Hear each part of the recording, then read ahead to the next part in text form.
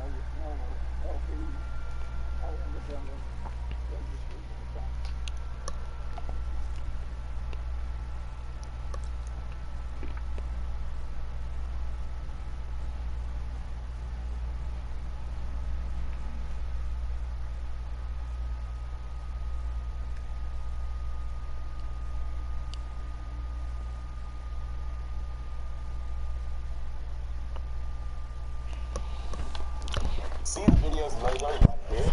Well, instead of that, you just drop in your own logo. It used to be that if you wanted this level of professional quality, you'd either have to pay a professional editor or buy expensive software and spend.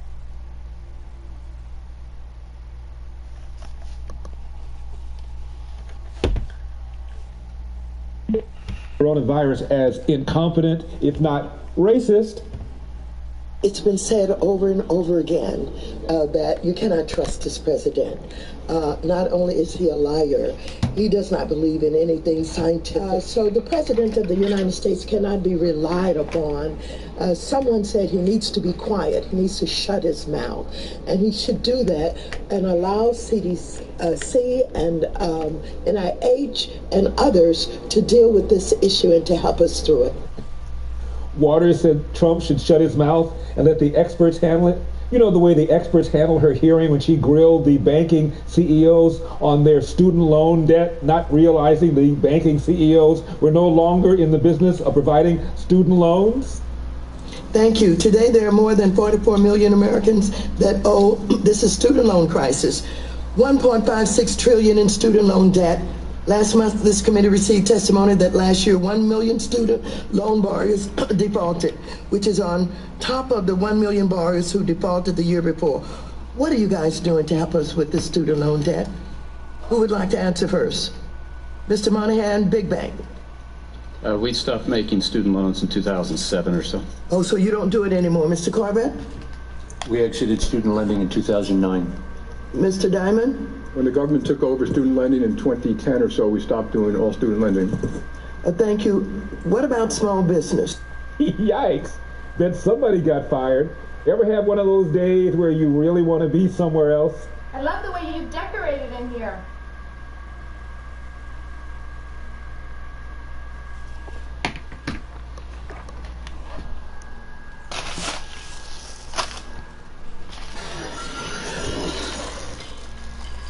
Want to get away?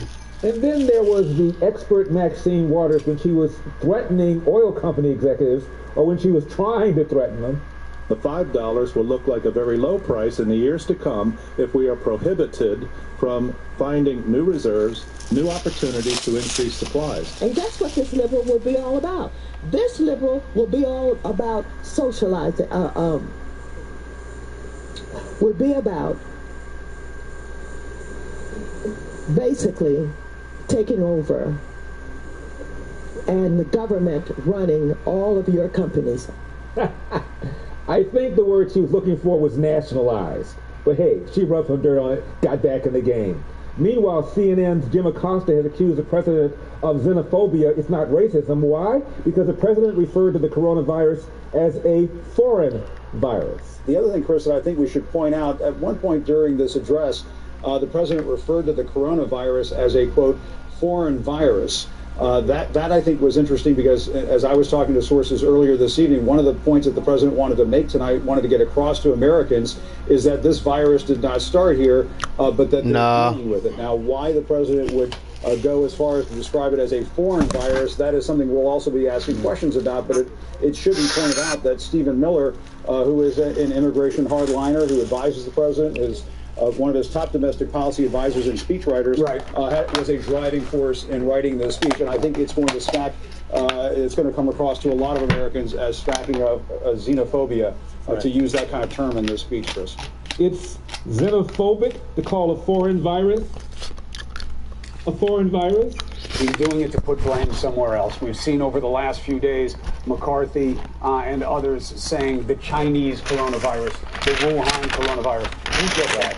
Tying coronavirus to China and Chinese people isn't just a racist dog whistle. It's a whole racist orchestra. It's a mighty, mighty racist bass tone. But wasn't the Zika virus named after a forest in Uganda? And wasn't the Ebola virus named after a river in the Democratic Republic of the Congo? But that dastardly Mitch McConnell and other Republicans refer to the virus as the Wuhan virus or the Chinese virus, and they are racist? So, I started building some Shopify stores for a few of my followers. Just as kind of like a crazy experiment. I always talk about how, you know, on my grave, on my tombstone, I wanted to say he was a mad scientist. So I own 11 e-commerce brands. Some of them you know, some of them you might not know that I own. Some of them medium size, some of them pretty large. And so I started taking everything of it out. This is all happening at a time that we're starting to see a message shift here, because you're starting to hear the Republicans, especially Trump calling it the Wuhan or the Chinese coronavirus. They're looking for someone to blame. Concern is growing this morning over an outbreak of a new SARS-like virus in China. At least 6 people have died from the Wuhan coronavirus. The Wuhan coronavirus, the Wuhan coronavirus. The 34-year-old ophthalmologist diagnosed Saturday with the Wuhan coronavirus. Wuhan virus. The Wuhan coronavirus. The Wuhan coronavirus. What more can you tell us about the similarities or differences between SARS and the Wuhan coronavirus? The Wuhan coronavirus. The Wuhan coronavirus in China. The Wuhan coronavirus. The Wuhan coronavirus. From the Wuhan coronavirus. Wuhan coronavirus. Fears continue to grow over the outbreak of the Wuhan coronavirus. Wuhan coronavirus. The Wuhan coronavirus. The Wuhan coronavirus. We have new information about how the Wuhan coronavirus is spread. I hear Stephen Miller in this foreign virus setting up travel bans for the outside invasion of the disease. That's not the way. Chinese coronavirus that they've been that's not the first U.S. case of Chinese coronavirus. The Chinese coronavirus. This is coming as the Chinese coronavirus. China's coronavirus outbreak. China's coronavirus. Outbreak anxiety. The death toll nearly doubles in China's coronavirus outbreak. China's coronavirus. Just how bad is China's coronavirus crisis? China's coronavirus outbreak. China's coronavirus outbreak. China's coronavirus outbreak. China's coronavirus. China's coronavirus. China's coronavirus. China's coronavirus. Concerns about the China coronavirus. Now, when Trump promptly shut down travel to China, Joe Biden referred to that as hysterical xenophobia. This is no time for Donald Trump's record of hysterical xenophobia, and fear-mongering. Biden accusing Trump of fear-mongering? Recall the advice Vice President Joe Biden gave the country regarding the swine flu virus. If a member of your family came to you and said, look, I want to go on a commercial airliner to Mexico and back within the next week, would you think it's a good idea? I would tell members of my family, and I have, I wouldn't go anywhere in confined places now. It's not that it's going to Mexico, it's you're in a confined aircraft. When one person sneezes, it goes all the way through the aircraft. That's me. I would not be at this point, if they had another way of transportation, suggesting they ride the subway. But then... Office of Vice President Joe Biden is backtracking from televised comments he made this morning on the swine flu outbreak. On NBC's Today Show, he said he was advising his own family to stay off airplanes and subways to avoid the illness. Biden went beyond beyond any precautions recommended by the U.S. government, but his office has since issued a statement saying Biden was only speaking about air travel to Mexico. An American Airlines spokesman declined to comment directly on Biden's remarks. It said the suggestion people avoid air travel borders on fear-mongering. My other question has to do with remarks that Vice President Biden made this morning on television. Representatives of the travel industry have accused the Vice President of coming close to fear-mongering because of his comments. And I'm wondering if you wanted to clarify or correct or apologize for the remarks that he made. I think what the Vice President meant to say was the same thing that, again, many members have said in the last few days, what he said and what he meant to say. With all due respect, and I sympathize with you trying to explain the Vice President's comments, but that's not even remotely close to what he said. He was asked about a member of his family. Jake, I understand what he said, and I'm telling you what he meant to say, which was that obviously if anybody was unduly alarmed for whatever reason, we would apologize for that. As for Biden's criticism of Trump's prompt decision to shut down travel to China, here's what Dr. Anthony Fauci of the National Institutes of Health said. Yeah, there's no question that if we had not done that in a timely way, there would have been many more travel-related cases from China. And as you know, the outbreak that we're having here in the country, these cases, originated from travel-related cases that came from China. And then we have the issue in Washington State and what we're seeing now in other states. So coming from outside within was the thing that started it. So I think doing that saved us a lot of concern and a lot of suffering, I think. And then there's the criticism against Trump for allegedly cutting funding to the CDC. There's nobody here to figure out what the hell we should be doing. And he's defunded Centers for Disease Control, CDC, so we don't have the organization we need. This is a very serious thing. We increased the budget of the CDC. We increased the NIH budget. We should the right president today, and he's wiped all that out. We did it. We stopped it. And the second thing I'd point out to you is that what I would do immediately is restore the funding. He cut the funding for CDC. He tried to cut the funding for NIH. He cut the funding for the entire effort. One slight problem. Spending for the CDC is actually up under Trump. Here's what factcheck.org said. The president had proposed cuts to the CDC in past budgets that Congress did not enact. It's misleading at best to claim Trump/funding when his proposals haven't taken effect. Congress passed and Trump signed a budget that increased CDC funding by $420 million. End of quote. As for Trump's decision to curtail travel to Europe, even Trump-hating New York Mayor Bill de Blasio said, look, I actually think the travel ban piece of the strategy has been in many ways warranted. It does not replace a proactive strategy by the United States of America to address our own issues because we have our own community spread now. And it does not forgive the fact that the basic supplies are not being organized by the federal government and the testing is not widespread. But the travel bans, I think, inherently make some sense. It will hurt every place that depends on tourism, business conferences. It will hurt our economy. It will hurt people's livelihoods. But I don't think it's wrong. I think it's necessary. Forget about the media. Forget about Democrats. How do the American people feel about the way Donald Trump is handling the coronavirus? Here's what Gallup said.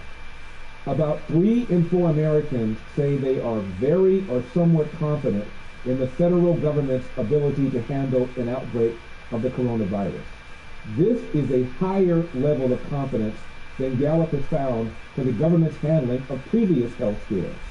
The combined 77% of Americans who are generally confident in the federal government's ability to handle a potential coronavirus tops the confidence that Americans had that it could handle the Zika virus, the Ebola virus, the H1N1 virus, and the bird flu at the time of those medical crises between 2005 and 2017. End of quote. Okay, so this is a brand new high-tech way to instantly cool down any room in your home, no matter how hot it is outside, even if you have zero AC in your home right now. Global heat waves are becoming more and more of an issue, and some of these heat waves are so powerful they can knock out the power grid. Leaving your home without it.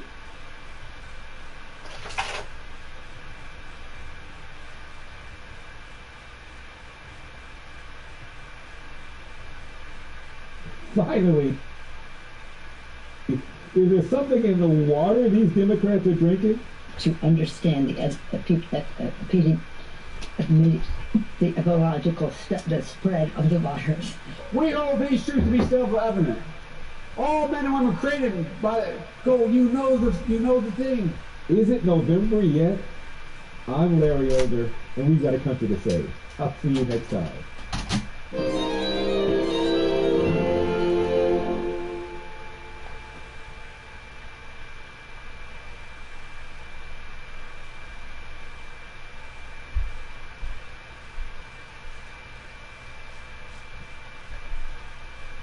It's a political year like few others we've seen in recent history.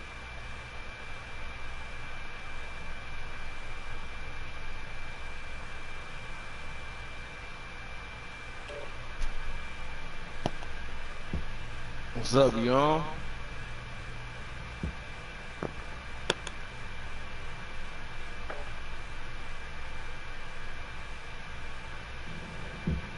What's up, y'all?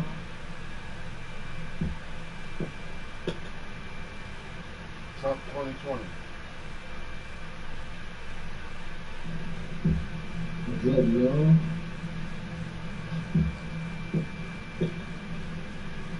Trump 2020. What's up, y'all?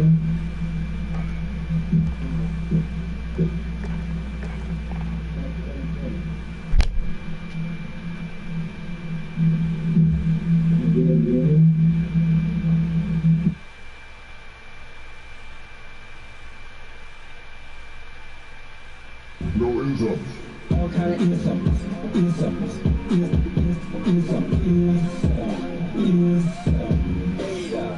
kind of insults.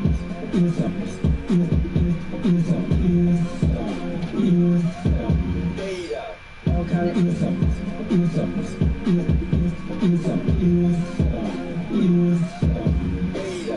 All kind of insults.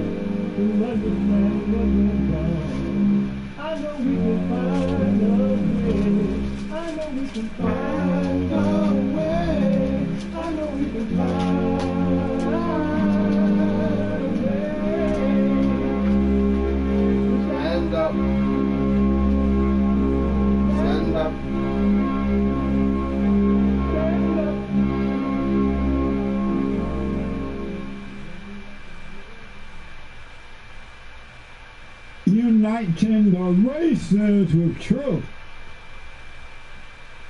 instead of dividing them with lies. We're also rebuilding the family by rebuilding the man.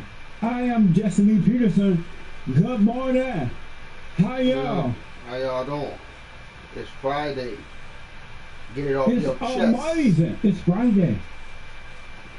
It is Friday again. It is Open Line Friday. It's Get It Off Your Chest Friday.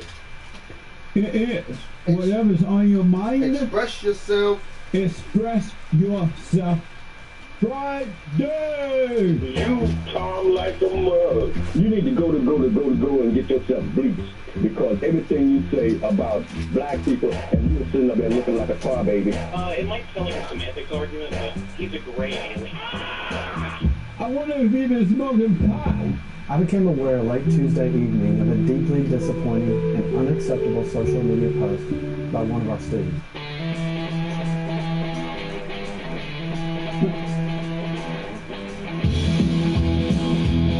As Christians, we're called to love one another as Christ first loved us.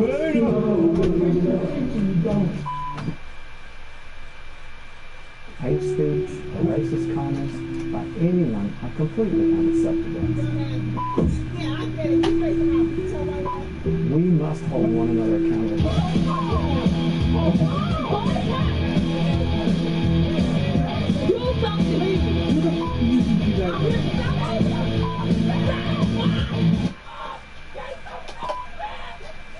I'm putting this on the bully list. Amazing. Nice. Very nice. 888-775-3773. 888-77-JESSE. And my biblical question for this week: do you long for pleasure or adversity? Do you long for pleasure or adversity? And by the way, happy White History Month. There we go. July is White History Month. July just feels white. And so, yesterday after I did my show here, I did 3 more hours of taping of the FallenState.tv. A brand new episode. It was amazing. Absolutely mind-blowing. Really just Mamma Mia, gracious, interesting. We have a brand new episode of the Fallen State coming today at 12 noon Pacific time. You don't want to miss it. Here is the teaser. I interview a former president of UCLA, Afghan Study or Student Union or something like that. It's so dumb. Here is the soundbite. Next time on the Fallen State. The first time you were on my show, you were at UCLA, and you guys were demanding $40 million endowment. Did you receive that? We did. Systemic racism sounds like just another word that the deceivers made up in order to keep blacks angry and to intimidate white people to take their stuff away from them. So I'm confused about how racism can intimidate white people. How does it hurt him. I'm just surprised that the world is following a bunch of fat black radical lesbians and they're burning down the country. A part of their organization is to dismantle systemic racism and dismantle the institutions that uphold it. Is it racist for white Americans to be proud of their heritage? Yes, because pride of heritage for a white American is about hurting another person. The FallenState.tv today at 12 noon Pacific time. You don't want to miss it. I am, even if I was in that fallen state and these people came along, so-called Black Lives Matter, and I knew that it was started by a bunch of black fat lesbians, radical lesbians, and what they stood for or against God, family, unborn children, Constitution, and that they were monster social. There's no way, even in a fallen state, I would be following that. I'm yet dumbfounded that people would follow that, especially men, and women too, but especially men. But you know what? It's amazing. Twitter is reporting that the West Vancouver Police Department released pictures of a vehicle that they are searching for. Apparently the vehicle defaced a recent installed Pride mural. So they have this junk on the roadway, right in the driveway there. It looked like a driveway or roadway. Somebody drove across it, and it's a video, a picture we show on a photo right now. And they left a tire print on the gay homosexual thing. And now the police are looking for them. The driver might not be aware that he left his car stained, he or she, driving over this thing. Isn't that amazing? That's a homosexual thing in Washington, Vancouver. What this old world coming to? Things just ain't the same. But it's okay. It's of the world. It's not of the new world. Created within us, put there by God. And the children of the light can't touch it. They cannot touch it. It is a spiritual battle. And by the way, I haven't said this in a while because we get new people all the time and I'm grateful. If anyone asks, is Jesse African American? I thought Jesse was African American. He's black as the Ace of Spades. No, I am not. I am not an African American. I don't have an afro. I have an Amerifro. I need a haircut. I'll get it tomorrow. I don't have those African drums beating in my chest. The American guitars playing in my heart. Black. That's the Ace of Spades. Born in Alabama, raised in Alabama, under the Jim Crow laws. I even have a cotton sack here. It's similar to the one I used to pick cotton in. I remember colors only signs, white only signs. But not one time did I hear any black person say that they were African American. Black people were smarter back then, and I'm doing all I can to bring them back to those standards. Black as an Ace of Spades, but 100% American. My mother and father had me in Alabama, sweet home Alabama. Oh, I wish I was in D.C. Hooray, away, away down yonder in D.C. Don't we have like a Dixie song we played recently? Nick put it. So what? Oh. You thought like lit. It's in the White History folder. When you find it, I want to tell little Dixie. I feel like, well, we shot Grandpa. It's in the White History folder. Tell me about the good old days. We need the good old days back. But listen, to those who have been born again spiritually of God, not those who just went down to the Friday, I believe Jesus is my Lord and Savior, and confess my sin, and I'm saved. Not those. Not those. But those who have been truly born of the Spirit. You don't have to worry. Fret not. God is with you.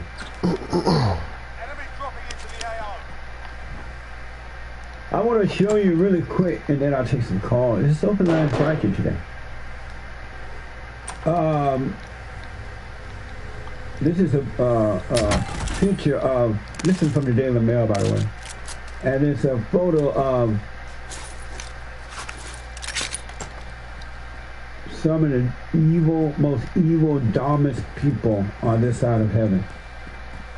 Pure evil. Work began on Black Lives Matter mural outside Trump Tower in New York. Look at that. They are putting nasty Black Lives Matter sign in front of Trump Tower.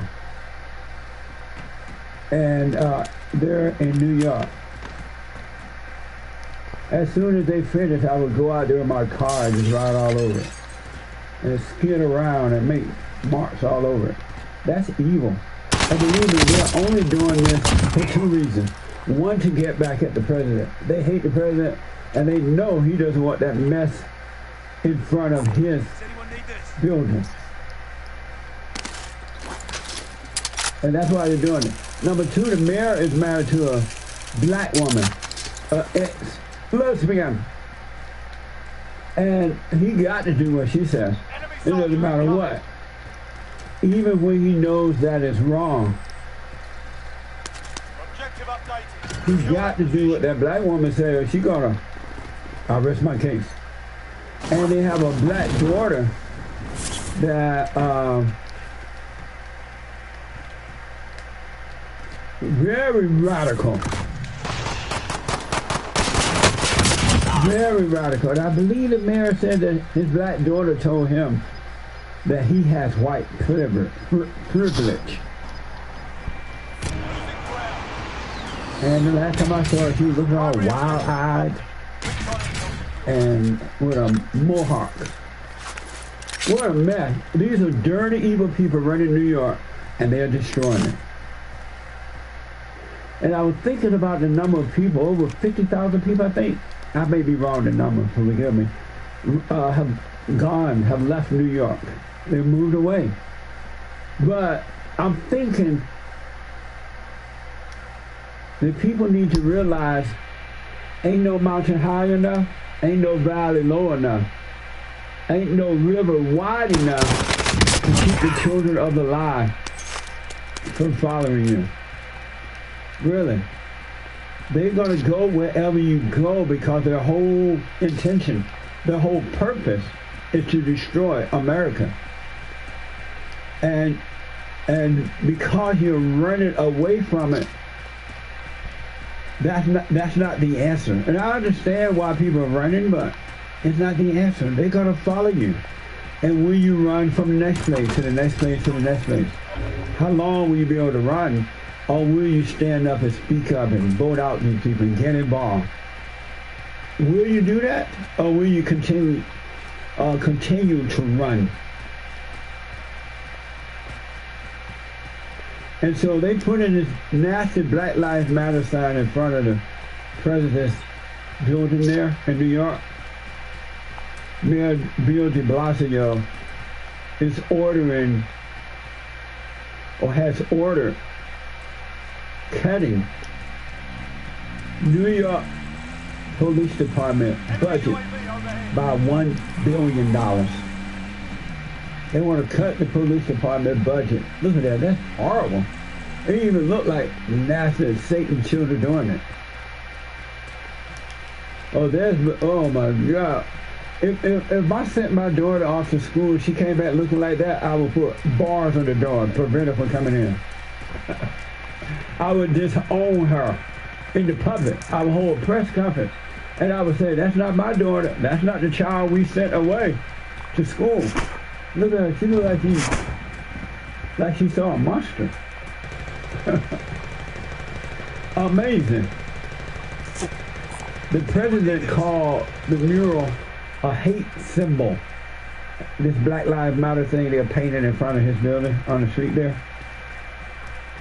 And the Washington Times reported that police in San Francisco are investigating who is responsible for illegally painting White Lives Matter on the street. So you can't paint White Lives Matter, but you can put this crappy Black Lives Matter on the street. So they are looking for a person who illegally painted White Lives Matter on the street. The same day, prosecutor announced charges against 2 people accused of defacing a city-sanctioned Black Lives Matter sign. This is the Old Testament in operation, alive and well.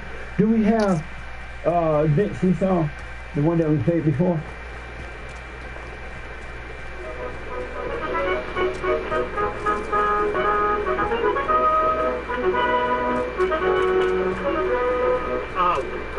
In the land of cotton, old times are not forgotten. Look away, look away, look away. Dixieland, in Dixieland, where I was born in early on one frosty morning. Look away, look away, look away. Doesn't sound sweet. Hooray, hooray. Amazing. We need Dixieland across the country. We need it across the country. Alexis is out of Houston, Texas. Alexis, welcome. It's Open Live Friday, and happy White History Month. Happy White History Month, Jesse. How are you? Amazing. How are you? Great. First time I called you on Friday, Open Line Friday. I'm really happy about it. Right on. Thank you. So, a few days ago, I think it was probably last week, somebody asked you on the Super Chat, why did Jesus have to die? The person said, if all you have to do to overcome sin is believe in Jesus, why did Jesus have to die on the cross? And it was kind of like a confusing way to ask the question, so you didn't really understand what they were trying to say. But I really got what they were trying to ask. Something that I asked myself too before. And so I wanted to get a chance to answer that if you let me. So you ask yourself, why did Jesus have to die on the cross? Right. And what did you come up with? So, I think that Jesus, I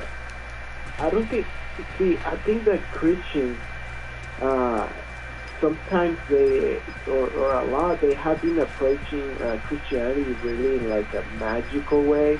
You know how a lot of Christians do, hooping and hollering, like, it's kind of like they kind of get Christianity like voodoo, they kind of get Christianity like it's magic, like they kind of, they go along with all this mess, that people believe in idols and things like that.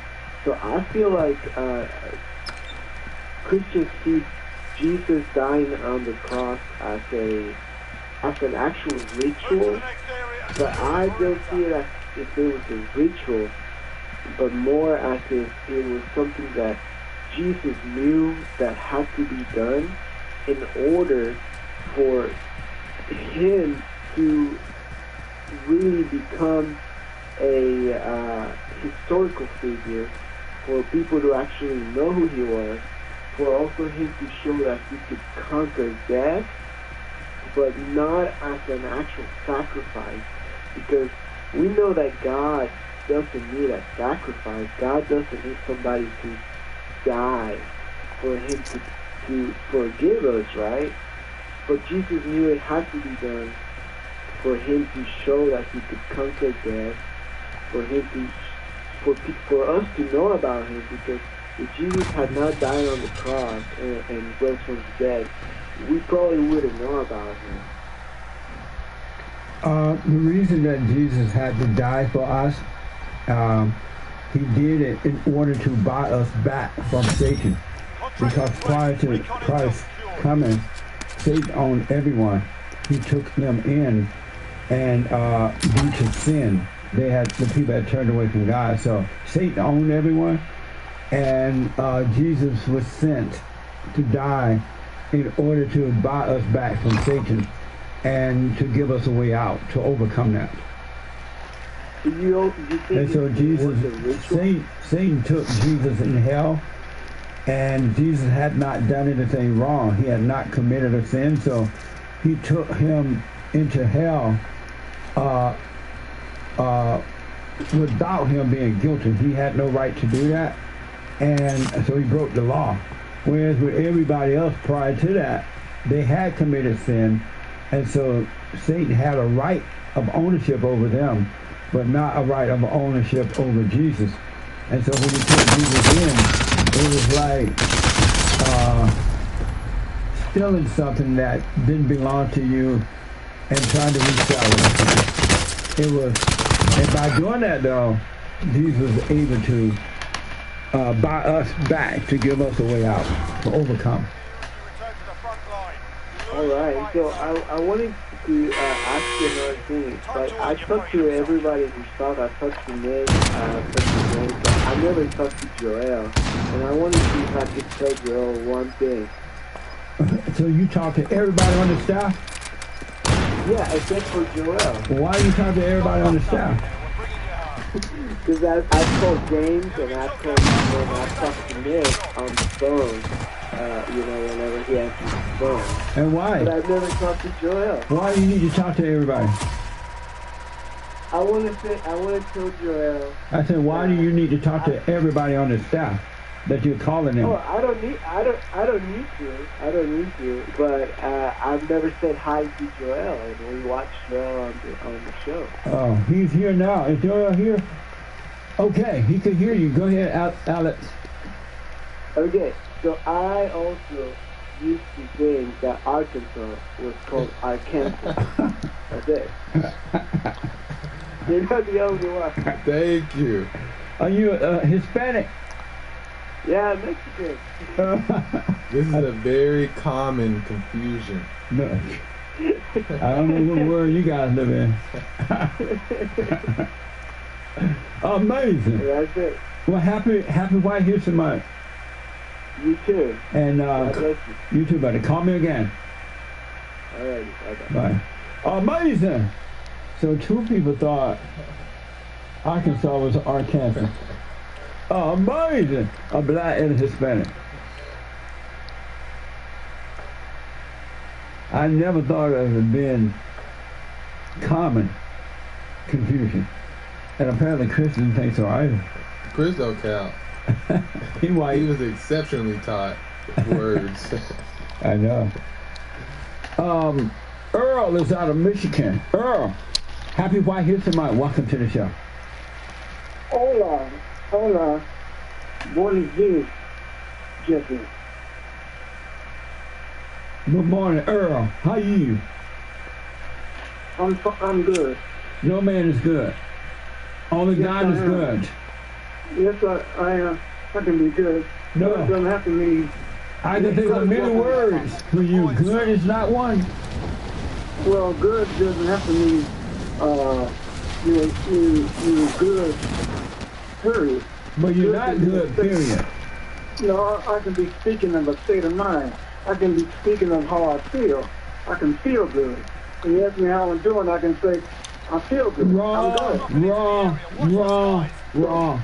So all of that nonsense about... You could say, well.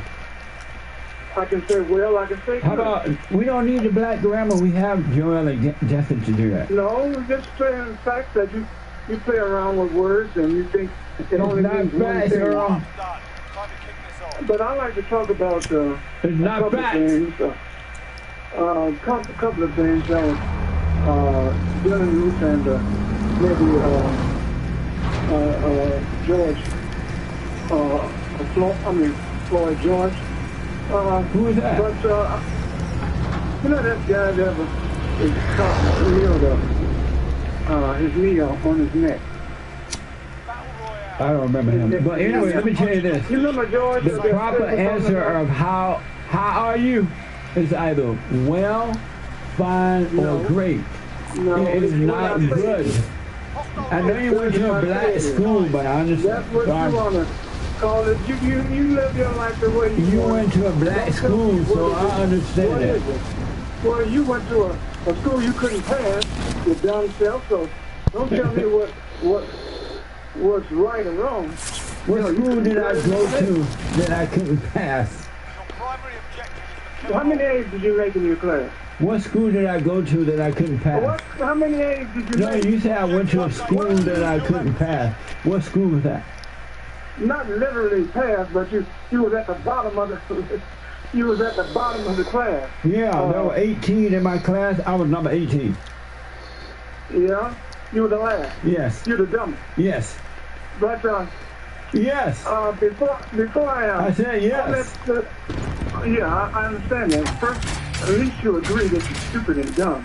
No, I'm black and slow. But no, you're not black at all. Remember, you just said you're not black. I said I'm not African American. You're not African American. Right. So you black as far as skin deep. Right. I am black on the outside, but white on the inside. Before I start, I like to. I said I'm black on the outside, but white on the I inside. heard you, fool. I'm going to move it on from that. You know that guy You gonna just what? talked to? You gonna what? I thought moving on for that. Enough of that talk. You know the guy you just talked to about why Jesus had to die on the cross? Oh, Alexis? Yeah. Yes. The reason he had to die I on the just cross. told him why he had to die. Yeah, that's your reason. No, that was Jesus' reason. No, the reason... Earl, you're a Democrat. You don't know anything about Jesus. Don't give me this nonsense. What's your right-wing twisted ideology? Democrats don't believe in God.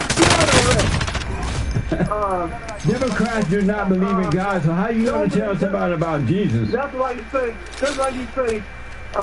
feeling good is not good. What you say doesn't mean a thing. So you need to just... No, I said being good. You're not being good. What I said, the reason Jesus had to... But you can't tell him about Jesus. You don't know Jesus. The reason he had to... You're a Democrat. Democrats don't believe in Jesus. Well, whatever you say, shut up and let me make my point. The reason he had to die on the cross... What, Earl, talk like that? Who told him he could talk like that? Yeah, there was a universal law. There was a universal law, Jesse. You taking over? Do you know that? You're taking over the show. God made a universal law. Very disrespectful. Like your mama. You acting like my mama? Yeah, the one you How you acting like my mama? You don't run this show? I don't know. Because you're stupid. You make a stupid accusation, I give you a stupid answer. Oh, so I'm controlling you. I'm controlling you. The reason he had to die Earl, I'm controlling you. Well, good for you. No, are you allowing me to control you? Hey, you don't want me to talk? Because you're a Democrat. You don't know nothing about Jesus. I don't want to hear that nonsense. You're stupid. How is that stupid? I mean, I'm not going to talk to somebody out of insane asylum the sense you make. But how is that stupid? The reason he has to die on the cross, I know you're trying to block me from telling you the fact, is that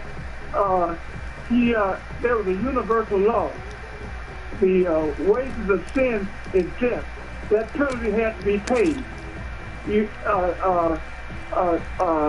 Sin requires the shedding of blood. That's why... you don't know what you're talking about. I'm talking about the reason Jesus... You have no idea what you're talking about. I'll tell you why. You see if it makes sense or not. That's why folks had to atone for their sins by sacrificing animals All right, gotta take a break. Thank you. Back in a moment. Some of you don't know that under my nonprofit, Bar, we have an entrepreneur academy, and what we do is we help men start businesses, ages 15 and up, all races. So whatever your business idea is, we help you with that by whatever the needs are. But you have to literally do the work yourself, because I ain't doing the work for you. I'm not your mama. I started a credit union because some of the guys, they have bad credit. Their mamas use their name to get credit for herself when they were little, and they are not able to do it. So we have that going on. We have the Sunday church services, the JLP radio show. We have the FallenState.tv, the counseling service. And we counsel with people around the world, either by Skype or by the phone. We help find jobs. You name it, we do it. It's so amazing. You can continue to support us by going to rebuildingtheman.com. Rebuildingtheman.com.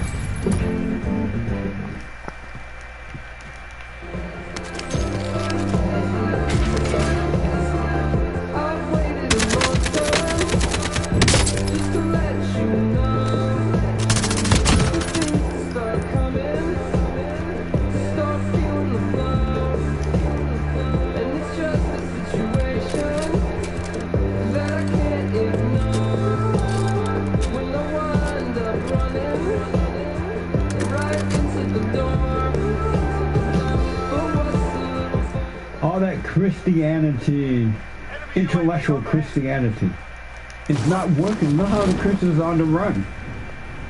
Intellectual Christianity does not work. The Christians today are scared. They're on the run. They're licking the boots of Black Lives Matter. They're kneeling. In some cases, getting rid of their own students at Christian universities. And they're intellectual Christians. It doesn't work. It does not work. You must be born again of the Spirit. You must be born again. Super Chats and D-Line. Super Chats, D-Live, Streamlab. We have D-Live, Arizona Lineman with the diamond. Brother Joel, where can I get them raps on the intro? Raps on the intro. I'm not sure what you mean. I would need to be. I would need you to be specific to where you heard it. Mullet Bear. If you're talking about the stand-up song, you can get the stand-up song on iTunes. Jesse Lee Peterson, and you can get the stand-up song. Mullet Bear with the Ninjagini. Biblical question. I choose adversity. I think they're talking. Nick said they were talking about the pre-show music. Oh. I usually play random songs, so you'd have to request it in the chat in the morning, and usually I check the chat, or James will check it, or Nick, and then they'll ask me what the name of the song is. So if there's a specific one, just ask during the morning show, and then we'll give you the name. Do you give the playlist to Nick afterward? Not for the intro songs. Okay. Yeah. We have Scott Ashley Sexton with the diamond. I've noticed I feel more white during July. July just white. Prince High Life with the diamond. He Oreo. Prince High Life with the diamond. Amazing caller. Prince High Life. Uncle Tom was amazing. Oh, thanks. Larry Elder produced this movie, Uncle Tom, and it's out there. It is amazing. We're getting good feedback about it. Check it out. UncleTom.com, I think. Something like that. Yeah. Asvidor and VPFM is now hosting JLP. Thank you. Amazing. Chinese Virus 19 with the diamond. I think Earl wants to be Mexican. Hola, si, senor. Stayed up all night to get a Mexican.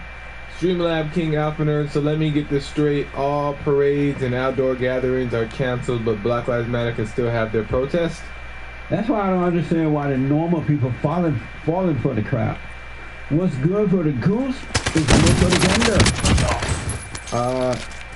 Lucifer is busy in 2020. Also, Black Lives Matter should be painting their stupid signs in the hoods, not near Trump. Thank you. I'll rest my case. If you're still conscious, give it into The mob is one of the most dangerous things ever. I hope that white people know that and understand they are going against themselves by supporting Democrats and Black Lives Matter. They are supporting their own destruction. I've never seen anything like this in my entire life. It's like they're going out and buying weapons and giving them to the enemy and say, hey, this is anything you want to use to destroy me. I got it for you. It's crazy. Tapio with the diamond. D-Live shout out to Afrikaner Bear, knows our Kansas, Arizona lineman, Independence, Jenny, Crosby 2020. No, I said that wrong. Prince High Life, D-Wise, and shout to top contributors, Mullet Bear, Catch a Thought, and Scott Ashley Sexton. We opened the treasure chest on D-Live yesterday. Shout out to Brindo, You Know Moo, Nolo King, and Fan of the Ladies, as well as Shaggy Boy. Y'all are amazing. Amazing. Shout out. You Know Moo. You Know Moo. Amazing. Thank you all so much. All right. I do appreciate it. So, we are having church on Sunday. If the Lord is willing and the creek don't rise, church at 11 a.m. Doors open at 10:30 for all people. So if you're in LA area or out of the area you fly in, welcome to church. For cameo shout outs or personalized shout out, whatever the occasion might be, go to cameo.com/Jesse Lee Peterson. Birthdays, whatever. On the run, white people on the run day. Cameo.com/Jesse Lee Peterson. And for all of our merch, be aware of the children of the lie.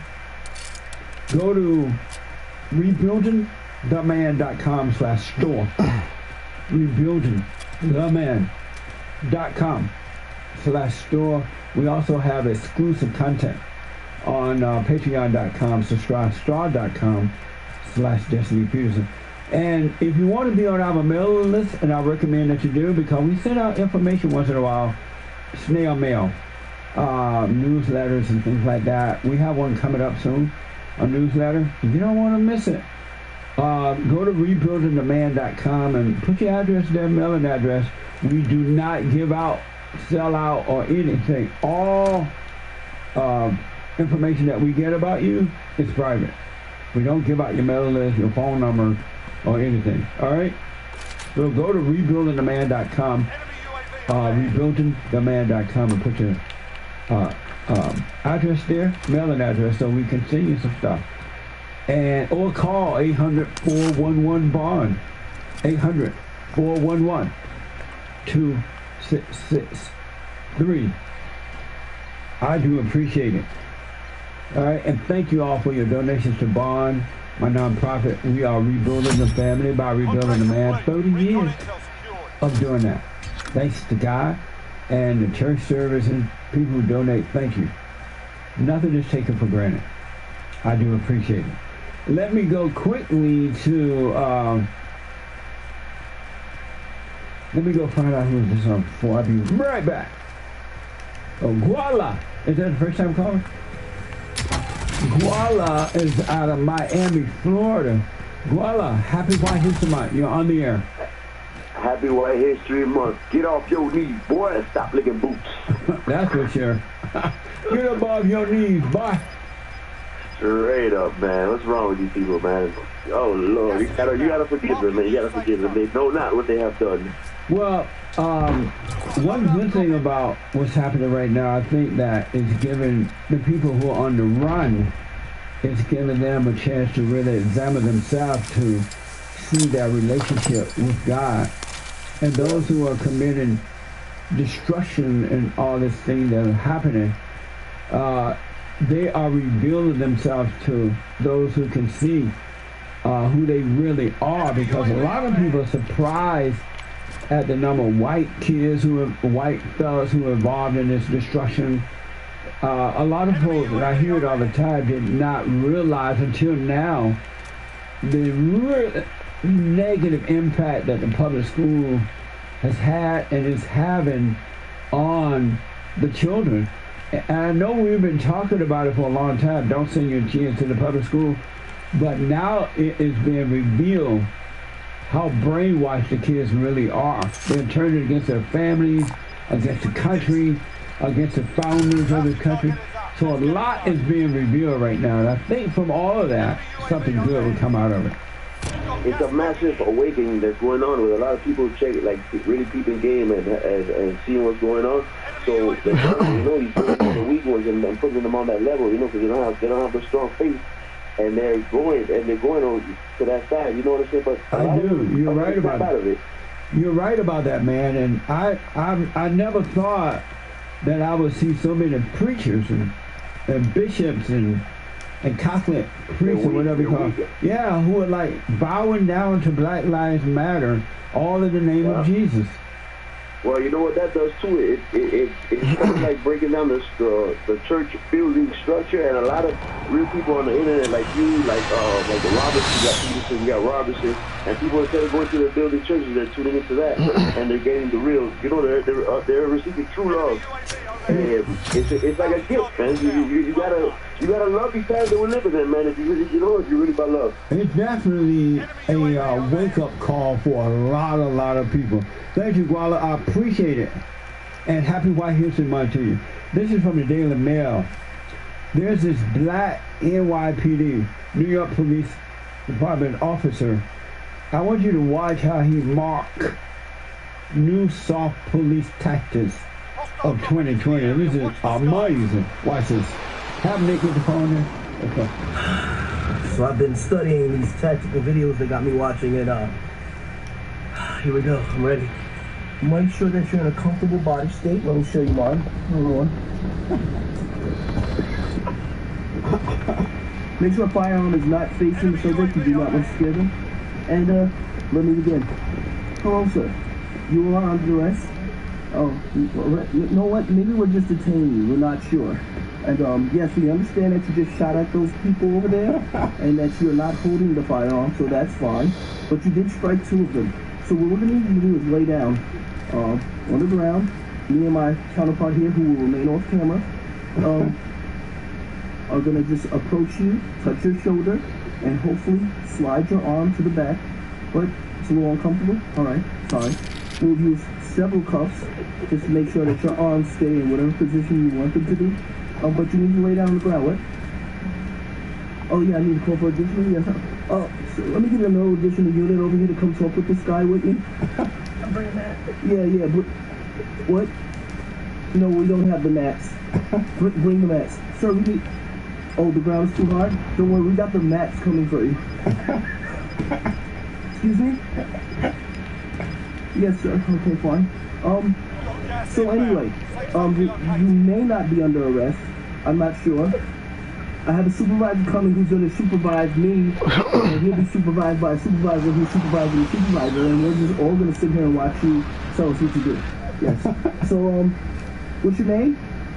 So that's there's a lot of people out here with that name.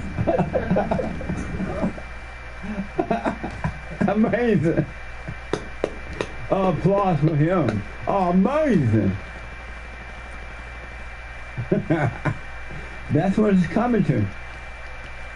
Can you imagine?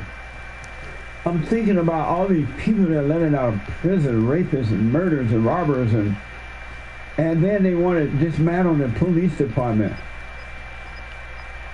And if you try to stand up for yourself, innocent people, they go after you, the government, not after the criminal. They want to turn you into a criminal so that they can control everyone. Amazing stuff happening, but it's in the world, it's of the world, it's of the Old Testament. Joel wondering if that guy got suspended for that. I doubt it. He's black. He's black. If a white man had done that, he was suspended before it was finished.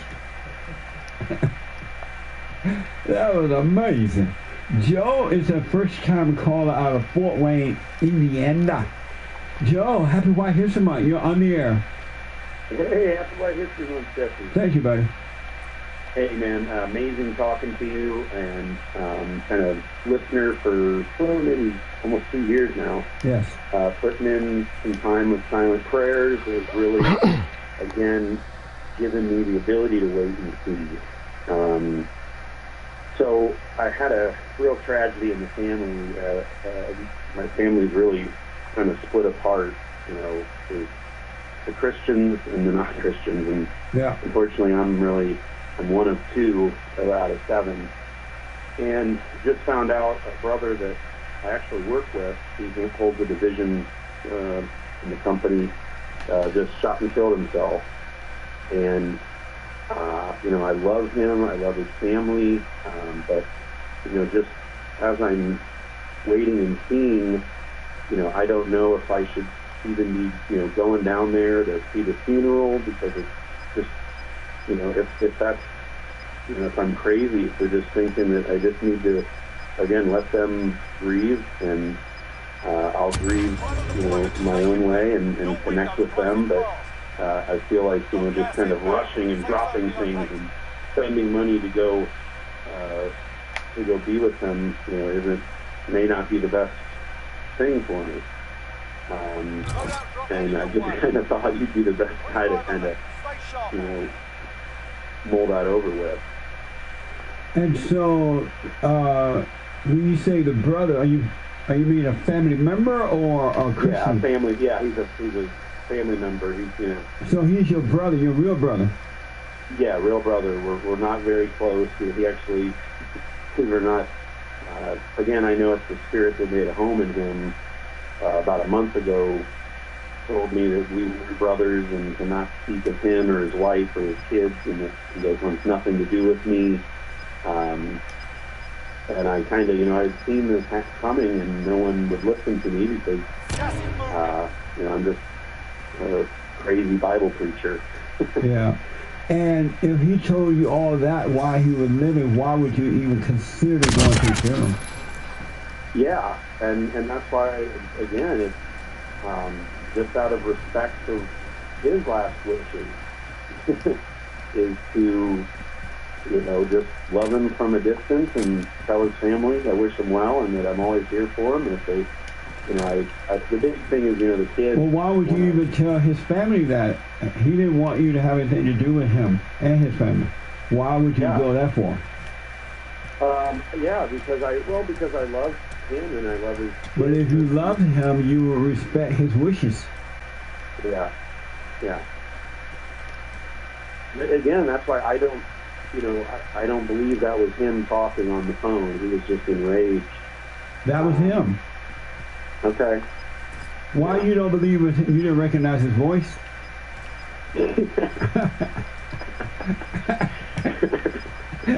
Oh, I definitely recognize him. So why are you saying that wasn't him? Well, you know, I guess people too much of the benefit of the doubt that aren't, you know, aren't filled with the Spirit. But there's nothing to give him the benefit of the doubt about. He told, according to you, he doesn't want anything to do with you. He doesn't want you to come around. He doesn't want anything. Why would you not respect that and move on with your life? Don't hold it against. Don't resent it. You know, and why are you even considering these things? Well, I think, I think again, if I dig deep, I'm wanting to overcome that evil that has taken root in his family. But how are you going to overcome the evil? You want him to overcome, or you want to overcome? I want to overcome that. But right, so move on and you overcome, but you can't make him or his family overcome. Yeah, and that's what, that's again what the Spirit has been telling me is just kind of, just hold on, just stay where you're at, But, I wouldn't even need the Spirit to tell me that. He told you. And people have a right to have things the way they want. He doesn't want anything to do with you. He has a right. He has a right for that. And the problem, Christianity has become so feminine, female-minded, that if someone tells you, I don't want you at my house, okay, thank you. I wish you well. Bye. And that's exactly how I've been handling it. But you're having second thoughts. Yeah. Because you listen to Satan.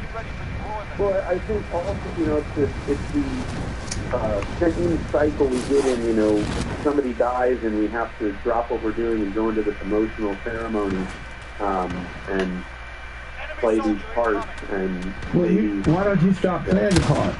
You be an example. Yeah, and that's exactly why I called. And again, it's just great having a man that can reason with you in these times. And Jesse, I really appreciate you taking my call and just being a normal man. You're welcome, Joe, but if your brother said to you what you said he said to you, yeah, there's no reason to go to a funeral, to his house, to his family house. I'll be done with him. I'll wish him well, because he has a right to say, I don't want anything to do with you. Whatever his reasons for doing it, that's on him. And so don't be like a little female. Don't be, oh Lord, I feel sorry for him, they died. I gotta go around the family. No, you don't. Yeah.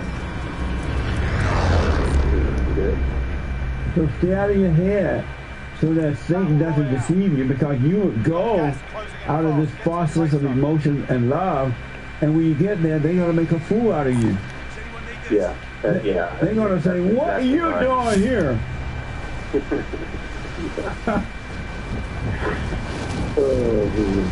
Are you married, Joe? No, I'm not. Are you dating?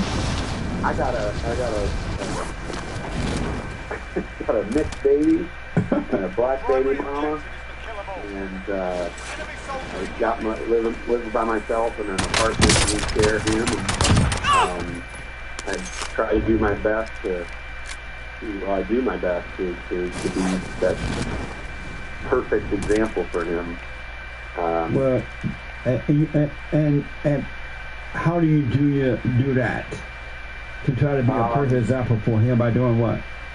Staying in the present and, again, making sure that my thoughts don't dominate my actions in life. Absolutely. And being able to take grab of them immediately and give them back, to just let them go and realize that, again, my spirit is exactly where it needs to be.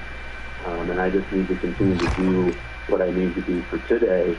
And all things will work themselves out. You'll be fine, yeah. How old is he? My son is 8. Good. I'm glad. So his mother doesn't fight to keep him away from you?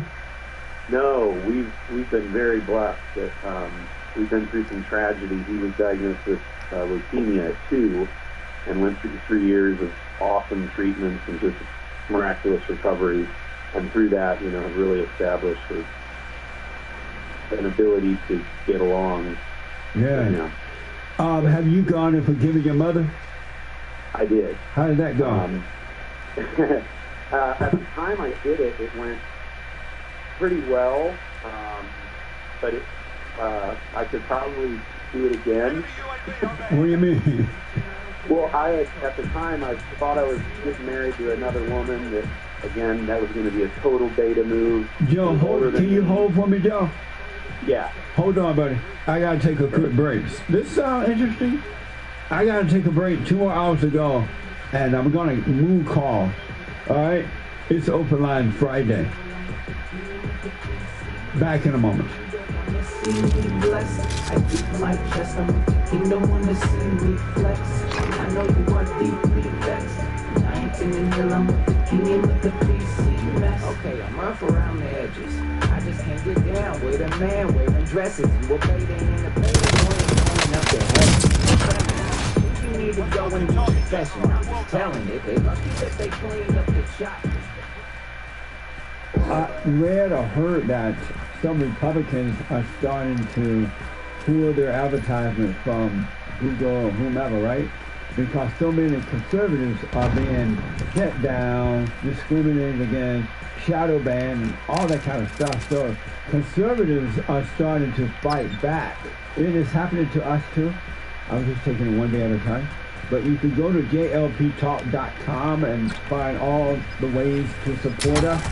You can check out rebuildingtheman.com and support our nonprofit organization. You can call 800-411-BOND, 800-411-2663. And don't forget to like, subscribe, follow, share, and Sunny.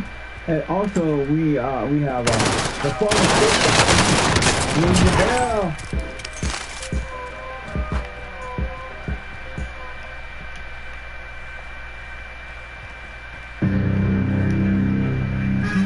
This is the end of hour one of the Jesse Lee Peterson Show. It is Friday, July 10th, 2020. I'm James Hake. Jesse Lee Peterson will be right back. Hang tight, callers, viewers, listeners. Stay tuned for hour two. It's 5 minutes till 7 a.m. here in Los Angeles. Hake news, not fake news. Catch Church with Jesse Lee Peterson. Sunday, 11 a.m. U.S. Pacific Daylight Time. RebuildingTheMan.com/church. It streams live on Bond Rebuilding the Man YouTube channel and Facebook page. Follow us both places, as well as Jesse's D-Live, Periscope, and Twitch. Jesse is on Twitch, too. And he may be doing something special today. I'm not sure. I think so, though. And it goes up on audio podcasts within a few hours after church on Apple, iTunes, Spotify, CastBox, TuneIn, Stitcher, etc. Madness running the country. Illegal immigration on the southern border surged 40% in June. That's from Drudge and Washington Examiner. There had been a lull of illegal immigration during coronavirus, putting it at its lowest level in years. But there was a resurgence, chiefly powered by adult migrants from Mexico, who made up nearly 80% of the flow. The number of children and supposed parents who made up last year's record surge remained relatively low at about 10% of the number. Mark Morgan is acting chief of Customs and Border Protection, and he said the numbers weren't a surprise but are still extremely concerning. It is imperative that we continue to build the border wall system and enforce the CDC policies aimed at protecting the health of Americans, he said. The vast majority of border workers were quickly returned to their countries thanks to coronavirus public health emergency, which allows the government to expel people. Why is that not always the case? I don't know. Drug seizures also rose, with cocaine up 50% in June. Marijuana and fentanyl up even more. Methamphetamine seizures dropped by 15%. The Supreme Court says that much of eastern Oklahoma remains Indian land, including much of Tulsa, Oklahoma. Indian reservation. It is a decision that will have major consequences for both past and future criminal and civil cases. The court's decision hinged on the question of whether the Creek Reservation continued to exist after Oklahoma became a state. President Trump's Rhino Justice Neil Gorsuch wrote in the majority opinion. The decision was 5-4 with Justices Gorsuch, Sonia Sotomayor, Ruth Bader Ginsburg, Elena Kagan, and Stephen Breyer in the majority, while Justices John Roberts, Brett Kavanaugh, Samuel Alito, and Clarence Thomas dissented. Much of Tulsa, the state's second largest city, is located in Muskogee land, Creek land. The Muskogee Creek Nation cheered the court's decision. Of course, America haters, right? Chief Justice Roberts wrote in the dissenting opinion saying that it will undermine numerous convictions obtained by the state, as well as the state's ability to prosecute serious crimes committed in the future, and may destabilize the governance of vast swaths of Oklahoma. Makes sense. The case before the court was McGirt versus Oklahoma. It concerned Jimcy McGirt, M-C-G-I-R-T, and Jimcy, J-I-M-C-Y, an enrolled member of the Seminole Nation of Oklahoma. He was convicted of sex crimes against a child on Creek land. In a post-conviction proceedings, McGirt argued that the state lacked jurisdiction in the case and that he must be retried in federal court. The high court agreed. Insane. It seems like injustice will incite lynchings of people who have no faith in the feds or the American Indians to enforce local laws. Biden looks to curb economic damage with his Buy American plan. Fake news, right? He'll further damage America in the long run, right? Drudge reports, along with the Rhino outlet Wall Street Journal, that it's a $700 billion pretense that he's going to revive the economy. Asked how costs will be offset, campaign refers to Biden's previous plan to raise taxes on corporations and the wealthiest Americans and reverse tax cuts for high earners. Listen to this commie socialist language. He wants public investment in procurements, infrastructure, and research. He does not have anyone's best interests at heart. I'm James Hake, now on to Hour 2 with Jesse.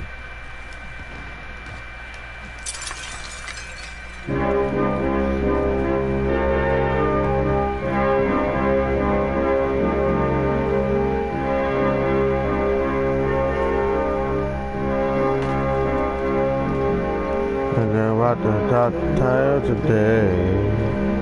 We got to stand strong. Tell the truth about themselves to understand what went wrong. I know we can find a way. I know we can find the way. I know we can Find a way. Stand up. Stand up. Stand up.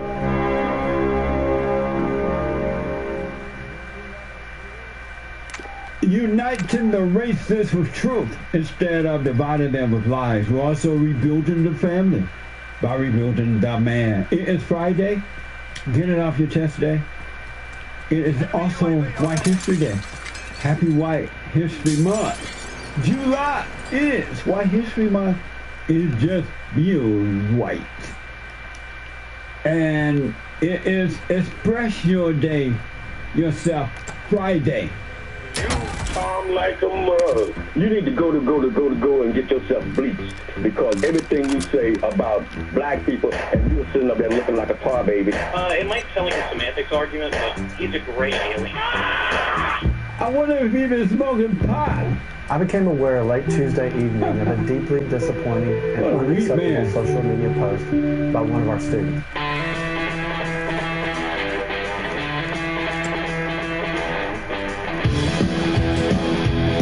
As Christians, we're called to love one another as Christ first loved us. Hate speech or racist comments by anyone are completely unacceptable. We must hold one another accountable.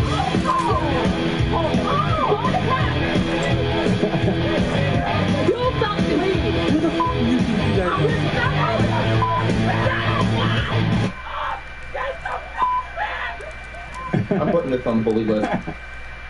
All this is happening because the laws are unjust, unfair. They're letting the inmates run the insane asylum. That's why this is happening. All hell breaking loose. What the? Amazing. 888-7753-773. 888-77-JESSE. I want to go back to... I forgot to tell you, the biblical question today is the last day for it on the radio. Do you long for pleasure or adversity? Do you long for pleasure or adversity? I want to go back to Joe, and Joe was deciding whether to go to his brother's funeral, who, according to Joe, committed suicide. No, the brother said, I don't want anything to do with you. So, just because he's dead, that's not a reason to go to his funeral. Or even reach out to his family. Stay away from the man's family. And then Joe is raising his son. He's sharing the son with his mother, who happen to be black. And we were talking about forgiving his mother, Joe's mother.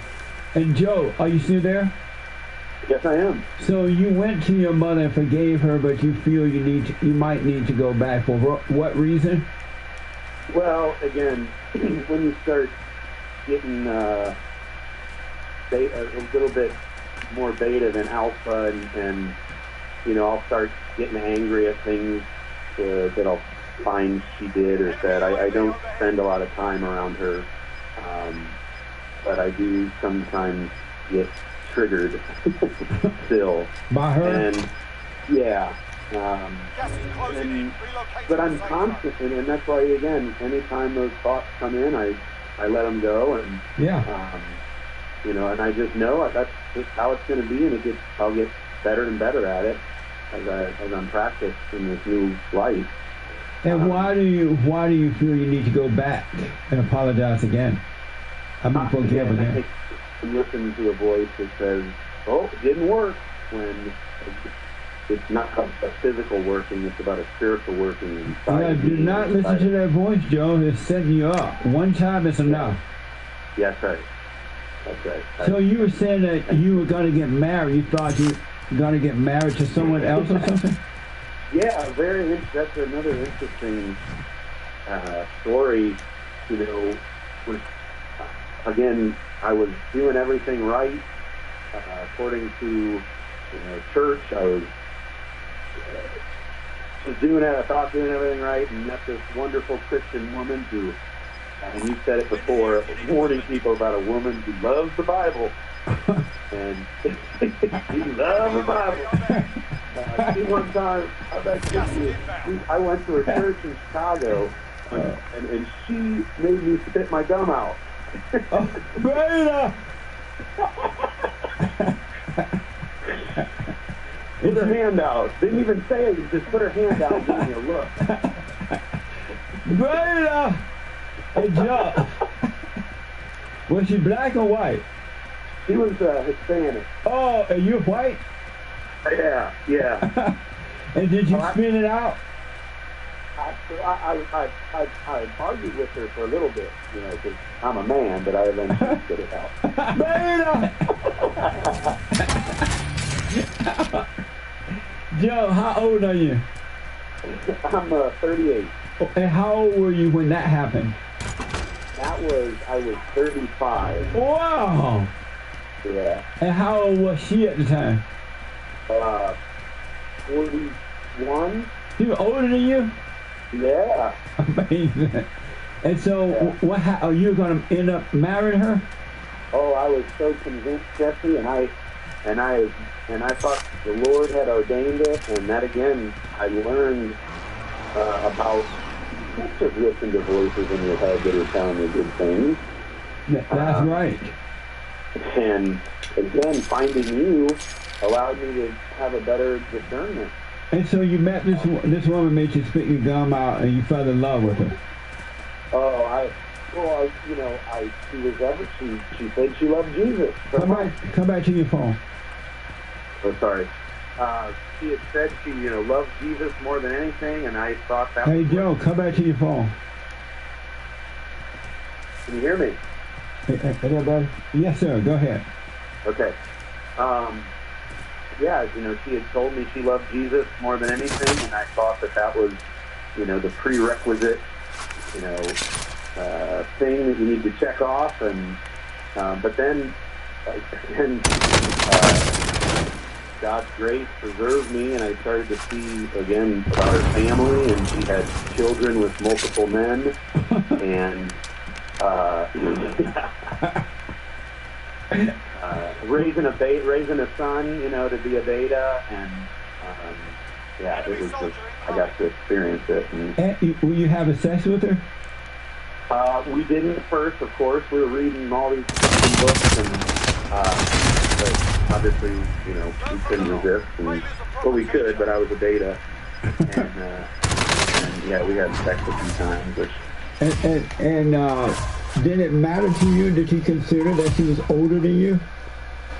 At the time, I didn't, because I was so desperate for a family and to start building to have a family, and my brother was married to an older woman, and but my father, who's an ultimate alpha male, married a woman 11 years younger.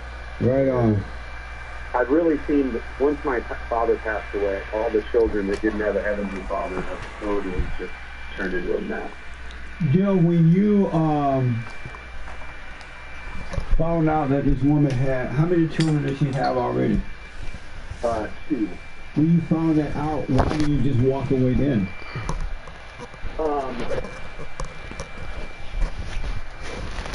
Because I didn't understand the threat. Again,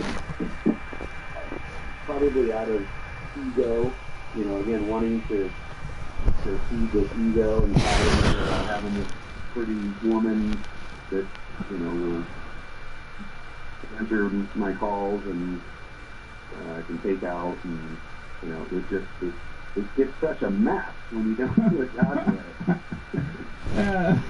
When you found out that she was, she had these children out of wedlock, she was having sex with you, she was older than you, and it sounded like she was really quoting the Bible into the Bible.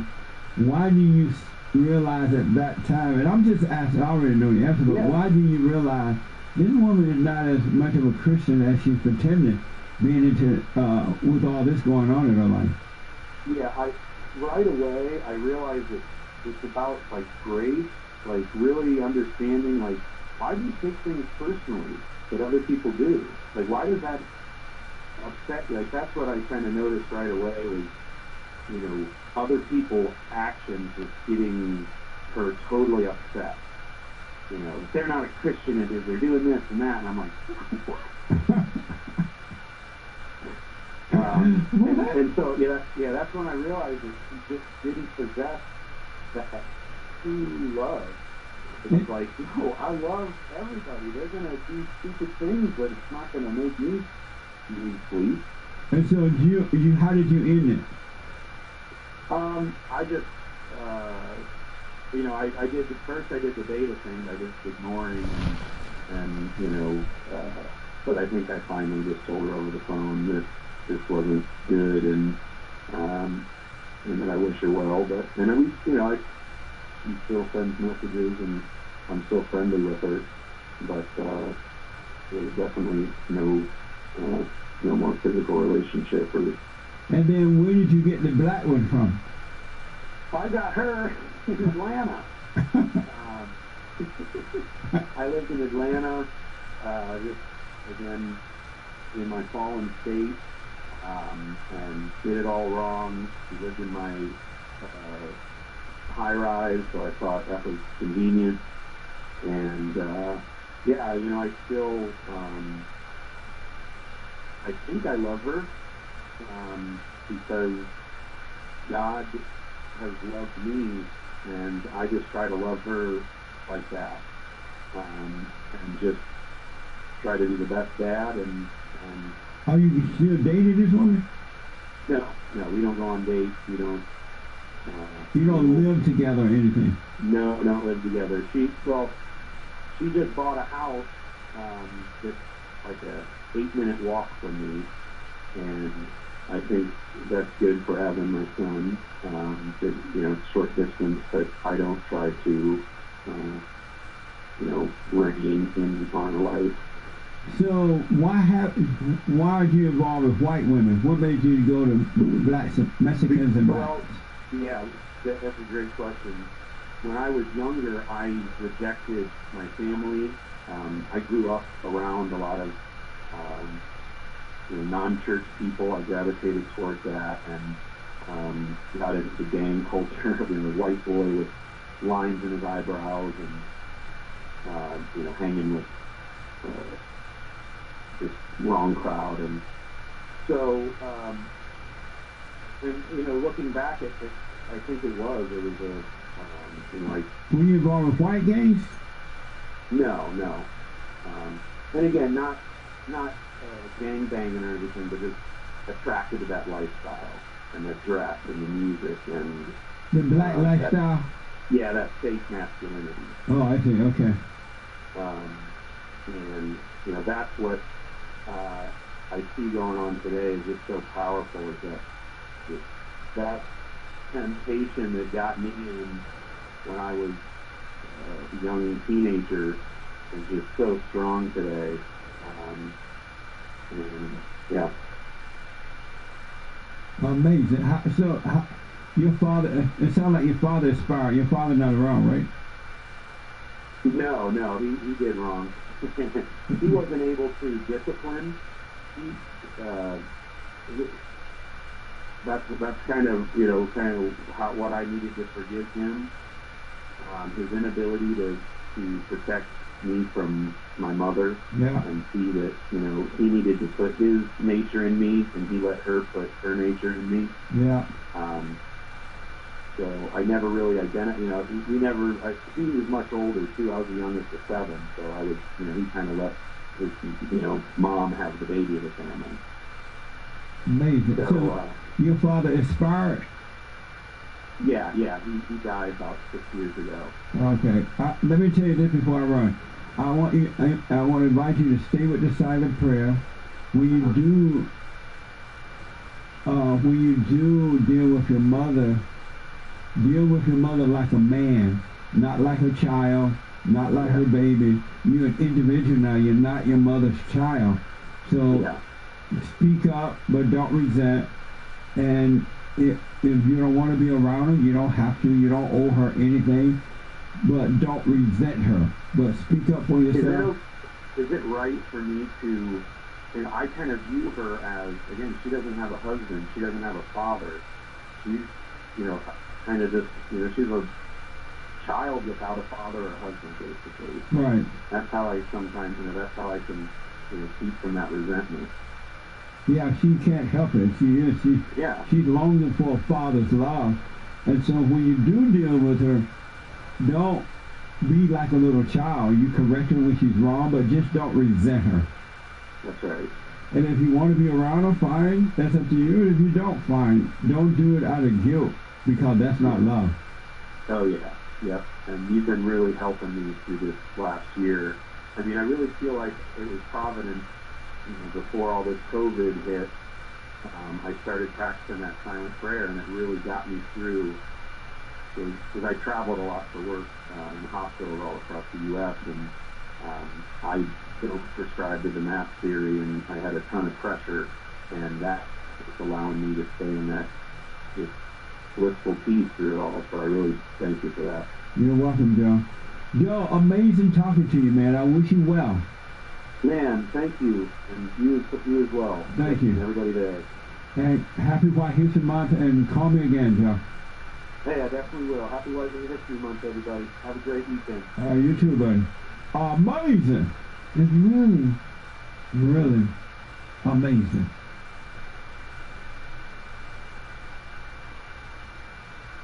Let me go to Stacy out of Texas. Stacy, happy White History Month. You're on the air. Hey, Jesse. How you doing? I'm great. Yeah, so, amazing. I remember. So I don't know if you remember me, but you had did a counseling session with me and my whole family. Okay. You remember my husband and my kids? Oh yeah, I do. Never ask a black man if he remembers, but I do remember. Yeah, the other fat Mexican. Yes.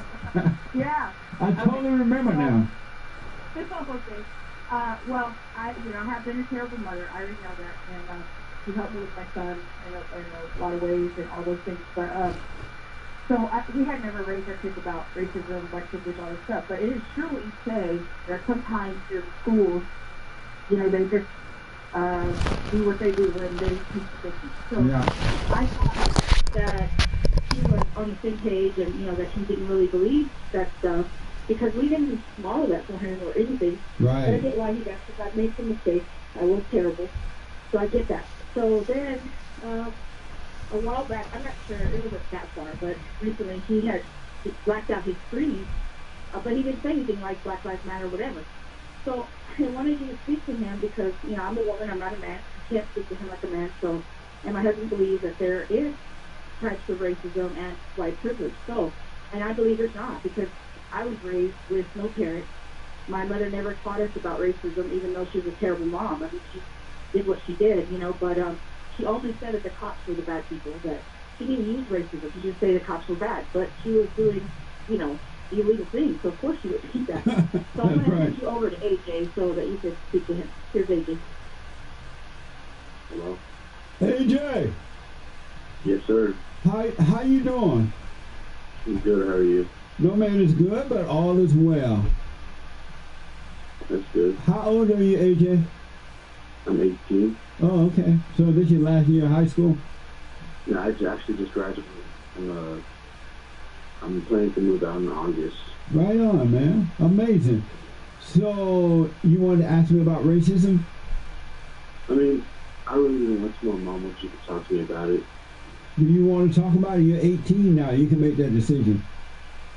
Well, just to satisfy her, yes, because she's not going to stop bugging me about it. Well, this is just for her. Okay, we'll do it this time, but I want you from this point forward, you do right, you do it because it's the right thing to do and you want to do it, not because someone pushed you to do it. But she didn't push me to do it. I mean, if I didn't want to do it, I wouldn't have taken the phone. I would have just walked away. Oh, good. Okay, because you said just to satisfy her. So what's your question about racism? I don't really have any question about it. I just don't understand, like, why I can't put a black screen, like, on my Twitter and, like, put a hashtag BLM, you know? BLM?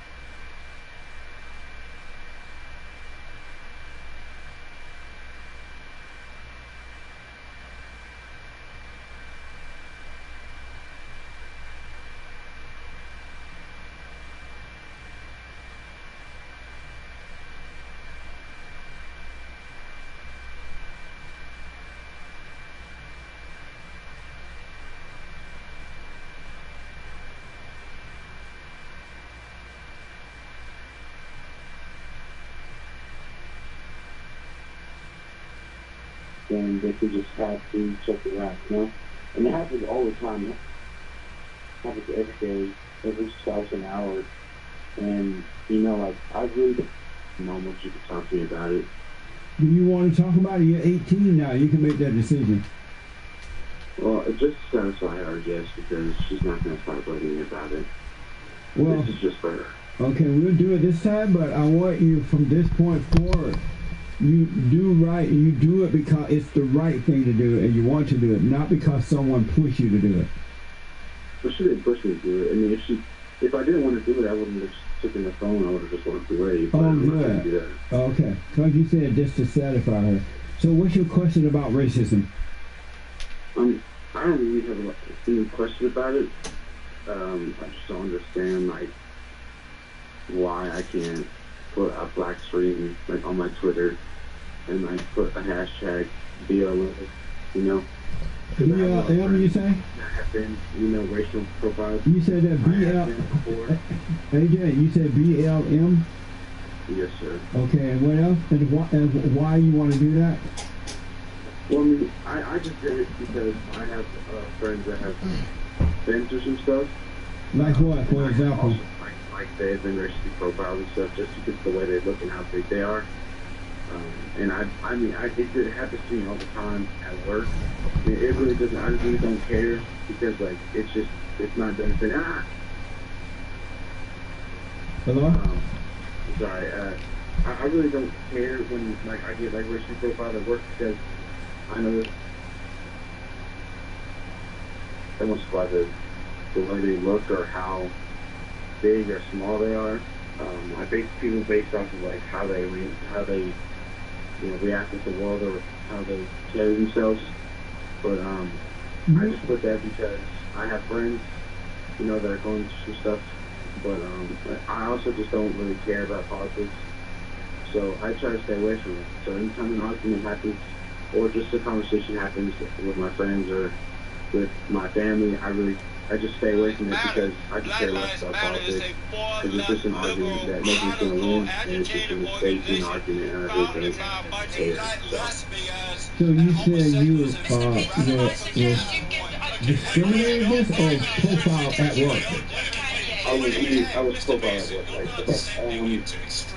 Let me give you an example. I work at that's one of my jobs. Cashier, okay.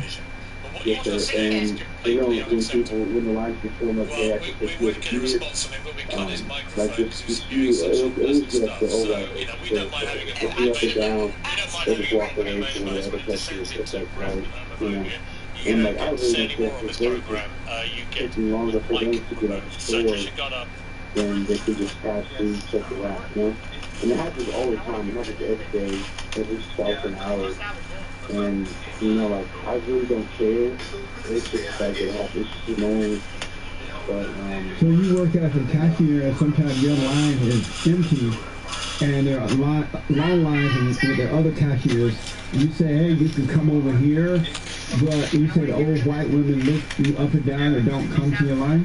Or go to your line? Yes, sir. It's only the old white women. Because then we have to say, okay, thank you. And so those few are the old white women. And you think they'll profile you for what reason? Because I'm brown, How do you know it's because you're brown? And because I'm just real big, but apparently I offended a lot of people because of how big I am. Come back to your phone, AJ. How do you know it's because you're brown and big?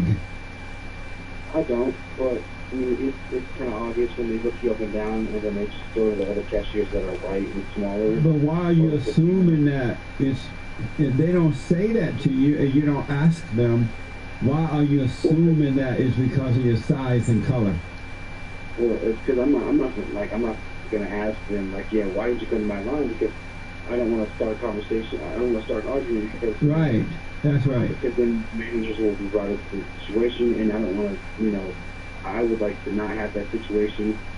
But if you don't know exactly what it is, why they're doing it, because you could be intimidating, they could be old, they think you're too young, it could be anything. Why not just accept that you don't know rather than listen to the lies in your head? Because you're judging them by not knowing, and you're judging them, you're profiling them by doing that. Why not? You don't know what it is, no big deal, and keep on with your day. But you're profiling them. Just think about that. You don't know why they're not coming to your line, and they don't know who you are. So you don't know what the reason is. You should, I would recommend you stop profiling people and stop believing your thoughts about them, because you don't know. And those thoughts will have you mad at other people for no reason. Well, that's the thing. I don't get mad at that. I know, but don't profile. You don't like being profiled, right? Well, I really don't care. I'm just saying, like, I've been in situations like past before. Other people, when they do that, they react a different way, and that starts a big argument about it. Right. But I like to think that situation can happen, and therefore I don't care. Right. You can do all you want. I'm just saying it's happening before it happens all the time. I could care less. Right, but don't assume what it is if you don't know what it is. It's best to know that you don't know why they don't come. So what? No, but the whole reason my mom wanted me to talk to you is because I posted a black, just a random, just a black picture on my Twitter. Yeah. And I hashtag BLM, for Black Lives Matter. And I just did that out of respect to my friends, because I have a lot of friends that, that are, they don't like, they're not in that movement, but I have a lot of, African American friends, I have a lot of black friends that would, they don't care if I do it or if I don't do it, but I just did it just for me, because, do you believe Black Lives Matter? Yes, sir. And what do you mean by that? Matter in what way? I mean, it's just a situation that needs to be looked at. I mean, But what is the situation needs to be looked at? How Black Lives Matter? well, because, I mean, I don't know. Like I said, this is the politics. I don't I know, but why would you even black screen if you don't know why you're personally doing it? It's not enough to do it just because you have black friends. You gotta live and live your life, because those people that pretend to be your friends now will not always be there. And you don't even know what that means, Black Lives Matter. You're supporting something you don't know the definition of what it means. You could be supporting a lie or evil, and you don't want to do that, do you? Yes, sir. But like I said, I did it just because I just wanted to do it. Right, but that's not a good enough reason. Did you know that Black Lives Matter was founded by a bunch of fat black radical lesbians who hate God, who hate the order of the family, who hate unborn children? They want to turn America into a socialist society. Did you know that? No, I don't. Yeah. It's not about black lives at all. They just use that as a way to control the blacks and the whites. It's not about black lives at all. It's just a made-up saying.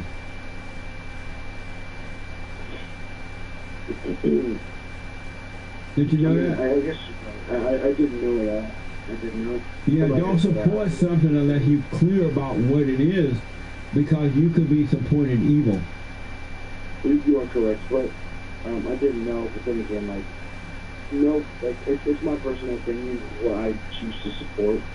You know, and if I don't know what it is, I would look into it more often. Yeah. You know, I have 3 jobs now. I really don't have time to look into that social media stuff. Right on. I really get on social media, so. Right on. That's right. Live your life. Don't follow all this crap. It's just a bunch of mess. Mom likes to talk about it. I'm like, no, but I love you, but I really don't want to talk about this right now. And then I let her talk. She'll tell me about it. Like, she'll tell me what Jesse said was just then. I was like, okay, well, here's a point here, here's a point there. And then that's the conversation, because I really just don't like to get into it, because, like, I just want to go to work. I want to come home. I want to relax. You know, I got to do chores a lot. I really don't want to, but I have to. And, you know, and then that's just, I'm just trying to make enough money to move out. Right on. By the beginning of school year, because, you know, that's just, you know, the one job I had, the 2 jobs I have now, they weren't enough, so I recently got another one that'll pay a lot more, and it's just like a more professional job. So therefore, I can move out sooner, save up more money, and they don't have to worry about me moving out and not being able to have, you know, the money that I need. Well, your mother is wrong for imposing this upon you. You don't want to talk about or have anything to do about it. I mean, with it, you're 18 years old. She should respect that and just back off. They had from day one to be a good example for you. At 18, you're on your own now. You know what I mean? Yes, sir. And I would like for you to please explain that to her, because... Hold on, buddy. Hold on, AJ. Don't hang up. Let me take a quick break. I will explain that. Hold on. Back in a moment.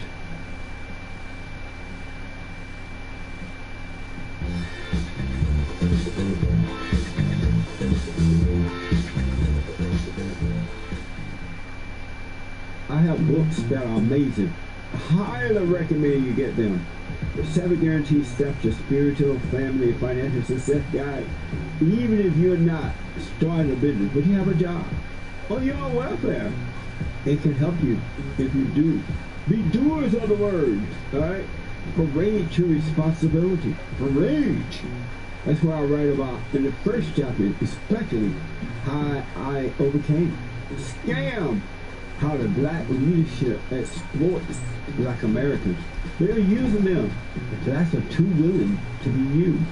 And then my last book, The Antidote, Healing America from the Poison of Hate, Blame, and Victimhood. They are all amazing books, and they are helpful. Go to rebuildingtheman.com if you want an autographed copy, or call 800-411-2663.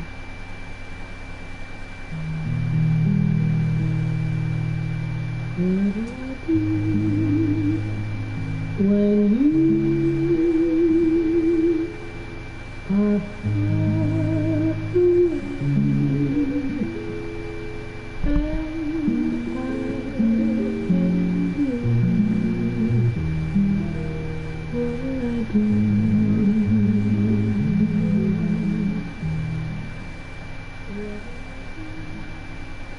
my history music, that was what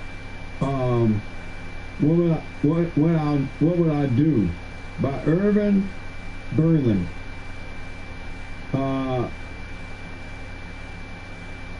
Sang by Julie London. Irvin Berlin was considered the best songwriter of his time.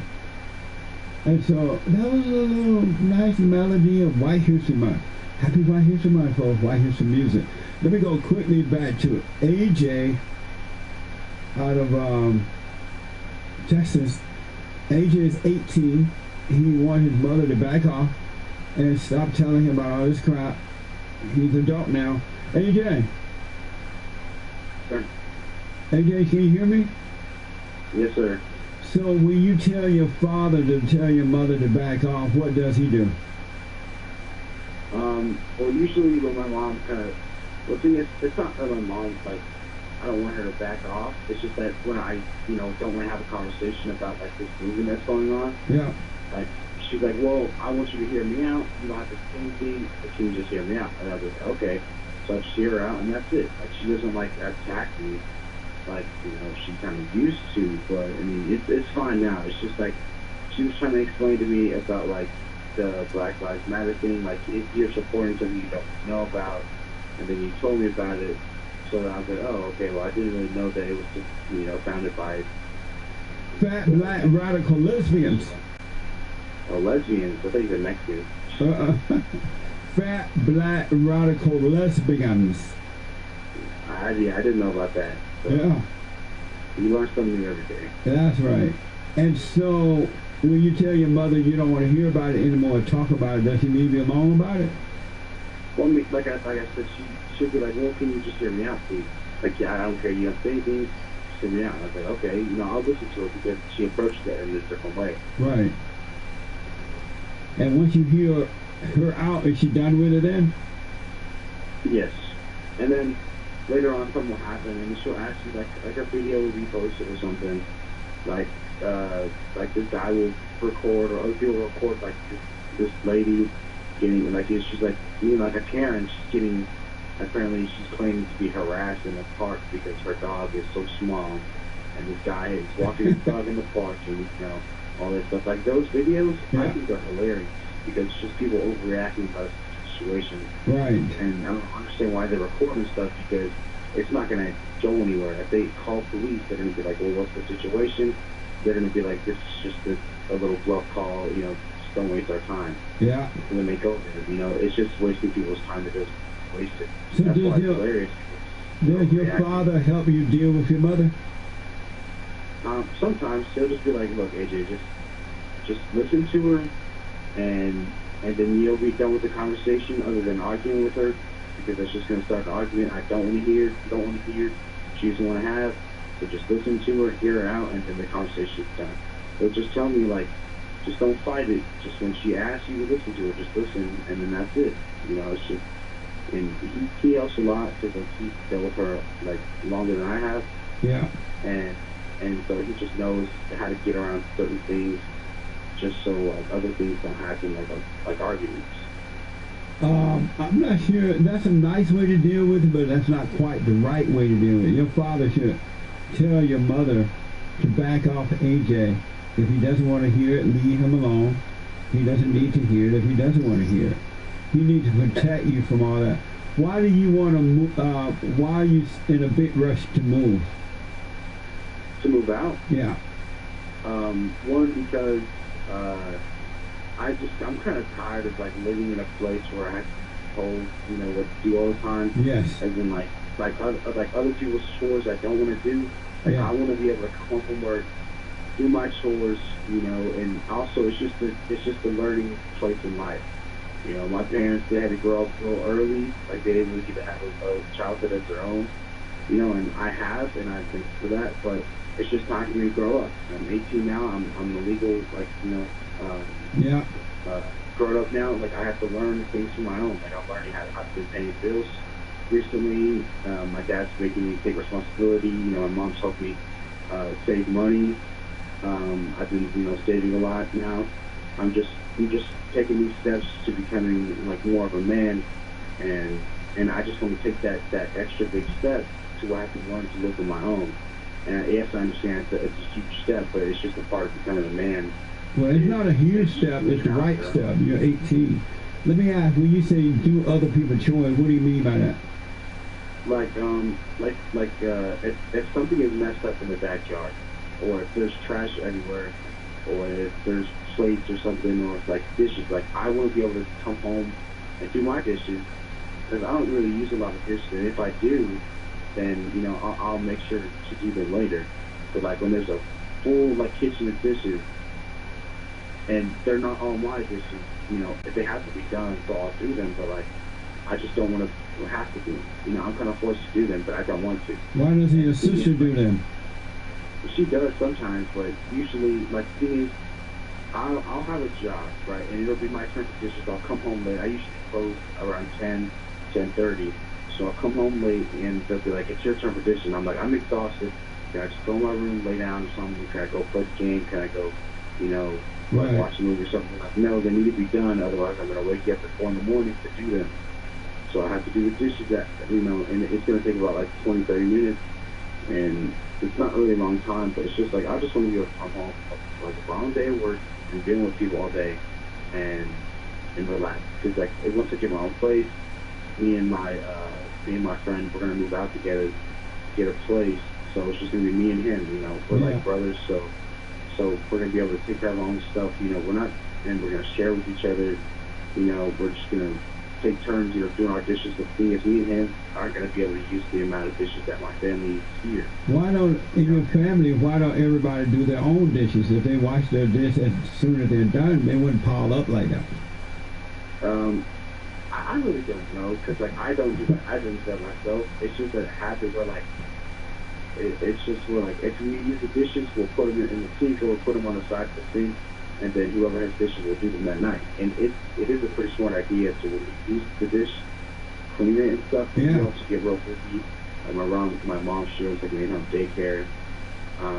My dad, you know, he's at work all day. I go to work today later.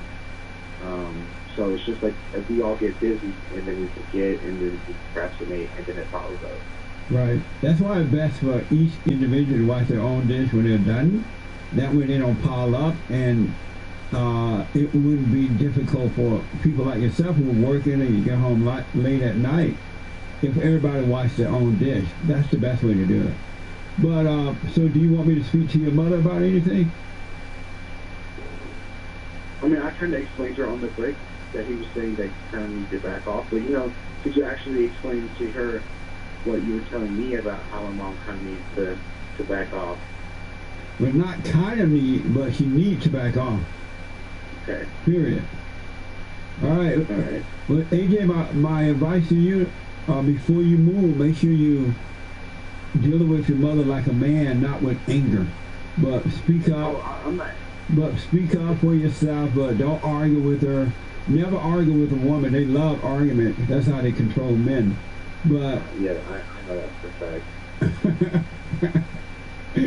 That's right.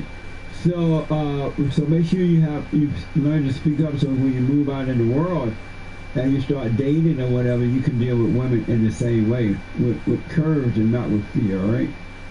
Yes, sir. So let me talk to your mother. I'll tell her to back off. And she's actually kind of busy right now. Oh, okay. She has to deal with the daycare kids. Oh, I see. Well, actually, no, never mind. She's scared. Oh, okay. Well, good talking to you, AJ. Here she is right here. Thank you. Good talking to you. I wish you well when you move, man. Okay. Hello. Stacy. Hey. You got to back off. He's 18 now. Yeah, I know. It's a hard transition, but But if you don't, you're gonna. Try to be better. If you don't back off, especially now that he's 18, he doesn't want to hear. He has a right not to want to hear. But if you impose it anyway, you're gonna make him resent you even more so. And when he go out into the world, because he's determined to move at 18, when he go out into the world, he's gonna be controlled by other people, other women, because he resent you. And it's not hard for you to back off. Just back off. If he doesn't want to hear, he has a right not to hear. And don't even say to him, oh, just hear me out even if you don't respond. He has a right not to hear it if he doesn't want to. Okay, well, I don't know how to, I'm trying to, I understand what you're saying. I just don't understand how I'm being pushy, or what did you say? You're being pushy when he said, I don't want to hear it. You had the moment that he was born up until now to be an example for him. Now that he's an adult, I wasn't. I know, but you can't make. I know, but you can't make up for what you didn't do then, because then it's over. All you have is now, and to be a good example, you have to back off of him.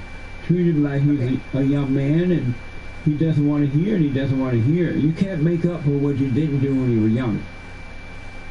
Right. Well, not even young, just like recently. Because I have been a church mother, and I realize that. But stop judging yourself for that too. You realize you were wrong. It's enough to realize that, but it's wrong to keep judging yourself, because by judging yourself, Satan is making you try to make up for it. Okay.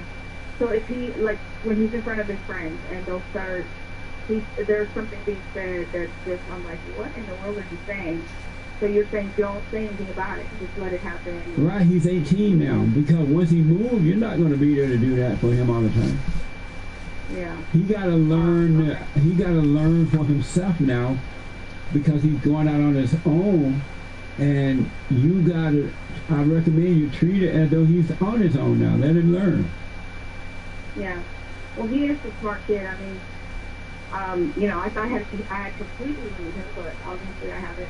Talk to you and all the stuff he was saying, I was surprised. But it's just, I don't want him being influenced by lies. And I know, but you're making him, you're setting him up to be influenced by imposing your will on him. Okay. I'm imposing on him? Yes, and so you're setting him up to be influenced, because his spirit resent your spirit imposing on him at this point. Yeah, that is true. Okay. So you're setting up the very thing that you're trying to avoid.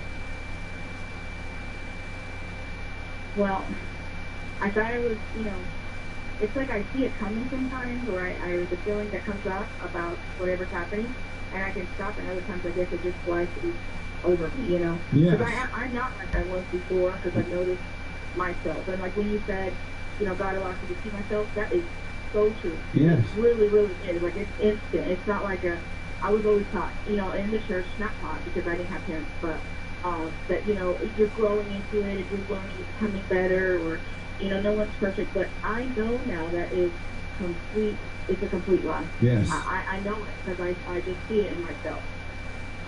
But I guess because of the children thing, that's like a soft spot for me. I wasn't, the upbringing and all that always it's a trigger. So I guess in that way, I'm still seeing my child, or my adult child, which is a weird transition because I know he's my adult child.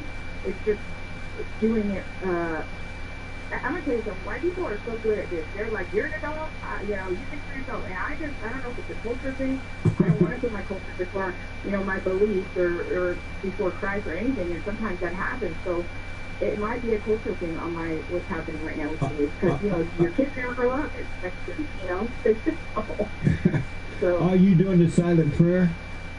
Yeah, I'm doing it. Every day?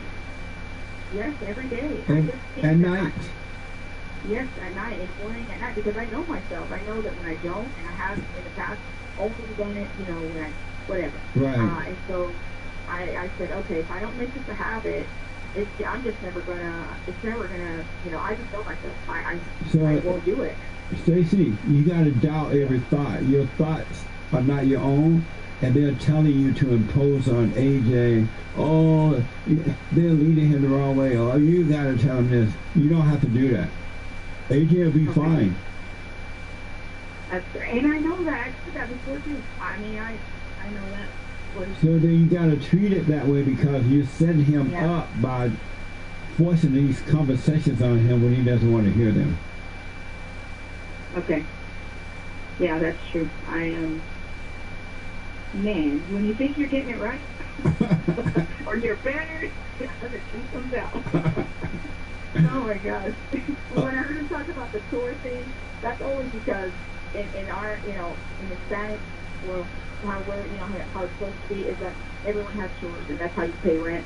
We don't charge him rent right now because, he's right. And he's 18, he's going to work, he's always working, he's a hard worker. You're going to be fine, but you got to back off. You're imposing your lack of faith on him. And don't say that. Ooh. and you set him up. If you have something to say to him, tell his father about it and let his father handle it. Yeah. Dang it. Okay.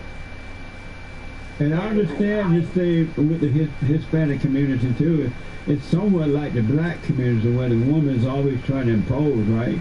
But God is your father now, so you don't have to worry. Stay out of your head. AJ will be fine. And if he says, I don't want to hear it, I don't want to talk about it, don't say, oh, no. You don't have to respond. Just hear me out. Don't do any of that. Respect him. Treat him with respect. All right? Okay. Yeah. Oh, and the other thing is, I wish you would talk more about the Mexican Hispanic culture because, man, I'm telling you, I'm by myself out here telling the truth. You're no help. You're no help at all. I'm kidding. Well, God is with you. Yes, that's true. All right. All right, Jesse. Appreciate you. All right, so you're welcome. And back off AJ. He'll be fine. Okay. So if he come home from work at 10 p.m. and he's too tired and doesn't wash the dishes, he can wash them in the morning or make the other kids wash. Yeah. Well, the thing with that, and we probably didn't have time to tell you, but it's like it's in the morning, it's his turn, or whatever the day is. But that night, if he doesn't do them, he has to do them the next day, so we don't touch them because, he has to, that's responsibility. So when he gets home at night, because he's procrastinated, I'm like, son, I can't give you a break, because if I give you a break, then, that's not his responsibility. His father is so then he'll have to do it that night, and sometimes he's tired because he's procrastinated, that's all. Fuck you and your life, nigga. Bitch, nigga, slap him when I see him, knock his nose off. So, nigga, next time I'm out, AJ will be fine, really. like a little ass nigga. Nigga, come on, knock my motherfucking nose Yeah, as long as you don't impose your will on him, because you set him up to overreact to you, and once he get out there in the world, he'll be weak with the world. So back off. Okay, that's so true. I was not, my parents never gave no motherfucking information to get anybody in no motherfucking trouble damn time with no police. If I am working with the police, it'll be to get him to shoot you. Yes. Fuck you talking about? You don't play with me. And so everything that I was doing, I do have a king, nigga. And so I thought everything better. Fuck you talking about? Well, just back off, God is with you, calm down, and you'll be fine. Also, I work with a lot of Hispanics around the world, and wherever they're located, but even at our church service, a whole bunch of Hispanics show up. I know, and I see that, but I'm like, you are in California. It is so far from come on, knock my motherfucking nose out if you think I'm a snitch. But God is with you, and you have a husband. Your husband, a guy who follow your husband. Motherfucking play with me, nigga. Fuck you think you talking to, nigga. Play with my Yeah, I do. Because how can you love God and not love your husband? That's true. I do love him. I think if you loved him, you will obey him. Yeah, that's true. Well, there are a lot of times where he doesn't, I guess he could correct me and he doesn't. I don't know, because I've been so, the way I've been before, it's been yeah, terrible. He's scared of you. Ew, don't say that, no he's not. Because the boy, he'll give it to me. All right. Stacey, I gotta run, but just relax and let life happen. You'll be fine. Okay, all right. All right? You too. Okay. Bye. I love you too. Amazing. Michael is a first-time caller out of Texas.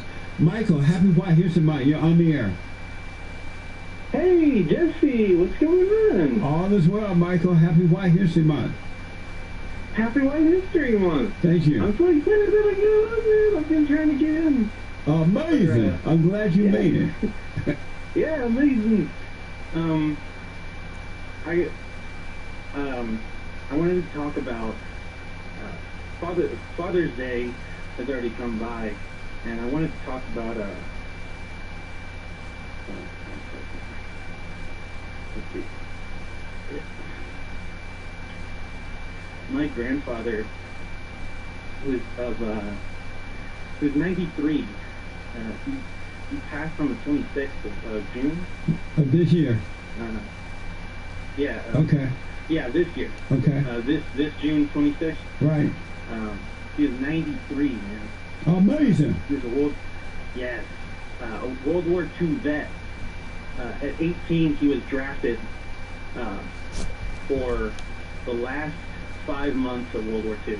He was a tail gunner. And, he came back in one piece, thank God. And he lived his entire life a working man, in every sense of the word. Right on. He was a hard worker. He was present with the family to his full capability. Yes. And in these past 9 years, I have seen it all. My dad taking care of my grandfather every single day. Right on. Helping him through his progressive dementia that he was going through, and he's with God now.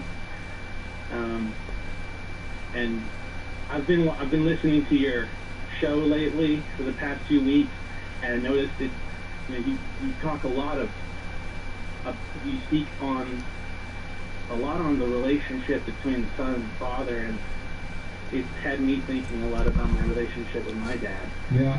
And had me thinking just how lucky I am to have a dad. Yes. Like mine. Absolutely. I am so grateful to have my dad. Right on. And to have somebody to teach me, to show me what it's like to be a man, to be present in the lives of those you love. AJ, hold on. AJ, Michael, can you hold for me? I need to take a break. Hold on, all right? All right. Okay, I appreciate it. Do not hang up. Hold on. I got to take a top of the hour break. Another hour to go. Open Line Friday. I'll be back in a moment. Hake is coming in with the news. The Hake. So, here's what I recommend. I invite you to download my silent prayer. And I want you to start doing it. You just download it, get the points of how to do it, and then after a while you just do it on your own. It's going to point you the right direction, that your life will be returned to you from God. He will give you your life back, because anyone and all people who has anger is not themselves. You are the person that you are angry at. That's why it's so important to get to know yourself, so that you can see who you're angry at. And if you're doing the hooping and hollering prayers and things like that, some people get up, oh, praise the Lord, hoop and holler, bless my mama, bless my daddy. Continue to do it. Do both. You will see if you want to stay with the hooping and hollering, or do you want to be still and know God. So my gift to you, no charge, at rebuildingtheman.com/church.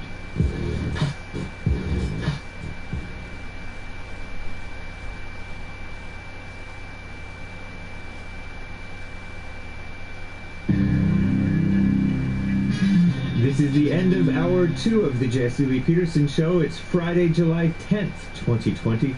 Stay tuned for hour 3. Jesse Lee Peterson will be right back. I'm James Hake with Hake News.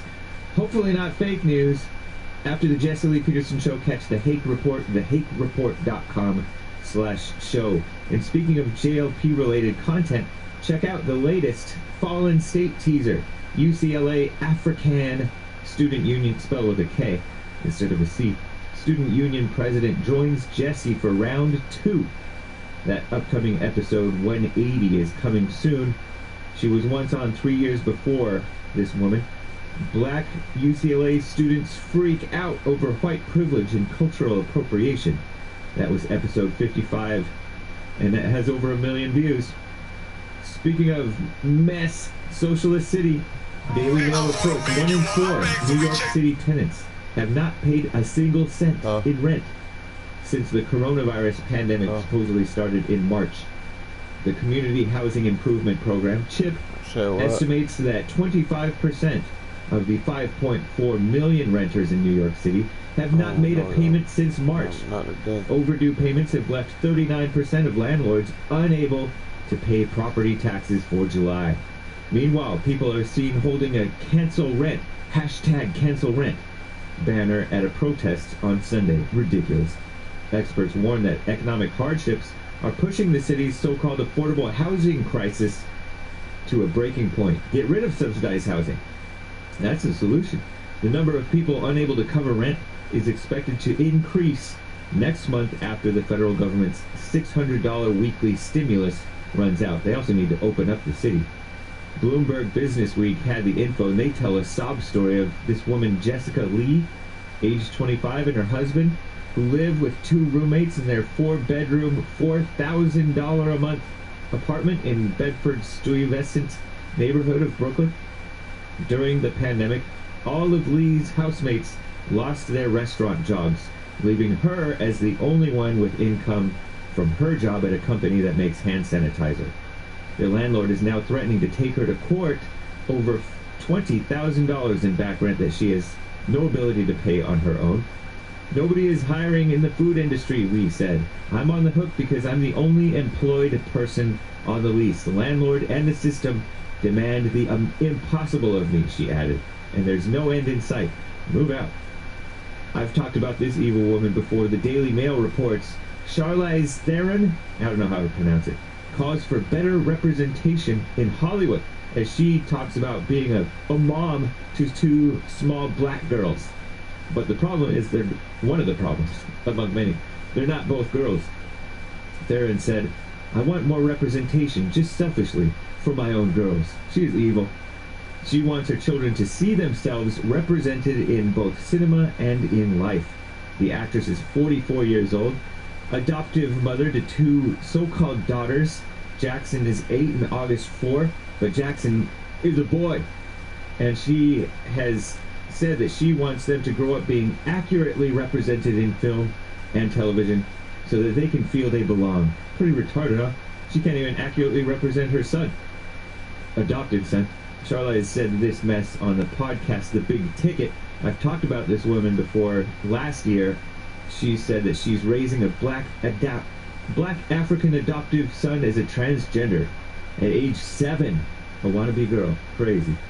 More sickness. Dolly Parton, the old-time singer, Lil Nas X, and others will perform at the first ever virtual GLAAD Media Awards. GLAAD is Gay and Lesbian Alliance Against Defamation. They spend their time defaming Christians and Americans and normal people. CNN says it will be a night full of pride legends. Disgusting, huh? And more attacks on cops. A new round of protests, according to CNN, in Salt Lake City, Utah, after the DA there announced the fatal police shooting of Bernardo Palacios Carvajal in May was justified. Of course, in response, Utah's governor declared a state of emergency through the weekend. Riots, I guess. Palacios was shot May 23rd after reports of someone making threats with a weapon. Crazy. I'm James Hake. Now on to Jesse, Hour 3.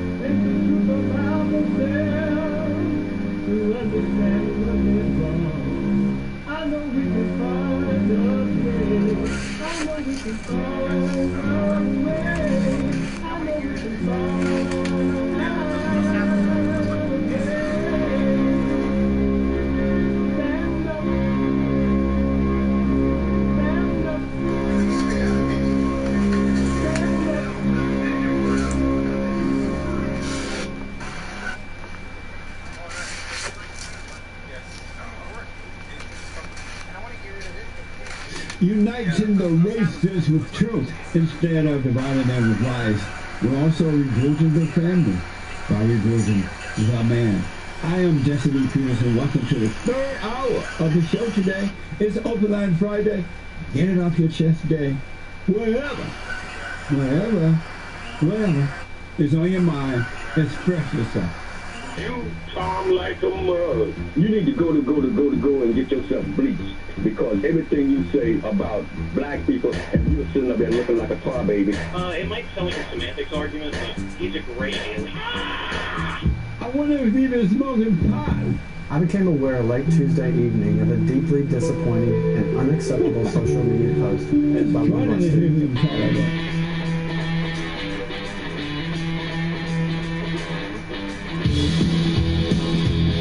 As Christians, we're called to love one another as Christ first loved us. Hate speech or racist comments by anyone are completely unacceptable. We must hold one another accountable.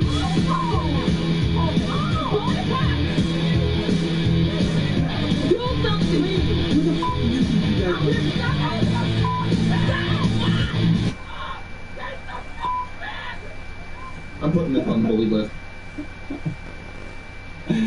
Amazing. Oh, we're going to hold them accountable, all right. They will be held accountable. Amazing. 888-77-JESSE. My biblical question, do you long for pleasure or adversity? I want to go quickly back to Michael, a first-time caller out of Texas.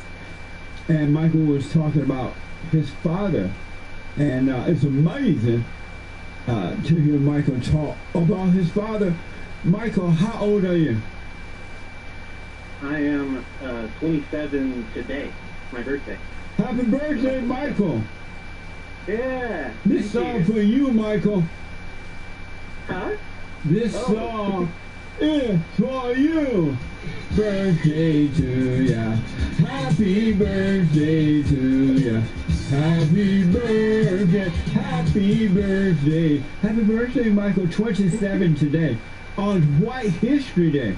That's amazing. On White History. Yeah. Thank you. That was so awesome. I appreciate it so much, man. You're welcome, man.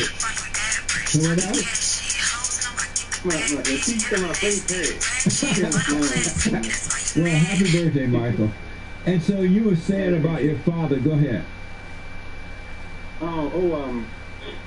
Yeah, just lately, just thinking of how grateful, how lucky I am to have my father, and to know, he's still there, and he's in one piece. Yeah. And he's still present in our life, in my life, my family. And yeah, he's 60 this. He's 61 this year.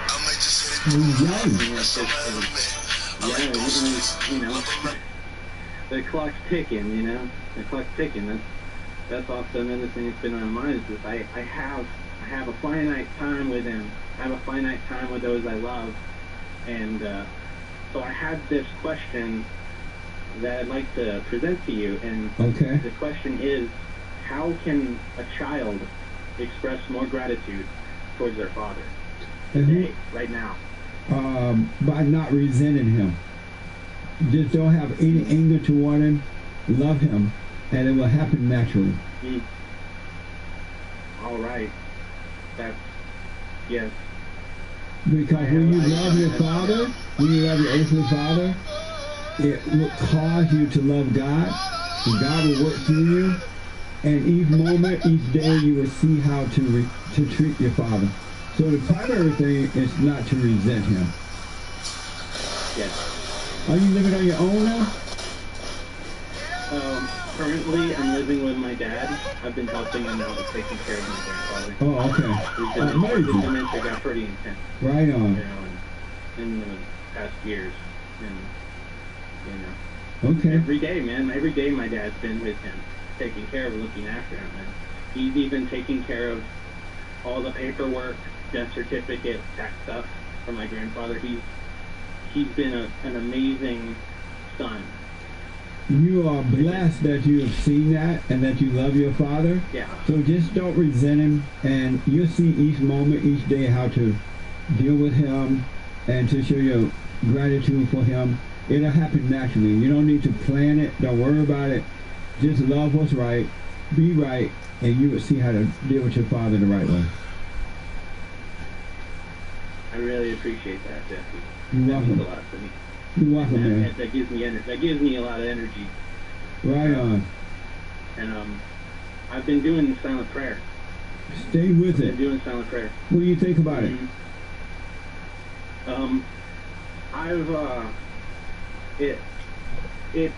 It came easy to me. Yes. It came easy to me. Partly because it's almost reminiscent. It's not meditation. It's not like meditation. I know No. that. Right.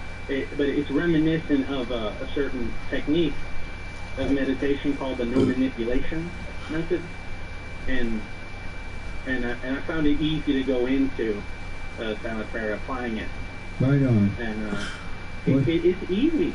It is easy if you will it. If you just will it. If you just let go. Yes. Have you gone and forgiven your mother? Yes. You really dealt with your mother? By deal. Hell no. There's a whole situation with my mom that I've forgiven her for. Hell no. Not physically, not in person, as she hasn't been present physically. She's only visited perhaps once in about 15 years. Oh, okay. She's been on her own. She left the family or something? Yeah. And how do you feel about her? My mother, she was not as lucky with the parents that she had. They disowned her. She was sexually assaulted when she was 16. And how did you know that? And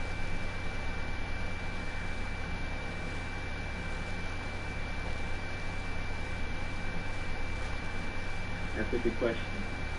It makes me think. So I'm reflecting on that. Yeah. But she had well, what I know growing up is that I knew that she had been taking counseling for many years in my early years when she was here, and that she did express, looking back, she expressed, behavior that speaks of, post-traumatic stress disorder, But how did you come up with this idea that she was sexually assaulted at 16? How did you come up with that? Well, from when she told me. She told you that? Yeah. How old were you when she told you that? Well, gosh, she was born in 1962. No, how old were you when she told you that? How old I was? I was from the age of 6 and up. What was the purpose of her telling you something like that?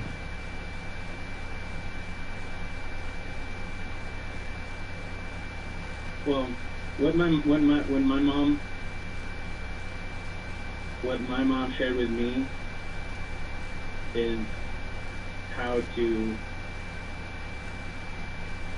watch for myself, to watch myself, and in those conversations, she didn't tell me explicitly, right?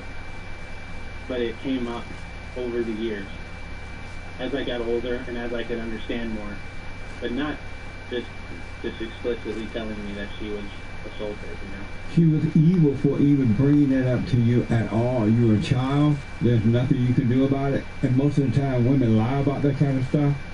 And she had no business telling you that. It served no good purpose. Only thing it would do is make you distrust people. So she was wrong for telling that.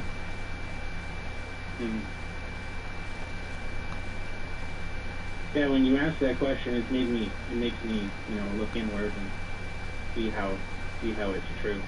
Yeah. And what you had said. Well, the one I appreciate you for that question. You're welcome, buddy. The one thing I recommend, don't hold any grudges against her. Whatever she is doing or has done, she literally cannot help herself because she has anger too, and Satan is her daddy, so she can't help herself. So make sure you don't.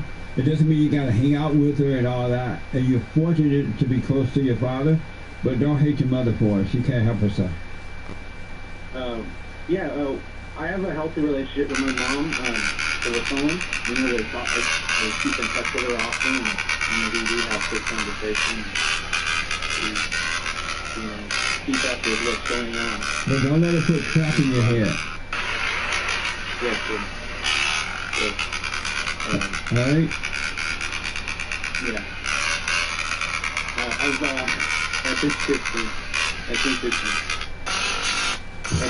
There's been a theme lately of people in my life telling me that regarding my mom and family who've left us. We've got people in our family who left us.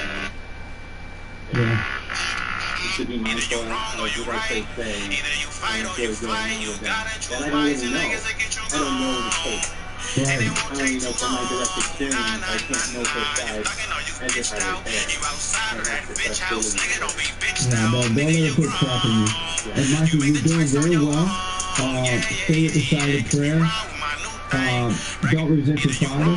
And you will see how to treat him in the right way as well. And God is with you, man. You'll be fine. For 27 years old, you are amazing.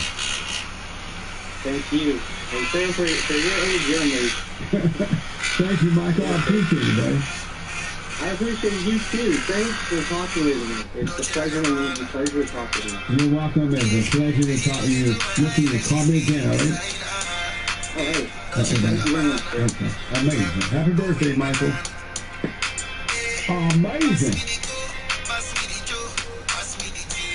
I want to show you just what just being honest look like.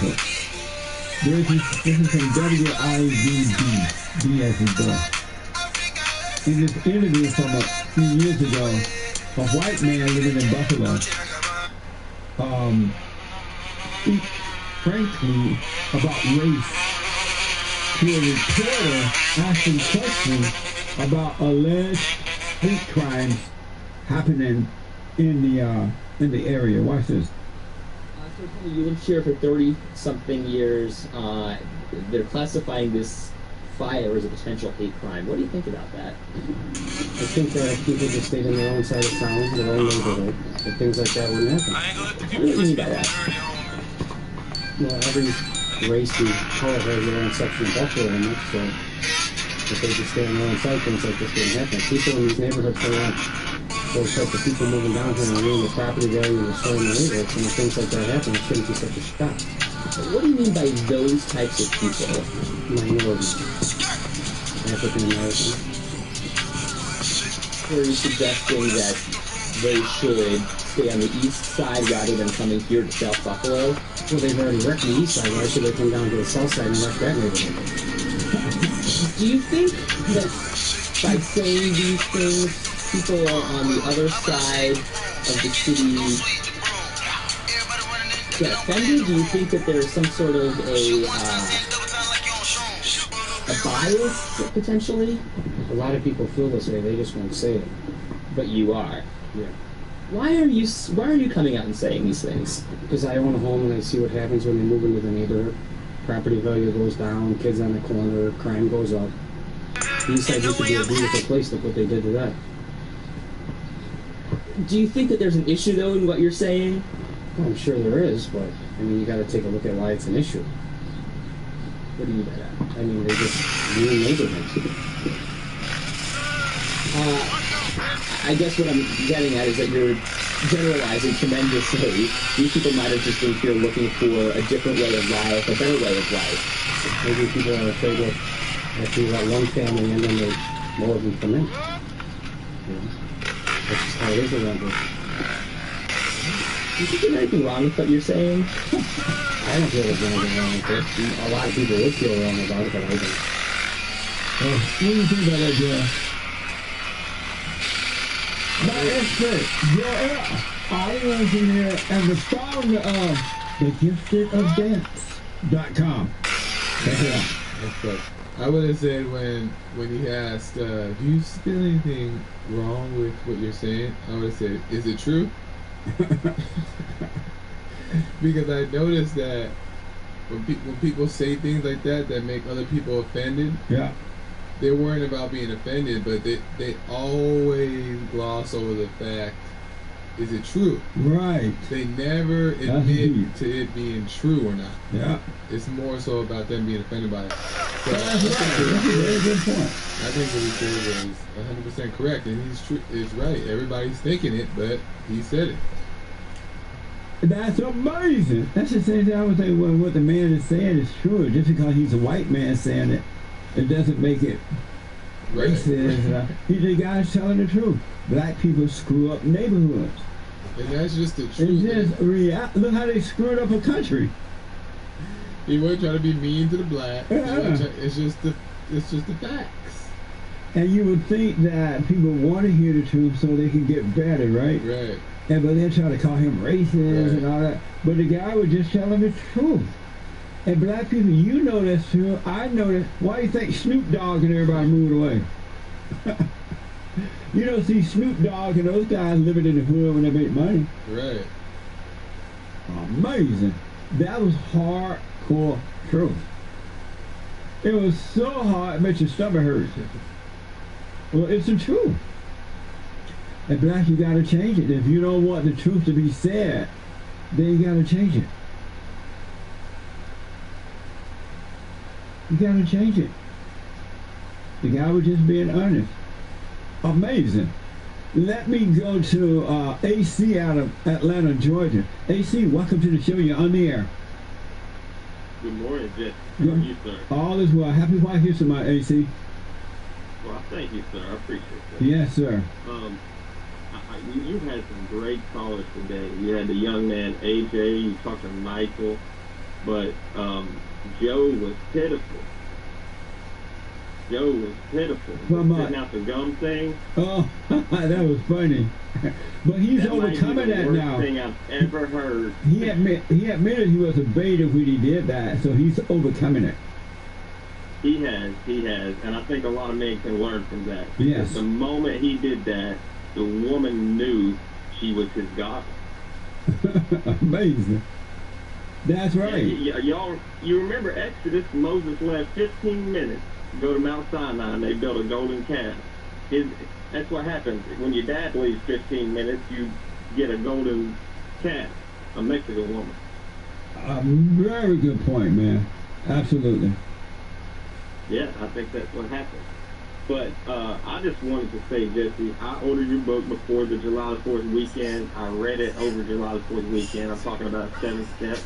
Amazing. I know you have multiple books. Yes. You left an amazing note in the front of the book. Everybody should get this book and read it. I'm now taking the first steps to building my own American business. Right on, man. Congratulations. Thank you, Jesse. And AC, if you follow those steps, if you do them, it's going to be amazing. It's not enough to just read them. You got to do them. You got to be a doer of it. And it will blow your mind. You'll look back and like, whoa, it'll be amazing. Yes, sir, no doubt. No doubt. And I also want to give one more plug to you, Jesse, just because I spent a great day listening to you Sunday. I had to drive away, and I listened to your whole Sunday service. If you're listening to Jesse on this show, you need to start attending church online Sunday. Jesse spoke to a man for 45 minutes last Sunday on the brink of suicide. A very good man called Richard brought him in. Jesse's not smart enough to say what he said to this man. Jesse's not wise enough on his own. God was speaking through you, Jesse. That's for sure, without a doubt. And I think that man's going to turn his life around now. I think he's so consumed in his mind, in his thoughts, that he couldn't be at peace and couldn't be happy. He was surrounded by people that loved him Sunday. Yes. If you're not tuning in to church on Sundays and you listen to Jesse, if you listen to this show, watch the Fallen State, go to church. get that video some views. AC, thank you, man, and thanks for buying the book, and I'm glad it's of help for you. It's an amazing book, so thank you, buddy. You got it, Jesse. You have a great day. You too. Amazing. Congratulations on starting your business as well. The 7 Guaranteed Steps to Spiritual, Family, Financial Success Guide. A little thin guide, not a big book, easy to read. A black person can read it just like that. Really good book. I highly recommend it. Go to rebuildingaman.com/store, right? Yeah. rebuildingaman.com/store, or call 800-411-BOND. 800-411-2663 if you like it. Autograph copy, 800-411-BOND, or rebuildingaman.com, all right? Amazing. All of my books are amazing. They're like the real deal, eye-opening, not just a bunch of crap. All right? Is this Nicola, a first-time caller out of Canada. Nicola, happy White History Month. Welcome to the show. Thank you. You're welcome. It's my birthday. That's amazing. How old are you today, Nicola? Guess what, Jesse? I'm 25. That's amazing. Nicola, we also have Cameo for special shout out, but this is for you. Happy birthday to ya. Happy birthday to ya. Happy birthday. Happy birthday. Happy birthday, Nicola. 25 is an amazing age. Is it? Oh, yeah. Jesse, why do you say that? I need to know. Because God is allowing you to be alive at 25. You could be dead. That's so true. Oh.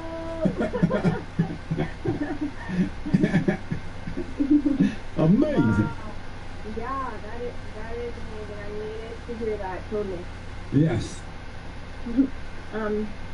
That is Jesse, like I have been dreading turning 25. And why? Well, okay, like, I don't know, like, you know how everyone's always, like, complaining about getting old? Yes. Well, like, it never, like, affected me before, but, like, I don't know, I started to think about it, and then I've seen, like, how, like, young people are, like, cool or something, like, I don't know, like, their fashion sense, and then I feel like, okay, well, now that I'm, like, not a teenager, like, I have to dress different, and it's gonna have to be different. Like, it's not gonna be as fun dressing, like, I don't know, like more classy or something, you know? Yes. No, it'll be fun. You have to, don't compare yourself to others. Be you. Doubt every thought. Overcome anger. And Nicola, it will be amazing. You will love being you. Don't look at other people and compare yourself to them. Look at them and wish them well, but you be you. And you're going through different stages of life, and allow yourself to mature through those stages. Have a sense of appreciation.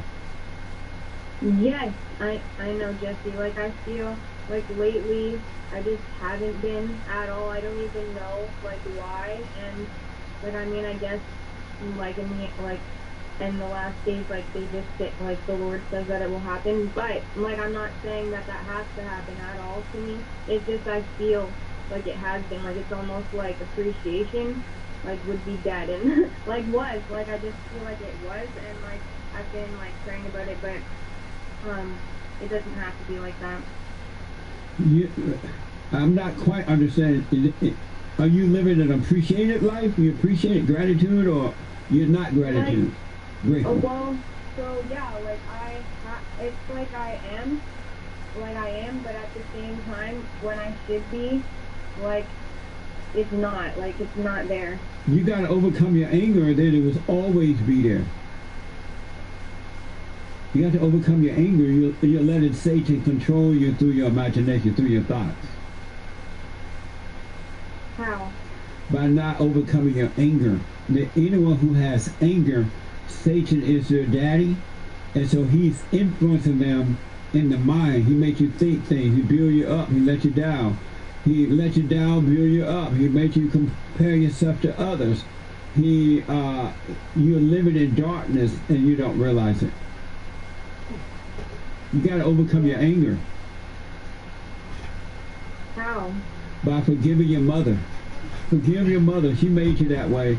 She recreated you in her image, and now you're living her life. You have her mindset and her emotions. You're not yourself. Forgive your mother for what she's done to you, and then forgive your father for not protecting you from her, and you'll be fine. Okay, for sure. And before, like, you let me go, Jesse, I just have a question. Like, so I know that you don't, like, I think I know, like, that you don't, like to get into, like, long discussions about scripture just because probably there's not enough time and all that. It's just, the bottom line for me, I just want to know, like, when the word or the scriptures say one thing, and then if we say another thing that doesn't line up, it's just, I feel like we need to, like, think about that, like, and consider it, because if we say something that doesn't line up, then it's not the truth, and you know what I mean? So I just was wondering, like, when, like you say, that all thoughts are lies, technically, like, if they were, then the scripture, Philippians chapter 4, verse 8, which talks about to think on such things, which are, like, what's lovely and, like, true, right? So I just want to know, like, what you mean, like, you know? About what? Like, so you do say that all thoughts are lies, correct? Yes. Okay. So in the scripture, Philippians chapter 4, verse 8, that talks about think on such things, right? That are whatever is true, whatever is lovely, keyword, true. Yes. Have you ever had a true thought? I feel like yes, because... Give me an example of a true thought. Okay, so what about when scripture comes to your mind? That Satan reminds you of the scripture. He quote the Bible to you to keep you in your head. Yeah, but God talks to you too. Like, you can't go... How do you go about life if you're not reasoning what the truth is, and then you know the truth by how you think? No, you don't. You know, God... Remember in the Bible it says, God, my children shall know me by my voice. Right. And doesn't it say my voice is a voiceless voice? Does it? Yeah. A voiceless voice? Yes. He said my voice is a voiceless voice. Oh, where? Like, which version? Which version of what? Like, where does it say voiceless voice? How is it that you have not read that, but you read all the other stuff? Well, okay, so hold on for a minute, okay, Nicola? Don't hang up. Okay. I won't. We're gonna open the church's cast, folks, on D Live at 8:30. In 1 minute, back in a moment.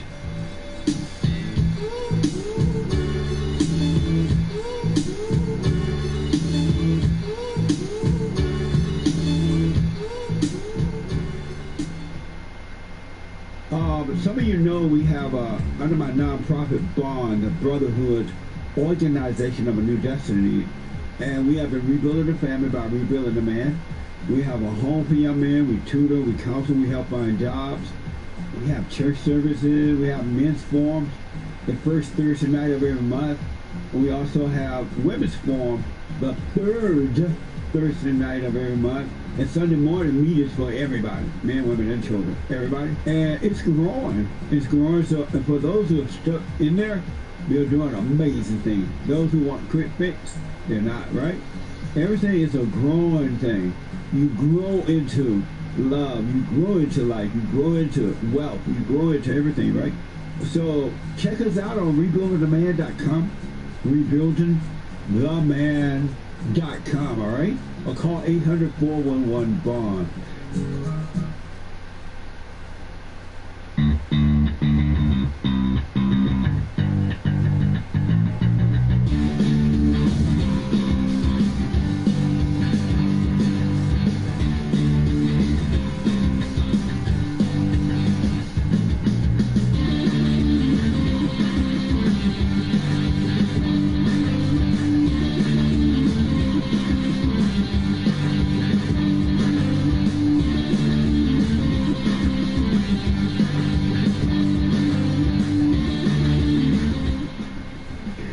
folks, the treasure chest is now open on Eli.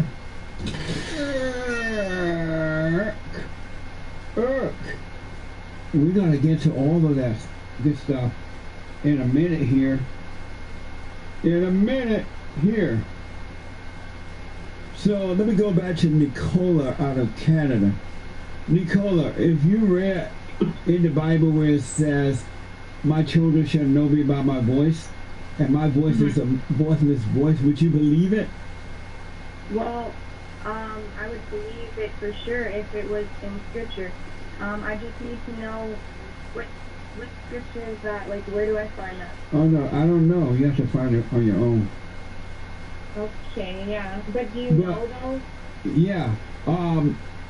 So you believe that it's in the Bible somewhere, I don't know where it is. But do you believe that the voices in your head are from God? Like, yes. like some of them are mine, some of them are not mine, they're the enemies or they're God. So you have everybody talking to your head, God, you, and Satan? Yes. You say yes? Yes. And how would you know which one is God? So the scriptures say that my sheep listen to my voice, I know them, and they follow me. Hold on. It says, you know how it says my sheep know my voice?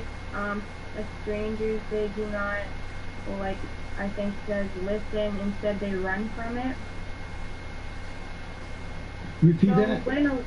Okay, you know the scripture that says my sheep, they hear my voice, as strangers, they do not follow, instead they run from it? I don't, but okay. So, okay, well, yeah, it is a scripture, okay, so anyway, I'll try to find it while we're talking, but, so if you know that the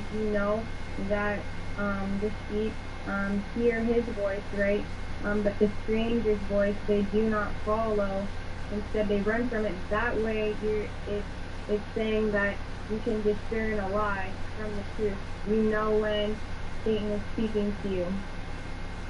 Nicola, I have no idea what you're talking about, but here's what I want you to do. I recommend that you do.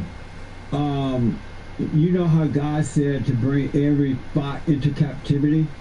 Right. And if he wanted you to bring every thought into captivity, why would you believe them?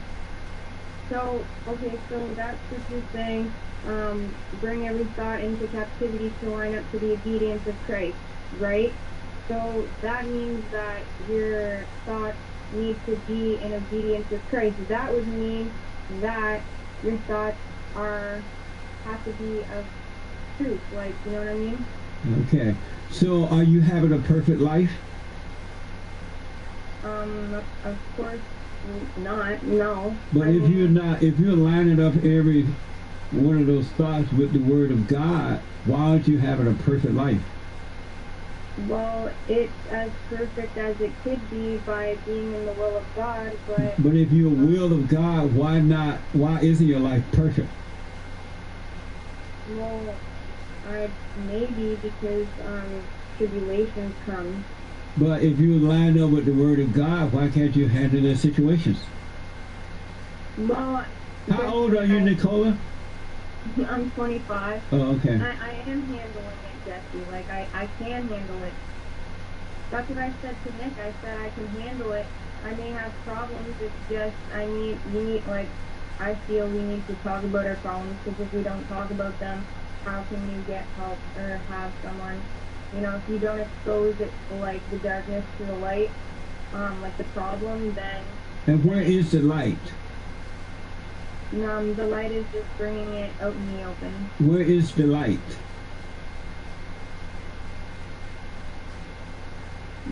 Jesus is the light, maybe? I don't know. I think there's a... When you're exposing it to the light, where is the light that you're exposing it to? Like, to someone, like, by saying it. That's not the light. So what is the light? The light is the love of God inside of you. And when you become aware by knowing yourself, the light will shine on the darkness, because the battle that you're having is inside, between the darkness and the light. So when you become aware of yourself, you will see that battle going on, and you will be still and allow God to handle it. Hallelujah. That's awesome. Thank you. But by running and telling other people about it, all they're going to do is judge you. And they're going to tell somebody else, and they're going to tell somebody, and after a while you become the talk of the town. Yeah, like, so, but, I mean... The light is inside of you. It's not on the outside. Right. Okay, I'll have to think about that for sure. It's just, I feel like I need to, like, how can I... Have you gone and forgiven your mother? Yes. You told her? Yes. What did you tell her? I said I forgive you. I don't know if I'd want to expose it on air, but I did tell her and my dad that I forgive them. What did your dad do to you? He tripped right out. Yeah. What did he do to you that you had to forgive him? Just, what he did was he, tried to make me, I just don't know, like, I know someone's going to be listening to this, and I just don't know if I want them to hear it right now. Well, if it's too personal, then don't. If it's something that you believe that someone may recognize you, or you don't want to put it out there, don't do it, because you will be judged by everybody at your church. Say that again? I say you will be judged by all the folks at your church. Mm-hmm. Every Bible thumper will judge you. Well, what do you consider a Bible thumper, I want to know? Someone who is believe that they can study the Bible, learn the Bible, and quote the Bible, and they'll line up the word of the Bible with their imagination.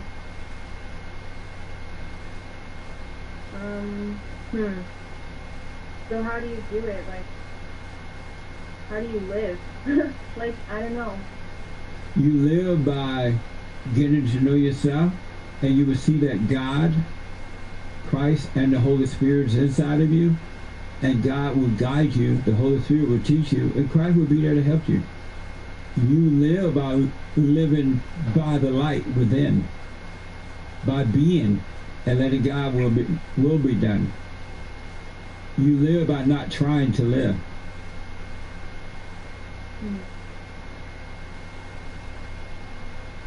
Okay. You live by doubting every thought, because every thought is of your daddy, Satan. And he build you up to let you down. He let you down to build you up. He quote the Bible so you think you know God. And then he'll let you down the moment you think you know God. You wonder, where is God? And then he'll build you up, pretend to be God. He will drive you nuts. That's why you must forgive so you can enter into the kingdom of heaven. What did your mother say? You don't have to say what it was if you don't want to, but what did she say when you said, I forgive you for what you've done to me? She cried and she said that she was sorry, and I think she said she should have done things differently. And what did your father say when you said, I forgive you for not protecting me from my mother? Denial and anger. He got mad at you for saying, I forgive you for not protecting me from my mother? Yes.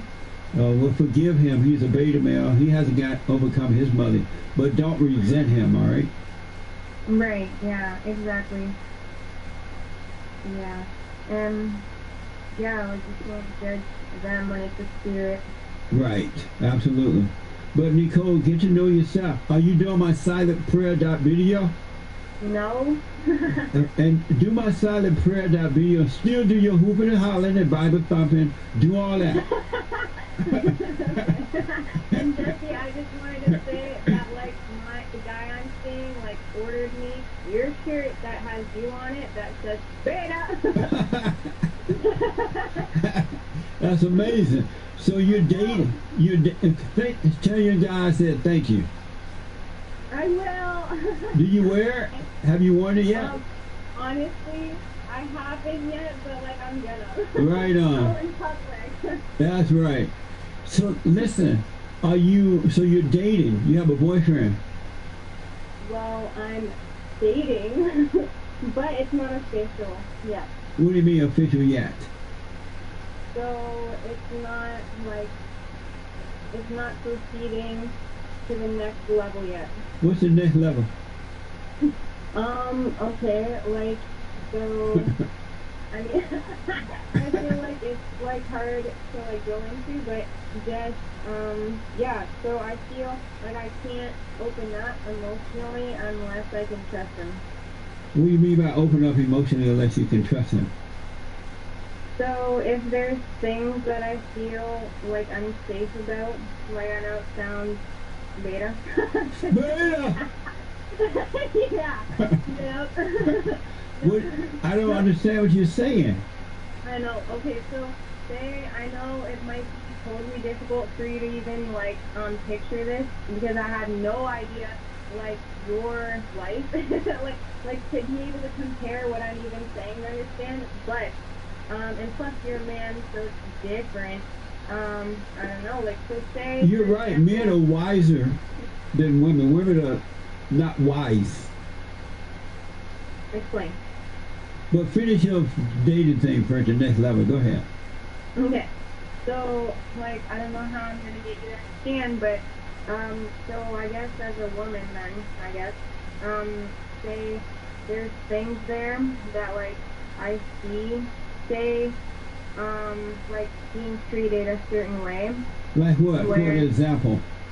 Okay, yeah, so, like, just shameful, like, say, if I said something just like, okay, princess, I don't know how to say it, like, I don't know how to say it, but, like, you totally, like, feel like, well, that's hate, you know?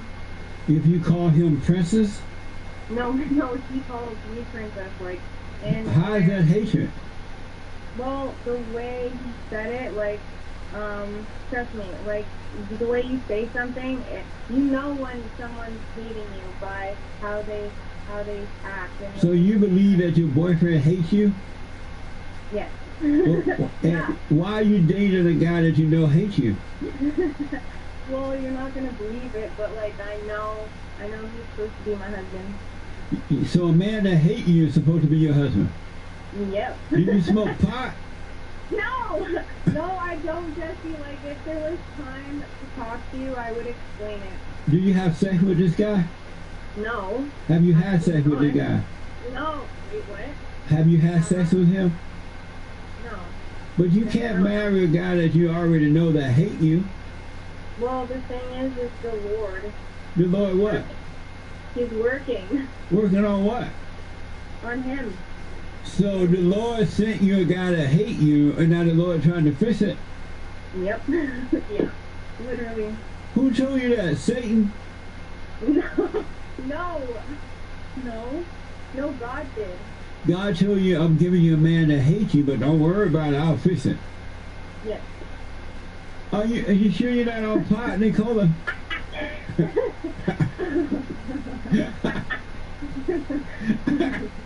Nicola, you got to put the pot down. God only give you things that are perfect and just and of love and that are good. He's never going to give you anything that's bad.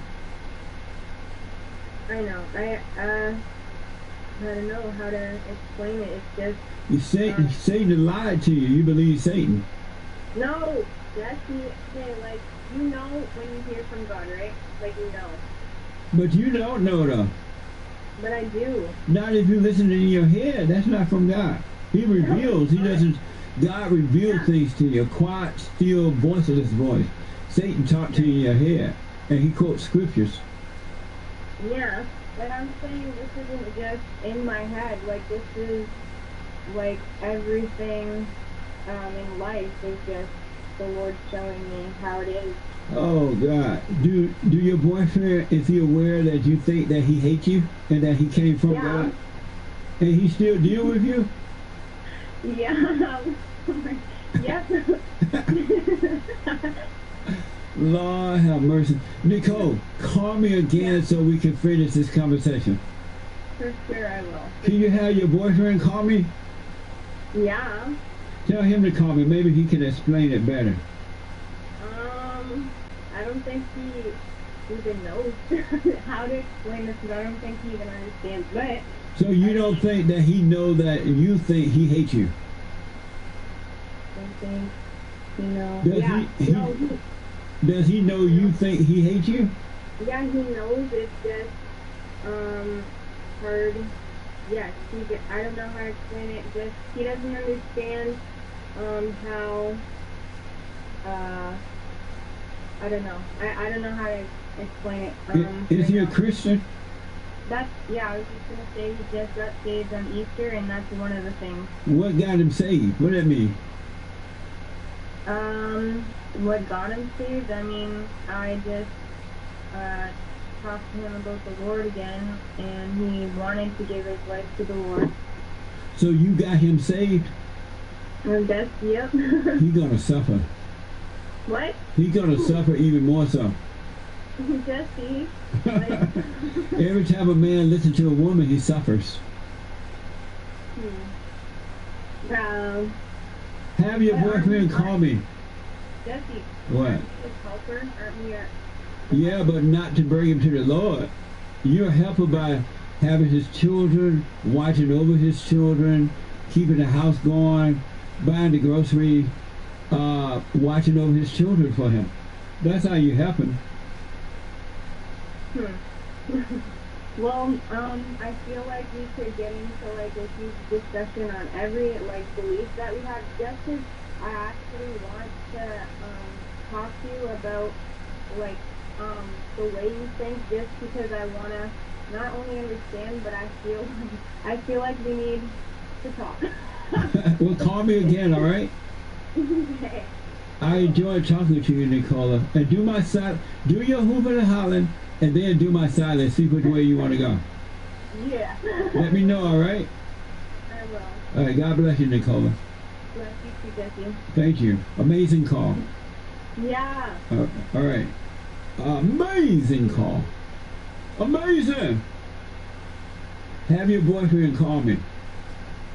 Abdullah, is that right? Abdul, out of Philadelphia. Abdul, happy White History Month.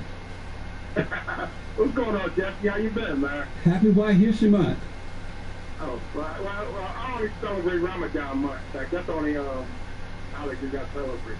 So you celebrate Satan's month, but you won't celebrate White History? Come on, Jesse. Why would you say that, Jesse? That's disrespectful already, Jesse. What do you mean, Ramadan? Muslims are not of God. Who? Muslims are not of God. Jesse, we ain't gonna get into that. I was calling to say how you doing, man. All is well, Abdul.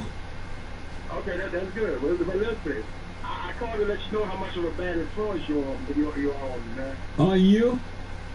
Yeah, on me. In what way? I caught myself the other day out of clear blue. I'm in the kitchen, my kid's there, and I just said, beta! And I thought about you. I said, that damn Jesse. I'm going to let him know he's a bad influence on me. But no, but now it's like when I be talking to guys, and I hear little certain things they be doing with their girlfriend or whatever, and I be like, you sound like a beta, man. For real, you sound like a real beta. There you go. That's right. Yeah, I just let them know, like, yo, they need to take control, man. Stop acting like a little beta, man. Like, man up. Man up. You're absolutely right. Abdul, thank you, man, and happy White History Month. All right, Jesse, have a good one. All right, and become a Christian, man. Stay away from that Muslim stuff. No, you need to become a Muslim. Oh, like no. The Christianities of the old didn't even believe in the Trinity. If no Christianity... And they don't believe in the Trinity today either, because there's no such thing as a Trinity.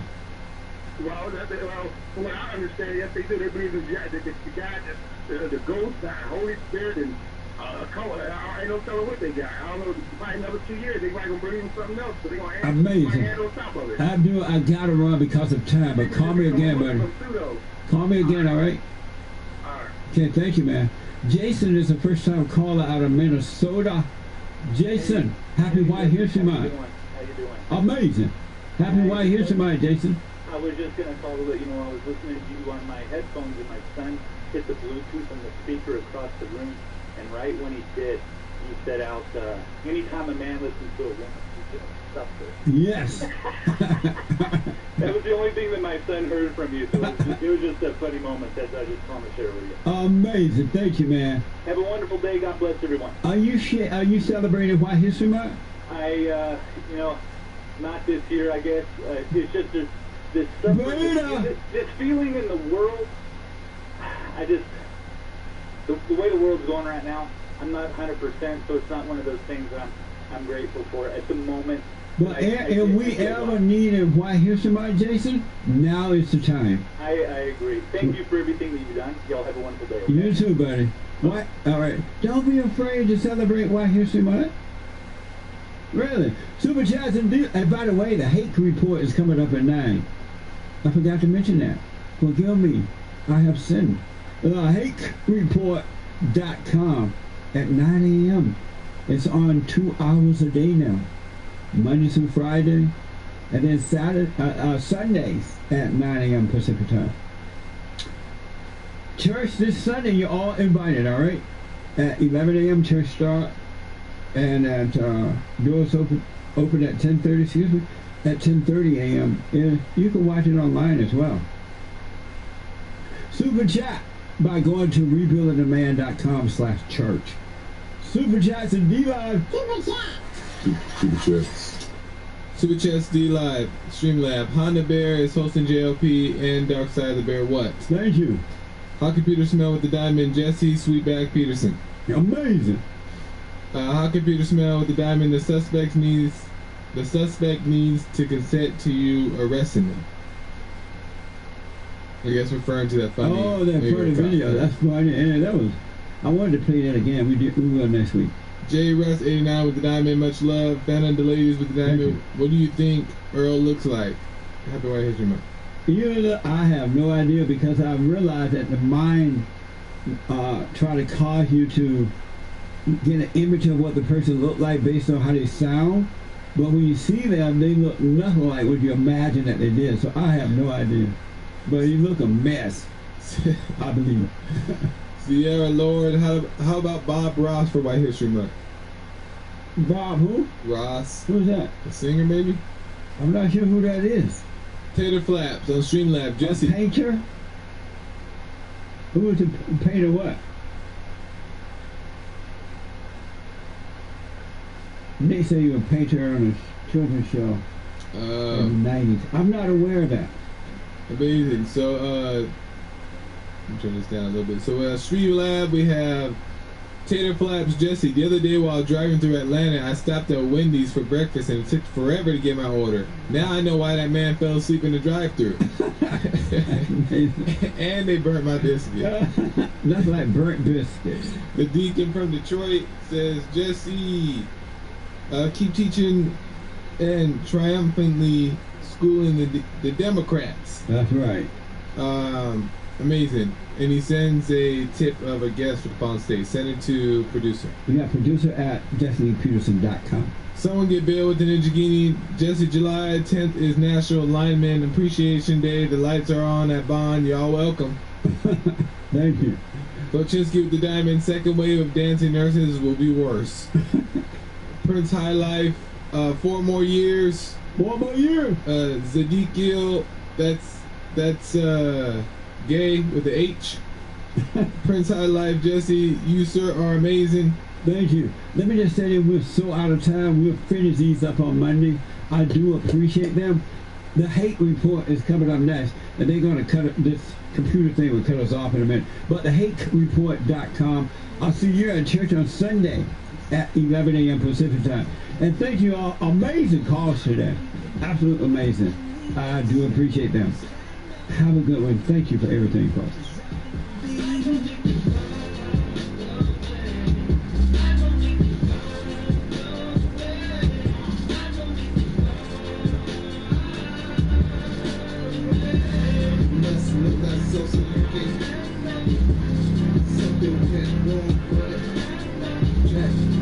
I had to get on the track one time. Joey Friday here. Look, stand up. We got fighting to do. We gotta show him who lost. He put a Viking in you. He put that lightning in you. Igniting the truth. But you beg and blame and lie and hate and never want to stand for the truth. So what you planning to do? You understand in the loop? You better go talk to your mama, better stop at the drama, better drop all the trauma. Boy, you better stand up, man up. Put your hand up and hut. Cause if we don't, then we lose, and then we got to hear the fake news. Whoa.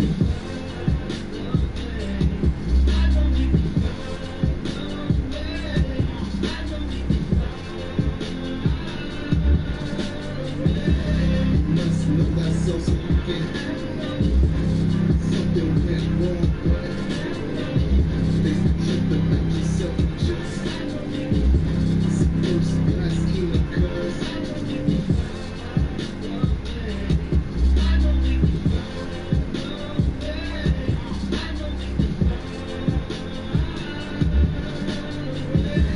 Must know that's so significant. Something went wrong, but they should have met yourself just. First class killer, cuz.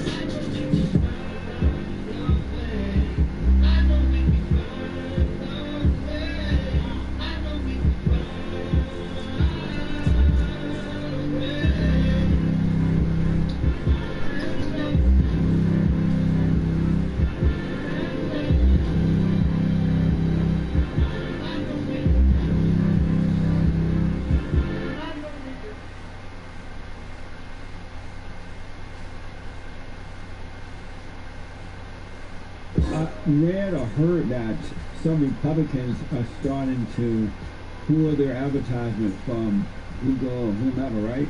Because so many conservatives are being shut down, discriminated against, shadow banned, all that kind of stuff. So conservatives are starting to fight back.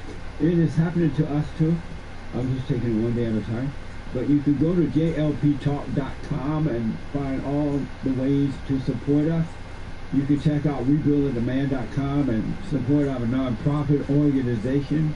You can call 800-411-BOND, 800-411-2663. And don't forget to like, subscribe, follow, share, and study. And also, we have thefallerstate.tv. Ring the bell.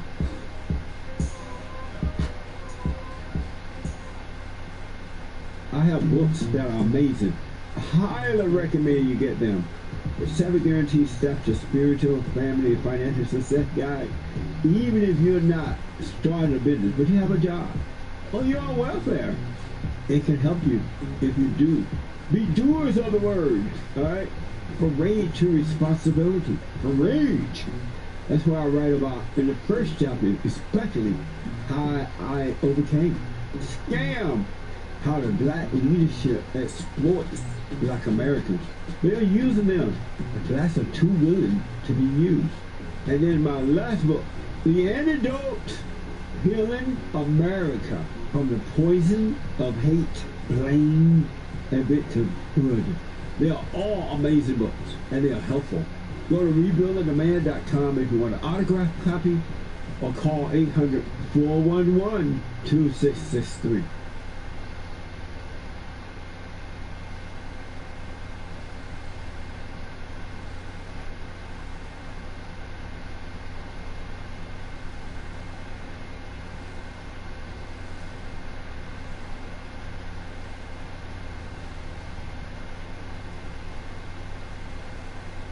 Hey everybody, today we're debating SJW ethics, outrage culture, and more, and we're starting right now.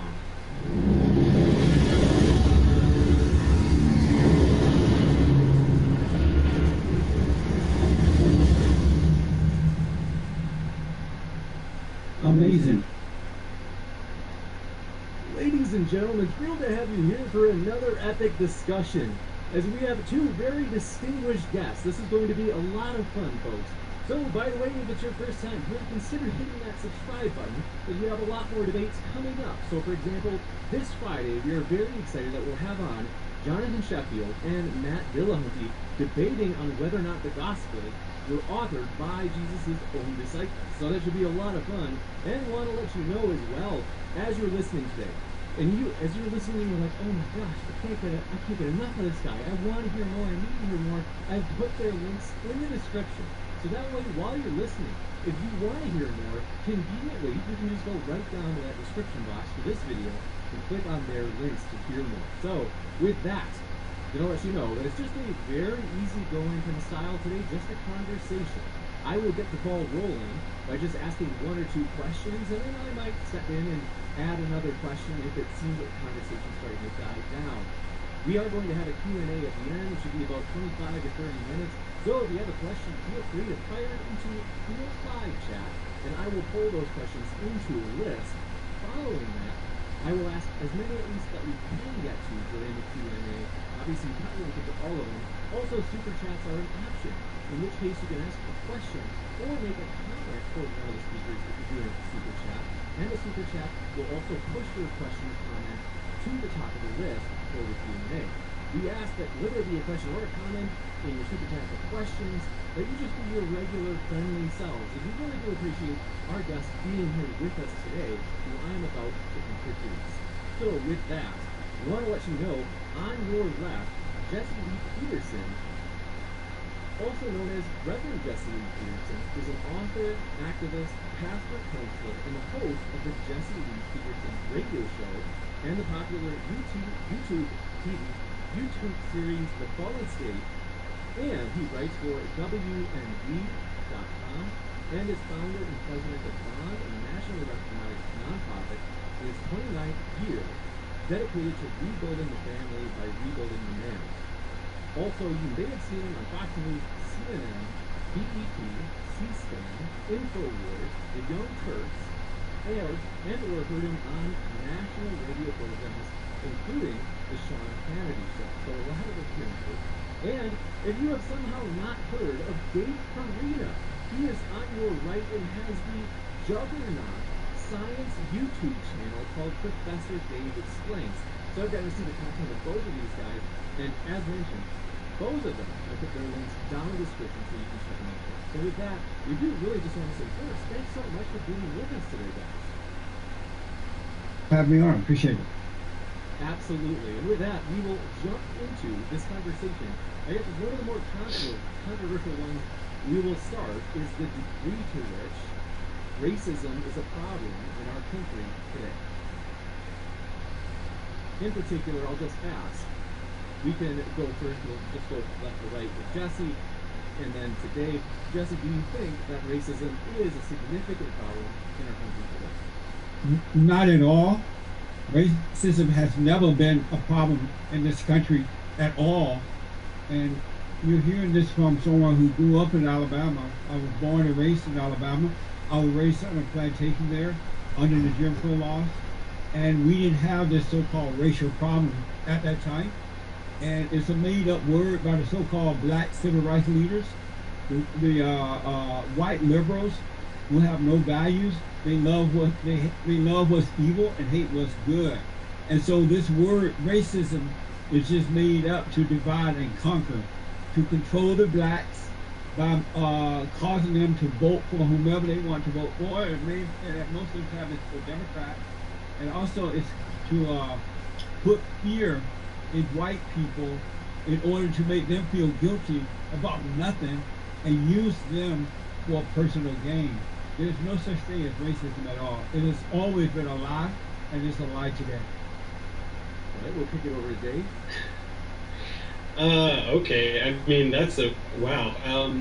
You just said that you grew up on a plantation and racism doesn't exist, so you grew up where slavery happened, where black people were enslaved by white people, and you're a black person, and you grew up in the Jim Crow laws, and you're saying racism doesn't exist? I mean, that just like, it's hard for me to compute the cognitive dissonance that's overflowing in that statement. I don't know if you can clarify what you mean by that.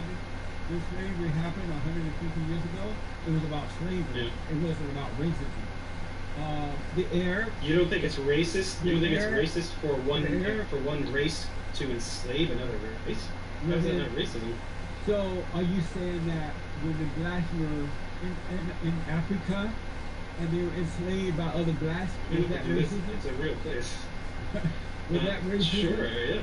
No, it wasn't. Blacks in Africa, mommy Africa, blacks were being used by the so-called rich blacks, the ones that were leading, and they were using blacks as money when they made deals. And at some point, the Arabs went to Africa. The Arabs went to Africa and captured, and in many cases, bought the blacks from the blacks in Africa, and they sold them around the country. And even in this country, there were black people who owned slaves. So it was. I don't know much about the history of Africa, but you can't say that white people owning black people is not racism. How is that not racism? It's a race of people that says another race is inferior to my race. So how is that not racism? There are blacks in this country who own other blacks as well as slaves. Are you saying they were racist too? I mean, I'm not sure if that's true or not. I can't imagine that that's true. It is true. But if it is, then racism. Well, look, I mean, then fine. Then it's a different kind of racism. But slavery is based on white people, of black people being inferior to white people. That's the basis for slavery. Dave, I just want to move forward. Are you saying that the blacks who own other blacks in this country during that time, were they racist as well? I don't really know. That doesn't really reflect on the how do you know institution of if slavery. white people? How do you know if white people were racist, but you don't know if black people were racist who were doing the same thing? Maybe there were white people who owned slaves that weren't racist, and that was the way it was done at the time. But slavery, the institution of slavery, which was endorsed by the United States of America, was a racist institution. There were people maybe that didn't agree with it, and maybe even still owned slaves, and maybe they weren't racist, and there were politicians that owned slaves that fought to overturn overturn slavery. So I mean, I'm not talking about every single individual. I'm talking about the institution of slavery. What could be more racist than slavery? The subjugation of a race of people. So Dave, are you saying that the blacks who own black slaves in this country, were they racist? Did you not hear what I just said? You didn't answer my question. I just answered your question. I did not answer my question. Just answer your question. I said that I'm not talking about an individual. I'm talking about the institution of slavery, which is when endorsed by the American government in that time, is a racist institution. I don't need to defend a singular person. Like what a single person believed or did has nothing to do with the institution of slavery and the laws of a nation. So are you saying, Dave, that the institution of black people who own other black people in America during that time was that racist? But yeah, the owning of black people, turning black people into property, is racism. So were those black people racist who owned other black people? Were those blacks racist as well? I don't know. Sure.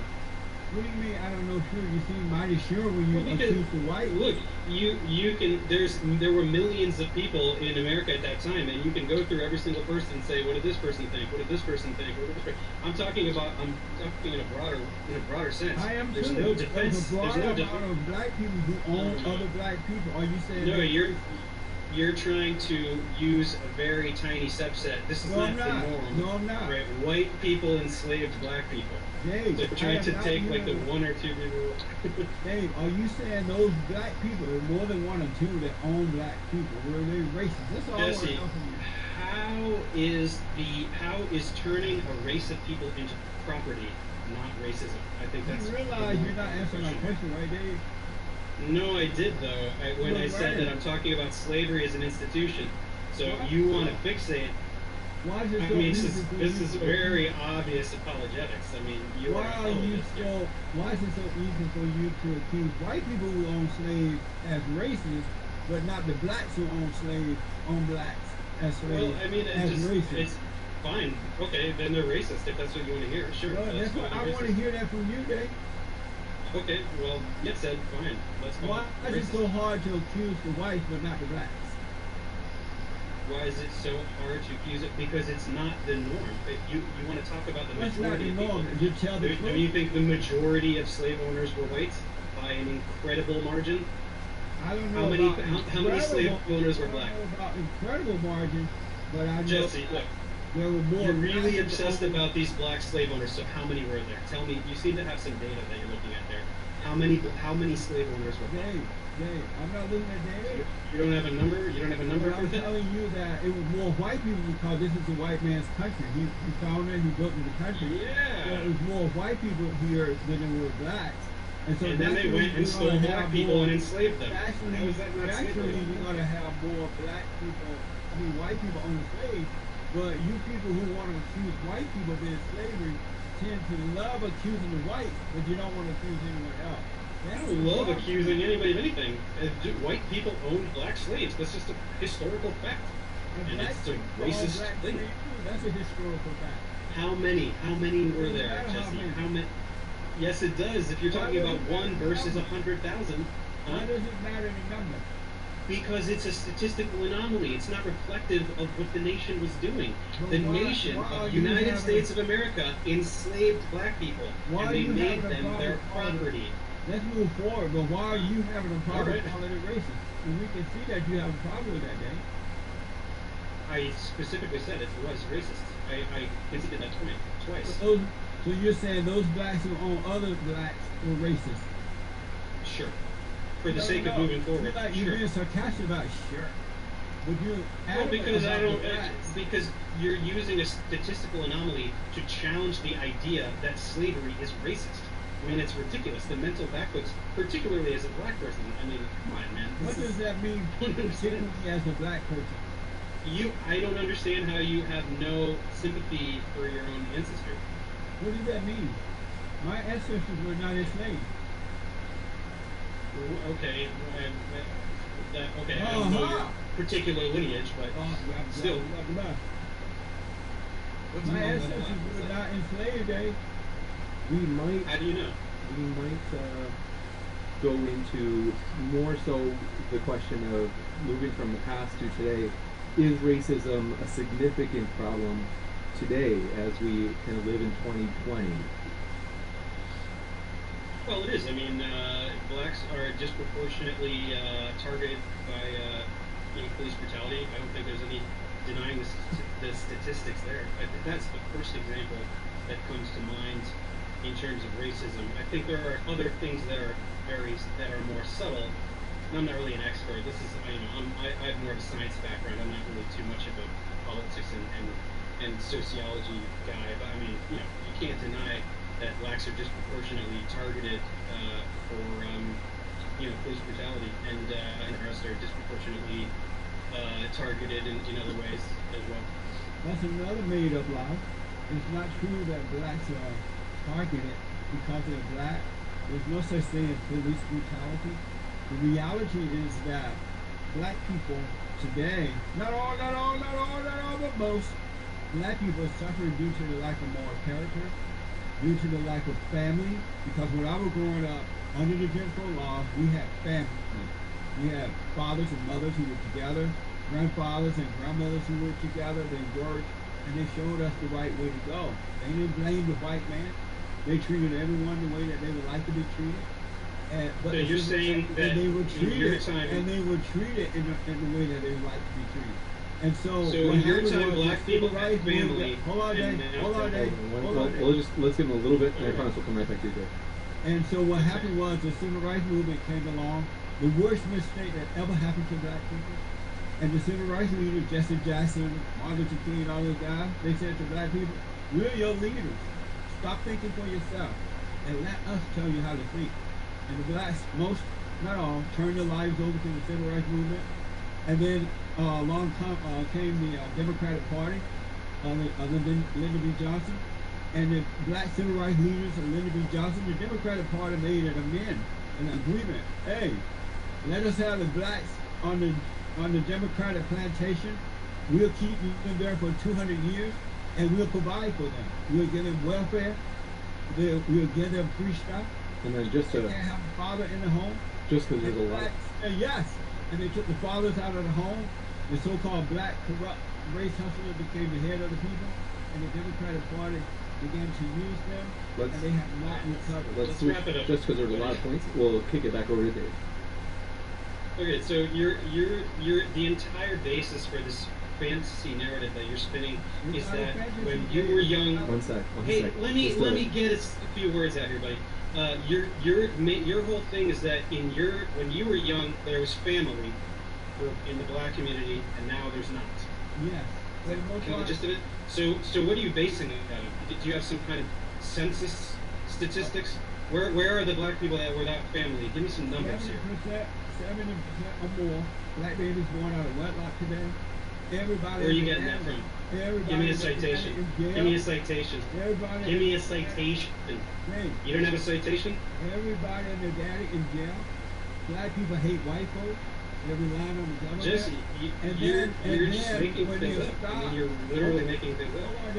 When they're stopped by the cops, they give the cops attitude. They call them racist.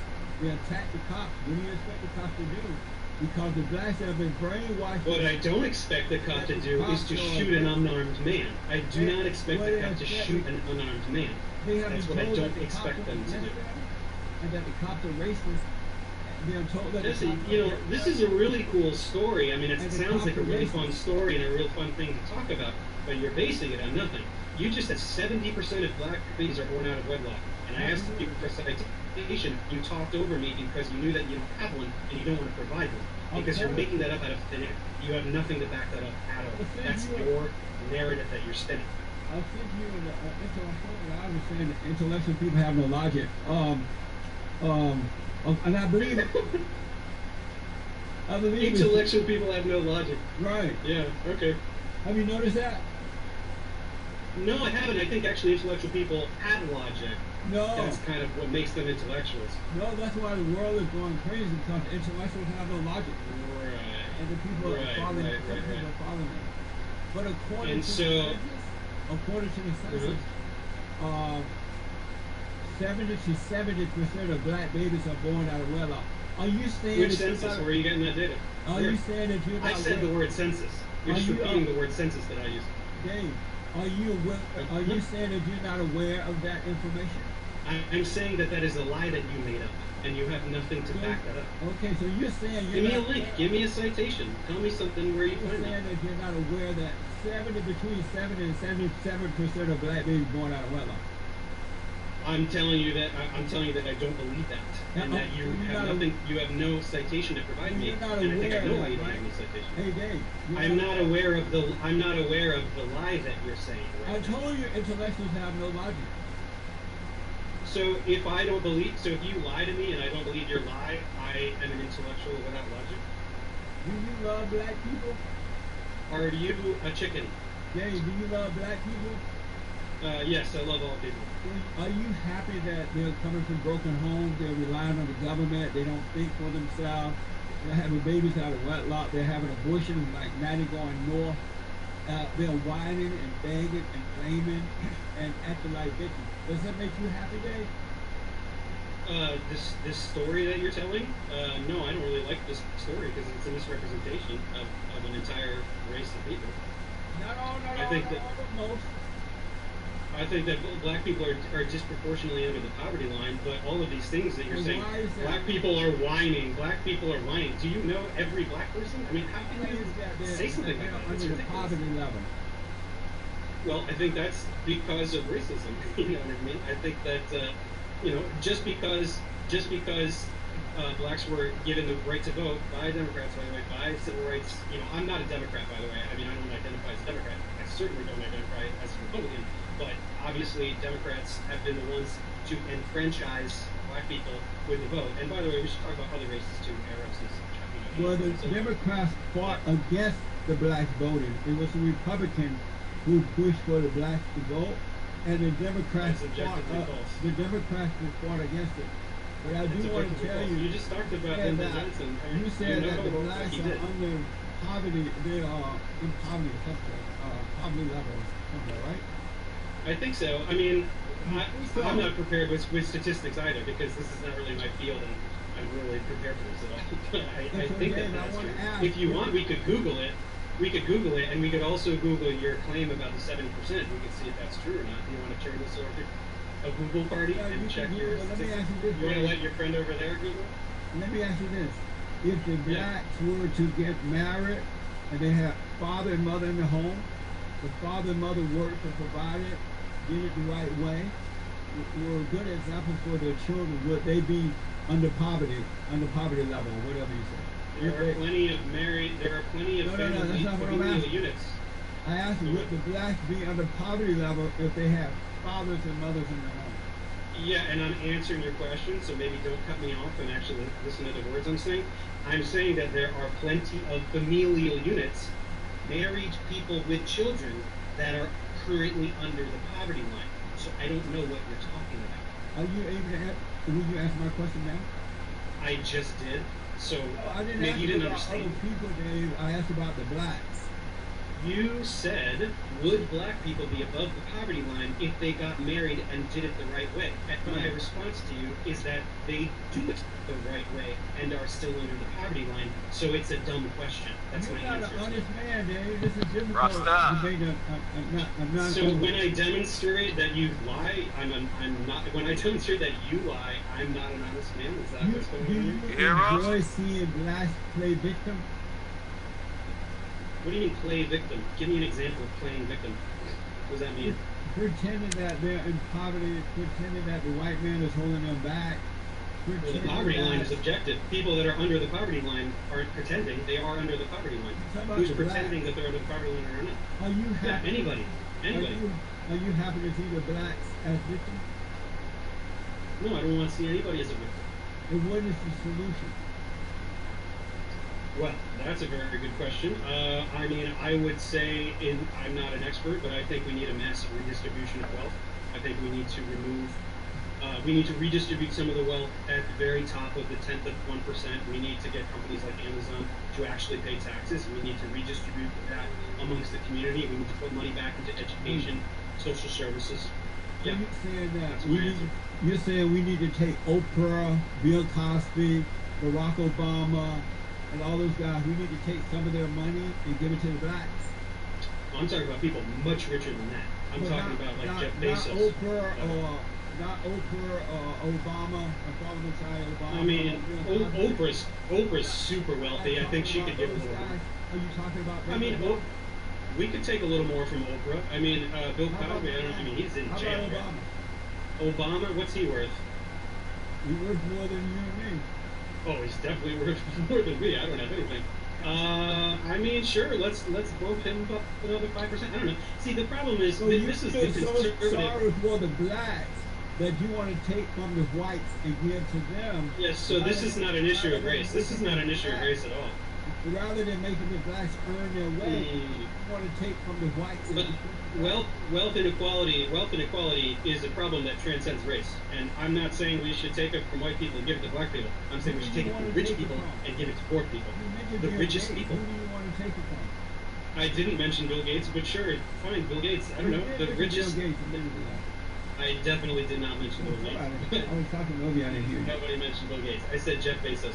Oh, yeah. I didn't mention race. Sorry about that, yeah. So I didn't mention race at all. You'd rather see Jeff give his money to the blacks rather than blacks earning their way. That's not what I said at all. That's not what I said at all. That's a question. Okay. Can I answer the question? Yes, sir. Okay, I'm going to answer the question. As I said, which I will reiterate again, I think that we need to get corporations such as Amazon to pay their fair share of taxes. Amazon currently pays 0 taxes. We need to actually collect taxes from these large multinational corporations, put them in federal funds, not just hand money to black people, right? We need to put them in federal, we need to be dispensing federal funds that go to education, public services, right? And perhaps disproportionately to the poorest areas.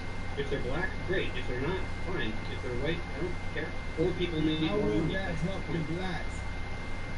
By putting money, more money into education. We're already doing that up the game, and they're getting worse and not getting better. In where? They're getting worse and they're not getting better. Did you say yin yang? Yeah, we're giving them more money. We're spending more money on education than any other country, and the blacks are getting worse rather than getting better. See, this is the problem with having a conversation with you. Did you just say that America spends more on education than any other country? Absolutely. So that's wrong. per capita, that's objectively wrong. So you can, this is the problem, like, you're just throwing out anything you want to support your narrative, and you have no facts to back it up. You're objectively wrong. We do not spend more per capita than any other nation. Tonight, make sure you Google all this, all right? You'll see. How about you Google it, and how about the viewers Google it? No, you don't, because you cannot provide me a source for anything you're saying. Why not, to know you're lying. Why not encourage family for the blacks? Why not say, hey, black people, get married, earn your way, save your money, invest. What does that have to do with anything we just talked about? Why do you? Black people can get married if they want to, not get married if they want to. Hold on, just to hear one at a time. Would you encourage that for your family day, or would you encourage them to get up and earn? Encourage what? The white man give more money into the schools and all that, so your family can make it, or would you encourage family for your own personal family? Those are not even remotely related. I'm encouraging the United States government to collect taxes from large multinational corporations and divest them into education and other social services. It's not a race issue at all. It's not a family issue at all. Would you encourage? Yeah, you're asking me a nonsensical question. Would you encourage your family to get married and do it the right way, or would you encourage them to wait for handouts? Okay, hang on. Let's take a little aside here. Why is getting married the right way? What does that mean? What are you talking about? Because when all your little studies have proven that when kids are raised by two parents in the home, they do better in life. Why do they have to be married? Because it's the right way. It's the right thing to do. Are you an atheist, Dave? Are you an atheist? Yeah. I'll rest my case. What case? You don't have a case. You can't rest a case that doesn't exist. Why is getting married better than just living together? Why do two people have to be married? So being an atheist, does that mean you don't believe in God? There's a God? That's exactly what that word means, yes. So where do you get your... So you don't, Dave, you don't believe there is a God? Yes, I do not possess a belief in a God. Correct. And do you believe there is one? You just don't believe in him? Or you don't believe he exists? You just asked me if I believe there is one, but I don't believe in him? Is that what you just asked me? No, I didn't hear you clearly. Are you saying you don't believe there is a God? I don't think that it can be stated any clearer. I said I do not possess a belief in any God. I cannot break it down more simply. But a belief is different than believing that it exists. You just don't believe in him, but you do believe there is a God. Am I understanding this right? No, you definitely are not understanding correctly. I do not believe that a God exists. Oh, I see. And so where do you get your moral values from? I have consciousness. Where do you get that from? My brain. Oh, amazing. I told you the intellectual one has no logic. Yeah, but you can kind of just say that to anybody that doesn't agree with you and you have no retort. So that's not really much of a thing to say. But look at the intellectual days. They're as dumb as a doorknob. If you have an issue, they'll take you to a psychiatrist and they'll give you medication rather than show you how to overcome your problem. If you're a little child with a lot of energy, boys, they'll give you medication and dumb down the energy rather than showing you how to overcome the problem. Tell me that's not...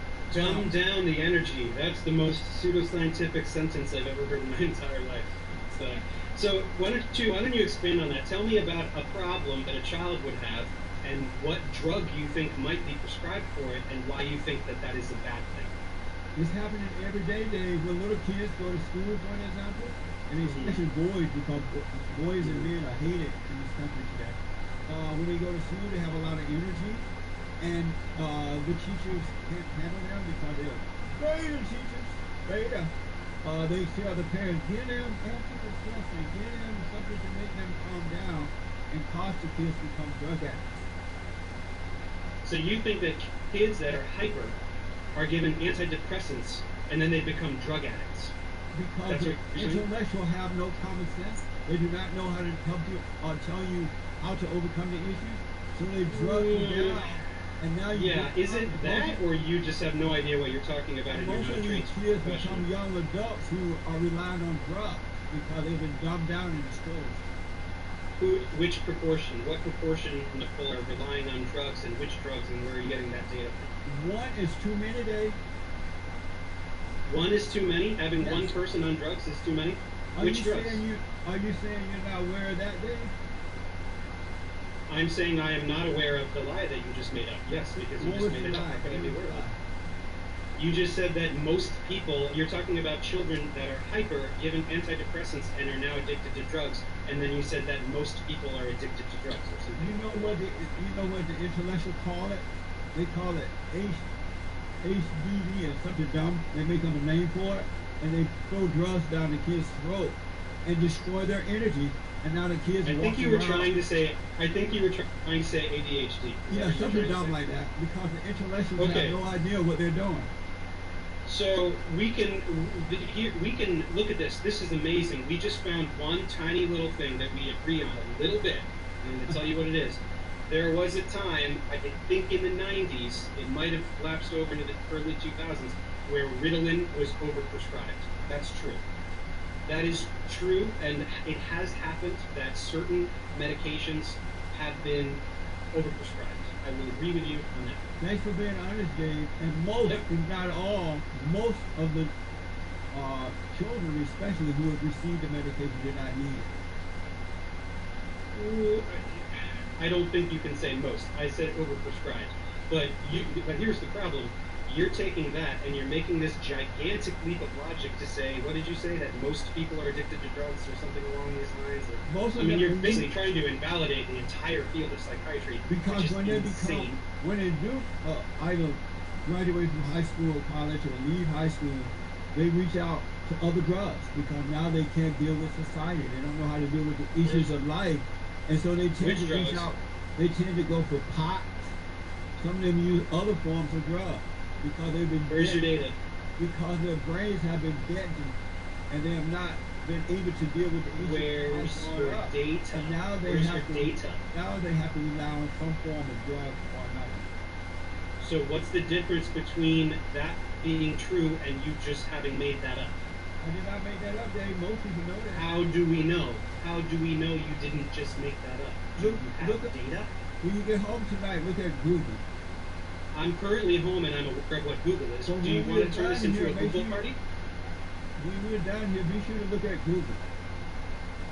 Yeah, I've seen Google, and I know that there's information on it. Do you want to do that now and check up on what you're saying and find some data? Well, that's up to the host. This might be a point at which we could switch into one thing we hadn't talked about. But Jesse, I know that you had mentioned that as a country, the United States hates men or boys. And so I'll let you put it in your own words so I don't accidentally misrepresent you. But that's something that, Dave, you look like you maybe didn't agree with. So that's maybe something we could talk about. Okay. If, Yeah, we can change. Yeah, no problem. Jesse, I'll give you a chance just in case I didn't state that correctly, if you want to explain what you mean by that. Men and boys are the most hated species on this side of heaven. And the reason for it is because men represent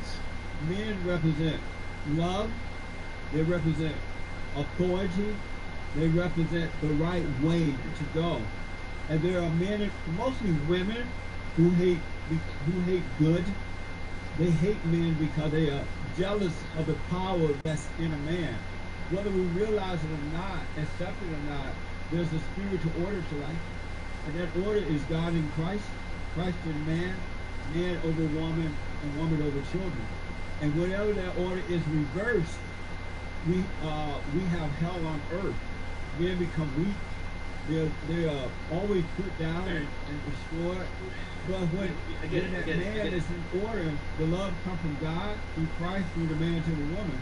Because women don't have love to give, they receive love, but they don't have it to give.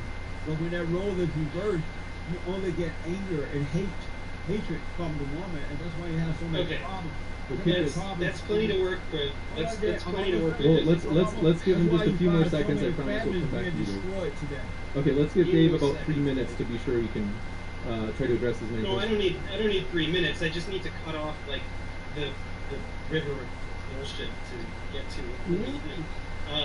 So first of all, the idea that you would say women have no love to give is insane. Maternity, motherhood, women are women represent love, so that's ridiculous. Number two, you Where said do women get love from? hang on. I think we'll This give is going to maybe go into what just you're a minute asking. or This so. is going to go into what you're asking. You said whether we like it or not, Christ, man, women, blah, blah, blah. You said whether we like it or not. No, not whether we like it or not. That's your religion, and I don't like it, and I don't follow it, and I don't buy it. And a secular society doesn't need to buy it because women don't want to be subservient to men, nor should be treated equally. So I don't really care what you think about your God and Jesus and all of these other things that you're saying. That doesn't affect me. And our country isn't run that way or structured that way, nor should it be. We have separation of church and state. So your beliefs, Not as true. entitled to them as you are, do not affect me or the larger structure of society. So Dave, this love that you claim women have, where do they get it from? From themselves. What do you mean? Why does it have to be external? What are you talking about? Where do they get it from, Dave, and how do they get it from themselves? Inside of their brains. Inside of their brains. That's where emotions happen, in here. Did you know that? So they have love in the brain? Yeah. That's amazing. It is, isn't it? Yeah, you should study some neuropsychology. Do you know about neurotransmitters? There's Women this don't one have called love, oxytocin. Dave, women don't have love. Well, okay, you want to back that up with something? You want to get I into just told you. science? I don't think that you do, though. The love comes from the husband to the wife, and from the wife to the children.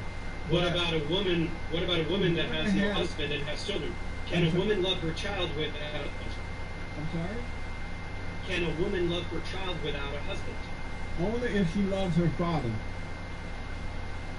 Can a woman without a father or a husband love a child? Only if they have overcome their anger. Can a woman that has no anger and has no father and has no husband love a child? If she has no anger, that means she loved what's right, and that love would come down through her as well. But if she has You're anger, grasping at straws, buddy. if she has anger, she has no love. It's impossible. Well, that's pretty dumb because you can be angry and love somebody. So That's that not true, is a Dave. literally meaningless statement. That's not It's a true. meaningless statement. Dave, You can't like be angry, like you can't like have a kid and love your kid and somebody punches you in the street and you're like, oh, I'm angry at that person. Whoops, that's a really dumb thing to say. I don't know what Hey Dave, we're not talking about self-defense. We're talking about in families. There is no love. It comes from the man. And if the woman is not getting it from the man, she's very angry and out of control. Do I really need to repeat And those questions I asked you before? And Dave, and to make herself feel better, she tried to make the world rotate around her, control the men, control the children. And You're everybody goes implying nuts. that a single woman cannot love her child. The logical ramification of what you're saying is that a single woman cannot love her child, and that's dumb. It's a dumb thing to say. Women love their children inherently, innately, instinctively, in their brains. That phony love, that emotional love that you think that women have, that they do have, comes from anger. It doesn't come from love. It comes from anger. That's not real love. That's why it's so destructive. If you want to, I don't really feel like entering your fantasy land. If that's where you want to be, you be there. But I'm going to be in a reality where women love their children innately. That's a fact. So if So, women I don't love, know what to tell you. why do the children end up so screwed up? Which children? All children end up screwed up. They end up mentally ill, emotionally destroyed. Men become subject to the women, and the women destroy them. The kids grow up with the same anger that their mothers have. And Which children are you talking about? they end up on drugs and alcohol and sex before marriage, and women men end up living with women, and the women control them and destroy them. And then, Can I clarify? You're saying that all children are addicted to drugs and all of this. What are you talking about? No. But most. Okay. But let me ask you this. Most children are addicted to drugs. That's what you're saying. Most, not all. Do I even need to ask you for a citation? Everybody listening knows that you're being ridiculous. Children who become adults, most of them are addicted to drugs. Children that become In one adults, form you or mean another. Whether legal medication or illegal drugs. One of the way they are. But let me ask you this, Dave. If mothers have love, why is it that when the children become adults, they'll follow their children to West Hell to try and control them. Why don't they let the kids go if they had love? So, who are you talking about? Mothers who you say have love, right? Once their kids Who are become those? adults, once their kids become adults, why do they follow their kids around and try to control them? I mean, kids, like, rather than are you letting talking them- about? Are you talking about a movie you saw, or like a book you read, or like I just don't know what the hell you're talking about. Like, what are you talking about? Where Which do you- women? Who are they? Are you Who living in are you talking about? California? Where do you live, babe? I live in North Hollywood, California. Yeah. Oh, I rest my case. What case? You don't have a case? I rest my What case. case? Beta. What case? Beta. Jesse, you just said that that mothers follow their children around, right? Who are you talking about? Be specific. Name them. List them. Give me a source. All these Who are you mothers- talking about that's not a figment of your imagination? All these mothers that you claim to have love, they follow their grown adult children around. They get involved with their kids' marriages. They try to tell adult. They're not kids anymore. They're adults. But the mothers still try to control them. Is that love, David? So today, that every love? mother on earth is following their adult child. Is that what you're saying? Every mother. So who? But most, Dave. So who? But most. Where? Where are they? Where can I find these mothers? Where do they live? What are they doing? Now, Dave. My mother lives in Connecticut. Thank God, huh? No wonder you live in West Hollywood. Yeah. Why do I live in North I Hollywood? said, Because no this wonder is you where live I in live. West Hollywood. I live in North Hollywood. Oh. What's your implication there? Hold on. Are you going to turn into a homophobe on me here? What are you doing there? No implication, just lying about where you live to make a non-existent point. So actually, this is great. I'm glad you brought up my mom because my mom lives 3 time zones away, and she is not over here ever. So why isn't my mom doing it? Did you just say that all women with adult children are following the children? You report to Mama. She may not be living in North Hollywood with you, but Mama. No, not really. Oh So, yeah. I don't really know what to tell you. What do you Oh mean not yeah, really? you know my life better than I do, don't you? Yeah, cause you're a beta male. You're addicted to Mama. What's that? What's beta? What's that? You don't know? You never heard of a beta male? No, what is it? Have you heard of the fallen Messiah? No, what? Jesus? No, Barack Obama. I know who Barack Obama is. Yes. No. So anyone who has heard of Barack Obama is a beta male? Oh, have you heard of So his? all people are beta males? Have you heard of his Big Mama wife? Big Mama? Yeah, Michelle.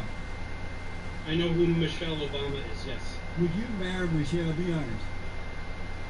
Would I marry her? Well, Yeah. first of all, I'm already married, so that poses a problem. Let's say you were not married. You're walking down the road. You look for a wife. Michelle came up. Would you marry her? Well, how old is she? She's a bit older than I am. I rest my case. Big Mama. So a beta is anyone who would not marry Michelle Obama? Or is it anyone who would marry Michelle Obama? You saw how Big Mama controlled Barack Obama while in the White House. Barack Obama went around the country bowing down to our enemies and apologizing for America being so great. And he's bowing down to our enemies while doing record level drone strikes. He was You have kissing. no clue what you're talking about. He was kissing boots.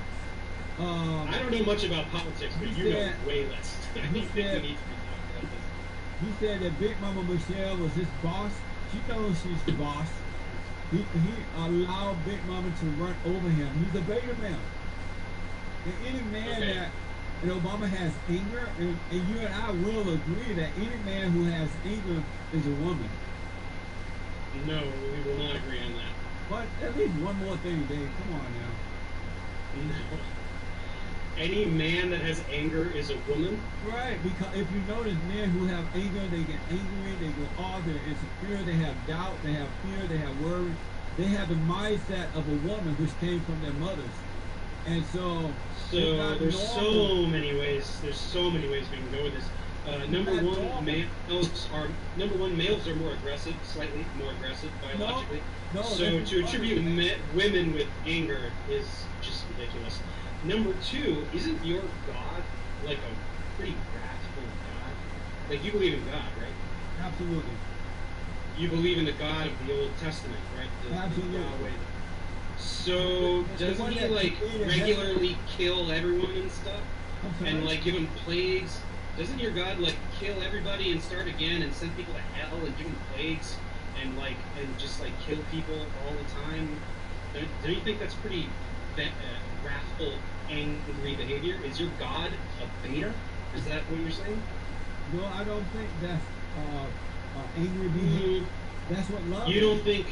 You don't think wrath and killing everybody in fire is anger?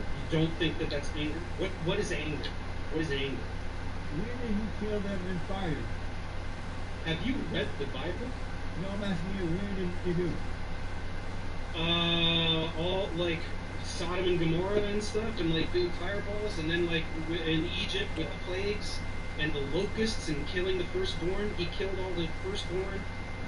I mean, he kills a ton, and he's a really angry, nasty God.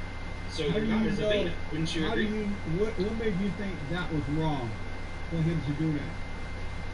No, I'm not saying it's right or wrong. I don't believe that any of it happened. So I don't really care. But I'm saying that it's you don't believe that it happened. No, definitely do not believe that. Well, why are you complaining? You do, so I'm asking you. Why are you complaining about something that you don't believe happened? Because I'm analyzing your belief system. You're saying that men who are angry are women, and your God that you believe in is pretty angry. What does so that you believe in a beta? Let's go back to any man that has anger is a woman. It's not natural. We haven't left it. We're still here. It's not natural, Dave, for a man to have anger. It's pretty natural, actually. Emotions are pretty natural.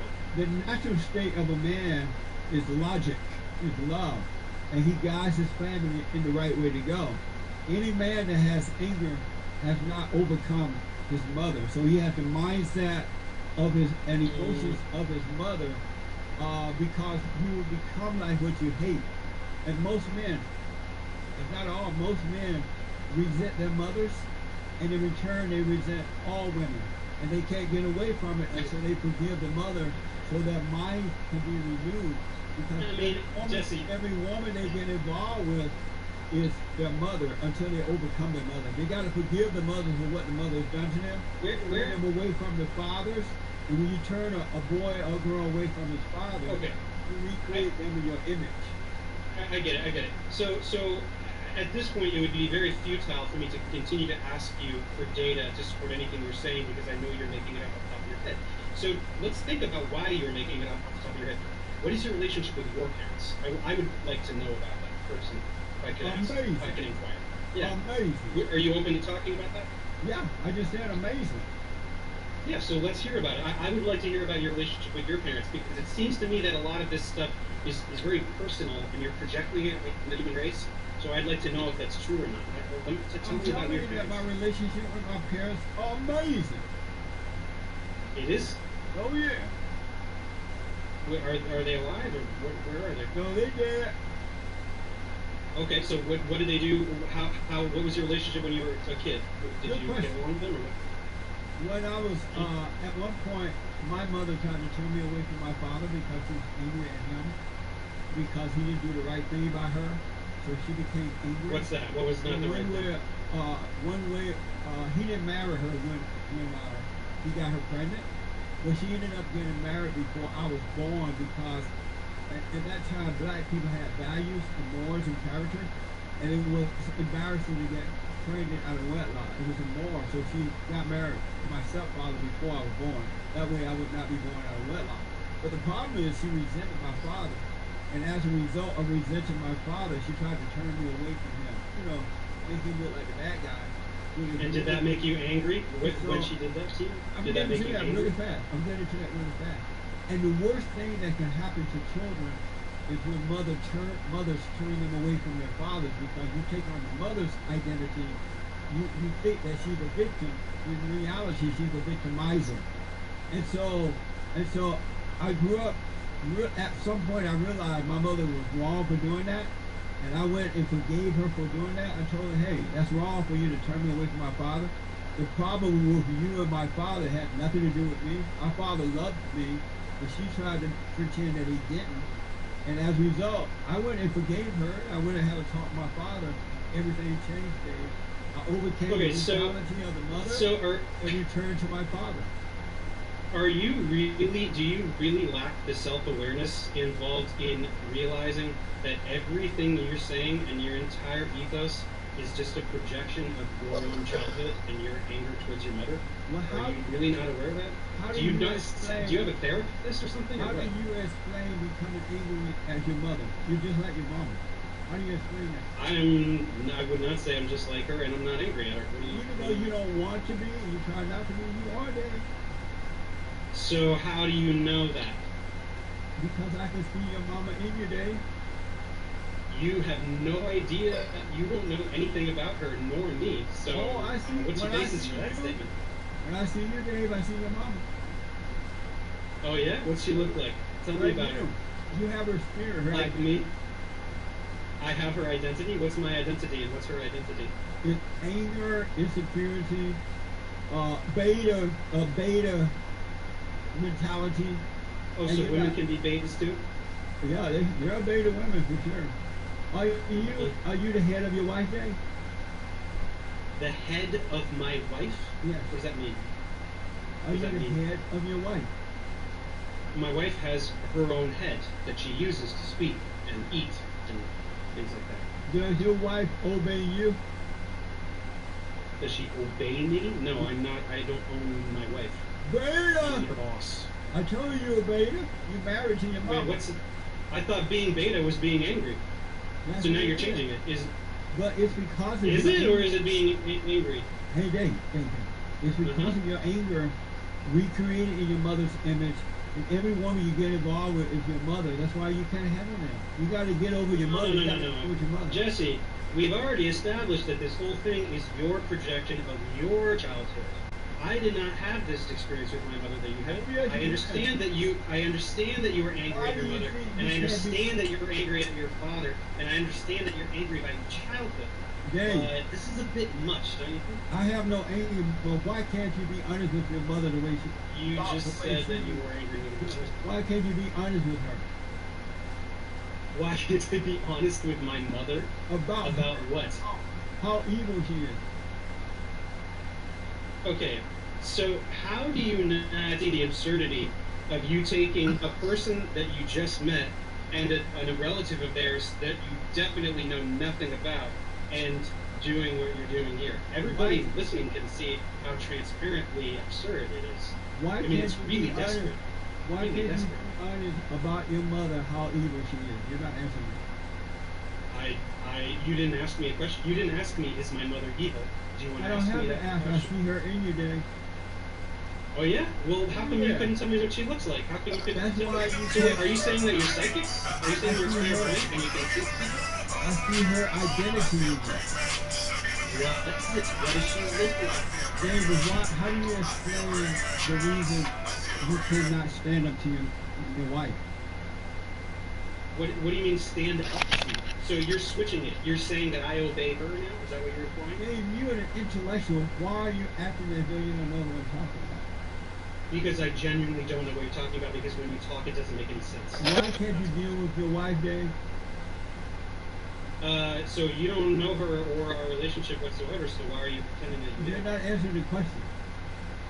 No, but you're asking nonsensical questions that Why can't you deal with your wife, Dave? Give me an example of something that happens between us that you think merits that question. You said that your wife does not. You are not the head of your wife. But that's because you're a beta. Why is it that you believe that you're not the head of your wife? Why can't you deal with your wife? I want to give Dave a chance to respond. But I do want to mention there's one more topic, a short topic I was hoping to bring up before Q&A. I'll give you a chance to respond, Dave, but then I want to quick jump into this topic.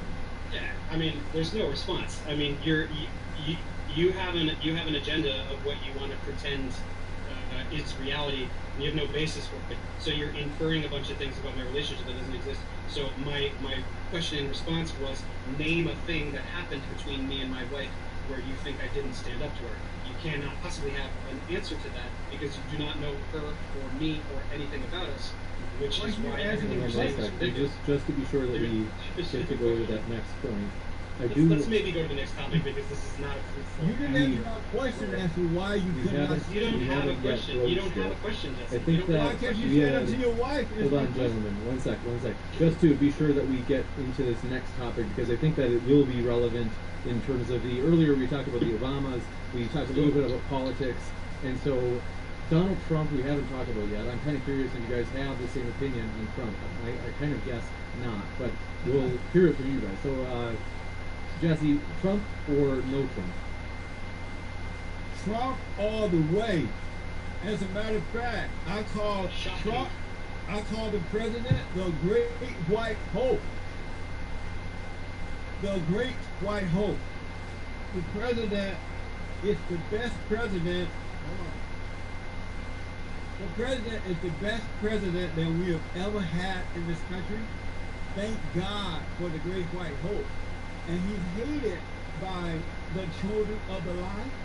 And the children of the lie are the liberal media, the Democratic Party, and now the Trumpers, the right-o Republicans.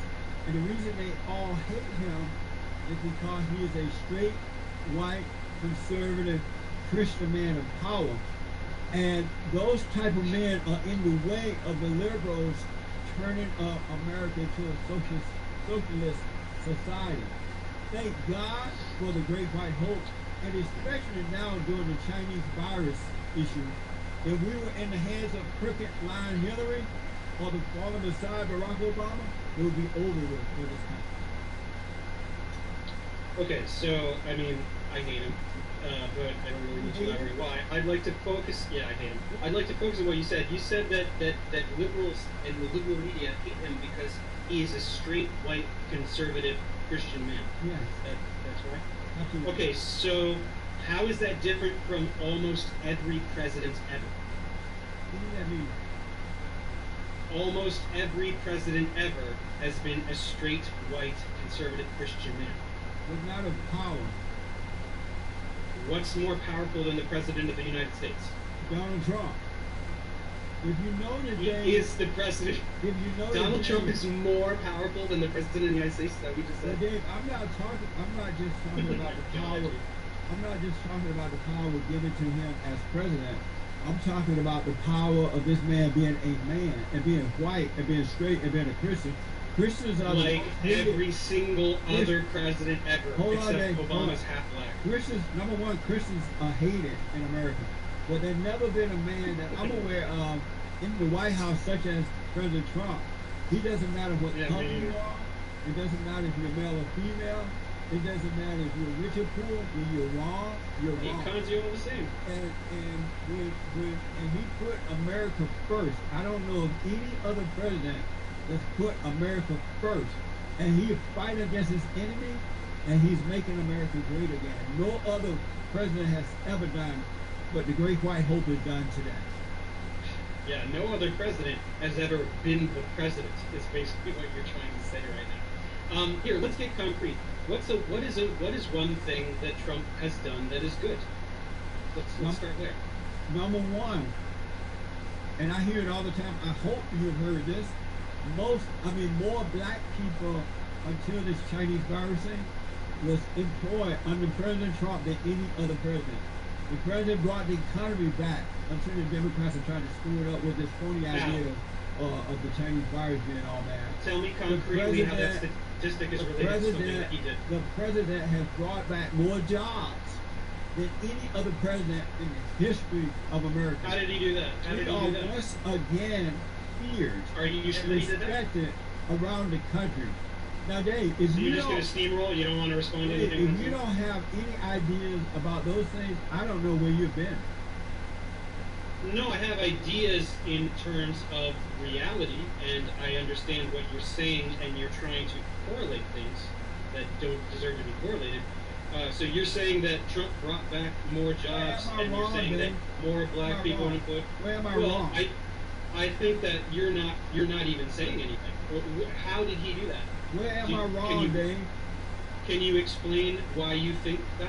Why do you think that Trump brought back more jobs? Can you offer any clarity to that statement? Or is it just part of your narrative? If you're not aware of those things, there's nothing I can do to make you see that it's true. Are you sure that there's nothing you could do? You could do anything whatsoever to explain it. You could do anything at all to explain it. Because it's probably not true. Can I tell you why not? Yes, you can. Because you said you hate the man. And a human being who has hatred in his or her heart cannot be convinced of the truth. So you just have to let No, I can. die. You just have to Well, you could try. You hate the man. You could try. It doesn't matter what he does, you still gonna hate him. No, I think that he's a terrible president because of what he does and says and is. What's your reason? Yeah. Him? I think that he is a disgusting, narcissistic, ignorant, extremely unintelligent buffoon that has turned America into the laughing stock of the world. And so everything he says is dumb. Everything he says is wrong. To hate him? The things that I just said. Are you hated for the things you do that you believe that others believe are wrong? Are you hated for that? Am I? What are you asking? Do people hate you when they don't agree with you? No, it's not a disagreement. It's actions. It's the things that he does. Then you need to come into our world. You're in the wrong. You need to come out of hell into heaven. I'm not in hell. Yes, you're in hell. Anyone who has anger is in hell. It's fine here. I'm pretty good. No, you're not, Dave. Okay, you're not. You're in hell. You're in hell. Yes, you are. Yes, you are. Are you in hell? Are you in hell, Jesse? Come on. Are you? Are you in hell? Yeah, you're in hell, aren't you? Dave, you don't have a. Are you in hell, Jesse? Are you in hell? Dave, are you in hell? Why would you answer my question? I told you you're a beta male. You're just turning it back around. No, I don't have hatred in my heart. You hate the president. Yeah, for his actions. I don't like possess hatred. You don't know anything about my mom. And by the way, that was really classic. I mean, it was not even a good. It was not even a good way that you started out. That you can't even respond to what I'm saying here. Are you able to think of anything that the Great White Hope has done in nearly 4 years that is good for the country? I can't think of it. You can't think of one thing. No, and I don't really keep up on politics as much as other things like science, but I mean, I can't think of one. And I think his handling of Hope has been disastrous, and he is directly responsible. I mean, give me a break. This guy talks. He tells people that they should inject bleach and stuff. That's a lie. He goes on the news. That's a lie. No, it's not. Dave, you He's just talking about lied. hydroxyquinone. No, I didn't. Satan is your daddy. My dad's name is Victoria. Victoria Satan. Okay. So you just lied, man, with no shame. No, I didn't. Yes, you did. Do You you lied wanna, like, pull when up you the said the clip? president told someone to inject that into their arm. He never said that. He said that these detergents or something had remarkable qualities, and we should figure something out with that, like maybe, I don't know, injecting it. That's almost verbatim what he said. It's almost verbatim. It's almost verbatim what he said. Dave, you want to pull up the transcript? Do you want to pull up the transcript? Do you want to pull up the transcript? Because and I told you. You have a computer right there. You hate the straight, white, conservative, Christian man of power because you're not able to turn the country into a total socialist society. And the poor straight white conservative Christian. The poor straight white conservative Christian. You are hating him because he's in the way. And so it doesn't matter what I say about him. I'm straight and white. I'm enjoying tons of privilege too. It doesn't matter what he does, you're still gonna hate him. Well, no, if he became a decent person, I wouldn't hate him any longer. I just don't think he has it in him. That's amazing. There's a man who do not believe that God exists. I rest my case. You don't have a case, but sure, rest it. Might want to go into Q&A now just to try to get through as many questions as we can and hopefully wrap up in a quick bit. But Ben Riley, thanks for your super chat. He said, would you please moderate a debate between Vosh and Daniel from Hardlands Media? Well, I will ask Vosh. Great idea. Steven Steen, thanks for your super chat. And Kalub, thanks for your super chat, who said, Dave gets all his info from CNN. Dave, if you want to respond to that, you of course can. I don't watch CNN. I don't really watch news. I don't. Like I said, I'm a science-minded person. I'm not passionate about politics. But I mean, did you support Bernie or allied Clinton Hillary? Let me just finish what I was saying there. When I comment on what Trump says and does, I'm not taking anything. I'm commenting on video footage that I saw. Doesn't matter where, Twitter, Facebook, whatever, of him talking. So he says things. I mean, unless this is a deep fake where somebody's making up a hologram of Trump saying things he didn't say, I'm pretty sure when I see a clip of him saying something, he said those things. And I'm commenting on the things he said. So I'm not, I'm not very politically minded. I'm not a Democrat. I'm definitely not a Republican.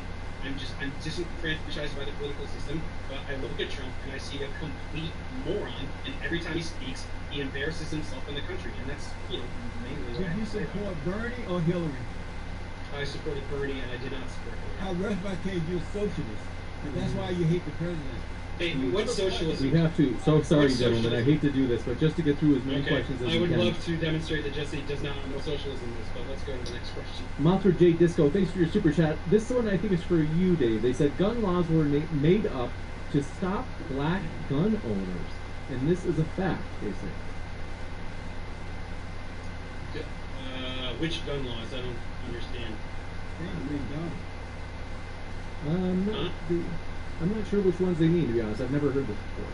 I mean, look, I'm not an expert on gun law, so I don't know. Hey, Dave, I want to ask, did the president, the Great White Hope, did he cut tax and regulations? Taxes and regulations? Okay, I will concede that I do benefit from the slight lowering of business tax rate. And did he cut regulations as well that would allow businesses, small businesses and others to start opening up without so many restrictions? Did he do that? I'm not aware of that being the case. And right now, it's small so businesses easy are for being you to play dumb. Just to try to get through. Well, I mean, I don't know things that I don't know. I'm a science person. I don't know much about politics or economics, so I would rather not go beyond. I'm not going to say something that, unlike you, I'm not going to make up a narrative off the top of my head and just believe it. I need facts, right? I need sources. I need citations. I need data. Well, when you get back to West Hollywood, to West Hollywood, look at Google. North Hollywood. I mean North Hollywood. Sorry, North Hollywood.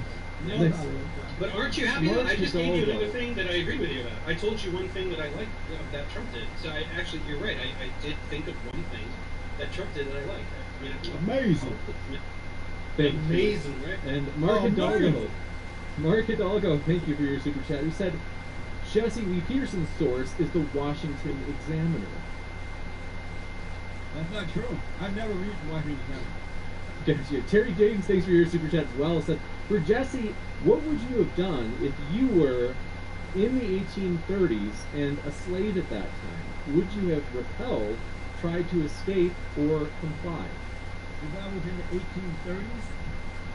And a slave at that time. That's a dumb question. I wasn't in the 1830s. I have no idea what I would have done. I would have to be there in order to know what I would have done. I wasn't there, so I have no idea. Gotcha. Steve, thanks for your super chat, says, James's shoulder pads are lesbian. Okay, gotcha.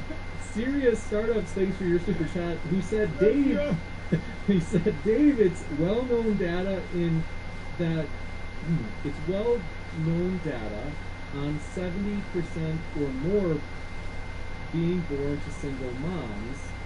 Black baby. Okay, and then said, let's Google it, I just did. Alright, what's the citation? Gotcha. I was asking Jesse to offer the citation. If he had offered one, then that'd be something. Let's see. I think we can go and count how many times Jesse made unsubstantiated claims in this entire discussion, and it would be through the roof. And I would bet my life savings that they can't verify my data. Well, we do have a super chat relevant. We have one that's relevant. I heard my interruption, but Excalibur, thanks for your super chat. He said 77% of blacks were born out of wedlock in 2015.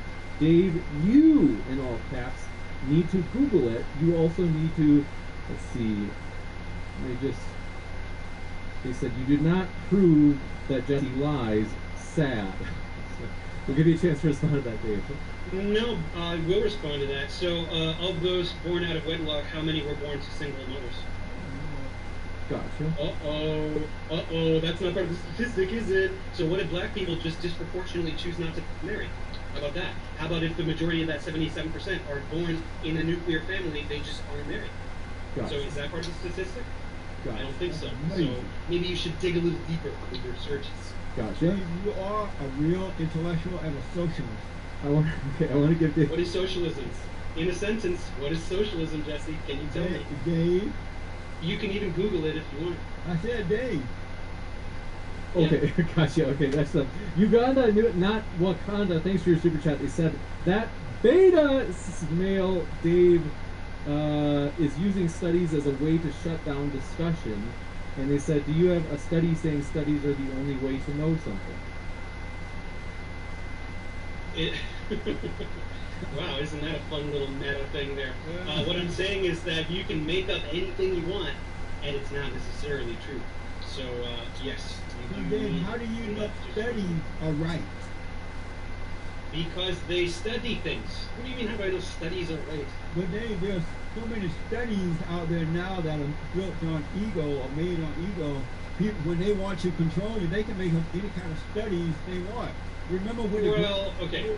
Number one, that's not completely true. But number two, yes, if you find one study that supports what you're saying, that's only one piece of evidence. You should find a lot of evidence. You should look at many studies. So I agree that finding one study does not necessarily corroborate what you're saying. But if you have 0 studies, then what's the difference between making it up off the top of your head? Remember when the president first... I can make up anything I want and say anything I want. Remember when the president first ran for president and all the studies, especially from the liberal socialist people, were saying that the president's going to lose, Hillary Clinton's going to win, he's out of there. Those are polls. Those are polls. So they were making up these studies and polls and things. Polls that are attempting to predict the future is not the same as studies that report actual data.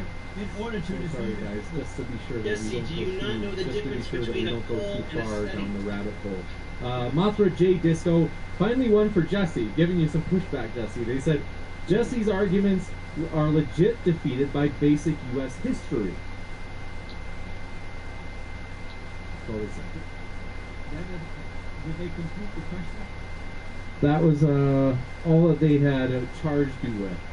Well, one thing I can say to that that statement is, or question or whatever, is that history today is not true history, because there's a false history out there that says that under the Jim Crow law, black people were doing awful. It was worse than slavery. That wasn't true. I grew up under the Jim Crow laws. My family bought land. They educated themselves. They had families. They got married. They taught their children how to work and take care of themselves. None of the children grew up on drugs and alcohol and out of it in their minds, because they relied on their families and what was right. But the history gives you the impression, which is a false impression, that black people were controlled by Jim Crow laws and were worse than slavery, and black couldn't move around, which is absolutely not true. So segregation isn't real? Are you saying that segregation isn't real? Or was not real? Yes, segregation did happen, but it did not hurt the blacks personally, because rather than not having access to schools and... I gotta give Jesse the last word on this one, just because the super chats are in. They bought their own land, they created their own life, they were blaming it. Gotcha. Nature Boy Alfie, thanks for your super chat. And this is one thing I'm going to try to do. If I haven't done it consistently, forgive me. There's a lot's flying through my mind right now. Everything's moving fast. I'm going to try to let the person who the super chat was aimed at have the last word. Nature Boy Alfie, thanks for your super chat. This one, Dave, you might be able to. Maybe there's a chance where we could ask if you would grant any of Jesse's idea or position. Nature Boy Alfie says in all caps, ask Dave if he has forgiven his mama. Yeah, see, so this is very transparent. I mean, you guys, Jesse, whoever the person is that you're talking about, need for me so badly to be wrong but you are unable to deconstruct anything that I say, so you have to make things up about my mother and this kind of stuff. You have no idea who she is, you don't know anything about her, our relationship, so it's not a legitimate question. I mean, why? It's very transparent that you just are so triggered by what I'm saying that you have to invent something about me to take me down a notch, but it doesn't work. Just to get, I don't know anything about her, so. Just to get deeper, that's what we'll go next one. Hey, thanks for your super chat. Said great stream. You've got a critic here too. They said Dave's a bit sassy and arrogant. Yeah, well, sure. Next up, So Beckel, thanks for your super chat. Said Jesse, say out loud, Beta. Beta, man. Agent Black, thanks for your. Agent Black says, great debate. That's all credit to the speakers. Thanks so much. Mike Young, thanks for your super chat. Let's see. A lot of these are kind of more just attacks. I don't want to be too hard on either person. Wakanda, thanks for your super chat. Said Dave has. Let's see. They said Dave thinks that morality comes from him knowing pointless theories and having the right quote opinion instead of his own character. Well, okay, so I don't know what pointless theories you're referring to. That sounds like a pretty science-illiterate statement, but I don't believe in God, yet I am moral, so I don't really know what to tell you. If you're a moral man, how can you hate the president? Moral people don't hate. Why is it immoral to hate? Why is a sentiment because immoral? it's of your father. Satan is your dad, and there's no love and hate. Okay, so do you want to actually have a conversation, or do you want to just make up ridiculous statements? So you think your dad and Satan have love? Did you have to give Dave the last My dad and Satan have love? No, your daddy and Satan. You think there's love in him? So do you want to talk about morality, or do you want to make up things about Satan and my father? Do you want to talk about morality? Ask your father, not Satan and your father. Satan is your daddy. So you want me to ask my father if he exists? Whether you know it or not, you either serve God or you serve Satan. You're not on your own. Whether you know it or not, God isn't real. How about that? I can just say that too. There's nothing substantial about what you're saying. You're just taking your religious beliefs and you're putting it on me. I can do the same. God isn't real. I can state that as a fact if I want. I don't do that because I'm not a ridiculous person. But I can tell you, God doesn't exist whether you like it or not. And just let you simmer in I believe that you believe that Satan is your daddy, so you can't believe in but one God, and Satan is yours. Okay, so, but none of that's real. Remember what I just said? And my reality? Real. So my reality is real. So, but the problem for you, is that myself and many, many thousands of other people are not religious and yet are moral. Morality does not come from religion, period. There's no two ways about it. I wish we could keep going on this one, but we do have another one. Uganda, not Wakanda, thanks for your super chat. He said, Dave, if women give love, why do they hate needy guys? Mothers are overbearing because of the ego. Egoless love comes from men. Dave. Good point. Sorry, give me that one. Can I get that one more time? You bet. It's a mouthful. They said, Dave, if women give love, why do they hate needy guys? Like needy or clingy. And they said, mothers are overbearing because of the ego. Egoless love comes from men, Dave. Well, okay, I would not agree that egoless love comes from men. I would maybe agree that women are not that wild about needy guys. But I don't know, I think that's probably like a biological thing. I think that perhaps it's just part of our evolutionary ancestry that there's some thread in the lizard brain that just, a man is, originally, thousands of years ago, was the provider and was the hunter and was such and such. Now, evolutionary psychology is very complicated, and sexuality is all evolutionary psychology. And so, yeah, I mean, I'm not an expert in that, but I think it has something to do with that. But the egoless love thing, I mean, I don't understand what they're talking about with that. Dave, what is a man? A man is an adult human with an X and Y chromosome, one of each, and male external genitalia. That's what a man is. Are men and women the same? We've got, and after this one, we've got another one. We're not the same. Okay, thanks so much. Kate, thanks for your super chat, who said, single mothers, quote, brain love raises criminals. I think that's going back to the fatherless statistic that came up earlier. Who is that directed toward? To me? Yes, I think. Okay. Gotcha. So that sounds like a really fun story, but to that I would say, data! Gotcha, thank you very much. Tioga. Can I ask Dave one quick question? Sure. Yeah. Dave, earlier you said that you implied that there's a difference between born out of wedlock and single mothers. What is the difference? The difference is that there would be two parents. You said that. Is that a real question?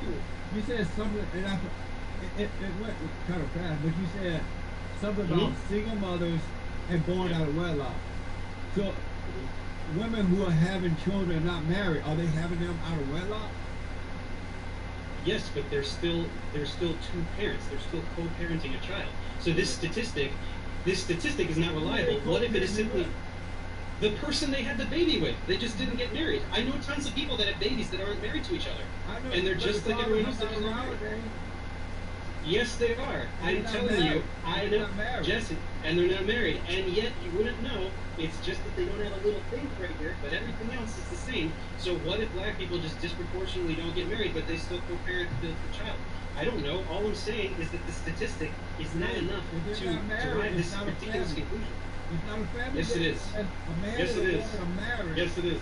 A man and woman that have a child together and all live together are a family. A man and a man. We can say all the other stuff too. That's a bastard Nope. out of wedlock. Nope. Well, I don't know what this word is. Who cares about that? A man and a woman and other stuff that have a child together and all live together are a family, period. So I don't know what the hell you're talking about. They must be married. No, you're wrong. Gotcha. Well, I'm gonna we'll go to the next one. Tioga, thanks for your super chat. He said the only beta here is James, obviously. She's sassy, that's why we like her.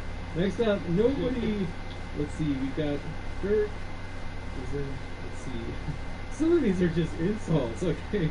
A lot of these are just insults. Next up, William Perry. I don't know which way he's directing it, but they say, this is my nightmare.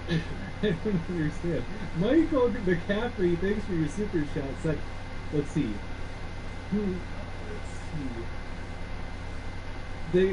So like I said, some of these are quite hard on the speakers.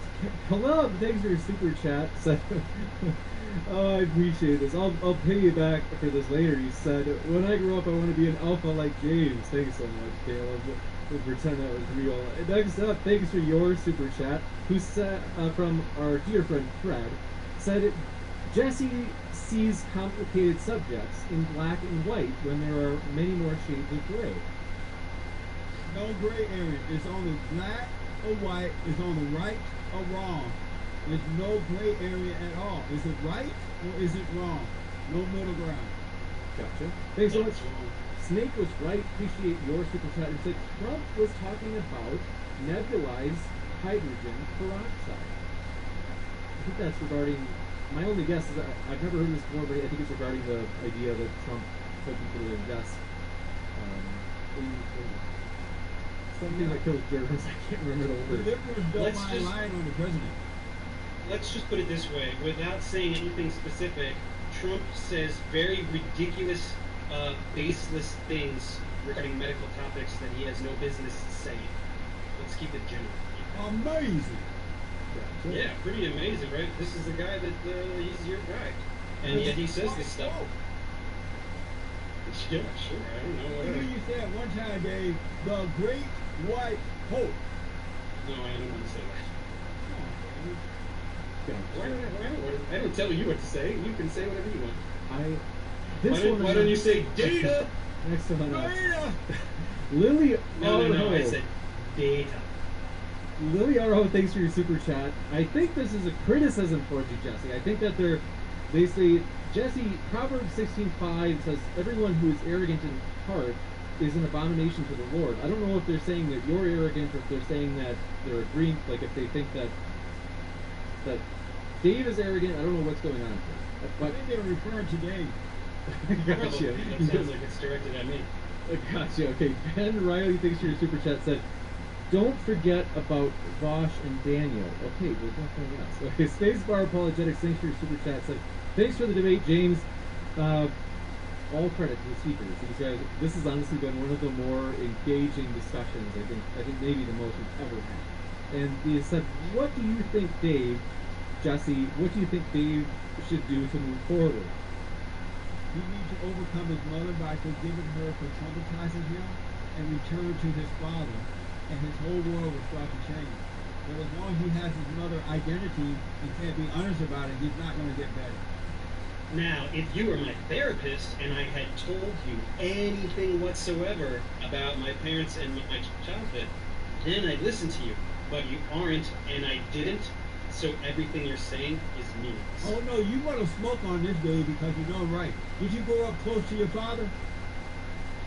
I mean, I lived with both of my parents and we were close. Did you grow up close to your father? Close to my father? Yes. You're not being honest. Everybody. Why? Because I'm not giving you the answer that you want? Everybody because I don't fit into the narrative that you're trying to push? Well, everybody can see online how. Are you an expert on facial expressions online? Dave got to get to know himself. How do you know online? Overcome his mother, return to his father. Oh, okay. Expert opinion there. They said, Jesse, will you define socialism? Billy wrote. Thank you. The liberal media, the Democratic Party, the Rhino Republicans, and the other Trumper, Dave. It's a form of government, Jesse. Define it in the context of a form of government. People that want to take over your life and control you for power and wealth. What socialism is? We're gonna want to give them. Let's see. Excalibur, thanks for your super chat. Said actually, Dave, you need to Google. The statistics said single mothers. Do your homework. You sound like the ultimate of insults, Dave. They're coming at you. Your old nemesis. They said you sound like Kent Hovind. No. They're taking the gloves off. We'll let you give you a chance to respond. I'm insulted because that really is the worst thing that you could say to me. So. Okay, well look, I didn't look at the statistic, but it doesn't really matter anyway, right? Because it was a false supposition. He's trying to imply that children born out of wedlock or to single parents or something. He was saying something about them being addicted to drugs and doing crime and all these things. And so it doesn't matter if the statistic is true or not. The supposition that he was using to base something on is ridiculous. So amazing. I was just implying that everything he says is wrong. So, if one statistic was good, fine. I don't care. Next up, live a life filled with love. Thanks for your super chat. Said, great job, Jesse. And so you got a fan out there, Jesse. That Snake was right. Thanks for your super chat. Who said Christians are beta for God? How about that? I think that's an objection to you, Jesse, saying that Christians are betas for God. Well, I understand that atheists, not all, but most of them don't understand it, so I can't blame him for thinking that way. But until he returns to the Father, to his natural state of being, he's not going to understand what true love and true power is. He got to return to the Father. So I understand it. It's not personal. Gotcha. Thanks so much. D. Watts, this is a nice one. Thanks for your super chat. They said $10 each for two of my favorite people on YouTube. Thank you, Jesse and Dave. Amazing. There's somebody that watches both of our channels. That's astonishing. Right on. Let's see. Fred, thanks for your super chat. Said, I love Jesse, but he was outclassed here. And they said, thank you guys still, though. So, Jesse, they're throwing some heat at you. Well, one thing I can say is right. I have no class. I'm just Jesse. I love what's right. I love my country. I love the order of God in Christ. Christ is man, man of the woman, woman of the children. I'm just Jesse with no class. Gotcha. Thank you very much. Stripper Liquor for your super chat, who said, Jesse, please come back on again. Best debate ever. I will. Thank you. Then let's see. Decepticons Forever. Thanks for your super chat. Let's see. I don't know what that means. Some of these, I don't know if it's an inside joke meant to insult one of the speakers or not, so I kind of trying to skip. Fred, thanks for your super chat. Said, let's see. Oh, we read that one. Let me just check for any last ones. Otherwise, I think we'll be able to wrap up. We really do appreciate it, folks. And then we do have, these are always my favorite. whenever people offer a debate challenge. So Maynard Saves, thanks for your super chat, said, would Jesse be willing to debate Kyle Kulinski on Modern Day Debate? I would debate everybody and their mama. I don't run. I run toward the pain, not away from it. Gotcha. Thanks. So we'll ask Kyle. We'll try to get a hold of him. Stripper Liquor, thanks. You got that one. Thanks for your patience, guys. Gonna sit them through. The Sphere itself, AK, said, James, can you please save a little sexiness for the rest of us? That's funny. I always say, I think this is probably Earl, the 65-year-old postman from Alabama. I appreciate that. He said,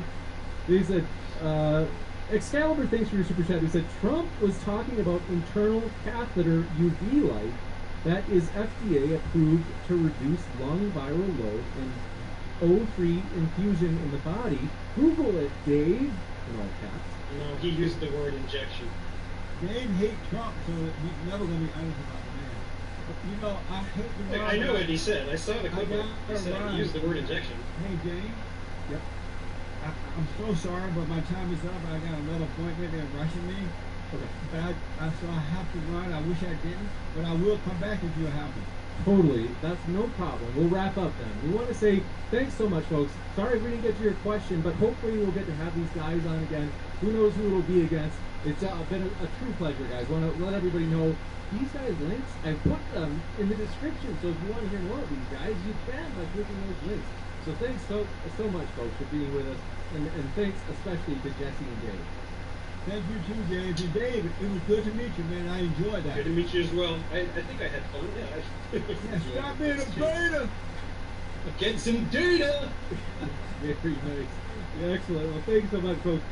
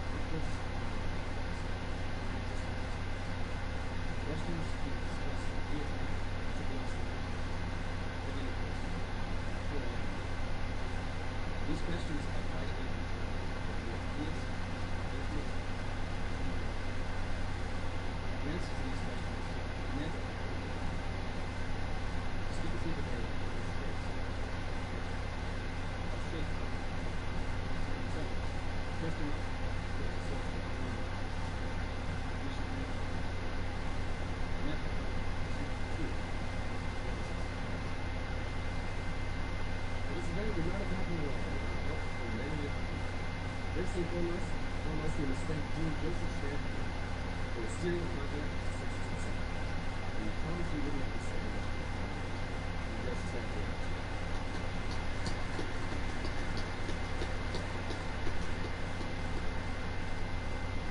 Ukraine are thanks to the center for philosophy of religion, especially George and our modern religion, contributing their time and their components to the field of life. There are these two people to support and remain open willing to religion. Thank you, Rachel.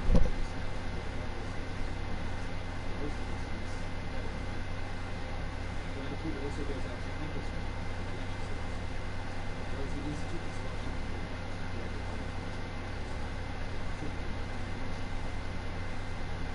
good. We also like to thank all the customers. The Santa Fe Executives, all of them,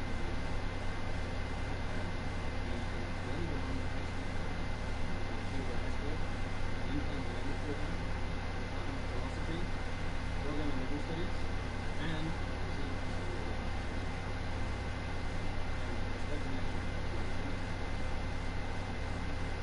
finally, it gives me great pleasure to introduce tonight's moderator, Mr. Michael. As well as helping to set up for the debate, Professor Ray runs the University Center for Philosophy and Religion. A graduate with honors from UCLA and Connecticut University. Professor Ray is an instrumental figure in philosophy and intellectual discussion. There's no better person to moderate the debate than this. Please welcome Professor Ray.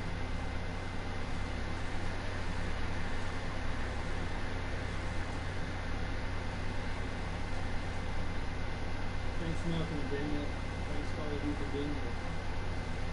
Since it was founded in the late 1970s, the Center for Philosophy of Religion has primarily been for research in philosophy of religion and specifically Christian philosophy.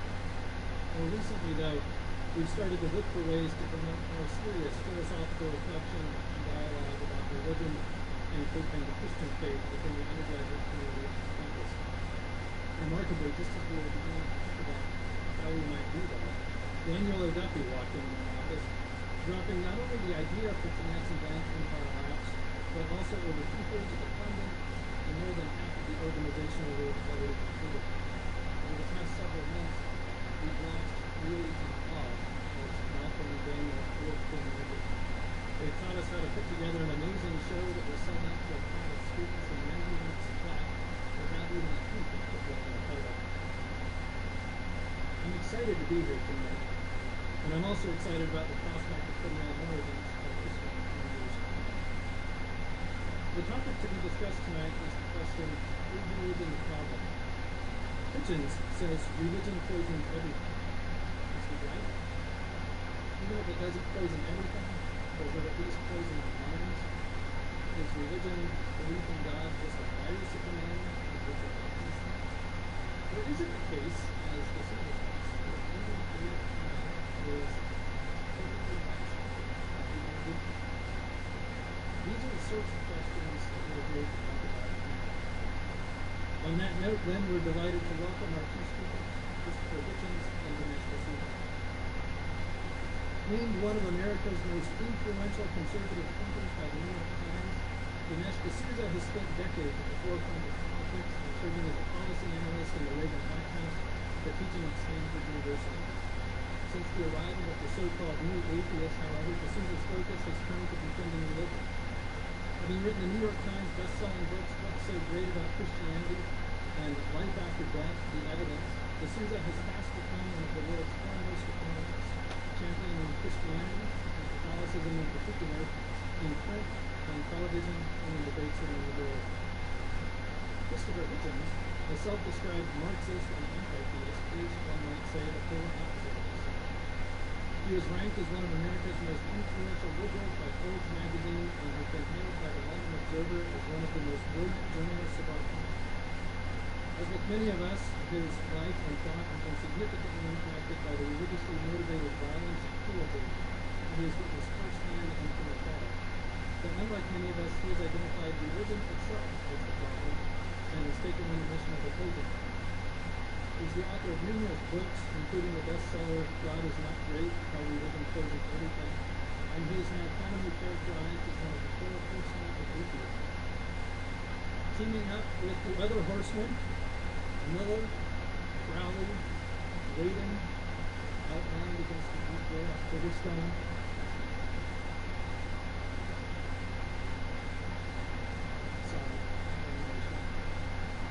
Teaming up with the other horsemen, Sam Harris, Richard Dawkins, and Daniel Dennett, Christopher Hitchens has traveled the world challenging religion and its defenders wherever they may be. The structure of tonight's debate will be as follows. Hitchens will start, taking 15 minutes for his opening remarks, defending the notion that religion is the problem, followed by D'Souza with a 15-minute opposition position. Each will then get 5 minutes for a rebuttal. After that, we'll have about 40 minutes for questions from the audience. There are 2 microphones on the ground floor on either side of the stage. If you have a question for either debater tonight, please line up in an orderly fashion behind the mics once I open the floor for questions. Each will be given a couple of minutes for some closing remarks. Please remember that flash photography, 3 minutes videotaping, and active cell phones are prohibited. Please also do not use the debate include videotape which will show up on YouTube and on some of the Finance People website. Just sit back and enjoy it. Please also bear in mind that although this debate is on a contentious topic, our goal tonight is to have an intellectually serious discussion. With that in mind, we feel free to applaud the speakers, but please refrain from booing, interrupting, or otherwise disrupting the event.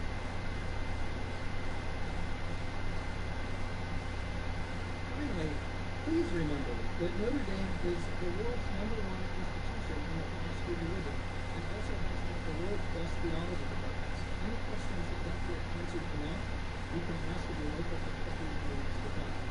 When you show up in their offices, tell them I sent you. No, don't do that. Now, on with the show. I give to you Christopher.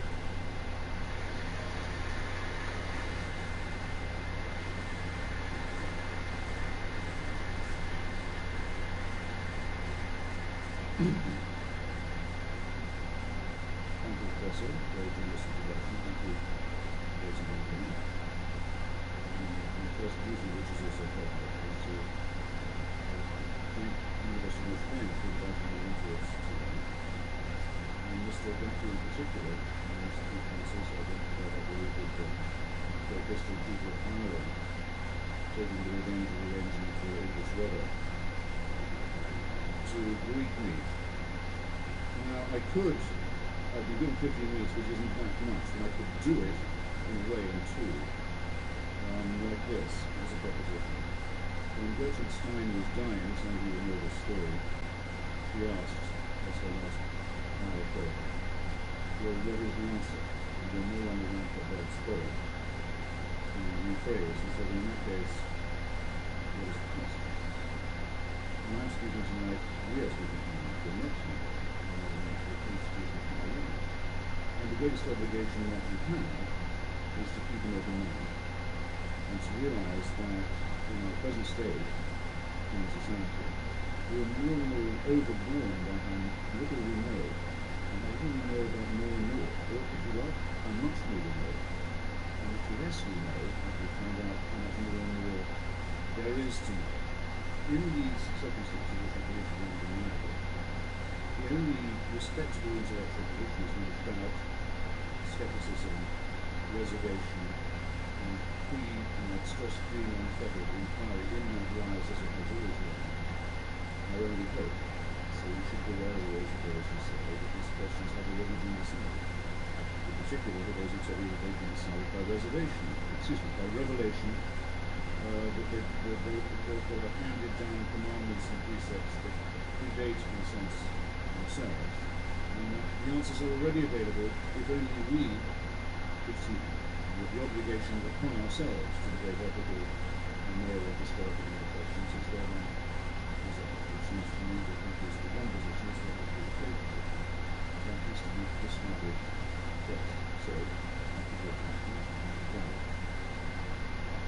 except that, it seems, I have a reputation for demagogy to relate.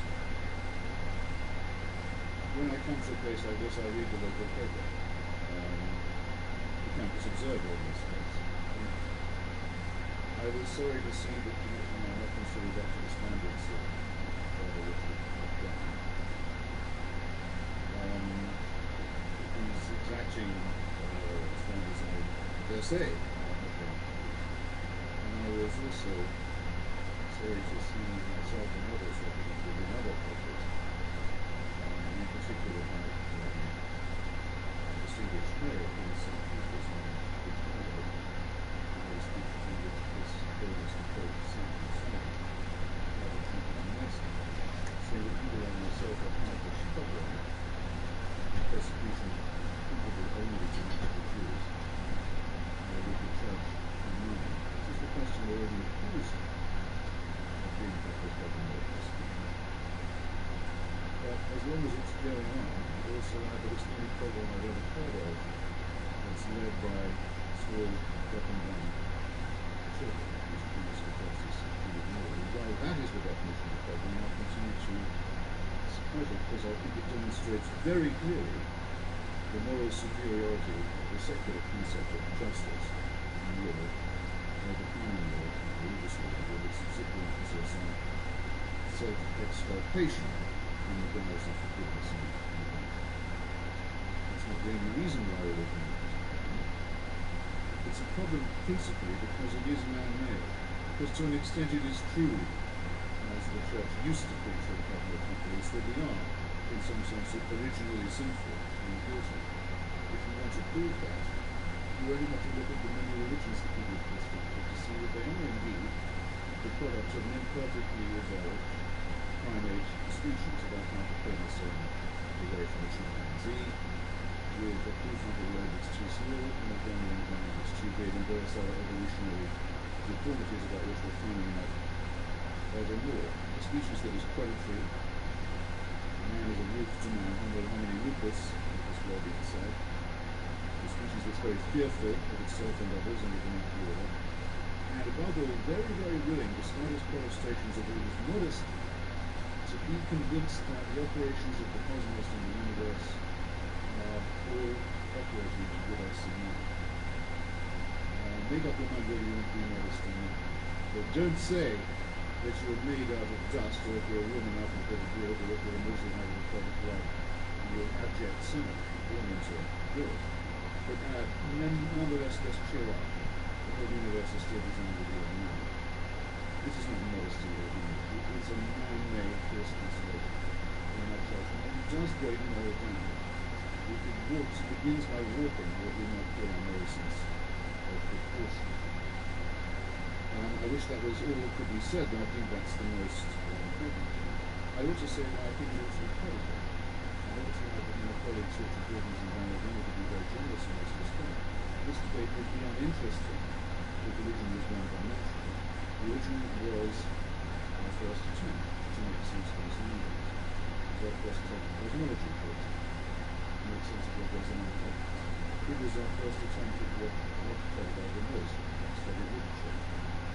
Criticism. It gave us text to deliberate and to debate about, even if some of those texts were held to be the word of God and beyond review, beyond criticism, nonetheless the idea was introduced, and it had been introduced before. It's our first attempt at healthcare in one way. You go for the shame and all the rich, but when you make the right propitiations, the right sacrifices, and you really believe in it, you do have a better chance of recovery. Everybody needs to know well as an ingredient in health. It was our first attempt at that too. It was our first very bad attempt at human solidarity because it was tried first, but nonetheless it taught people the virtues and sticking together. And it was our first attempt, I would say, also, this is not an exhaustive list, at psychiatric.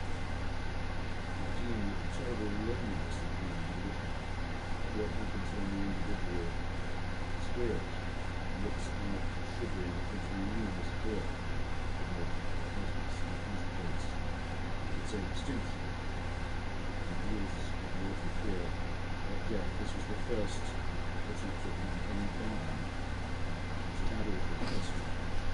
But, as Darwin says of our own evident kinship with lower mammals and lower forms of life, we bear, as he puts it in the evidence, we bear always the irreplaceable stamp of our low world people, the irreplaceable stamp of our low world. Religion does the same thing.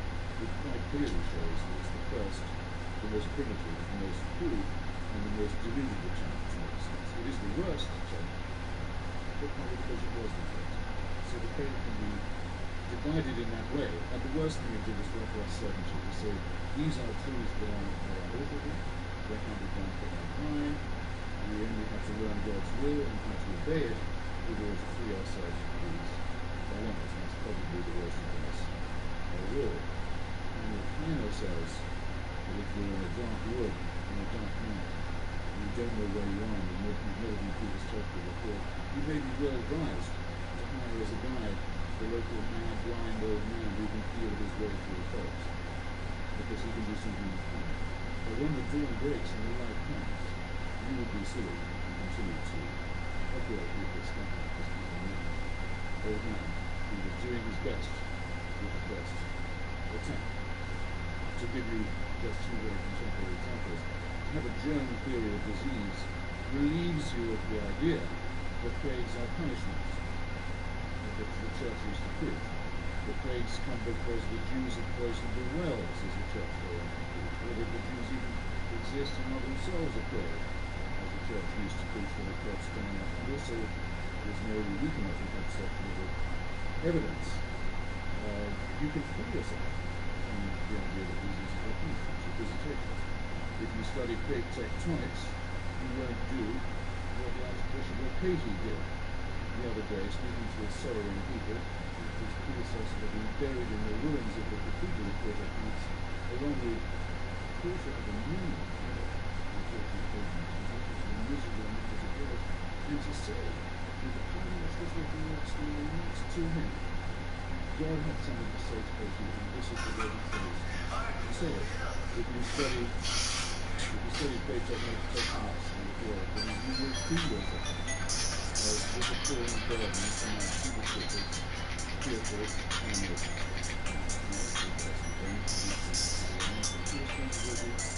we will have to take on. If we reflect, some people say the great thing is very good, not so much. The earlier is very good about evolutionary biology. Used to say rather lenient to it, but well, these are non-overlapping magisterial material where the sanctions of the faith work.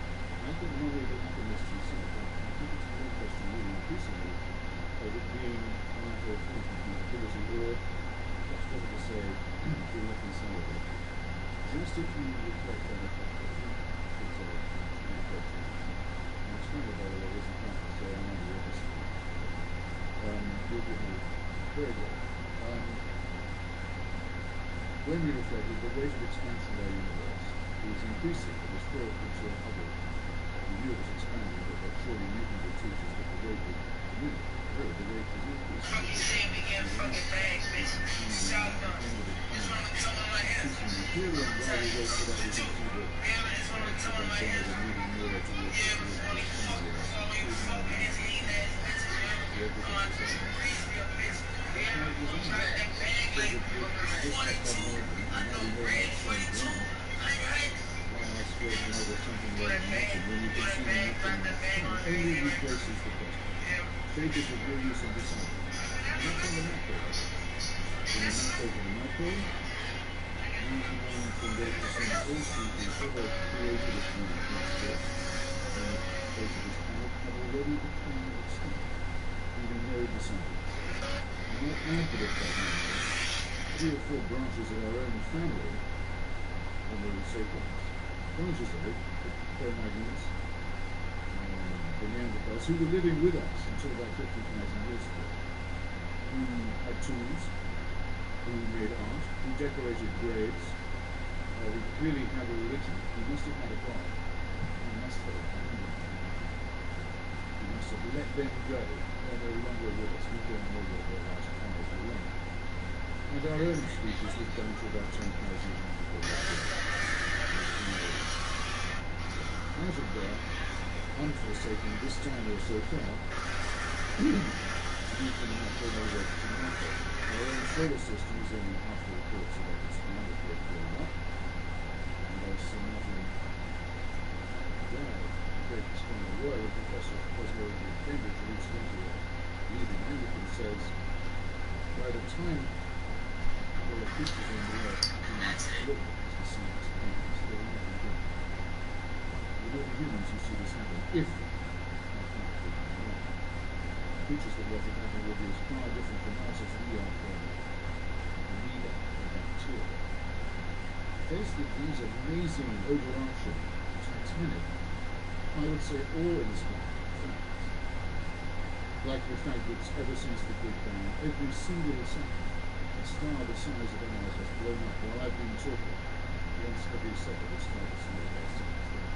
Faced with these amazing, indisputable facts, can you be brought to believe that the main events in human history, the crucial ones, happened 3,000 to 2,000 years ago in the illiterate desert of Arabia and history? And that it was at that moment only that heavens decided it was time to intervene, and that by those interventions we can ask for something. Can you be brought to believe this? I stand before you as someone who quite simply cannot. And my thesis furthermore to be told that if I don't believe it, I wouldn't have any source for ethics or morality. Please don't pile the insulting onto the irrational and tell me that if I don't accept these sacrifices in the desert, I have no reason to tell life. Good.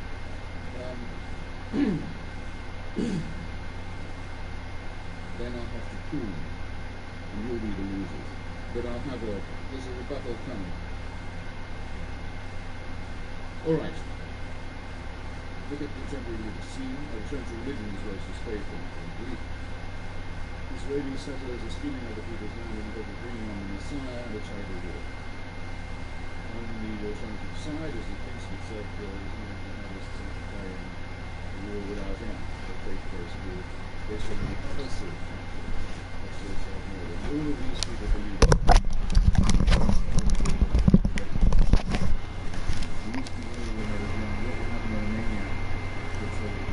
We're about to discover that. We're going to run. And by legal means, we found every precedent in modern Russia, in the authoritarian chauvinistic expansionist movement, including this increasing effect in clerical power by the Russian Orthodox Church, with speaking of allegiance to Zionism, Serbia, and the rest of it. And the measure of that, the message is surely that's better. We now sound very good secularism in Russia, and Iran, and Israel, and Saudi Arabia. And I would call that a reductio ad absurdum. And I'll leave you with it.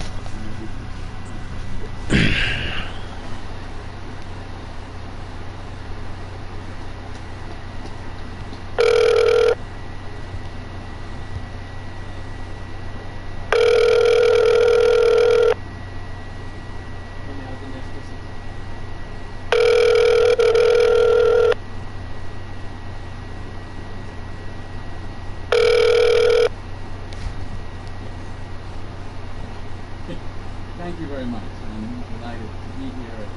This is a beautiful auditorium, quite an event. I'm just going to put this together. I almost been getting myself. I'm listening to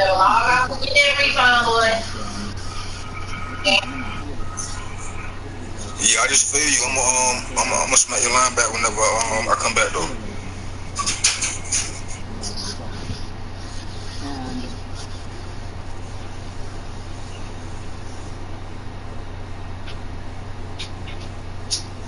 And I say this. Yeah, it's hard to wrap this in 2 weeks. So, talking about a motherfucker's a rant. Just talking about a motherfucker's a rant. You know, RVQs.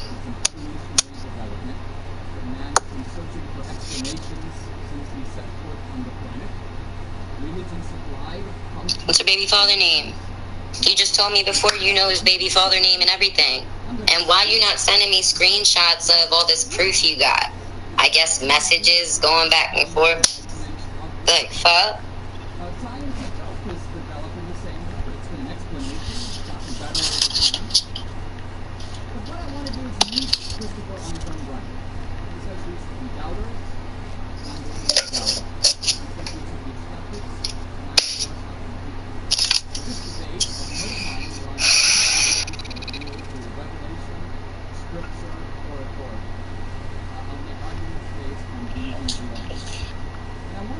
can deal with lying ass smut bitch or on the fucking internet, shit like that, but I'm talking to somebody's baby daddy.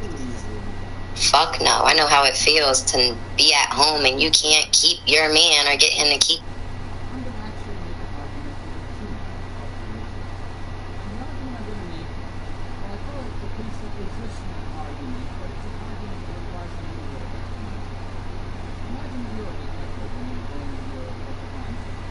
Maybe that star and shit when she was living.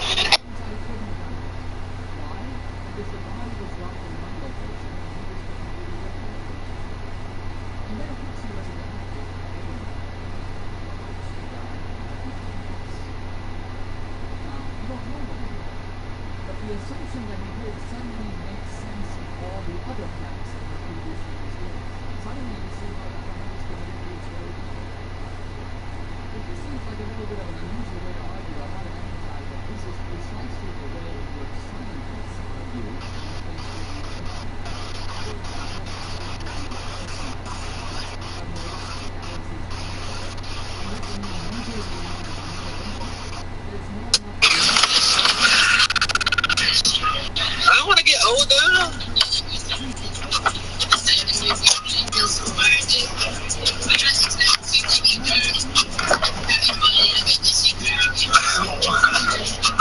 See, look, you 31, you old. I don't want to be old.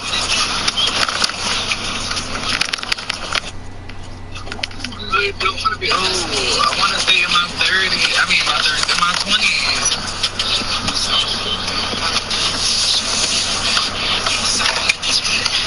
Oh, you old. Oh, you done up. So you 35. You old. You done.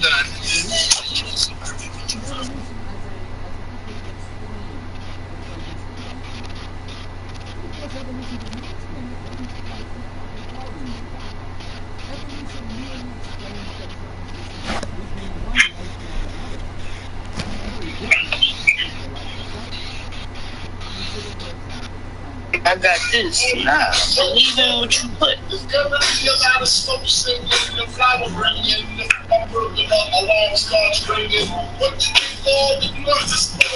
All purpose war got the rap by the door. And my people blood powder. Still kept the power. Trying to drop my left. Oh. Virgo. Hey. Well, if you're interested in a reading, you can get in contact with me. But I'm not doing readings right now live. But I am planning a day next week to do something. It's okay, Virgo. That's what's up.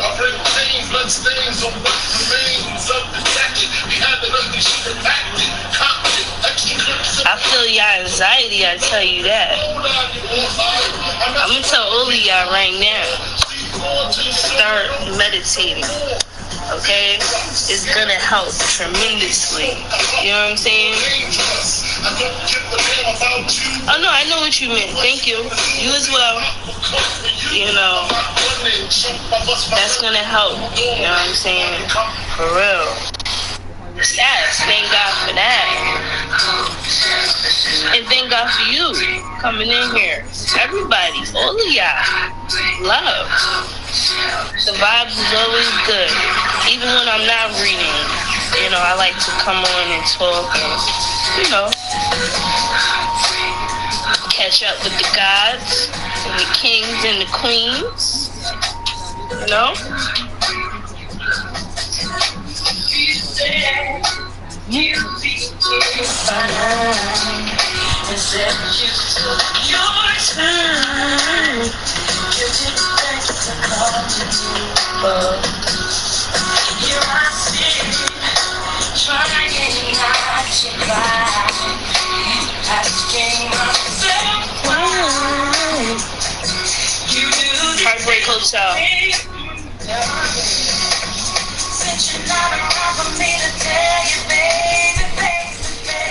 Some people use jazz Some people like to use water drops, raindrops. I like to listen to the flute. You know, I think it helps. If you have like Alexa, you can tell her like what you want to hear, and you know, you just go into that time. You don't even need music, honestly. You know what I'm saying?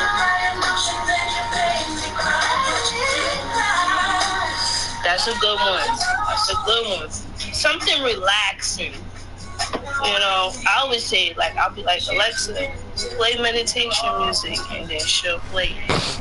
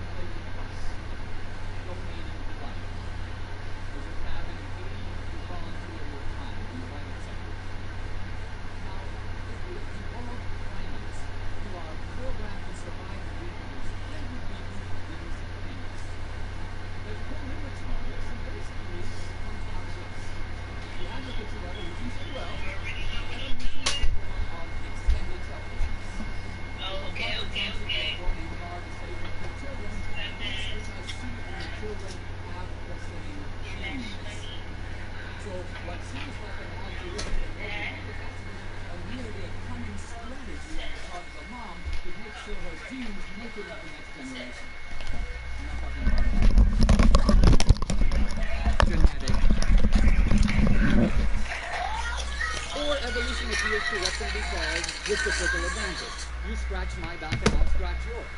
A businessman may be nice to a customer not because he thinks he's a great guy, but because he wants him to come back into the store again. But these two common evolutionary strategies to explain morality don't explain the three examples I gave at all. I'm in a bus, the old lady hobbles in. She's not a relative, she isn't grandma. The genetic kinship doesn't come into it, and neither does reciprocal advantage. I don't say, well, I think I'll give her my seat because next week I want her seat. No, you give up your seat because you're a nice guy. You give up blood because you want to do a good thing. You donate your time to help strangers who are genetically unrelated to you and can't.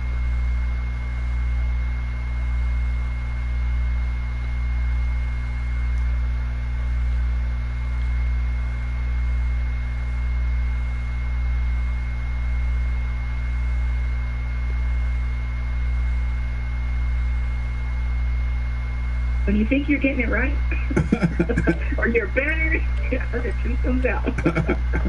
Oh my gosh. When I heard him talk about the tour thing, that's only because in our, in Hispanic, or how we're, how it's supposed to be, is that everyone has chores and that's how you pay rent. We don't charge him rent right now because, right.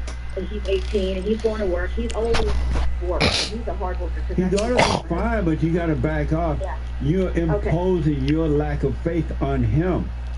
And don't say that. Ooh.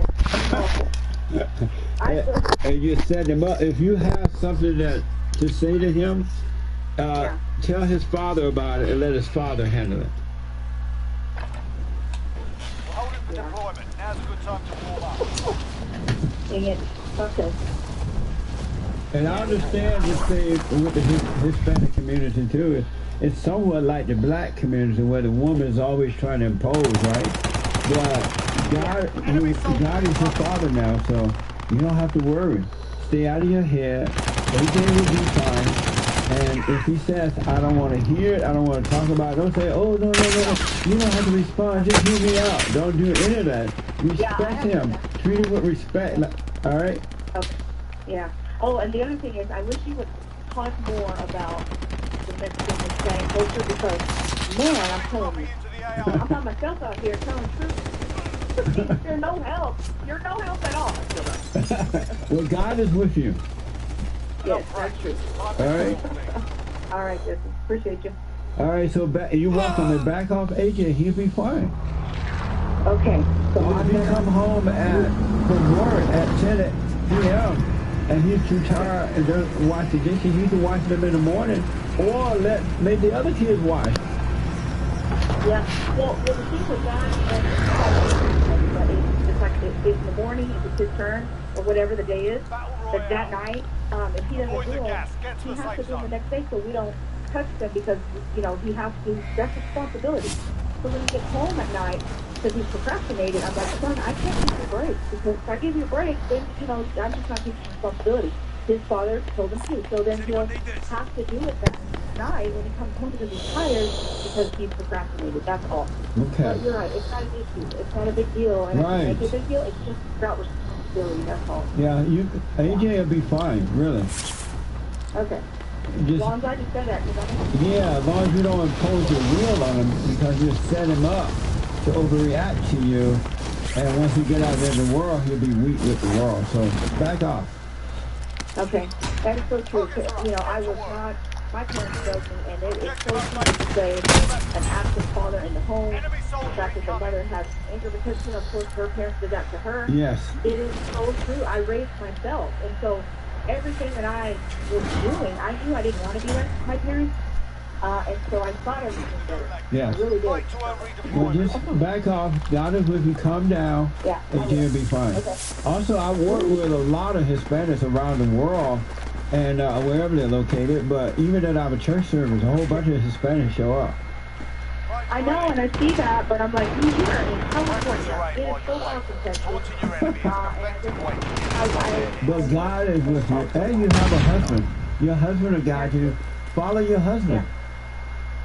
Well, that's another thing. I do need to respect him more. And Yeah. I know, yeah, I do. Because how can you love God and not love your husband? That's true. I do love him. I think if you love him, you will obey him.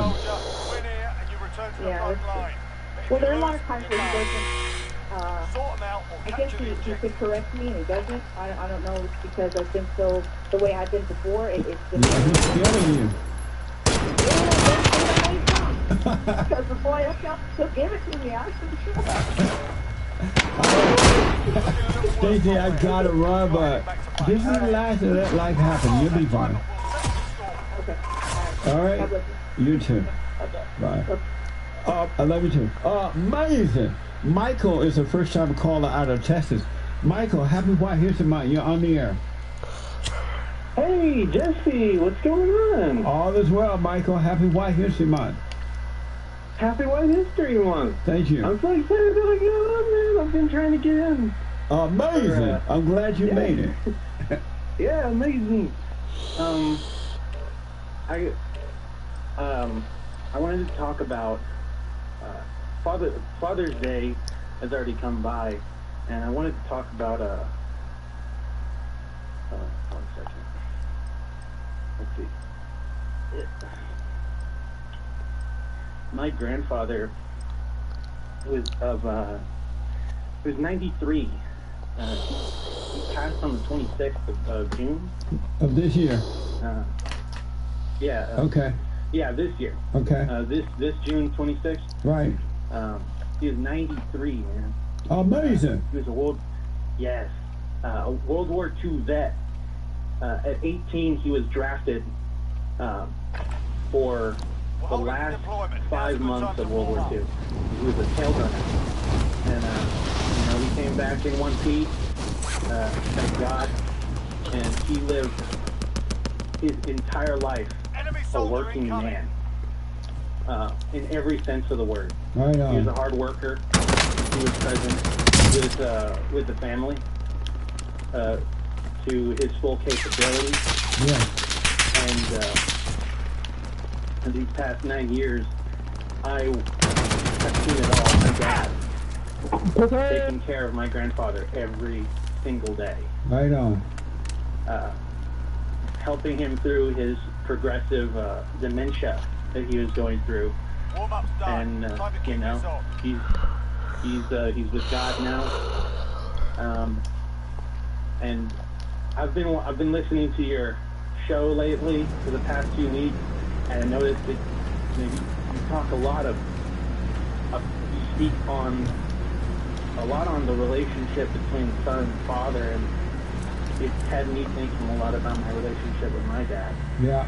And had me thinking of just how lucky I am to have a dad. Yes.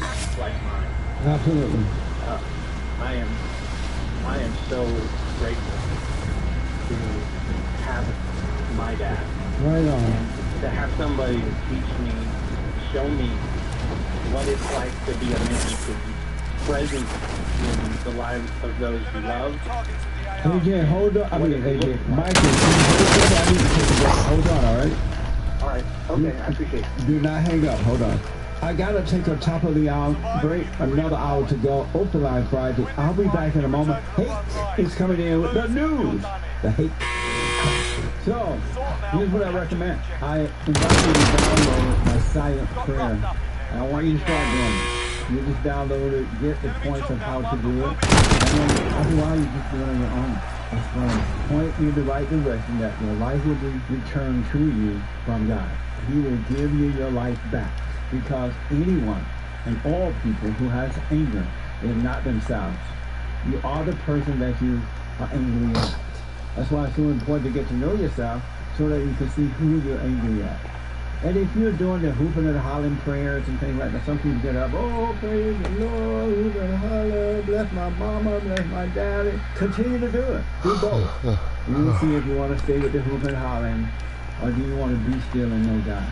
So my gift to you, no charge, at rebuildingtheman.com/church.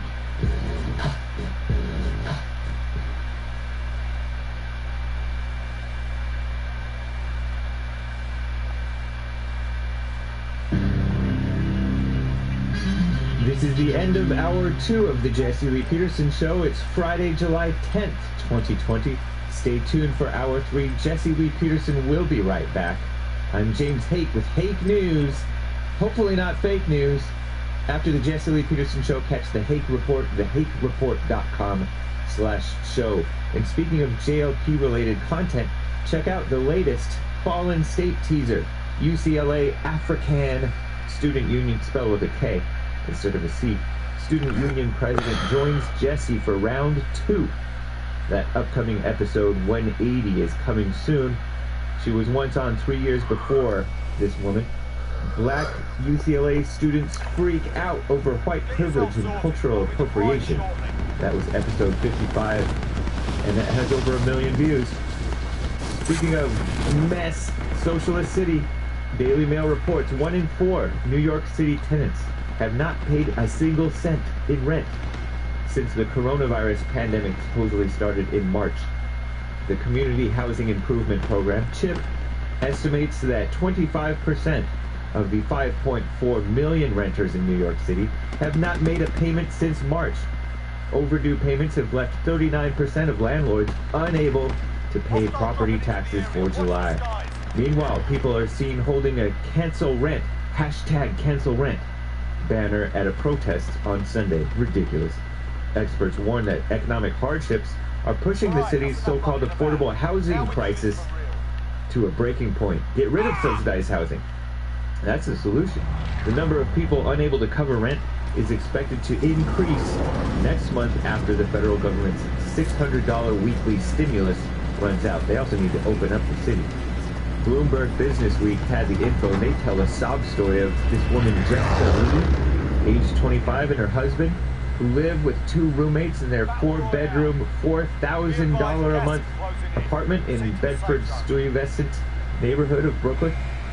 During the pandemic, all of Lee's housemates lost their restaurant jobs, leaving her as the only one with income from her job at a company that makes hand sanitizer. Their landlord is now threatening to take her to court over $20,000 in back rent, as she has no ability to pay on her own. Nobody is hiring in the food industry, Lee said. I'm on the hook because I'm the only employed person on the lease. The landlord and the system demand the impossible of me, she added. And there's no end in sight. Move out. I've talked about this evil woman before. The Daily Mail reports Charlize Theron, I don't know how to pronounce it, calls for better representation in Hollywood as she talks about being a mom to 2 small black girls. But the problem is, they're one of the problems, among many. They're not both girls. Theron said, I want more representation, just selfishly, for my own girls. She is evil. She wants her children to see themselves represented in both cinema and in life. The actress is 44 years old, adoptive mother to 2 so-called daughters. Jackson is 8 and August 4, but Jackson is a boy. And she has said that she wants them to grow up being accurately represented in film and television so that they can feel they belong. Pretty retarded, huh? She can't even accurately represent her son. Adopted son.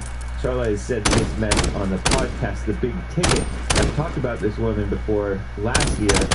She said that she's raising a black African adopted son as a transgender. At age 7, they want to be girls. It's crazy. More sickness. Dolly Parton, the old-time singer, Lil Nas X, and others will perform at the first ever virtual GLAAD Media Awards. GLAAD is Gay and Lesbian Alliance Against Defamation. They spend their time defaming Christians and Americans and normal people. CNN says it will be a night full of pride legends. Disgusting, huh? And more attacks on cops. A new round of protests, according to CNN, in Salt Lake City, Utah, after the DA there announced the fatal police shooting of Bernardo Palacios Carvajal in May was justified. Of course, in response, Utah's governor declared a state of emergency through the weekend. Riots, I guess. Palacios was shot May 23rd after reports of someone making threats with a weapon. Crazy. I'm James H. Now on to Jesse, Hour 3.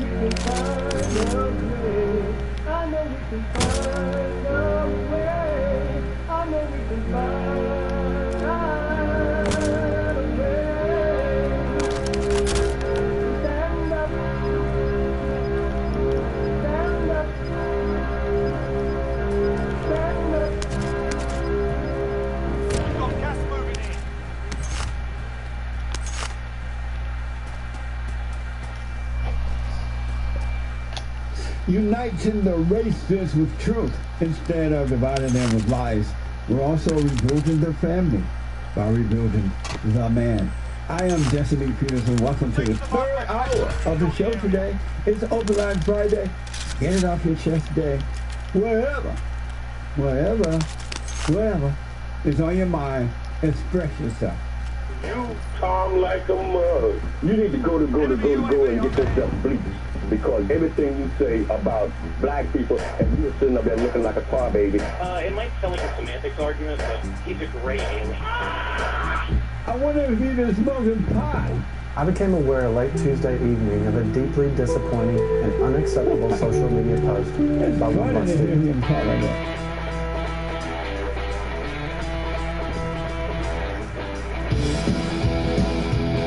As Christians, we're called to love one another as Christ first loved us.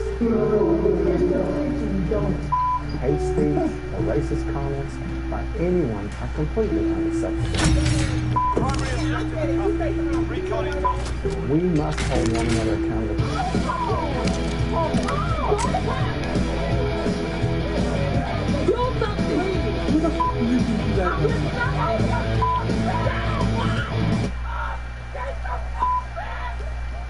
I'm putting this on the bully list. Amazing. Oh, we're going to hold them accountable, all right. They will be held accountable. Amazing. 888-77-JESSE. My biblical question, do you long for pleasure or adversity? I want to go quickly back to Michael, a first-time caller out of Texas. and Michael was talking about his father, and it's amazing to hear Michael talk about his father. Michael, how old are you? I am 27 today. My birthday. Happy birthday, Michael. Yeah. This song for you, Michael. Huh? This song is for you. Birthday to ya. Happy birthday to ya. Happy birthday. Happy birthday. Happy birthday, Michael. 27 today. On White History Day. That's amazing. On White History. Yeah. Thank you. That was so awesome. I appreciate it so much, man. You're welcome, man. Say what else? The cheeks on my face hurt. Well, happy birthday, Michael. And so you were saying about your father. Go ahead. Yeah, just lately, just thinking of how grateful, how lucky I am to have my father, and to know, you know, he's still there, and he's in one piece. Yeah. And he's still present in our life, in my life, my family. And yeah, he's 60. He's 61 this year. We're young. And it's just, yeah, and it's, you know, the clock's ticking, you know, the clock's ticking. That's also another thing that's been on my mind. Is I have a finite time with him. I have a finite time with those I love, and so I had this question that I'd like to present to you. And okay. The question is, how can a child express more gratitude towards their father today, right now? By not resenting him. Just don't have any anger toward him. Love him, and it will happen naturally. All right. That's, yes. Because when you love your father, when you love your earthly father, it will cause you to love God, and God will work through you. And each moment, each day, you will see how to treat your father. So the primary thing is not to resent him. Yes. Are you living on your own now? Currently, I'm living with my dad. I've been helping him out, taking care of my grandfather. Oh, okay. Amazing. His dementia got pretty intense. Right on. In the past years. Okay. Every day my dad's been with him, taking care of, looking after him. And he's even taking care of all the paperwork, death certificate, tax stuff for my grandfather. He's been an amazing son. You are blessed that you have seen that and that you love your father. Yeah. So just don't resent him, and you'll see each moment, each day how to deal with him and to show your gratitude for him. It'll happen naturally. You don't need to plan it, don't worry about it. Just love what's right, be right, and you will see how to deal with your father the right way. I really appreciate that, Jesse. You're welcome. That means a lot to me. You're welcome, man. That gives me that gives me a lot of energy. Right on. I've been doing the silent prayer. Stay with it. I've been doing silent prayer. What do you think about it?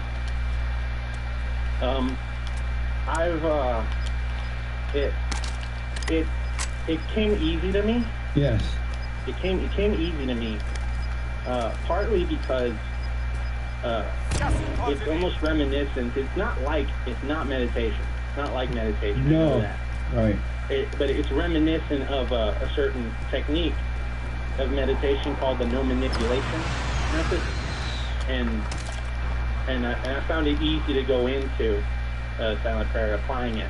Right on. And it's easy. It is easy if you will it. If you just will it. If you just let go. Yes. Have you gone and forgiven your mother? Yes. You would have dealt with your mother? Ideal. I mean, there's a whole situation with my mom that I've forgiven her for.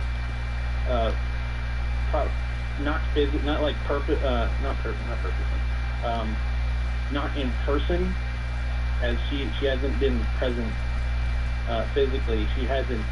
she's only visited perhaps once in about 15 years. Oh, okay. You know, she's been out on her own. She left the family or something? Yeah. And how do you feel about her? My mother, she was not as lucky with the parents as she had. They disowned her. She was sexually assaulted when she was 16. And how did you know that? And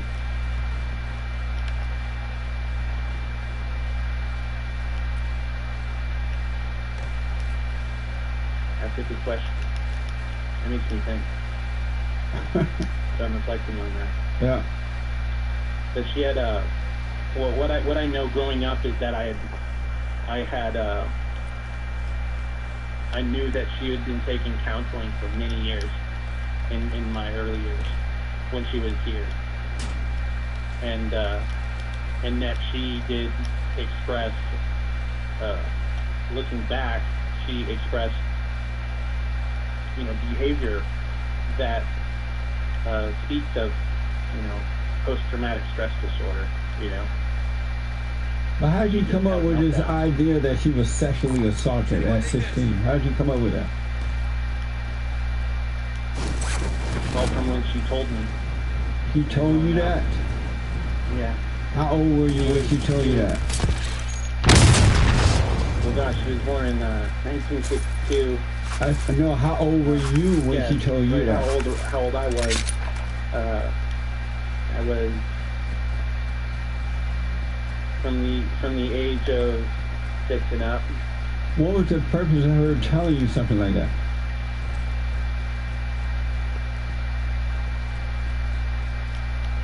Well, what my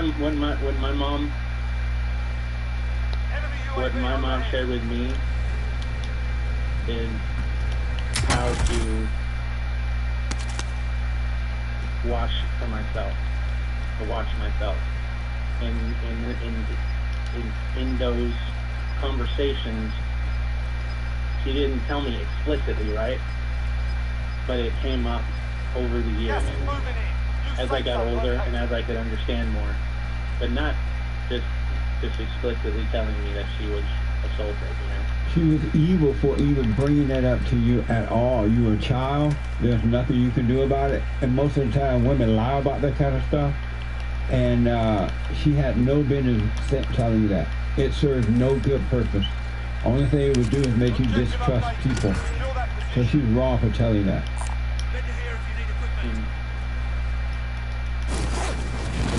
Yeah, when you ask that question, it makes me, look inward and see how it's true.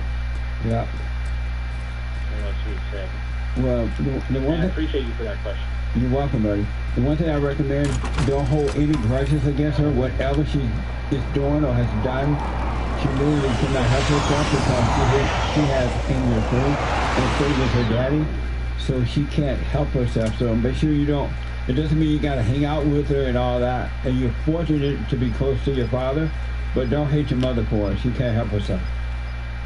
I have a healthy relationship with my mom over phone. I keep in touch with her often, and we do have good conversation. We keep up with what's going on. But don't let her put crap in your head. Yes, sir. All right. Yeah. That's interesting. There's been a theme lately of people in my life telling me that regarding my mom and families who've left us, who've left people in our family who left us. Yeah. Just to be mindful of what they say and what's really going on with them. That I don't really know. I don't know the case. Right. I only know from my direct experience. I can't know her side as if I were there. I have to trust fully in her words. Yeah, but don't let her put crap in you. Yeah. And Michael, you're doing very well. Stay with the silent prayer. don't resent your father, and you will see how to treat him in the right way as well. And God is with you, man. You'll be fine. For 27 years old, you are amazing. Thank you. And Sarah, for your age, you're amazing. Thank you, Michael. I appreciate it, buddy. I appreciate you too. Thanks for talking with me. It's a pleasure to meet you. Pleasure to talk with you. You're welcome. It's a pleasure to talk to you. With you. Call me again, all right? All right. All right, buddy. Thank you very much, sir. Okay. Amazing. Happy birthday, Michael. Amazing. I want to show you just what just being honest look like. This is from WIVB, B as in boy. In this interview from a few years ago, a white man living in Buffalo speaks frankly about race to a reporter asking questions about alleged hate crimes happening in the area. Watch this. So tell me, you lived here for 30-something years. They're classifying this fire as a potential hate crime. What do you think about that? I think that if people just stayed in their own side of town, their own neighborhood, that things like that wouldn't happen. Tell me what you mean by that. Well, every race and color has their own section of Buffalo almost, so if they just stay on their own side, things like this wouldn't happen. People in these neighborhoods don't want those type of people moving down here and ruining the property value and destroying the neighborhood. So when things like that happen, it shouldn't be such a shock. What do you mean by those types of people?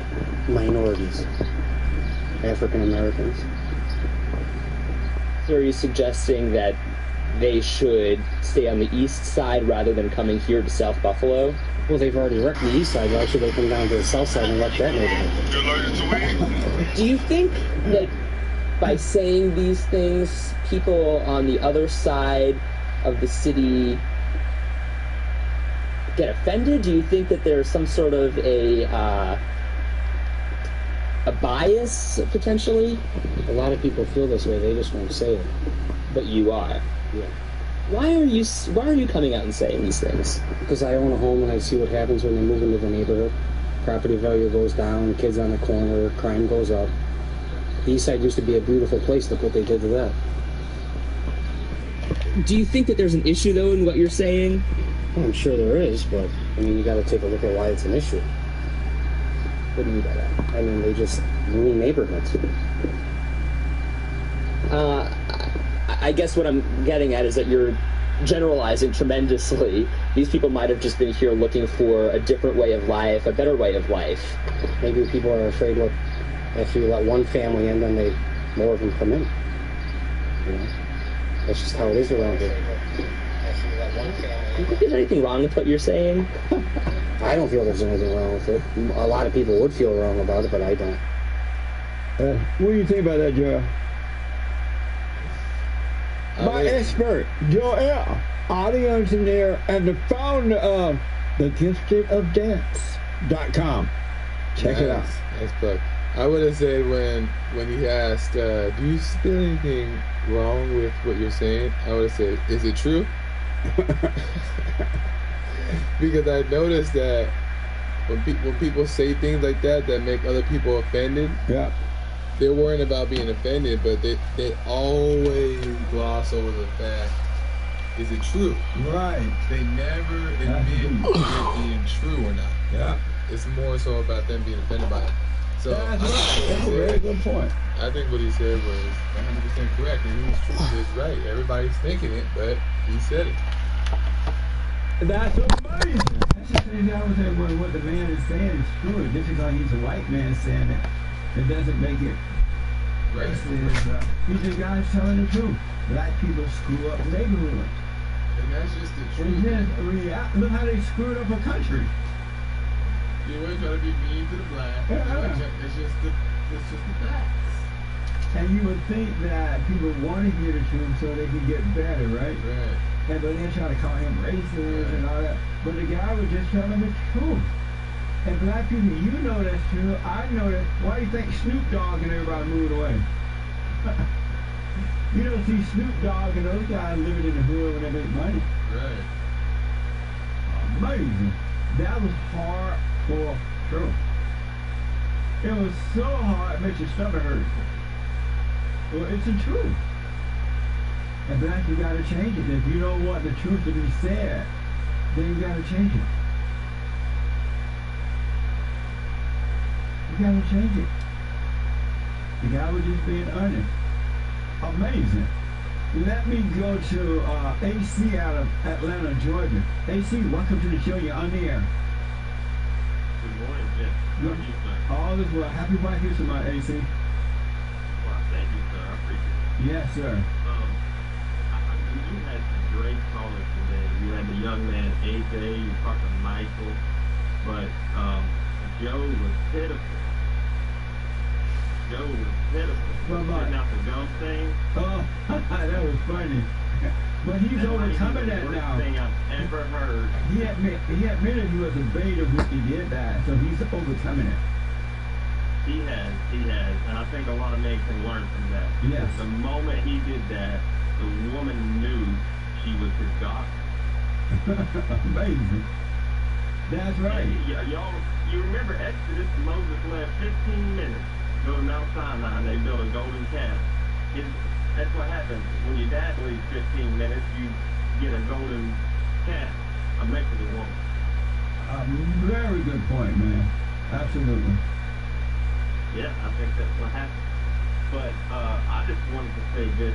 I ordered your book before the July 4th weekend. I read it over July 4th weekend. I'm talking about 7 Steps.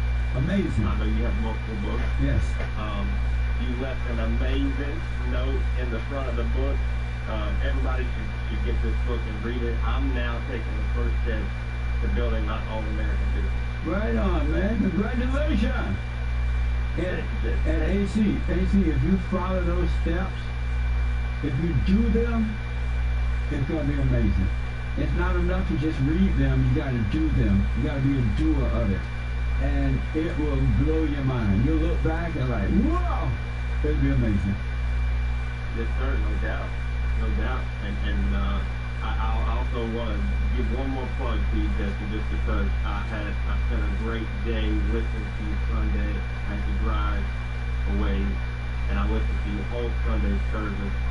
If you're listening to Jesse on this show, you need to start attending church online Sunday. Jesse spoke to a man for 45 minutes last Sunday on the brink of suicide. A very good man called Richard brought him in. Jesse's not smart enough to say what he said to this man. Jesse's not wise enough on his own. God is speaking through you, Jesse. That's for sure, without a doubt. And I think that man's going to turn his life around now. I think he's so consumed in his mind, in his thoughts, that he couldn't be at peace and couldn't be happy. He was surrounded by people that loved him Sunday. Yes. If you're not tuning in to church on Sundays and you listen to Jesse, if you listen to this show and watch the Ball State, go to church. Get that video from Jesus. AC, thank you, man, and thanks for buying the book, and I'm glad it's a help for you. It's an amazing book, so thank you, buddy. You got it, Jesse. You have a great day. You too. Amazing. Congratulations on starting your business as well. The 7 Guaranteed Steps to Spiritual, Family, and Financial Success Guide. A little thin guide. Not a big book. Easy to read. A black person can read it just like that. A really good book. I highly recommend it. Go to rebuildingaman.com/store, right? Yeah. rebuildingaman.com/store, or call 800-411-BOND. 800-411-2663 if you like it. Autograph copy, 800-411-BOND, or rebuildingaman.com, all right? Amazing. All of our books are amazing. They're like the real deal, eye-opening, not just a bunch of crap. All right? Is this Nicola, our first-time caller out of Canada. Nicola, happy White History Month. Welcome to the show. You're welcome. It's my birthday. That's amazing. How old are you today, Nicola? Yes, right, Jesse. I'm 25. That's amazing. Nicola, we also have Cameo for special shout out, but this is for you. Happy birthday to ya. Happy birthday to ya. Happy birthday. Happy birthday. Happy birthday, Nicola. 25 is an amazing age. Is it? Oh, yeah. Jesse, why do you say that? I need to know. Because God is allowing you to be alive at 25. You could be dead. That's so true. Oh.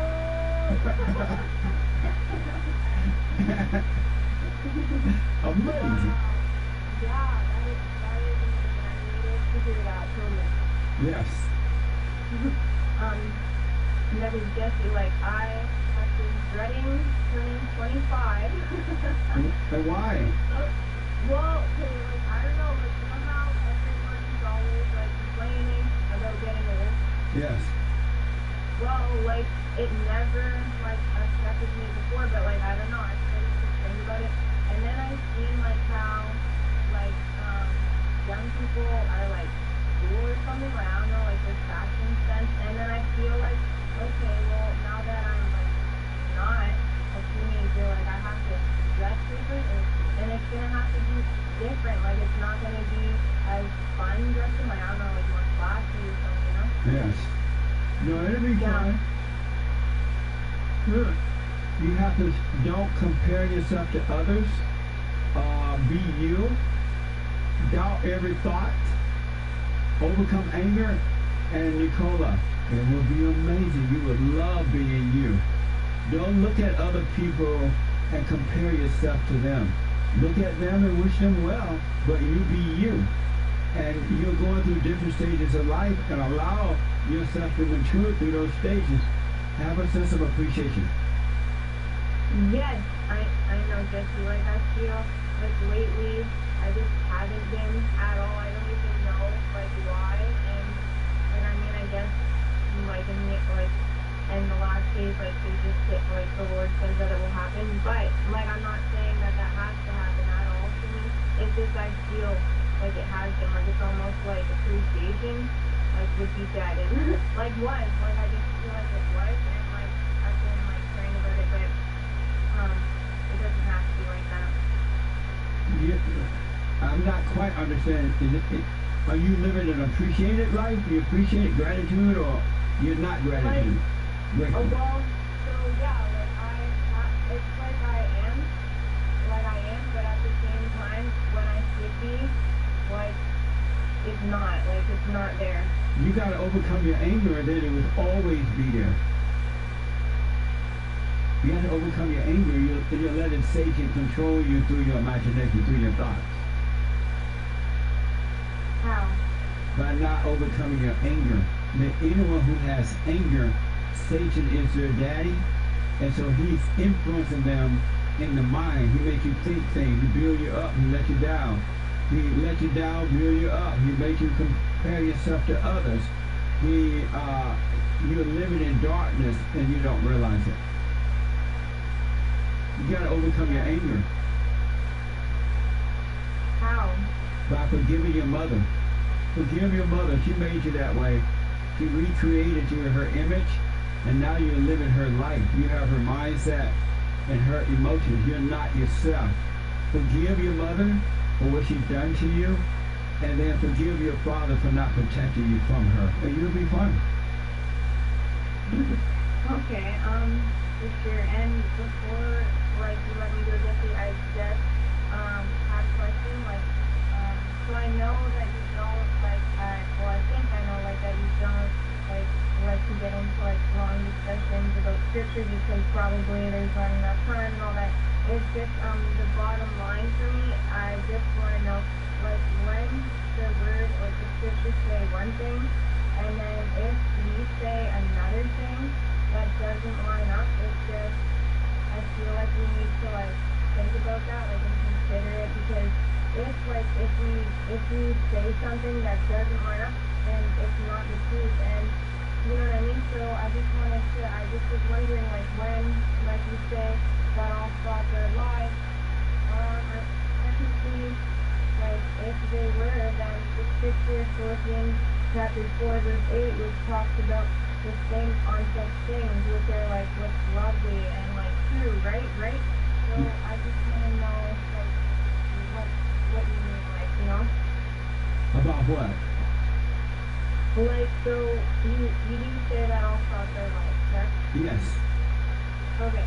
So in the scripture, Philippians chapter 4 verse 8, that talks about think on such things, right? That are whatever is true, whatever is lovely, what keyword true. Yes. Have you ever had a true thought? I feel like there's yes, because Give me an example of a true thought. Okay, so what about when scripture comes to your mind? That Satan reminds you of the scripture. He quote the Bible to you to keep you in your head. Yeah, but God talks to you too. Like you can't go. How do you go about life if you're not reasoning what the truth is, and then you know the truth by how you think? No, you don't. You know, God. Remember, in the Bible it says, God, my children shall know me by my voice. Right. And doesn't it say my voice is a voiceless voice? Does it? Yeah. A voiceless voice? Yes. He said my voice is a voiceless voice. Oh, where? Like which version? Which version of what? Like where does it say voiceless voice? How is it that you have not read that, but you read all the other stuff? Well, okay, so Hold on for a minute, okay, Nicola? Don't hang up. Okay. I won't. We're going to open the treasure chest, folks, on D Live at 8:30. In 1 minute. Back in a moment.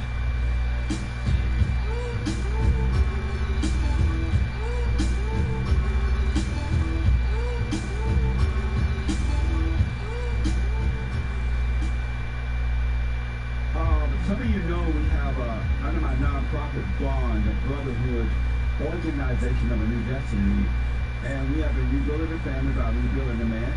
We have a home for young men, we tutor, we counsel, we help find jobs. We have church services, we have men's forum the first Thursday night of every month. We also have women's forum the third Thursday night of every month. And Sunday morning meeting for everybody, men, women, and children, everybody. And it's growing. It's growing. So, and for those who are stuck in there, they're doing amazing things. Those who want quick fix, they're not, right? Everything is a growing thing. You grow into love. You grow into life. You grow into wealth. You grow into everything, right? So check us out on rebuildingtheman.com, rebuildingtheman.com, all right? Or call 800-411-BOND.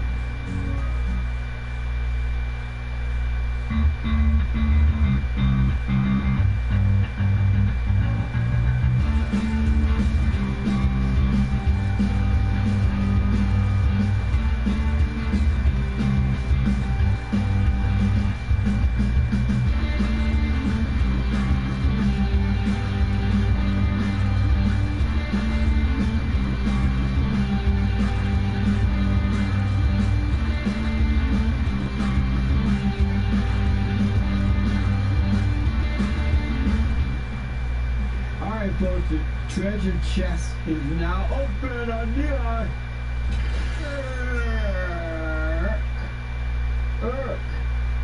We're going to get to all of that good stuff in a minute here.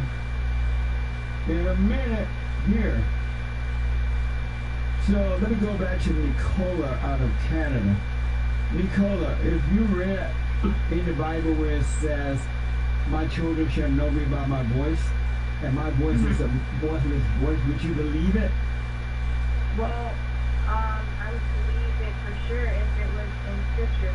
I just need to know what scripture is that, like, where do I find that? Oh no, I don't know. You have to find it on your own. Okay, yeah. But do you know though? Yeah. So you believe that it's in the Bible somewhere, I don't know. But do you believe that the voices in your head are from God? Like, yes. Like some of them are mine, some of them are not mine, they're the enemy, they're God. So you have now everybody talking to your head. God, you, and Satan? Yes. You say yes? Yes. And how would you know which one is God? So the scriptures say that my sheep listen to my voice, I know them and they follow me. Hold on. It says, you know how it says my sheep know my voice? As strangers they do not, like, I think says listen, instead they run from it.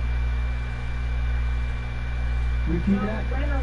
Okay, you know the scripture that says my sheep they hear my voice, as strangers they do not follow, instead they run from it? I don't, but okay. So, okay, well, yeah, it is a scripture, okay, so anyway, I'll try to find it while we're talking, but, so if you know that the sheep, hear his voice, right, but the stranger's voice they do not follow, instead they run from it, that way it's saying that you can discern a lie from the truth. You know when Satan is speaking to you. Nicole, I have no idea what you're talking about, but here's what I want you to do. I recommend that you do. You know how God said to bring every thought into captivity? Right. And if he wanted you to bring every thought into captivity, why would you believe him? So, okay, so that's what you're saying, bring every thought into captivity to line up to the obedience of Christ, right? So that means that your thoughts need to be in obedience of Christ. That would mean that your thoughts have to be of truth, like, you know what I mean? Okay. So are you having a perfect life?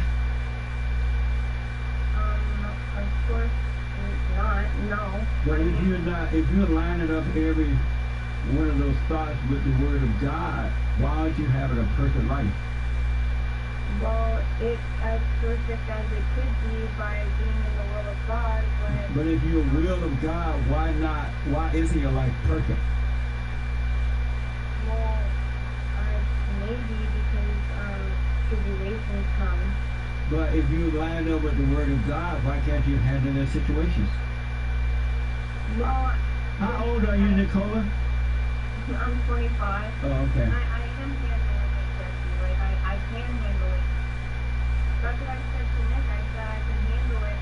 I may have problems. It's just, I feel we need to talk about our problems, because if we don't talk about them, how can we get help or have someone, if you don't expose it to, like, the darkness to the light, like the problem, then...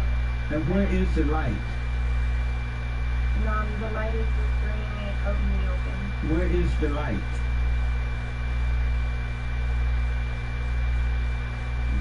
Jesus is the light, maybe? I don't know. I think there's a... When you're exposing it to the light, where is the light that you're exposing it to? Like, to someone, like, by saying it. That's not the light. So what is the light? The light is the love of God inside of you. And when you become aware by knowing yourself, the light will shine on the darkness, because the battle that you're having is inside, between the darkness and the light. So when you become aware of yourself, you will see that battle going on, and you will be still and allow God to handle it. Hallelujah. That's awesome. Thank you. But by running and telling other people about it, all they're going to do is judge you. And they're going to tell somebody else, and they're going to tell somebody, and after a while you become the talk of the town. Yeah, like, so, but, I mean... The light is inside of you. It's not on the outside. Great. Okay, I'll have to think about that for sure. It's just, I feel like I need to, like, how can I... Have you gone and forgiven your mother? Yes. You told her? Yes. What did you tell her? I said I forgive you.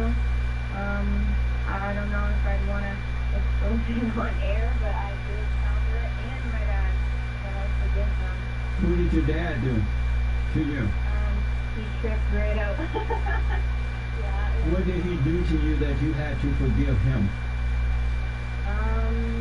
Just, what he did was he tried to make me, I just don't know, like I know someone's going to be listening to this and I just don't know if I want them to hear it right now. Well, if it's too personal, then don't. If it's something that you believe that someone may recognize you or you don't want to put it out there, don't do it because you will be judged by everybody at your church. Say it again? I said you will be judged by all the folks at your church. Mm-hmm. Every Bible thumper will judge you. Well, what do you consider a Bible thumper, I want to know? Someone who is believe that they can study the Bible, learn the Bible, quote the Bible, and they'll line up the word of the Bible with their imagination.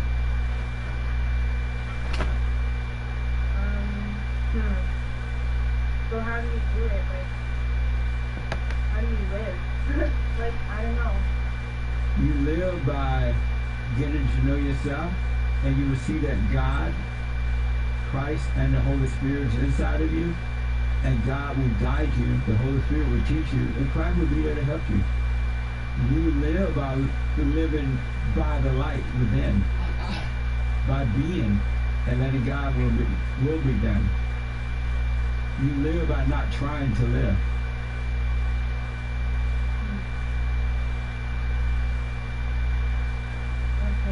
You live by doubting every thought because every thought is of your daddy, Satan. And he build you up to let you down, to build you up. He quote the Bible so you think you know God. And then he'll let you down the moment you think you know God. You wonder where is God, and then he'll build you up, pretend to be God. He will drive you nuts. That's why you must forgive so you can enter into the kingdom of heaven. What did your mother say? You don't have to say what it was if you don't want to, but what did she say when you said, I forgive you for what you've done to me? She cried and she said, like she was sorry and I think she said she should have done things differently. And what did your father say when you said, I forgive you for not protecting me from my mother? Denial and anger. He got mad at you for saying, I forgive you for not protecting me from my mother? Yes. Well, forgive him. He's a beta male. He hasn't got overcome his mother. But don't resent him, all right? Right, yeah, exactly. Yeah. Yeah, like you said, that I'm gonna just do it. Right, absolutely. But Nicole, get to know yourself. Are you doing my silent prayer video? No. And do my silent prayer video. Still do your hooping and hollering and Bible thumping. Do all that. Jesse, I just wanted to say that, like, the guy I'm seeing, like, ordered me your shirt that has you on it that says straight up. That's amazing. So you're dating. Tell your guy I said thank you. I will. Do you wear it? Have you worn it yet? Honestly, I haven't yet, but like I'm gonna. Right on. That's right. So listen, so you're dating, you have a boyfriend? Well, I'm dating, but it's not official yet. What do you mean official yet? So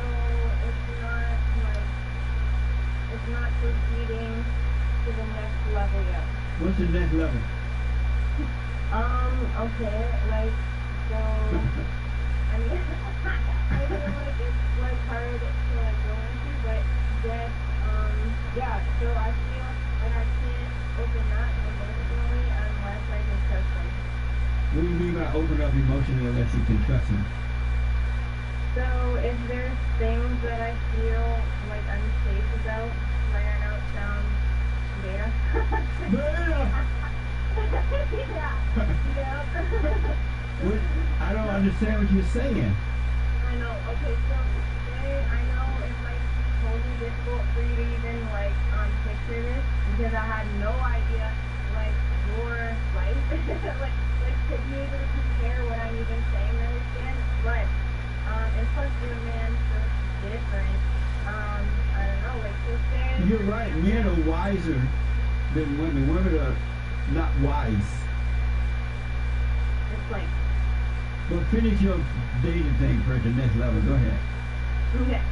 So, like, I don't know how I'm gonna get you to understand, but, so I guess as a woman then, I guess, there's things there that, like, I see, say, like, being treated a certain way.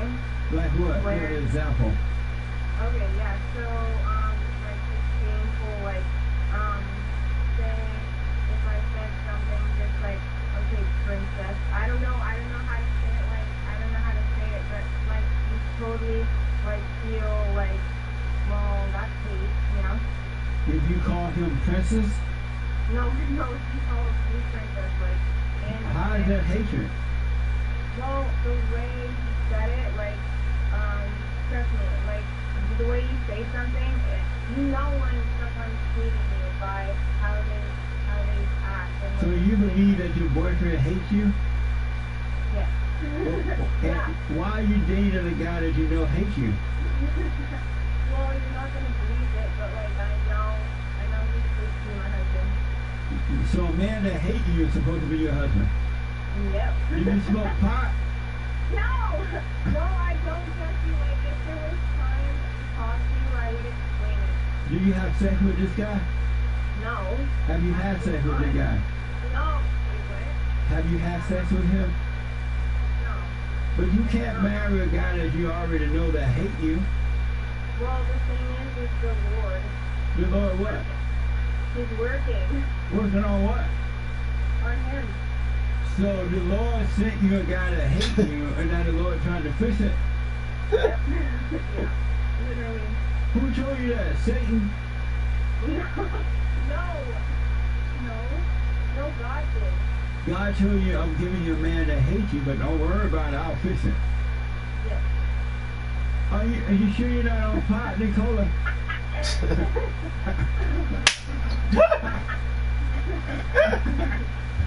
Nicola, you got to put the pot down. God only give you things that are perfect and just and of love and that are good. He's never going to give you anything that's bad. I know. I don't know how to explain it. It's just Satan lied to you. You believe Satan. no. That's like you know when you hear from God, right? Like you know. But you don't know though.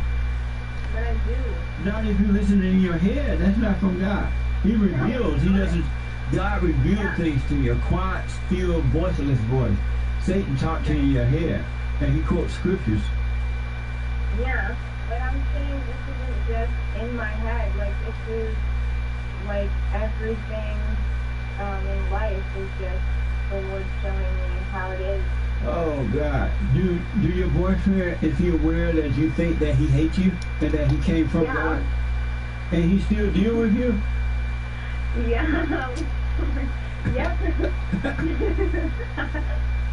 Lord have mercy. Nicole, call me again so we can finish this conversation. For sure, I will. Can you have your boyfriend call me?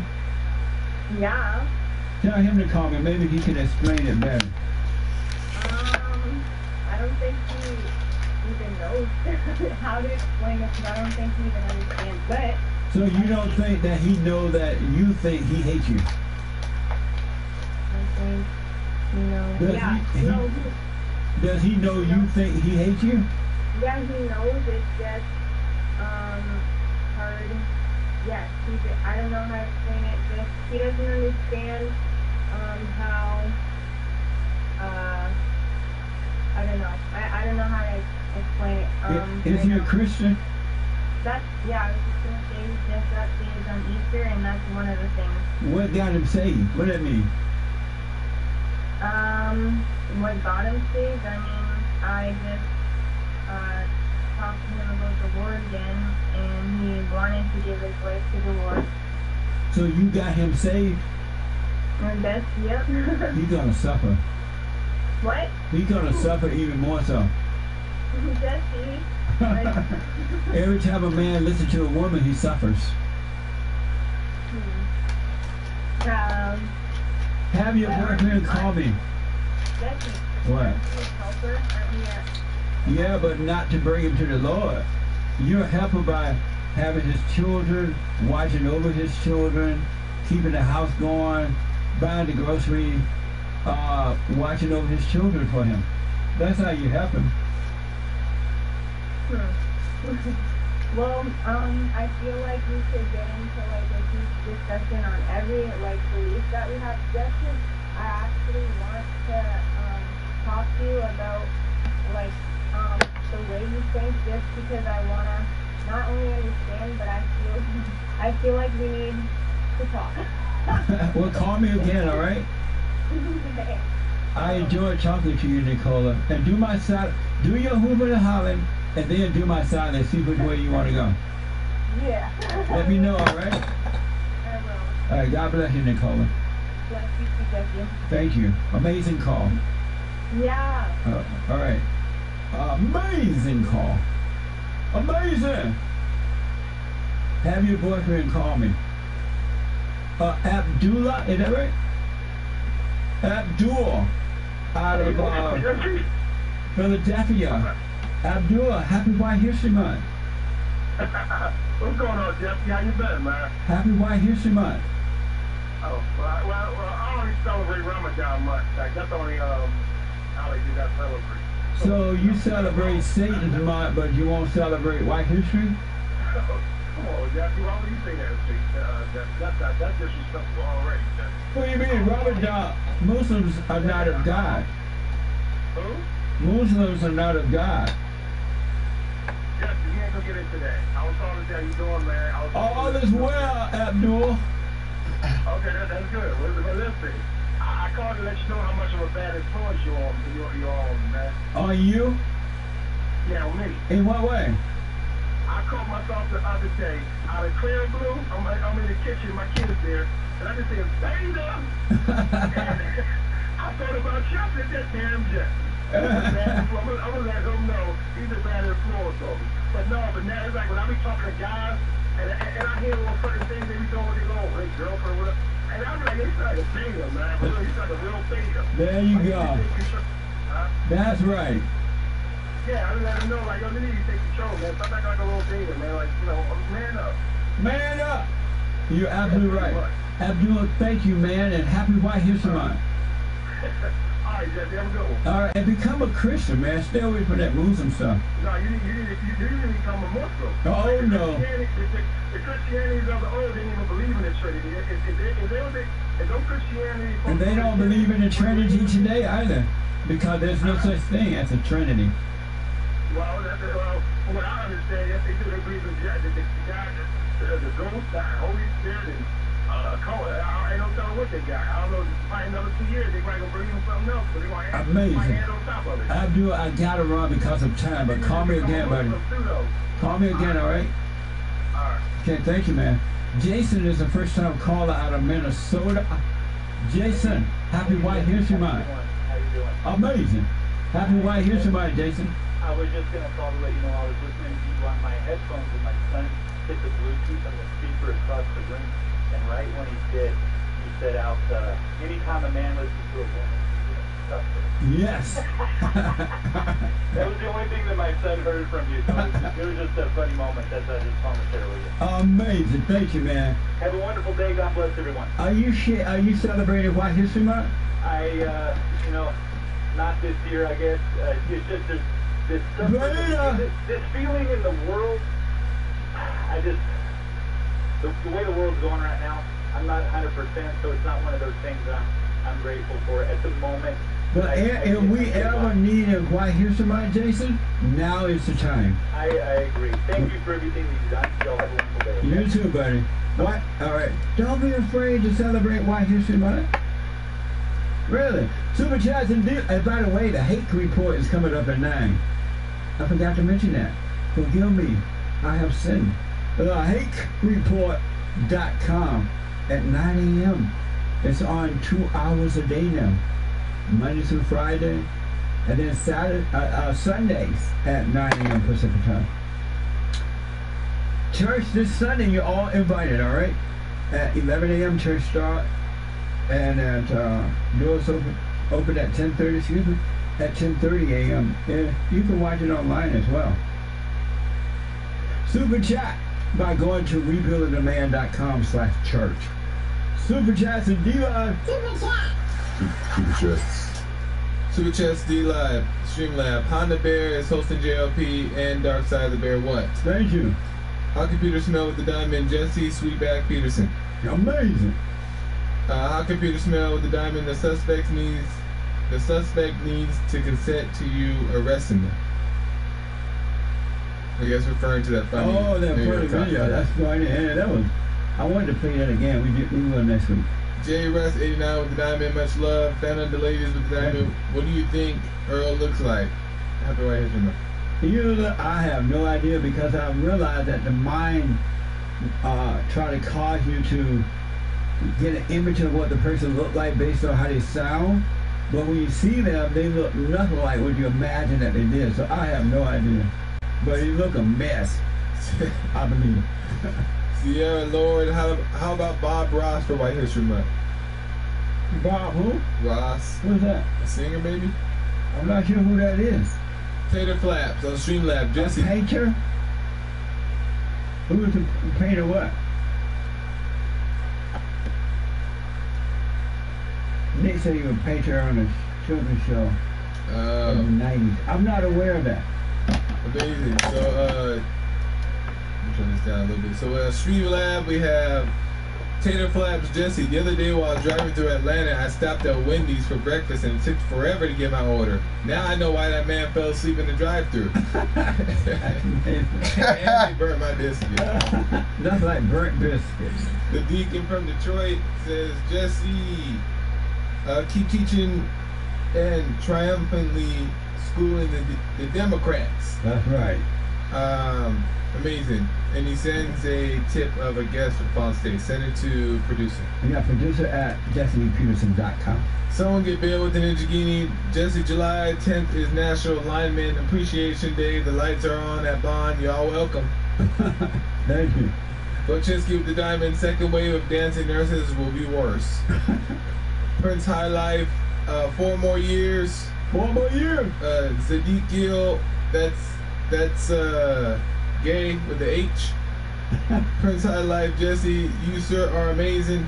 Thank you. Let me just say that we're so out of time. We'll finish these up on Monday. I do appreciate them. The hate report is coming up next, and they're going to cut it. This computer thing will cut us off in a minute. But the hatereport.com. I'll see you at church on Sunday at 11 a.m. Pacific time. And thank you all. Amazing calls today. Absolutely amazing. I do appreciate them. Have a good one. Thank you for everything, folks.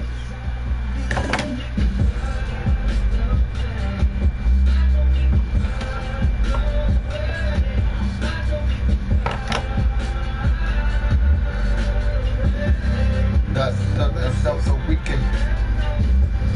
Something went wrong on the track. Look, stand up. Stand up, we got fighting to do. We gotta show them who us. He put a lighting in you. He put that lighting in you. Igniting the truth. But you beg to blame the lion and you never wanna stand for the truth. So what you put in the loop? What you stand in the loop? You better go talk to your mama. Better stop the drama. Better drop on the trouble. Boy, you better stand up, man up. Put your hand up and hut. If you don't, then we lose, and then we gotta hit the fake news. Whoa.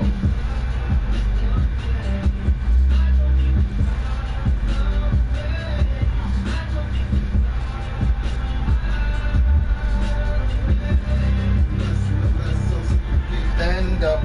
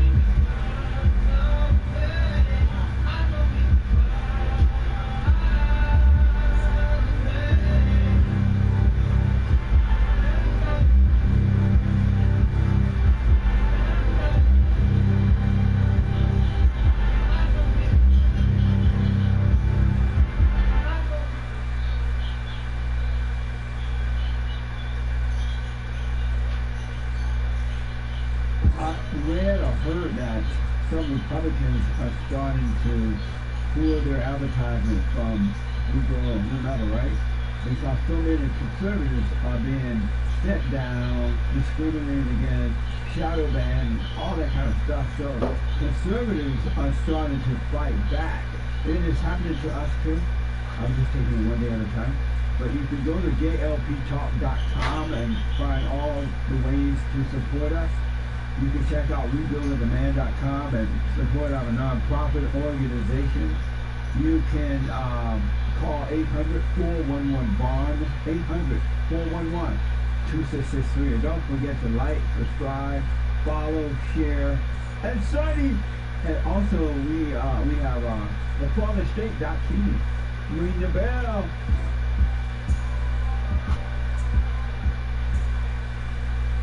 I have books that are amazing. I highly recommend you get them. The 7 Guaranteed Steps to Spiritual, Family, and Financial Success Guide. Even if you're not starting a business, but you have a job, or you're on welfare, it can help you if you do. Be doers of the word, alright? Courage to responsibility. Courage. That's what I write about in the first chapter, especially how I overcame scam. How the black leadership exploits black Americans. They're using them. That's a too willing to be used. And then my last book, The Antidote, Healing America from the Poison of Hate, Blame, and Victimhood. They're all amazing books, and they're helpful. Go to rebuildingtheman.com if you want an autographed copy, or call 800-411-2663.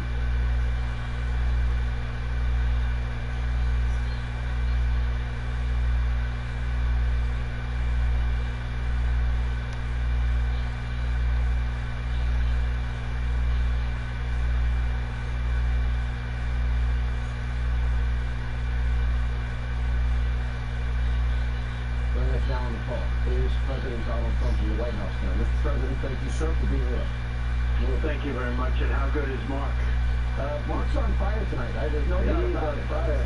That's why I call him the Great One. I want to start. We have an election in 117 days, Mr. President, and, you know, your campaign came out with an ad.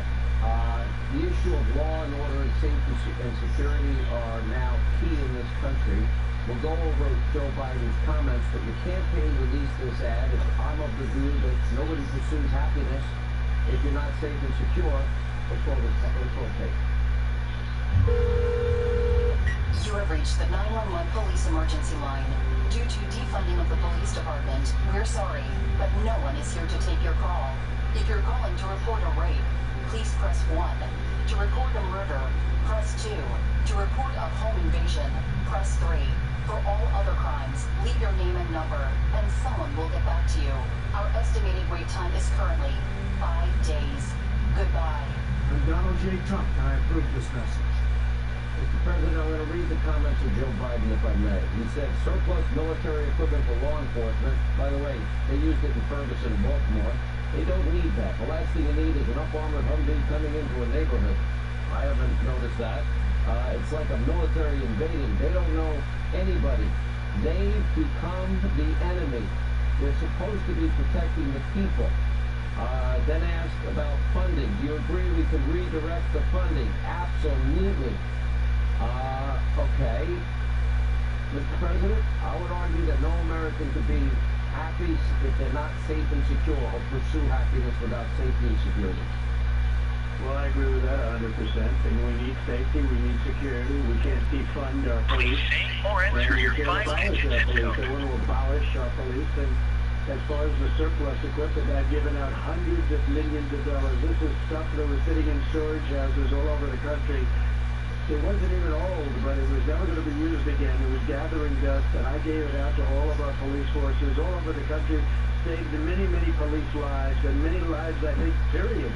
It was really, a lot of it was protective equipment, and I know that President Obama and Biden didn't want to give it out. They thought it was terrible to give it out. It made the police look too strong, and I gave it out, and I have been thanked by every police department. Mr. President, while the summer of love zone turned into a shooting zone, and I'm going to run some videotape. One is a man shot while walking a 6-year-old little girl in the Bronx in New York, assassinated in broad daylight. Another, a gunman opened fire in a Bronx apartment building. Then I'll show on this very show live our own Steve Harrigan interviewing protesters that took over a city block in Atlanta. That resulted in the death of an 8-year-old girl 2 weeks later. You see what's happening. Shootings up, violent crime is up, murders up, 130% shootings up in New York City. You see the statistics in Chicago every weekend. How do you react to that?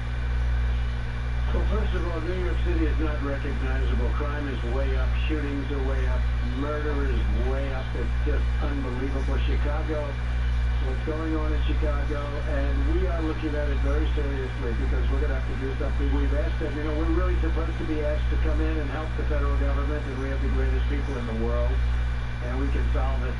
But we're supposed to be asked, so the mayor and the governor of Illinois should be asking, but they don't want to ask. And you look every weekend, and every week in Chicago, it's just numbers that are not believable. Atlanta's starting to have some problems. So we're ready to act, and at some point we may have to act anyway. We may have to do it sooner rather than later. Let's talk about the issue of acting. I had a source that told me, I was not able to confirm it, that one of the reasons that the Seattle mayor finally acted is that they were given notice that if they didn't act, that you were going to. Is there any truth to that? 100%. We were going in very soon. We let them know that, and they all of a sudden, they didn't want that. So they went in before we got there, but we were going in very shortly, very soon, and we would have taken the chop, they call it chop. We would have taken it back very easily, but they went in, and frankly, the people just gave up. They were tired. They had it for a long period of time, but because of the fact that we were going to go in. Now, if you look at Minneapolis, after 4 or 5 days of horror, we called them, we said, you got to get out the National Guard. We insisted that they do it. When the National Guard finally got out, they walked through it like a knife goes through butter. That was the end of their problem. That was it. It was a great job done by the National Guard. And, yeah, we were all set to go into Seattle. Frankly, I look forward to it. Mr. President, Joe Biden was vice president for 8 years. Barack Obama's hometown in Chicago. Every weekend, we get these statistics. Lawrence Jones, who is our 2020 reporter on this program, actually interviewed the father who lost a 7-year-old little girl. I don't know how you recover from something like that.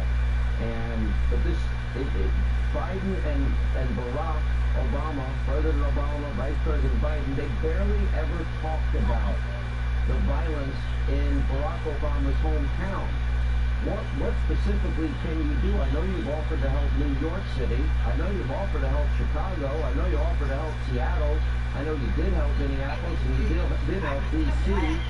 But when they keep refusing your help, what are your options? So first of all, I saw the interview, and he was a lovely man. I spoke to him at length, and with his friend, who's a great guy too. Horace Lorenzo Anderson, yes sir. His son. I actually invited them down to the White House at some point when they get adjusted, because it was so tough. I mean, what he's going through is so tough, and he was treated very badly. They didn't even tell him what had happened, when it had happened. Very sad thing. But I did speak to him and had a great but very sad conversation. And so he'll be coming down when he's ready. He'll be coming down to the White House. I would say, look, they have to be tough. They have to be smart. What's going on there? And the Chicago police is terrific. The New York police, New York's finest, they're just not being allowed to do their job. They don't want to do anything because they'll end up with lots of bad things happening to them. They're not letting them do the job. And I dealt a lot with Mayor de Blasio. I was very nice to Mayor de Blasio. I got him ventilators when he needed them. I got him hospital help when he needed it. I got him everything he needed. I got him the gowns. I got him the masks. I got him everything, the shields. I got that man everything. I spoke to him many times. He couldn't have been nicer. And then he throws a big Black Lives Matter sign right down in the middle of Fifth Avenue. And all merchants along Fifth Avenue are furious. They're furious. And the whole city is furious. The city is a city that's enraged. And everything it was almost a test, Chuck. But I was so good to him and to Governor Cuomo like nobody's ever been good. And all you end up doing out of that place is get prosecuted and have a lot of trouble. So New York is not the place that it was. Everyone's leaving. They're moving to Florida. They're moving to other places. It's very sad, actually, to see what happens. To be honest, I'm the only idiot that stays here. I need to get my contract changed so I can get the hell out of here myself, to be honest. You know, in 1984, the question came up, especially after the first debate President Reagan had at the time with Walter Mondale, the age question. Let me play a montage of, well, let's say, not some of the finest moments of Joe Biden, and I want your reaction, and the question will be, does he have the mental alertness? Does he have the strength and stamina? What I believe is the hardest job in the world. It's not what I do. Being president, I would argue about a hell of a lot harder, but here's Joe Biden.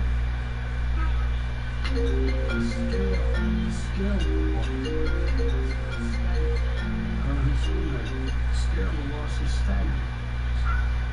It's been 2 months since Congress gave me that money. Introduce me. Alan? Hey, good evening. Thanks so much for tuning in. Look, tomorrow's Superstar Tuesday, and I want to thank you all. I tell you what, I'm rushing ahead on. We hold these truths to be self-evident. All men and women created by you know the thing. My name is Joe Biden. I'm a Democratic candidate in the United States Senate. Look me over. You'd like to see help out. If you agree with me, go to Joe 30330. We choose truth over facts. Play the radio. Make sure the television, make sure you have the record player on tonight. Make sure the kids hear words. Poor kids are just as bright and just as talented as white kids. Donald Trump does pose an existential issue. It's not hypothetical. Why in God's name should someone who's tipping coupons in the stock market in fact, pay a lower tax rate than someone who, in fact, is, like I said, a school teacher in fireplace? I think my personal favorite is, it all these truths to be self-evident that all men are created and women are created equal by the thing. You know the thing. That would be God who created everything. But, Mr. President, in your view, does he have the alertness, trying to be charitable here, the strength and stamina? You're in the job. I would argue the toughest job in the world. That's my position. I've held that for many decades. Well, I'm over the age because I was with Bernie Marcus. I think he's 91. He's so sharp. He's as sharp as ever. He's the founder of Home Depot, one of the founders, great guy. And I deal with other people in their late 80s, early 90s, and they're 100% mentally so sharp. Sheldon Adelson is an example, and others, many others. And they're mentally 100%. But Joe is just, look, let's face it, he's been taken over by the radical left. He has no clue what they're doing and what they're getting him into. This is worse than Bernie Sanders at his best. And you look at the deal they made with Bernie Sanders now in the group. It's all crazy radical left stuff. And Joe's never going to be able to fight it, even if he disagreed with it, which I actually don't think he does. I think there's an expression, the old expression was used badly a long time ago in politics. I think they brainwashed him. He doesn't know where he is. He doesn't know what he's doing. And our country will suffer. Our stock markets will crash. Bad things will happen. They will defund the police. They will abolish the police. It will be maybe a backlash, or maybe it'll just go to hell like Venezuela.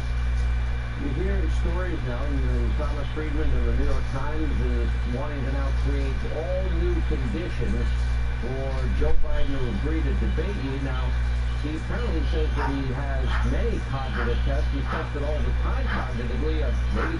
Maybe he'll release those records, and maybe he'll release his medical records. Everybody wants to seemingly see everything about you. Now, would you agree to any new conditions, or does he have to debate like it's always going to happen? And do you think he's trying to back out of debating it?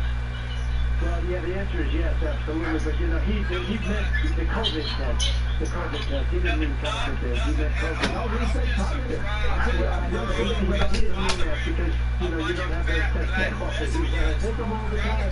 And no, he meant COVID, but I think he was confused by the question and the words and everything else. He didn't mean that because he hasn't taken any cognitive tests and he couldn't pass one. I actually took one when I, very recently, when I was, you know, the radical left was saying, is you over there, and I proved I was over there because I aced the test, and he should take the same exact test, sir.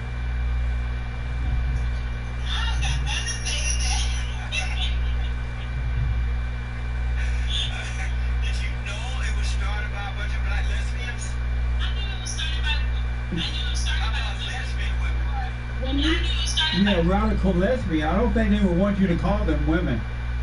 So, what is your problem with a person? No, but A person simply different than you. nothing at all. But I'm just surprised that the world is following a bunch of fat black lesbians, radical lesbians, and they're burning down the country following these people. I'm stunned at that. I just never thought I would see that. Because black lesbians, fat black lesbians, radical ones, don't have any values. Satan is their daddy. They hate men. They hate the order of the family. There's nothing good about them. I'm surprised that in a Judeo-Christian nation that you would see people following these people. No wonder they're so destructive. I ain't got nothing to say to that.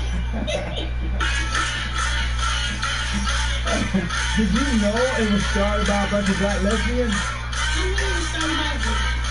How about lesbian women? I knew it started by queer women and people who are outside the periphery of our ideal activists for leader of a movement. And that is the epitome of the Black Lives Matter. It's starting a conversation about the lives who have always been left out of the conversation by the very voices who never were treated like they had a voice. What do you think about white people bowing down to these blacks and kissing their feet and washing their feet and all in the name of Jesus? What do you think about, what's your impression of whites who are doing that with the blacks, to the blacks? You know, Jesus was an activist in his life as well. That's why he was crucified. And when Jesus came into the space, he was definitely opposed. And his message was definitely about taking one and being humble in every way. And it sounds like you're repeating a message about humility. And no matter who a person is, I'm also a Christian, but no matter who a person is or whatever way of life they live, I believe in the same Christ-like message of you give love. Love on that person. Love the person. So you call the white people Jesus? Excuse me? Are you calling white people Jesus? You're saying that the whites are like Jesus? No, I'm saying that what you're repeating sounds like the same type of message. But it's the white message of humility and love. And coming together for issues of justice. But it was Jesus cleaning the other people's feet. In this case, it's white people doing it to blacks. Are you saying that the whites are acting like Jesus? No, I'm not making that correlation between person and person. I'm just talking about the idea, the message behind it. Oh, it's time for me to heat up this interview, Alicia, and put you on the hot seat. I need you to answer these as quickly as possible, all right? Okay. The hot seat. What's more important, being truthful or being nice? Being truthful. Is America the greatest country in the world? It can be, but definitely. Is it easier to manipulate the emotions of black people? No. Does formal education destroy God-given common sense? No. Do you love white people? Yeah. Should homosexuality be taught in the schools?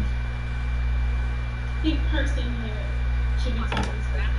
Should homosexuality be taught in the schools? I don't know what you mean by that. I don't think it's a curriculum. Should homosexuality be taught in the schools? I don't know what you mean by that. You are a lawyer. You went to Howard. You should be smart by now. In law, we're taught about words and not to use too broad of vague words. And homosexuality is such a vague word. Oh, it is. Would you ever date a white man? I would date a person I'm in love with, so yes. Would you ever date a white man? Yes. Would you marry a white man? Yes, if I actually connect with them. In American society today, who has it easier, men or women? Definitely men. Is it racist for white Americans to be proud of their heritage?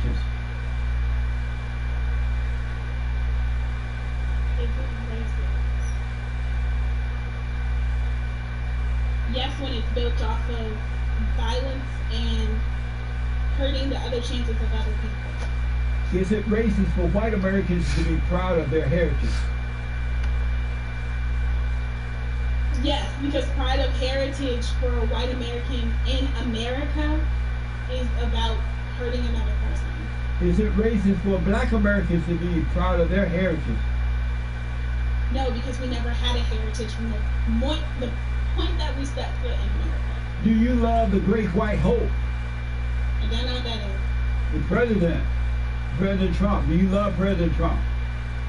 I don't know if we have a president right now, but that man who has the hat, I don't care for him. Do you love President Trump? No. You said no? God loves him. Are you a Christian? I am. And you don't love the president? I send him love. But you don't love him? I love through truth. But you're asking me if I love the Great White Hope. You're asking me if I love the president. Trump can have all the love he wants. Are you okay with social media companies censoring conservatives? But not liberals. Please leave your message for Well, that sounds like a free speech issue. It's not fair when one side is being censored, but it depends on what type of conservative speech. Is it hate speech? Then yes, it should be censored. Are you okay with social media companies censoring conservatives but not liberals? Yes, when it's hate speech. Are illegal aliens a threat to black people in this country? No, and they are people. They're not aliens. Are you okay with Mexicans hating blacks? People have their values, yes. You okay with that? People have their values. No, I'm not okay with anyone hating anyone. But I can't control what they choose to do. The same way I can control the right person being the Is it sexist for a man to tell a woman she's beautiful? No. I'm sorry? No. You are a beautiful woman. Thank you, Mr. Jesse. Isn't she beautiful? Your sister looks just like you?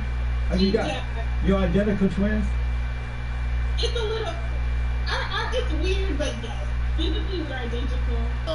Yeah. Amazing. Well, you're a beautiful woman. Thank you for taking the hot seat on. Did you have fun? I did. Well, congratulations again on becoming an attorney. Tell the people how they can get in contact with you, whatever information you want to put out there. Okay, yeah. So you can jump on my Instagram at legally.leisha. If you're in my DMs with some crazy stuff, you will get blocked. Amazing. Well, I really appreciate you coming on again, and we're going to have you back, and I really wish you well, and hopefully you'll become an attorney for all people, and not just black folks. You will be a lawyer for all people, right? Yes, I represent everyone. One of my clients is actually white. Oh, good. All right. Well, I really wish you well, and good luck on your test coming up. Thank you. Thank you so much, Justin. You're welcome. God bless you. Thank you. Amazing. Thank you all for tuning in, folks. I absolutely appreciate it. Let me hear from you. And don't forget to like, follow, subscribe.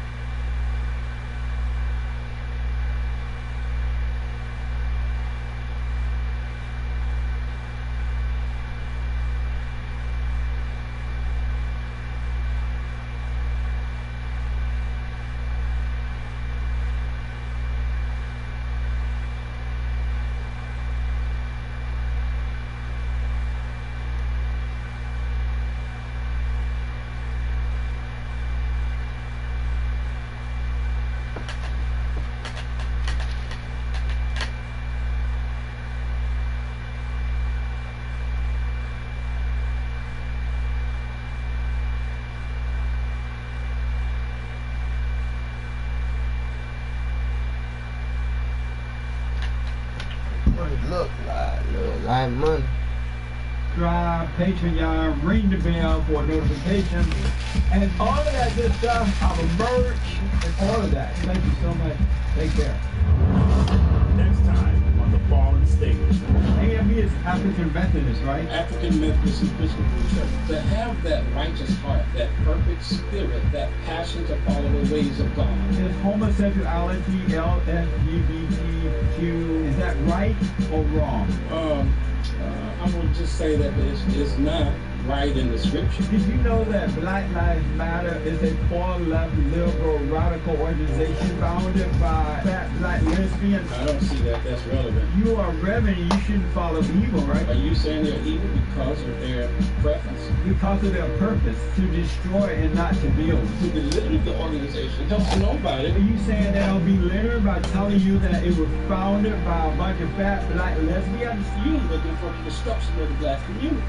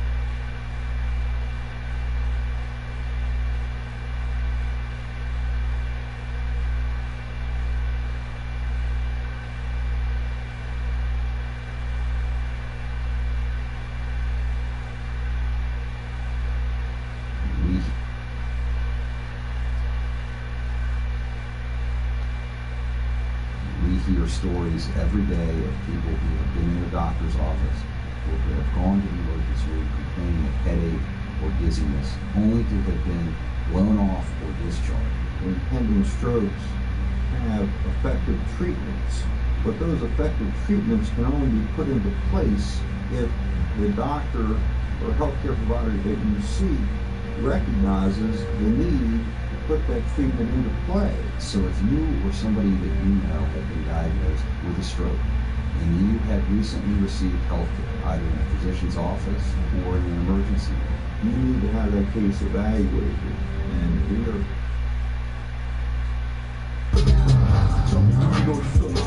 looking up, this weather is so unpredictable. 1 minute it's sunny on this side and this side is snowing. So I'm sitting here waiting for the dumpster to get here so we can start dumping all this trash. And the pool guys didn't come to empty out the pool so we can paint it because of the social distancing. Right now I'm going to pick up my son. I haven't seen my son in almost 2 weeks. Pretty much haven't seen any of my kids since the social situation. This is a hard sight for a lot of families, entities, people out of work, people are frustrated, people are a lot not nicer than it used to be. I'll tell you that. I'm kind of excited when it gets springtime comes. Hi, old man.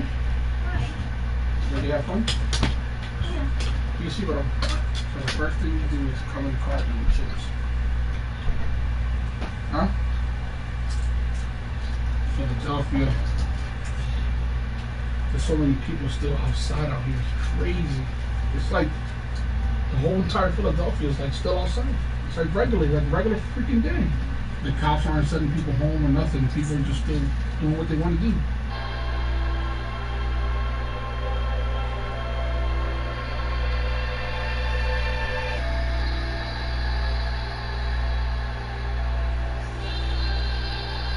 Cause a couple of years ago I wasn't eating. Now I watch out for the niggas that scheming. I got me an M when I kept on repeating. The love when the sound of that money machine. I'm looking down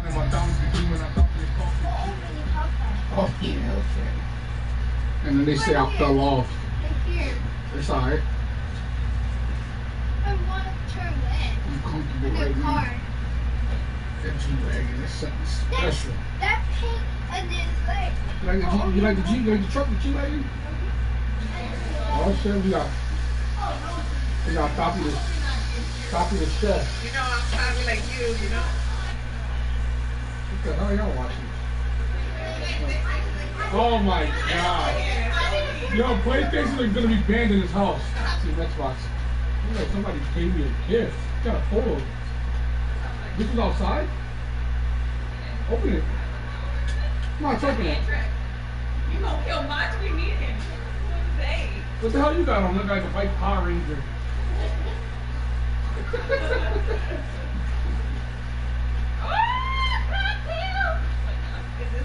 Oh my god, this is a big disappointment. I thought it was something special in there.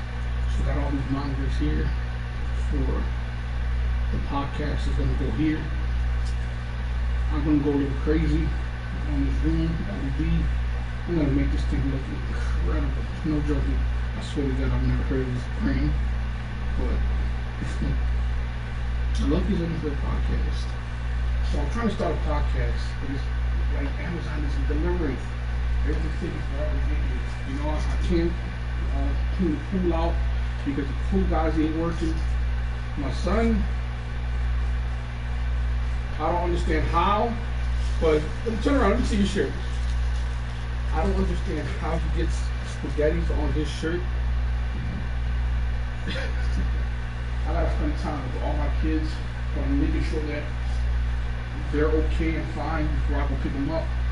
Make sure that I'm okay and fine before I go get them. Holy crap, it feels so good outside. I'm trying to get my pool cleaned off so I can take all the water out. I put loaded under the pool and then fill it back up. I want to do a big barbecue with all my family and friends, but I'm not trying to get sick.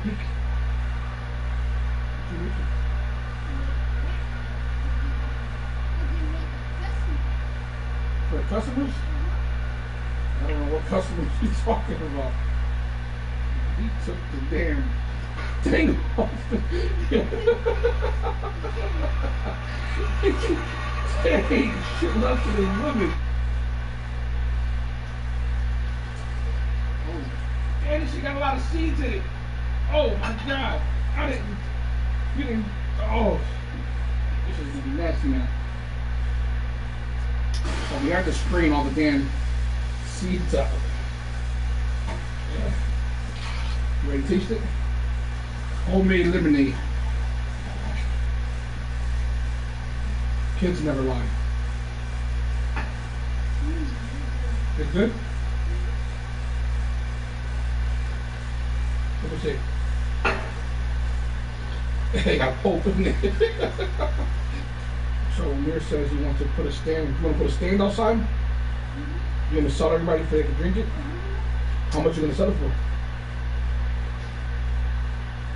So you didn't think about that. As an entrepreneur, man, you got to see how much you're spending on it. This bag of lemons is probably $4.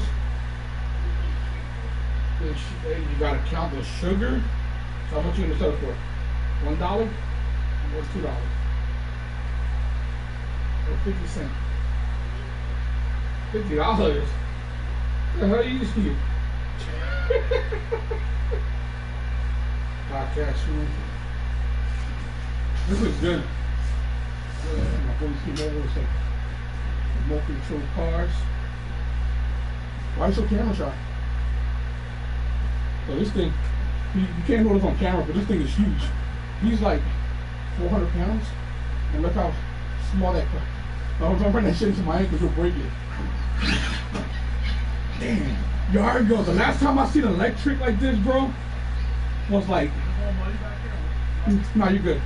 Remember the last time I saw electric like that was like back in the days when HPI was out? And they used to suck. The electric ones used to suck back in the days. Damn. Why it keeps flipping? Yo, that bitch is fast as hell. Man, that's not a real pro word. Oh, yeah, that thing is powerful. so strong. Bro, it's way too strong.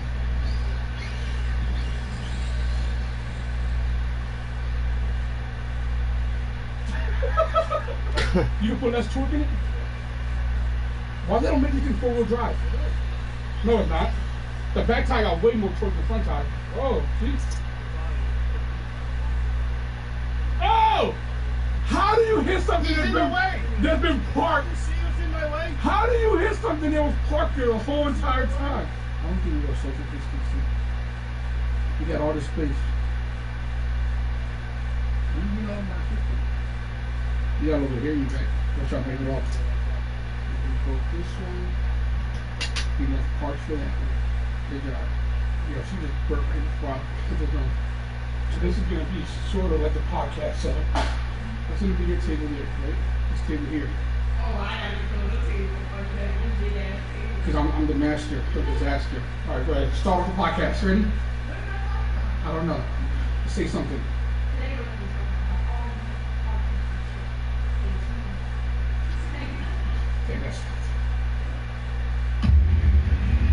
Which one I can't stand over? I can't stand that dude.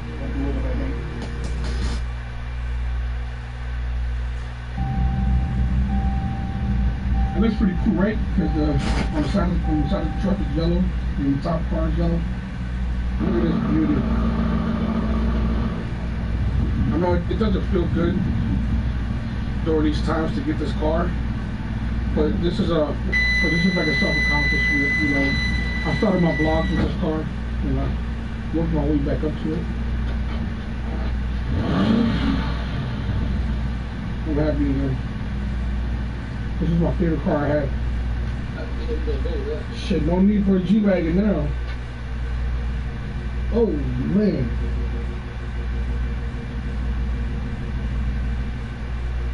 All I need is one more car, that's it. The Huracan Evo. I only want 4 cars. I want 2 Hellcats, 2 Lambos. I don't need 30 more cars. I'm done. Yeah, this is a beauty. Won't lie, I'm like kind of filled with emotion right now. You know, during these tough times, you know, to take a car like this, kind of feel sort of guilty. But this is a huge self-accomplishment from all the work that I've been putting in. When this all happened to me a few months ago, I had freaking $12 left. You know, it's crazy. It's crazy. It feels good. It feels good. But man, this thing is a beauty. What a beauty. Of course, you know, this is. I love this car to death. You know, and it's been hard for me, man, because like I've been having so many cars that it's kind of hard for me to drive the Hellcat. So I'm getting to the point where I'm gonna get rid of all my cars because like. All I really need is a Hellcat.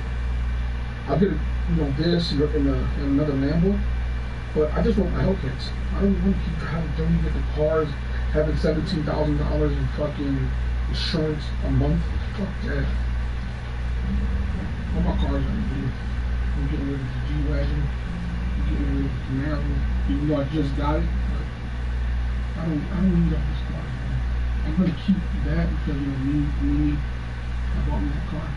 Guys, I've been going through a lot for the past few months. This is the reason why I stayed away from YouTube. Then, you know, they got people making fucking videos, which I don't even care. You know, that I'm like bipolar, or I say one thing and do another. These are difficult times, I kind of have to.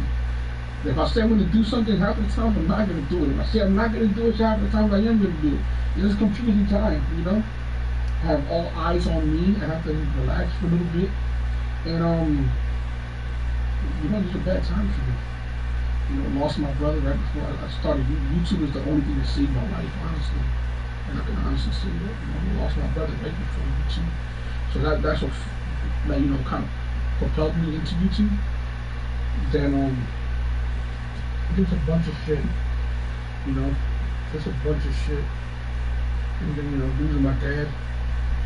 after the Fed situation, he didn't even get to see the outcome of this case. And, you know, I lost my friend a few days ago. You know, it's just like, it's the fucking bad. Sounds like everything's been smacking me. But, you know what, everything going on in the world, I can't even fucking complain. I can't complain at all. I can't complain at all. People have it a million times worse than me. But damn, I fell flat on my face a few times. But this is life. Everything I preached, I have to kind of fucking live. You know what I'm saying? Cause a couple of years ago I wasn't eating. Now I watch out for the niggas that see me. I got me an M when I kept on repeating along with the sound of that money machine. I'm looking down at my diamonds be gleaming. I got me a coffee there the week. Marriage is start telling me not to leave them. I swear I wake up and it feels like a dream. Cause a couple of years ago I wasn't eating. Now I watch out for the niggas that see me. I got me an M when I kept on repeating along with the sound of that money machine. Yo, look at G back there, yo. He hasn't got a haircut since the whole corona started. He looks like fucking terrible. Installing new cabinets. These things are old as hell. Yeah, this freaking. So this kitchen was done by the boys from Boys to Men. Did this kitchen. Now these dudes ain't had no taste, bro. You know, they had no taste in nothing because their girls were always leaving them in the songs, and the kitchen is trash. But yo, this color used to be hot back in the days. Yeah, that's what the beige. This shit's ugly as hell. I think gray's here to stay for a long time. Look at the shorts. Look at those shorts. Yeah. Above the knees. Yo, my poo look like a swamp. Yes. Would you like to try a burger made with plants? Plants. It's delicious, and I'm a kid, so if I like... Don't judge me.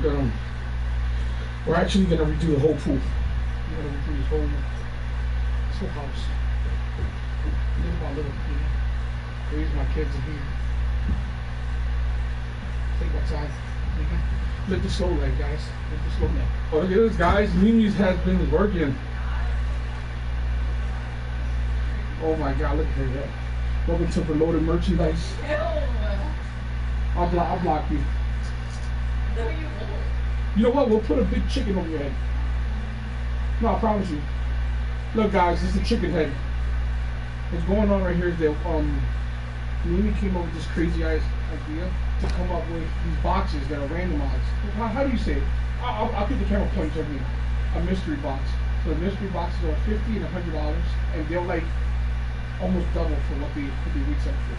So right now we have a $100 mystery box on Reloaded merchandise.com. Or reloadedmerch.com, sorry. And it's pretty cool because everything in here is random, and it's always a set of something. It can be a sweater with a hat or 2 hats. It can be a shirt in there. It just varies, but it's pretty dope. $100 and it'll get you over. Yeah, you might get the set that I got on right here. If you get the $100 box. So you get the set.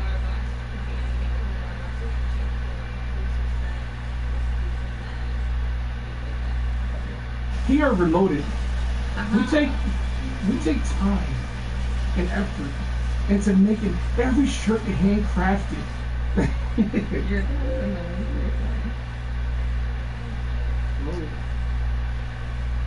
Somebody gonna get your shirt fucked up. Stop joking. I'm looking at the level. Nobody cares about you. I know, but you're like on me. That little furry thing. Anyway, guys, I needed a break. I needed a massive break. My head hurts, my body hurts, my mind hurts. I've always been against dwelling. I hate people that dwell. And lately I've been catching myself dwelling. Like I'll wake up at 5 in the morning and won't get out of bed till 11. That's 6 hours of dwelling. What am I gonna do? Like, just get the fuck up and do something. You know what I'm saying? I've never been this way. I've never had my back hurting. I've never been like just physically like out of it. And man, these extra 40 pounds that I put on since last November have been really weighing on me. Honestly, man, I feel like complete shit, man. How do you feel, man? You know, we're not looking at you right now. Yeah. I think it's just a common thing I feel like my body like the past. I just want to go. I want to go to Apple Applebee's and sit down and watch people clap for their birthdays. For real, I just want to lie. Because it's such a stupid ass thing to be concerned about. But I mean, we are who we are. Dude, there's no sports. That's why you're in all honesty. Bro, like, there's no sports. Listen, at the end of the day, we're still living. We all woke up winners today. We're living, we're breathing. Life could be 100 times worse than what it is now. Uh-oh. That's that money check right here. And what you guys need to realize is that all these clothes are coming from me and Mimi's hands. No joking. Alright? We have one other employee, but she's not around right now. Yeah, so all these clothes are literally coming from us. No cap. So we got a bobbin break. Alright? We ran out of bobbin. Yo, and I became a master at embroidery. Back up. So guys, no joking. People want to know what to invest in. The clothing market is so hot right now. It's ridiculous. People love selling clothes, but the time that comes behind it is just not worth it, man. It really isn't. And the profitability on clothes is so much amazing. You can buy a shirt for $4 and sell it for $25 after you throw your labor into it. That's a high profit margin. No joking, guys. This is something that you guys want to get into.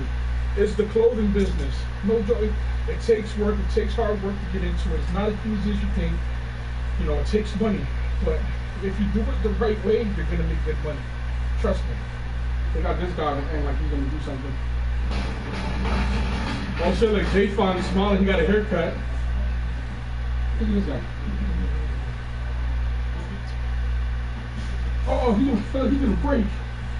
G's gonna break. Now, how much do you think that weighs? Oh, think it's 200, 300? This is the world's strongest 13-year-old. New cabinets on the way. Oh, look at that. Some mystery boxes are done. These are getting shipped out tomorrow, guys. Mimi's fast with her shipping time. No joking. Look at that, guys.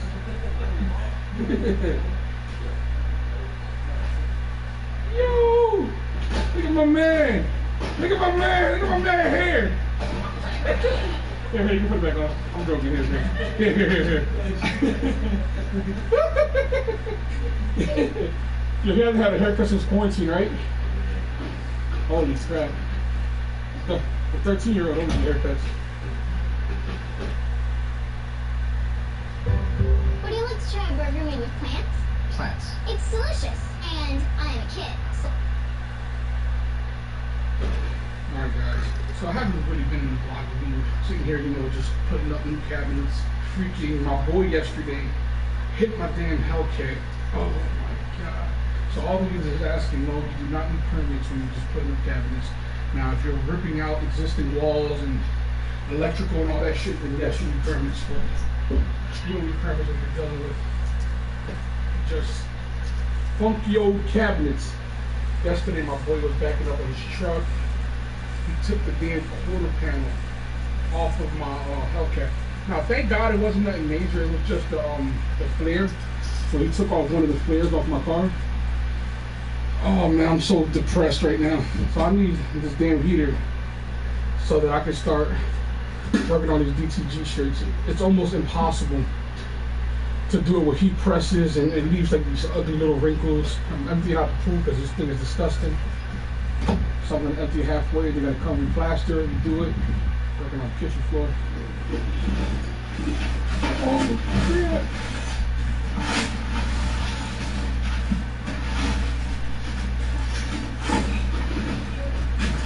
Damn. We bought these vans, so we can do deliveries. You're gonna be like Kanye that cut her delivery boxes off the bed. Listen, guys, pay attention to this. Look at G Visual's car. I mean, J Visual car. What is going on, bro? he put a bumper on, and then he drove up here, and then the bumper somehow, he doesn't even remember the bumper getting off the car.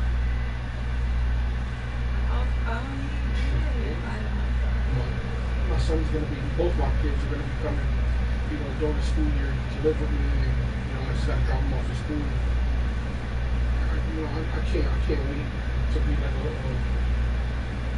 a full-time dad. Hopefully, my other kids are watching this on the video. They get, you know, they speak up a little bit, and you know, tell their mom they want to come stay with me on weekends and stuff. Try to come to some common ground. Because I'm tired of all this fighting and bickering. I just want to see my other kids.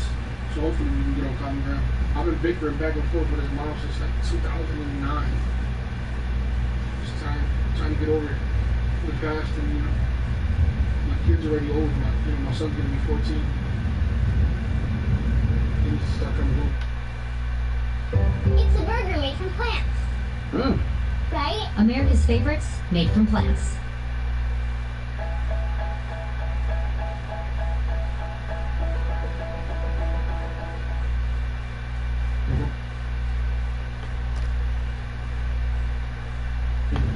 Mimi is very annoyed today. We have a very busy day. No. I feel as though the hatch is just staying here. That's the only thing. I know you listen. No. Not yet. What do you want from me? What do you want from me?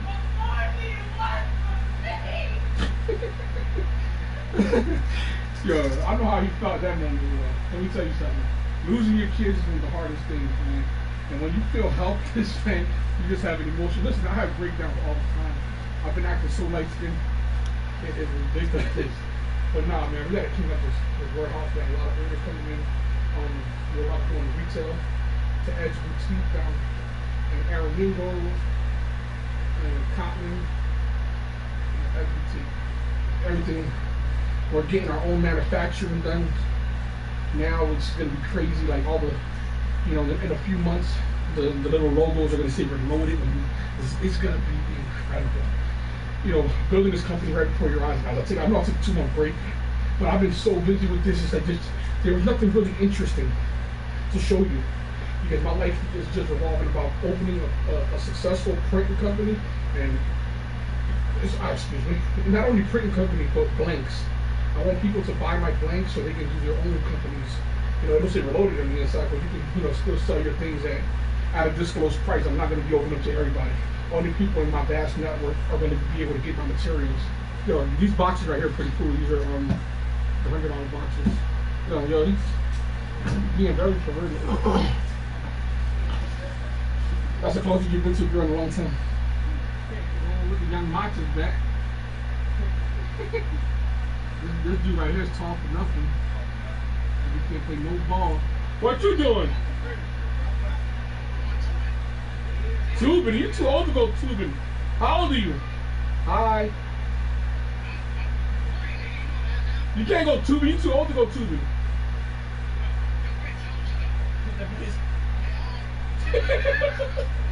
Yo, hold on. Fuck you. Mox, you never got the action on camera. How do you feel? How do you feel that they took your car? Man, I'm sad. I'm disappointed. But you should be getting back open soon. Shit they took. Damn! They took his money?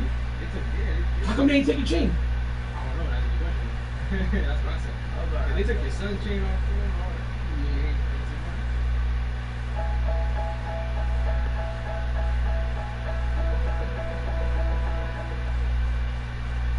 Stop. Did you know every time you shop on Amazon, you're helping someone make passive income? Yes, you could be helping someone like me, a dude in my 20s, make money in my sleep. It's true. And here's how to find out exactly how much passive income you're making people.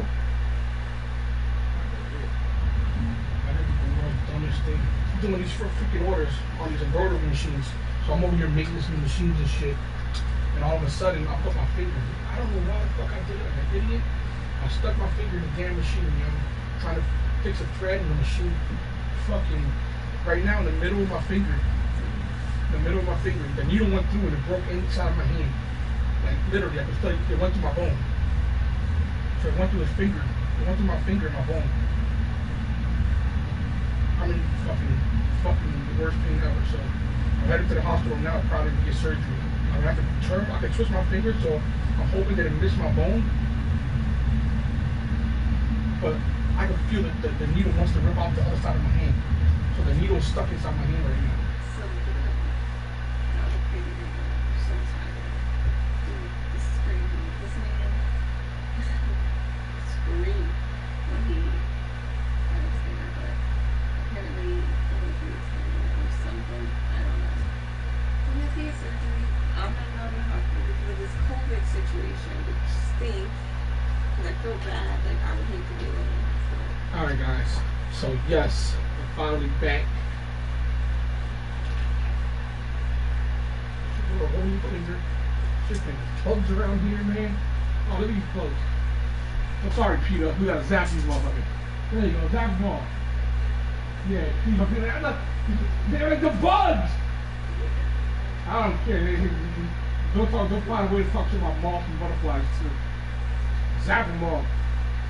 Yeah, this finger. Get my ass right back to work. Listen, don't play no games right here. That's what you call dedication. This needle broke inside of my hand. Broke inside of my hand. So that right there was in my hand. It looks small, but that thing is huge.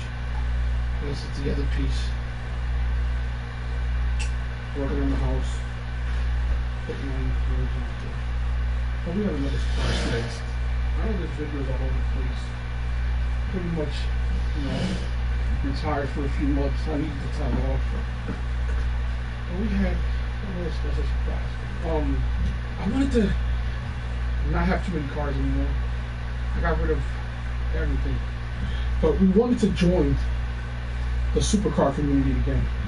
So what better way, right, to join the supercar community by having two Hellcats, which are now supercars, but having an Lamborghini Urus, and then switching it up just a little, right? Just a little. We got that. Would you like to try a burger made with plants? Yo, it's crazy. It's delicious, and I am a kid. That's it, man. Here's a Lamborghini Huracan Evo. Let's go. Oh shit. Lamborghini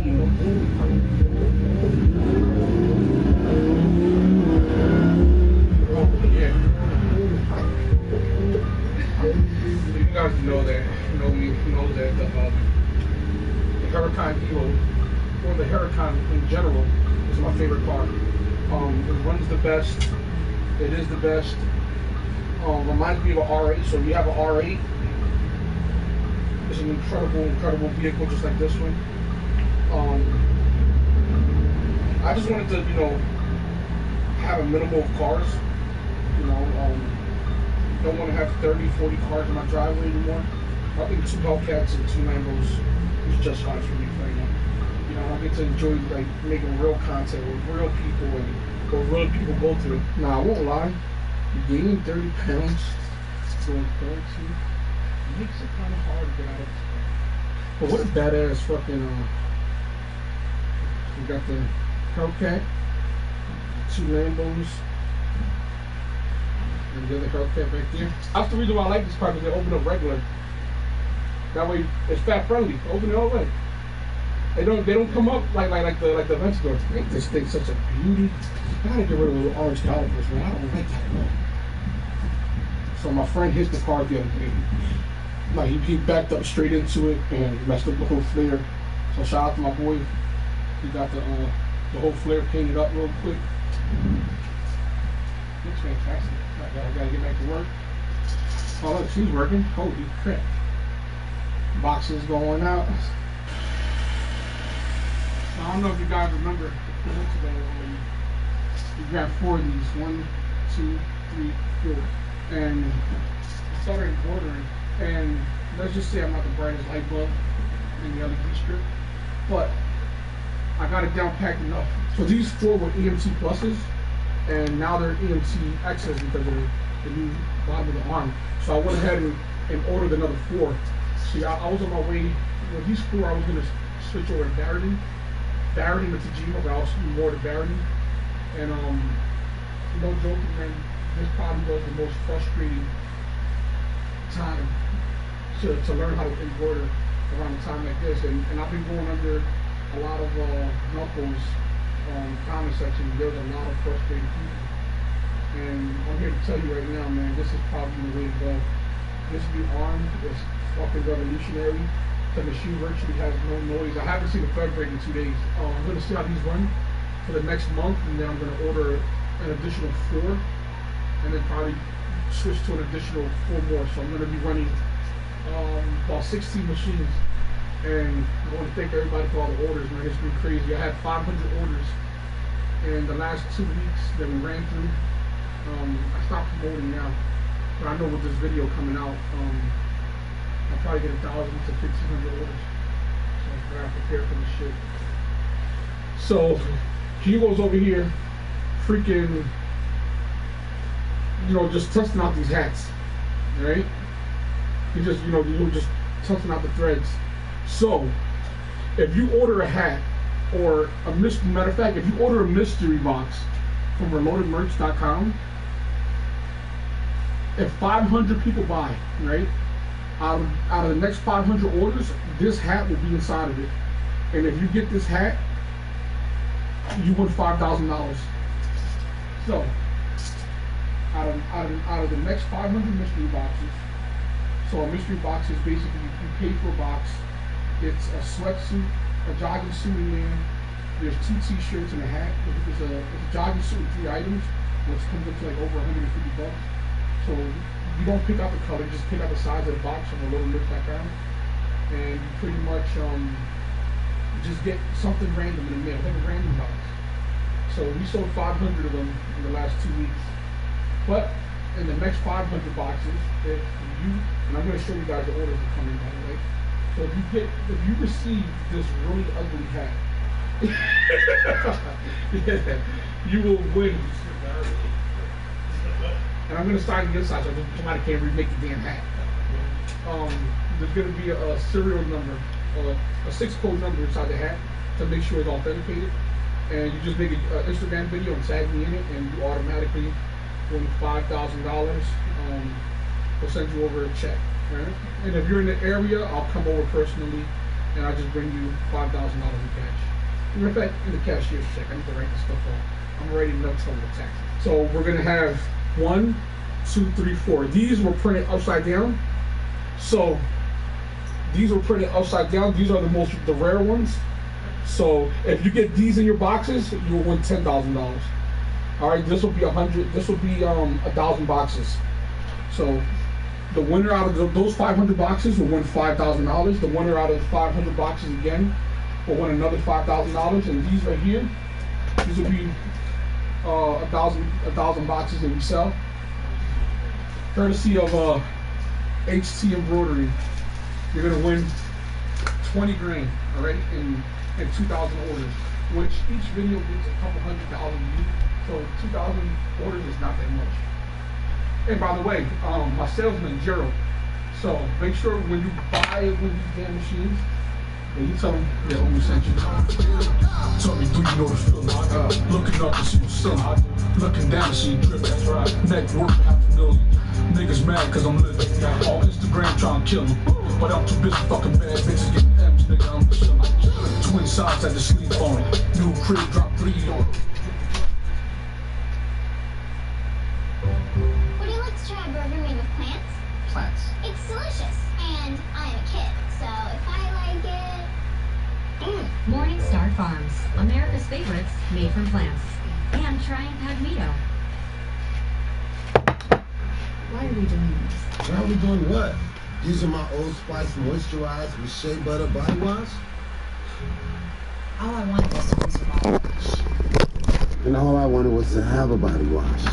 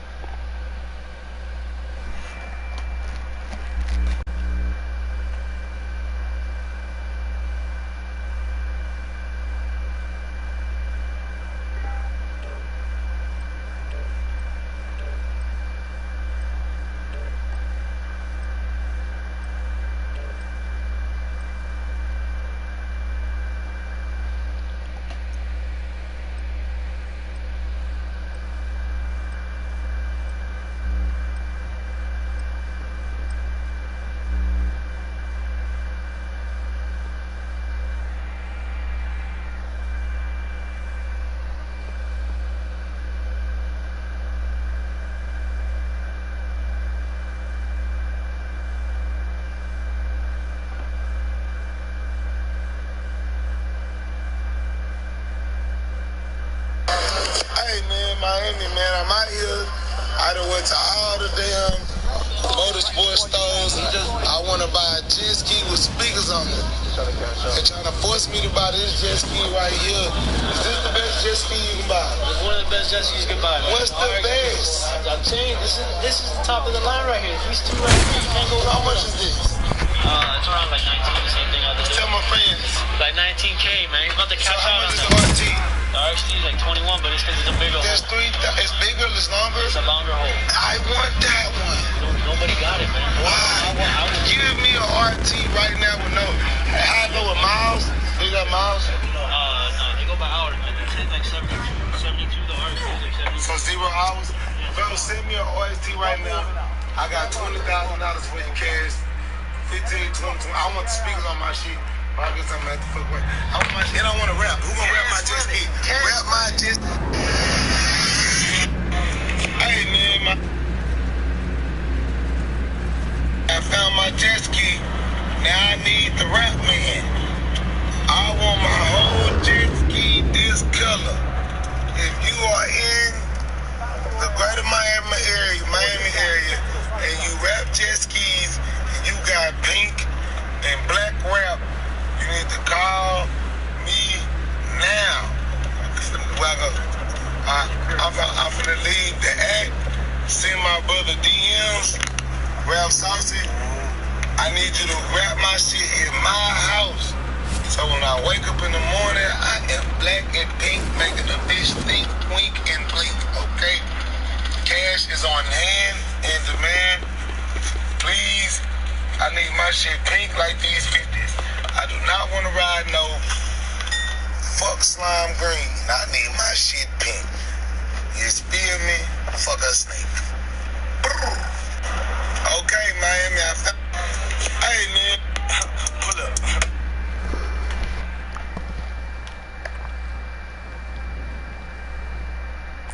Does anyone need this?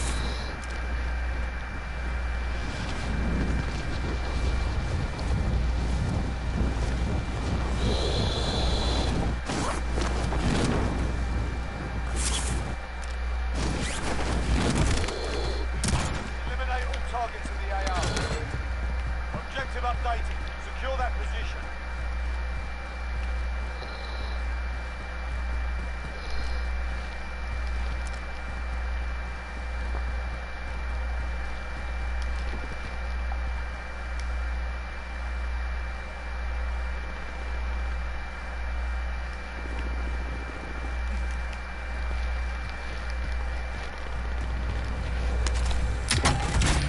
Enemy soldier incoming.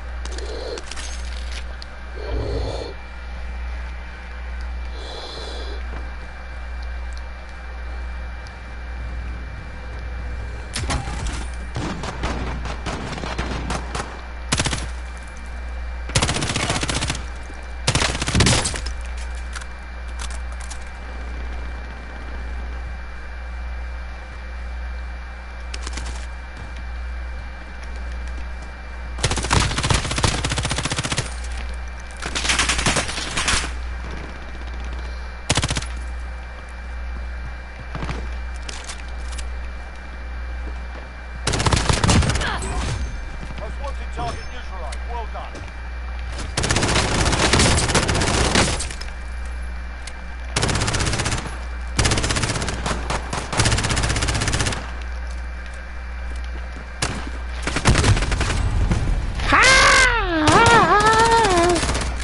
You son of a.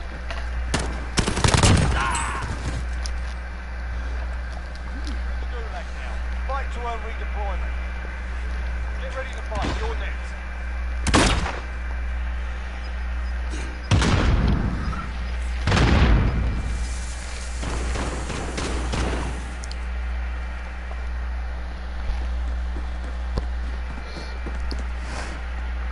You win this fight, you return to the front line. If you lose, you're done here. Sort them out or capture the objective. Stop roughed up in there. We're bringing you home.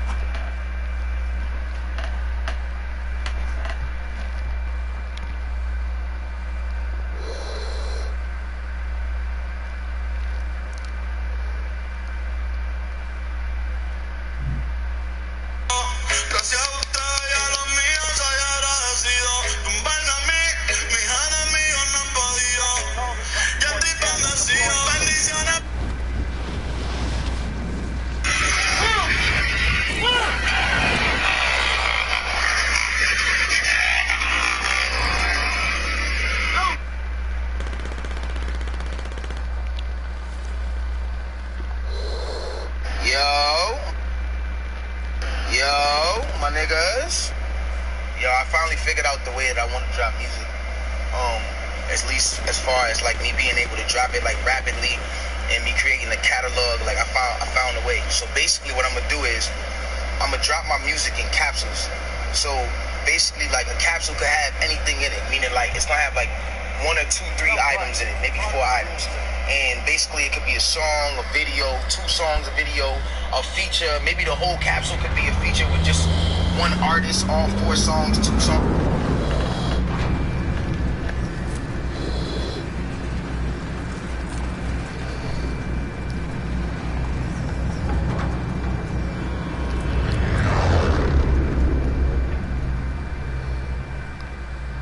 Battle Royale. Avoid the gas. Get to the safe zone. Anyone need this?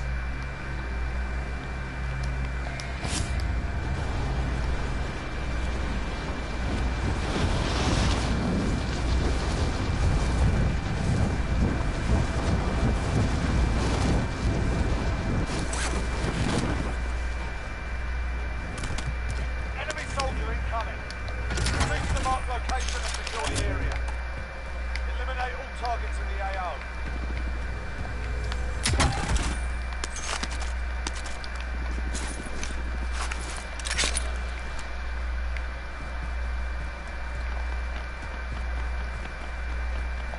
Enemy UAV overhead.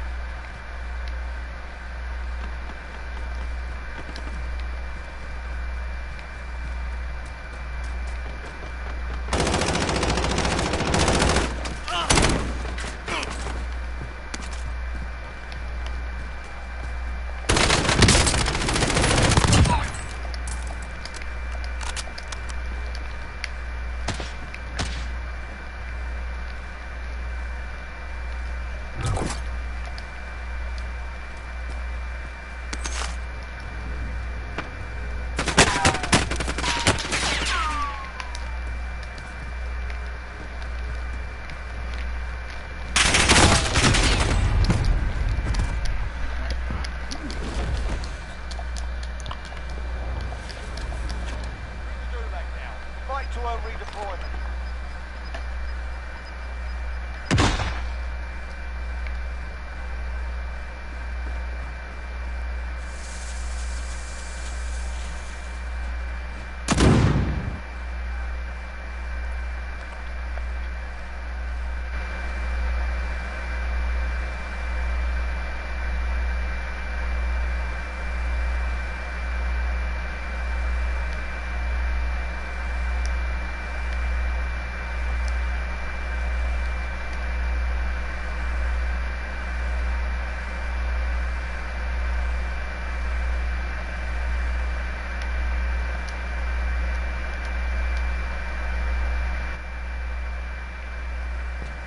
Okay.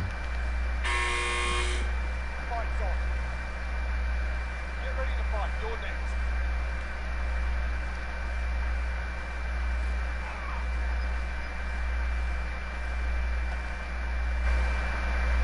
This is the front line. If you lose, you're done here. You're up, soldier. Now go sort this fucker out.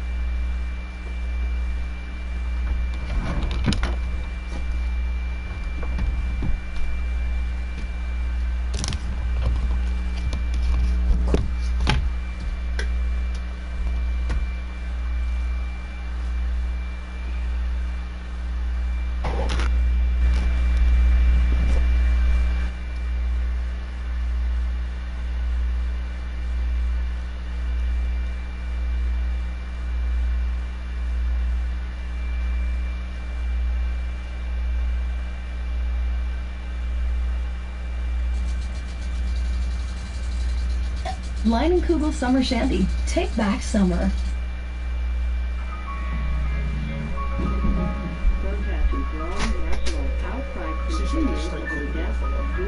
Last night, people protesting in Minneapolis escalated as demonstrators were lashed by tear gas and rubber bullets. The main message here is that they want to see those officers involved. They want to see those officers arrested. Trade my 4x4 for GC3, ain't no more freeless speed. I gave him chance again. I even told him please. I find it crazy the police to shoot you and know that you dead, but still tell you to freeze. Fucked up, I seen what I seen. I guess that mean hold him down if he say he can't breathe. It's too many mothers just grieving. They're killing us for no reason. Been going on for too long to get even. Throw us in cages like dogs and hyenas. I went to court and they sent me to prison. My mama was quick when they said I can't leave. First I was drunk and I sobered up quick when I heard all this time and they gave it to leave. He got a license plus. We just some part of surviving environment. How the fuck they gon' blame us? You can't fight fire with fire, I know, but at least we can turn off the flames. Every color person ain't dumb, and all whites not racist.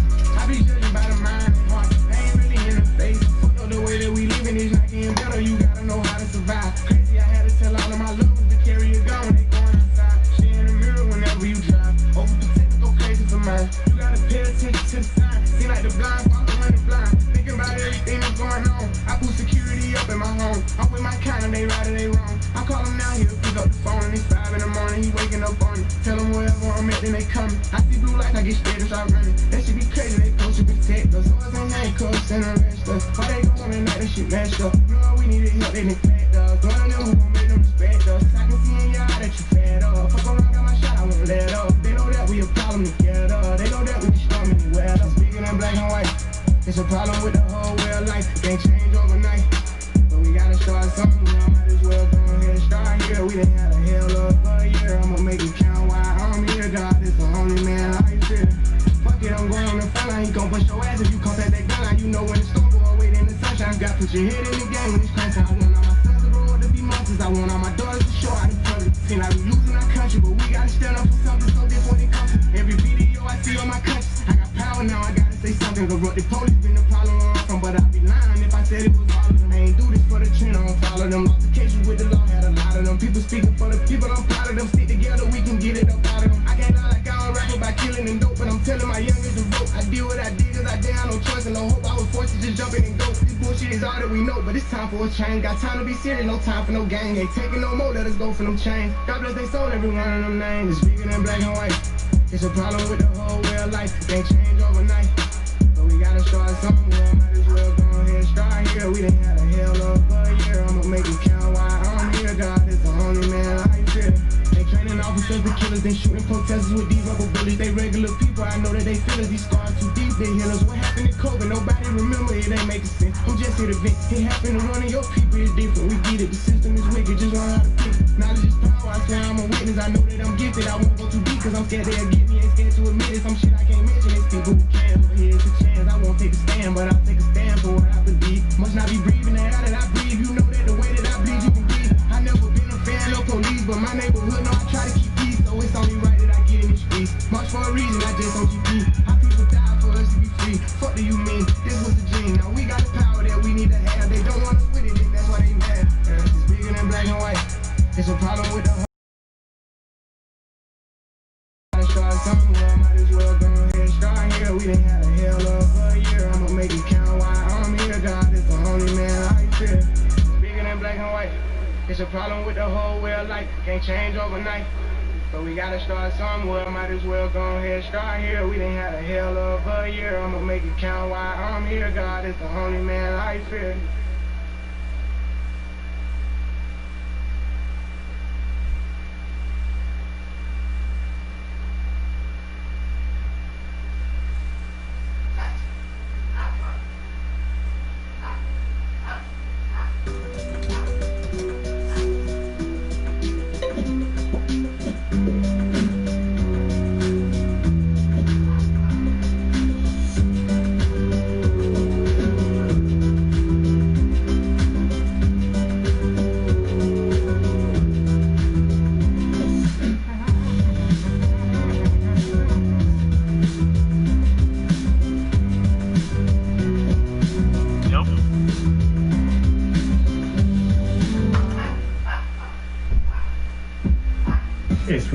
start with an experiment, put some pictures up online, got some good feedback, and decided there was something in it. I'm Robin Grasby, founder of Alt Rock. We make bespoke custom terrazzo in London, UK.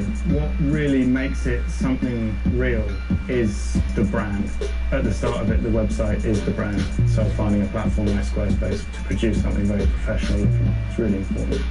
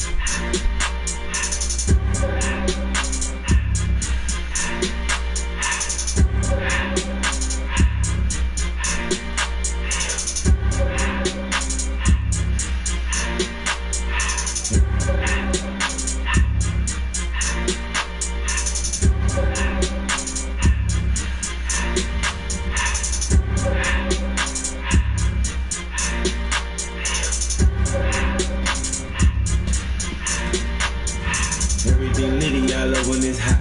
Turned to that city, I broke all the knot. Got some more millies, I keep me a knot. I created history, it made me a lot. He tried to diss me and it ain't no fault. We call him Chaucer cause they gonna chop. Took her out of violence cause her pussy pop. I run it like Nike, we got it on lock. Cardiac eye, I'm the boss man in a suit with no tie. I can't be sober, I gotta stay high. Put me some surf in the can and it's dry. Riding this special like Bunny and Clyde. Don't worry baby, I keep me some fire. She need names and birds and she cannot decide. The ladies Mercedes will go to surprise. Don't sleep on this lady, her pussy, her pride. Digging her back while I'm gripping her side. Looking mad back, this ain't regular size. You really floppy like Pelican guy. But you ain't slick, I can tell her the skies. I'm good at my wrist, put her gas in the sky. She sing out my sound, I ain't changed her whole life. I told her to go and work on her highs. Everything litty, I love when it's hot. Turned to that city, I broke all the knots. Got some more millies, I keep me a knot. I created history, it made me a lot. He tried to diss me and it ain't no fox. We call him Chaucer cause they gonna chop. Took her out of violence cause her pussy pop. I run it like Nike, we got it on lock. Get it, money, K, brother,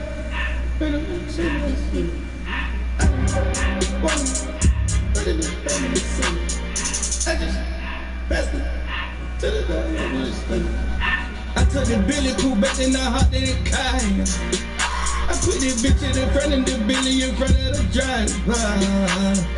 And man, this shit that ain't weedy, can't smoke in the road. I stepped up and cut up, I'm drinking, I chewed up the tires. I'm in the coupe by myself. I had to kick her though when I was 5. Keep the old ones on the shelf. Horses around in the back. I'm sick and tired of the young niggas act like they fine and telling them lies. Acting like they know I created this and they get all they drip from my guy. Yeah, Cartier eye, Cartier coat, Cartier as the watch. Cartier love, Cartier the die. Cartier spec buffalo on the side. Prison cut diamonds, they Cartier, yeah. Cartier back with a Cartier thigh.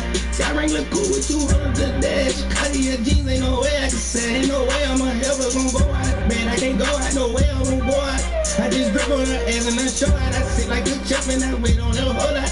I just woke up a new Chanel bag. I whip it the wrist and I don't break the door out. Turn the whole top floor to a whole house. 100 racks and one to bought the flood out. K, money, K,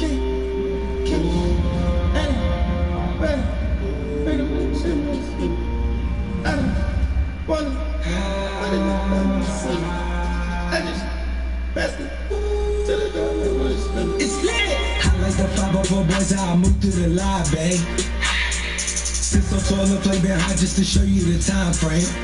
100 mil down on my desk, but I'm still up the side, eh?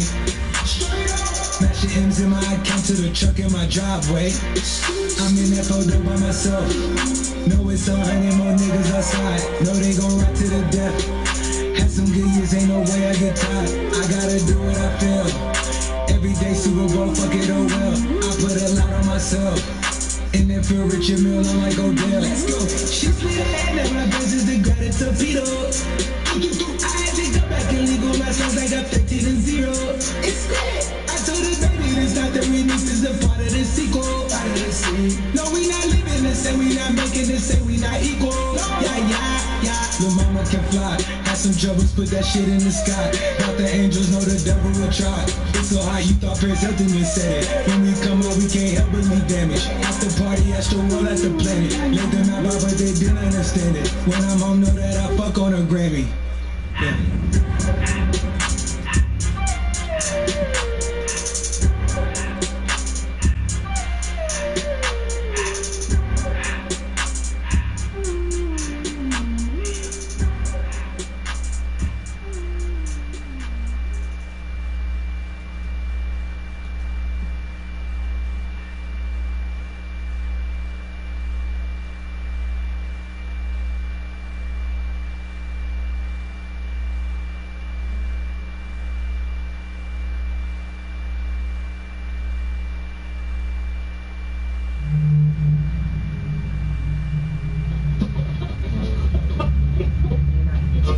Unknown disease that killed 15 people in the northern part of the country. Medical experts say the disease does not appear to be Ebola, Lassa fever, or the coronavirus.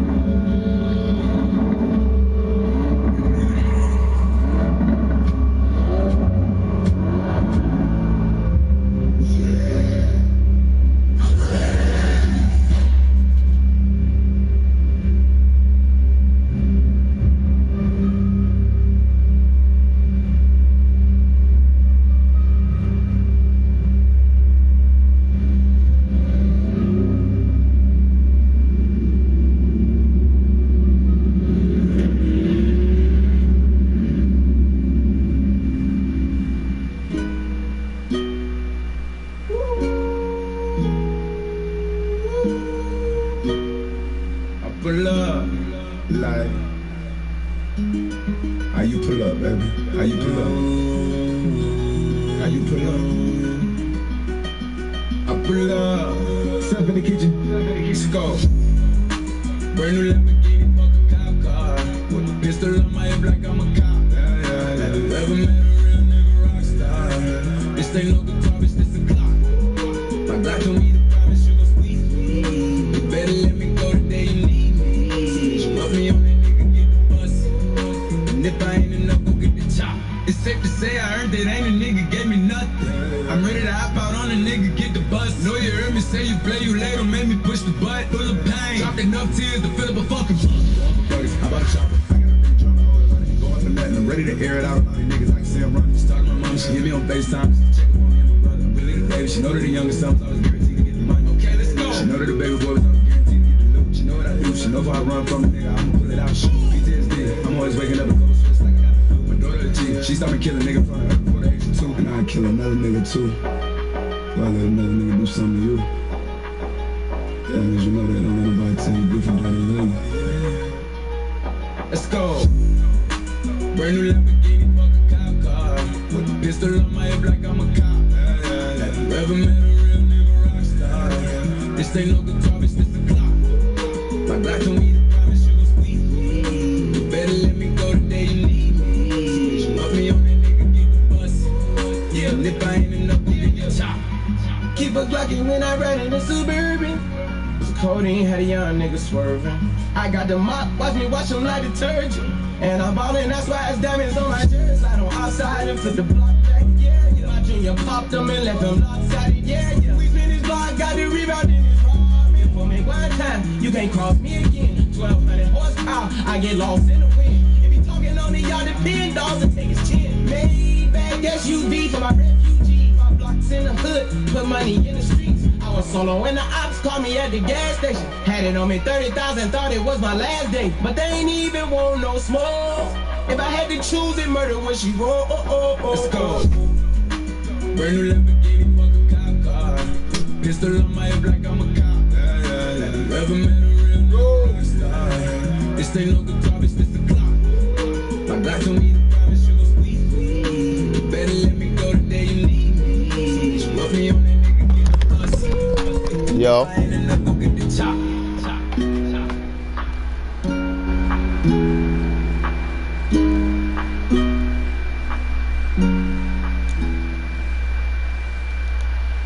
A nigga barely read the scripture, but I'm spiritual. Let's go. 7-figure nigga. Thank you, God, it's a miracle. Okay. Yo. Lights and you see roaches in our cereal. What the fuck? Don't touch me now. We ain't the same. I still ain't feeling you. Give a fuck about your feelings, pussy nigga. Shit, I got feelings too. Let's go. Nigga, we was broke. I broke you up. Shit, we had to steal our food.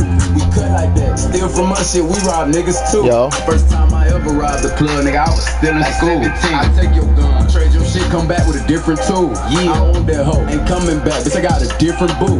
That sound the same as my new shit dropped and they heard me switch the groove. I don't play both sides, you ain't one of mine, I don't like to pick and choose. A nigga barely read the scripture, but I'm spiritual. Let's go. 7-figure nigga, thank you God, it's a miracle. Okay. Turn on the lights and you see roaches in our cereal. What the fuck? You test me now, we ain't the same, I still ain't feeling you, bitch. Even if I told you, still wanna understand what happened. Rather be myself, but people look at me, don't matter. A rock star nigga, just trying to keep it. A nigga barely read the scripture, but I'm spiritual. Let's go. 7-figure nigga. Thank you, God, it's a miracle. Okay. Turned on the lights and you see roaches in our cereal. What the fuck? Don't test me now. We ain't the same. I still ain't fit. About your feelings, pussy nigga. Shit, I got feelings too. Let's go. Nigga, we was broke. I broke you up. So we had to steal our food. We cut like that. Steal from us, shit. We rob niggas too.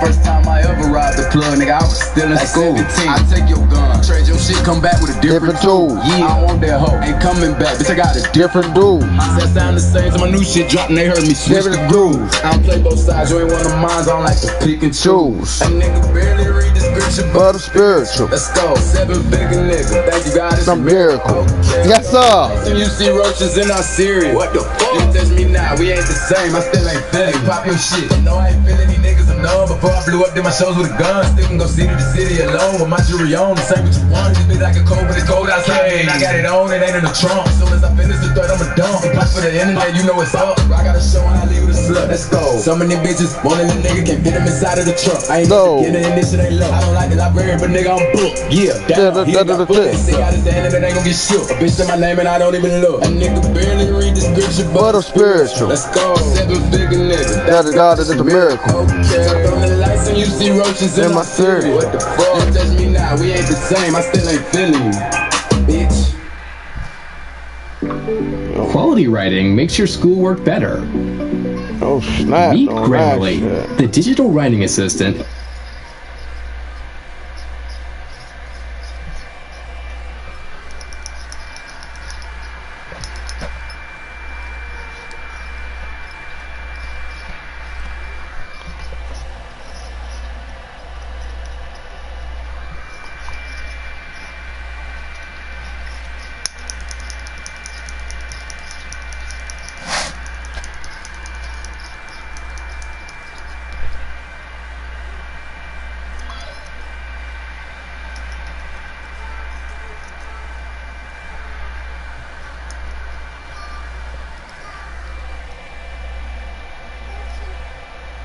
A nigga barely read the scripture, but I'm spiritual. Let's go. 7-figure nigga. Thank you, God, it's a miracle. Okay. Turned on the lights and you see roaches in our cereal. What the fuck? Don't touch me now. We ain't the same. I still ain't feeling you. Give a fuck about your feelings, pussy nigga. Shit, I got feelings too. Let's go. Nigga, we was broke. I broke you up. So we had to steal our food.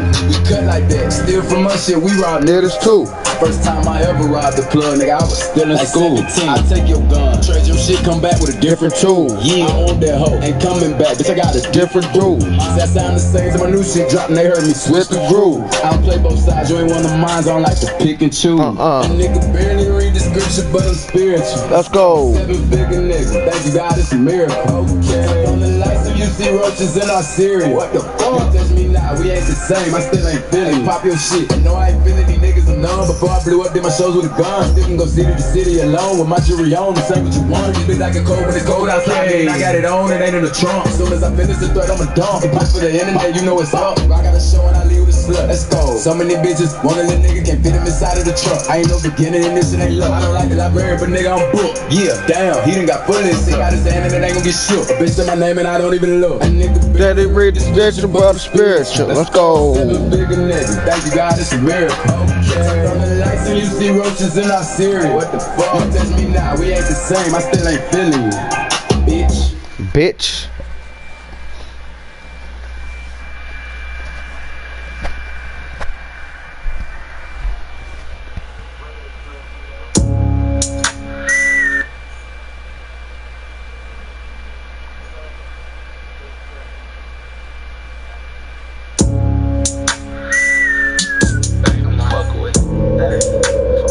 Shit's like the straight cook, you know how I gon' roll like that. By who? Fuck with that.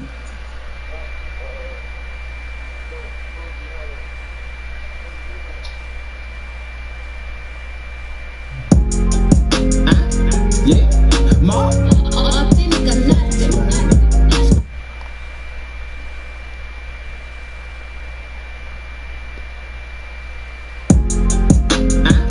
Yeah, ma.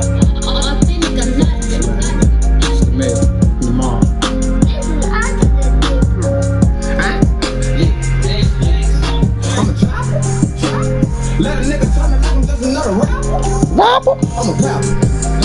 Never laugh. She throw that pussy, I'ma hit that pussy like a trapper. Have a dance. Pussy dropping through a pan. I'm a beast. Yeah, nigga, I'm a dog. Pussy nigga, I'm a beast. It feeling like a fall. Pussy nigga come and leave. The shot nigga, yeah, it's all. And they ain't shooting at your feet. Worry about a nigga hate. Bitch, I ain't got the time. Nigga say he getting money. Fucking hell, I know he lying. I was trapping out the zip. He was fixing up a line. Nigga say that he a dog. Well, put the nigga on the line. I was on the road getting packs in, packs out for the paper. You was on the porch watching nigga try. I wasn't worried about the neighbor. Type of nigga in the hood, never fight, but he always instigating. Well, put the nigga, now you paying. You done ran into the mayor. I was mad by the wretched hoe, but you a dog, nigga, how you figure? That nigga fuck with me and bro, and we'll never ever have an issue. I can hate you like a bitch. Go and act about the pitch. Turn your ass into a pitch. Pussy boy, you get the pitch. Yeah, nigga, know I went to mommy, you ain't know the party, you ain't make it. Boy, you too quick to cover her, we'll never ever ever save it. 4 pocket full of lead, that but nigga, you ain't gotta call me baby. Yeah, that's why I fuck your lady. She suck me till she got my babies. Bitch, I'm a trapper. Trapper? Let a nigga try me like I'm just another rapper. I'm a pop. Never laugh. She throw that pussy, I'ma hit that pussy like a family. Have a dance. Pussy dropping through a pan. I'm a beast. Yeah, nigga, I'm a dog. Pussy nigga, I'll delete. It's feeling like a fall. Pussy nigga come and leave. The shot nigga, yeah, it's all. And they ain't shooting at your feet. No. Running the paper. Never really gave the weed to my neighbor. Used to let me trap out of a driveway. Mama house used to have to be sideways. It ain't shit if I can't get in my way. Gave a 10 told to get on the highway. Hit my phone. Back on my mans, he give you the cash. Niggas thinking I'm rapping, this shit don't get serious. You play me, don't get on your ass. Never leave out the street, I no crime take. I been really ended up in like 9 ways. Made it mean some pussy like 9 days. Why you always talking about what you made? Cause I grew up with nothing, had shit on my cousin. I'm happy I'm finally getting paid. Mama said that I'm stuck in my ways, I'm never gonna change. I keep buying chains. Never fall out with bro for nothing. No matter what, cause he gave me the game. Thinking that I lost, you probably falling off, but they heard I was serving them things. Not for real, I was serving the rain. Had to switch on my cars and my clothes to go in my chain. I'm a trapper. Let a nigga just I'm a rapper. I'm a trapper. I'm a tapper. That's a tapper. I'm a tapper. I'm a tapper. I'm a dog. That's a nigga, I'm a lead. Huh? Pussy nigga come and leave. The shot nigga, yeah, it's all. And I ain't shooting at your feet.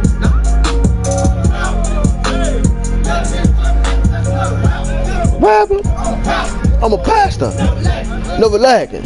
Never lagging. Never lagging. Panties. I'm a beast. I'm a dog.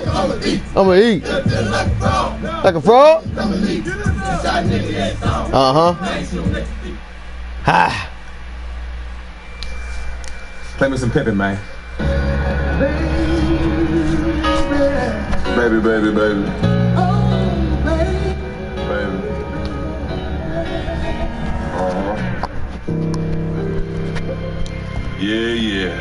Yeah. No. What Juicy say? Like, shut the fuck up! Yeah.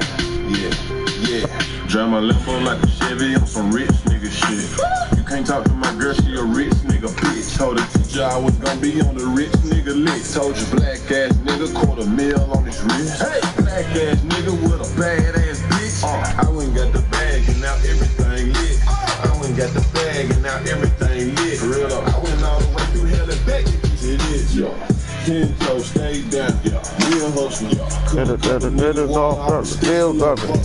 nigga, big heart, big nut, G-Wagon or the double R, which truck, ball hard for the days when I didn't have it. She bad as a motherfucker, but she still ratchet. Started in South Memphis, ended up in a mansion. Ain't no stylist needed here, crazy with the fashion. I'm just popping my shit, now I ain't bragging. Picking up bags all in Paris. Blow my neck out with some carrots. My young niggas, the neighborhood terror. Drive my left on like a Chevy. Rich nigga shit.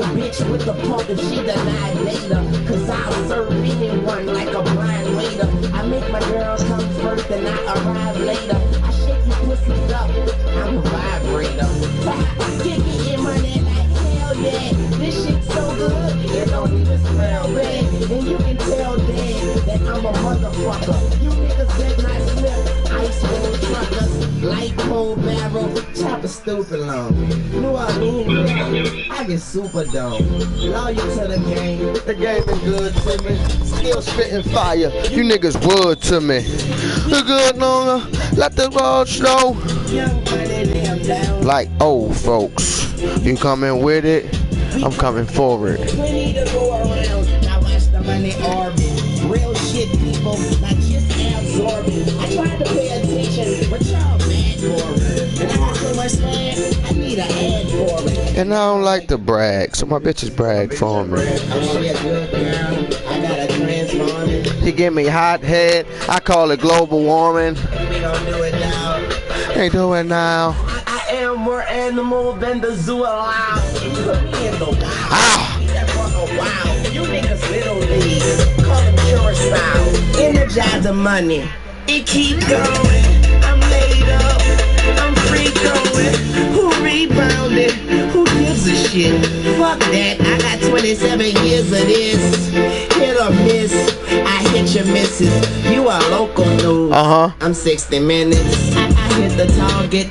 I hit the witness. I work out in my office. Guess I'm fit for business. Too many visions. Completed missions. Still icing out crosses. Keep it Christian.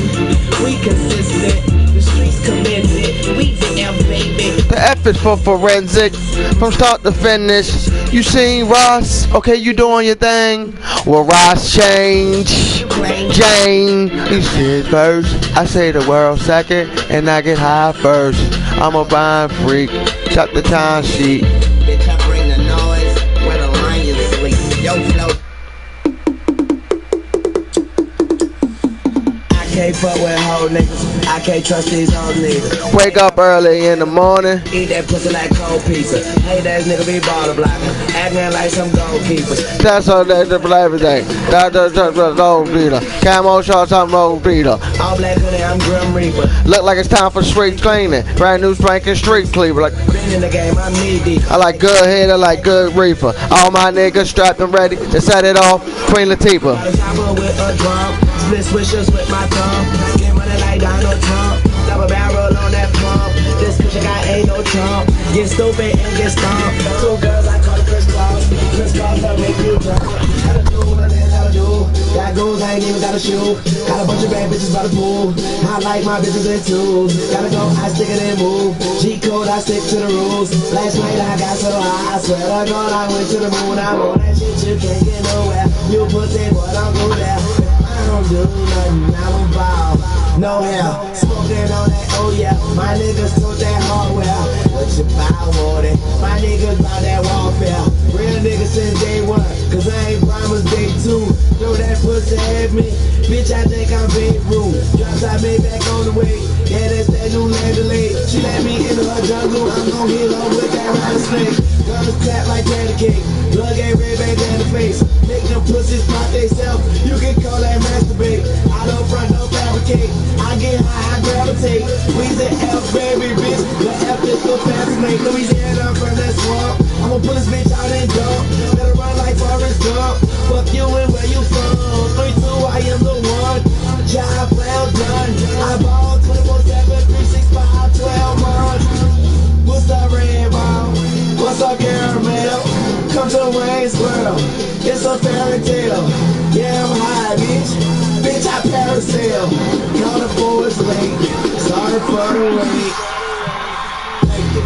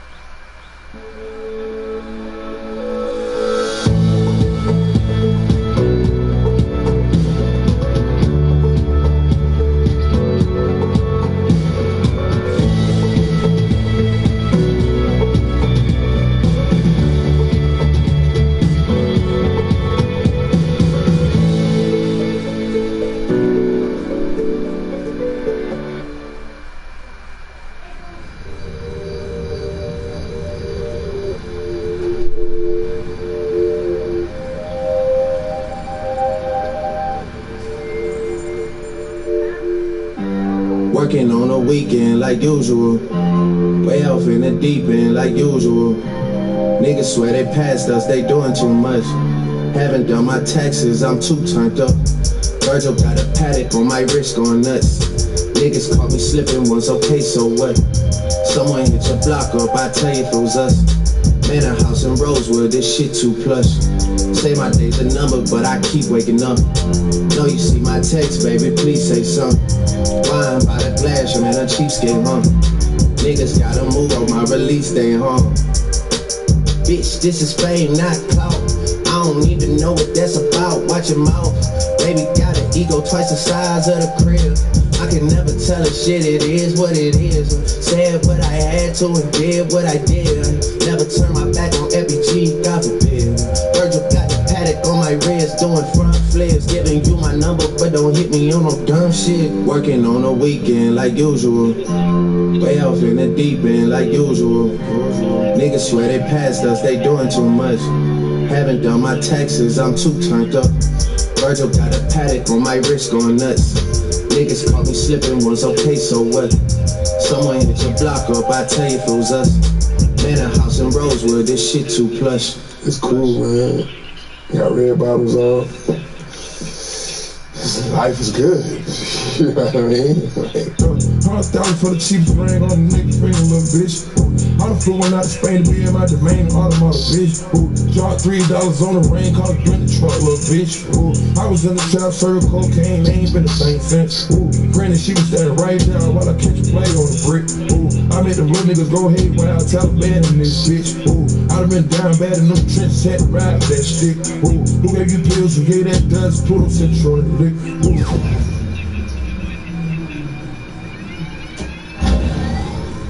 Too many convicts that rolled me to play in this shit.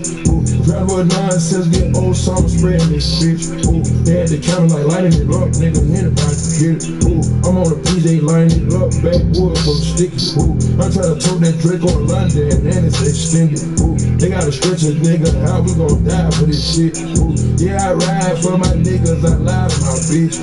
We some poor, high class niggas, maybe we rich. Yeah, I was at the band though, got a penthouse for a closet. It's like a shadow, live on my neck, my bitch. I got things told that talk different languages. Got promethazine in my blood and Percocet. Yeah, I ain't gonna get funny. This shit sitting in the middle of the hood. I'm in certain things, get my racks. About to buy me some studio time to make that song. What? Yeah. For real? I'm about to go big. You can't spit. For real? I got bars, fool. You need a hard video. If I do the video, you got directly. You got the vision. Don't gas me up. You gonna be bigger than little egg. You see how his videos be popping, nigga. 100,000 for the cheapest ring on the nigga finger, little bitch. I done flew one out to Spain to be in my domain, automotive, bitch. Dropped $3 on the ring, called it the truck, little bitch. I was in the trap, serving cocaine, they ain't been the same since. That's by the time I call it Savina. I go tremendo for new fettuccine. All fat though, carry the pinky. All fat though, order the Fiji. I'm in the loop with the rules, I'm in the loop with the rules. Which one you burger? I put your face on the news, I put the puss on the shirt. After I murdered it, maybe go shoot up the hearse. Cost me a quarter bird, niggas first and you a maniac, a fucking alien. How you spurting, got that kitty cat, I'm having fun with that. Going Birkin. 100,000 for the cheapest ring on the nigga finger, little bitch. I done flew one out to Spain to be in my domain, automotive, bitch. Dropped $3 on the ring, called it the truck, little bitch. I was in the trap, serving cocaine, they ain't been the same since. 100,000 for the cheapest ring on the nigga finger, little bitch. 100,000 for the cheapest ring on the nigga finger, little bitch. 100,000 for the cheapest ring on the nigga finger, little bitch. 100,000 for the cheapest ring on the nigga finger. That was good. That was good. I just need one more. No, I need one more. No, one more. Trust me, please, one more. I swear, just one more. Hey, you always say exactly. I think we need to change the lens. Yeah, change it up. We need a 35 mil. 35 mil, please. What do you want to do? You do it again? Yeah, one more time. You're the boss. You're the boss. All right, guys. Last looks. We're going again. Roll camera. Playback. 100,000 for the cheapest ring on the nigga finger, little bitch. I done flew one out to Spain to be in my domain, automotive, bitch. Dropped $3 on the ring, called it the truck, little bitch. I was in the trap, serving cocaine, they ain't been the same since. 100,000 for the cheapest ring on the nigga finger, little bitch. 100,000 for the cheapest ring on the nigga finger, little bitch. 100,000 for the cheapest ring on the nigga finger, little bitch. 100,000 for the cheapest ring on the nigga finger.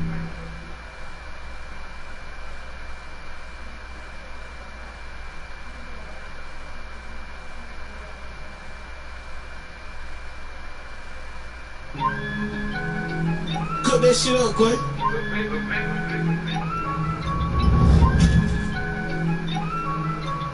I've been riding in the car, trying to lay low. I'm a real soldier boy, I really play with Draco. Got the whole gang, I'm out of the hood, put them on the payroll. Having flashbacks of me in the red with the K-Roll. She just had a baby for me, so I paid to get a makeover. I was being coming like that baby need to take over. 180 on Range Rover, 400 on Road Show, 300 on G-Wagon. I'm a big dog, you can add it up. Something wrong with them, we add it up. We laugh at them, they mad at us. It's a home run, I'm better up. My earrings like baseball. Cloud Texas, I hate y'all. I see people like Ray Charles. Where I'm from, we don't do fraud. You keep in or take a. I just brought a bus down, can't wait to hold it up. All these perks gon' stay down, I keep on throwing up. Youngin' ain't gon' play with them, we get it all below. I feel like it's different when you got it out the mud. I just brought a bus down, can't wait to hold it up. All these perks gon' stay down, I keep on throwing up. Youngin' ain't gon' play with them, we get it all below. I feel like it's different when you got it out the mud. Dog, nigga, street niggas, stomach photo. Billy, I'm a trap nigga, I can rap a kilo. Sick of scissor, took me #1 on promo. I'm a spaceship, I'm in Mars on the low.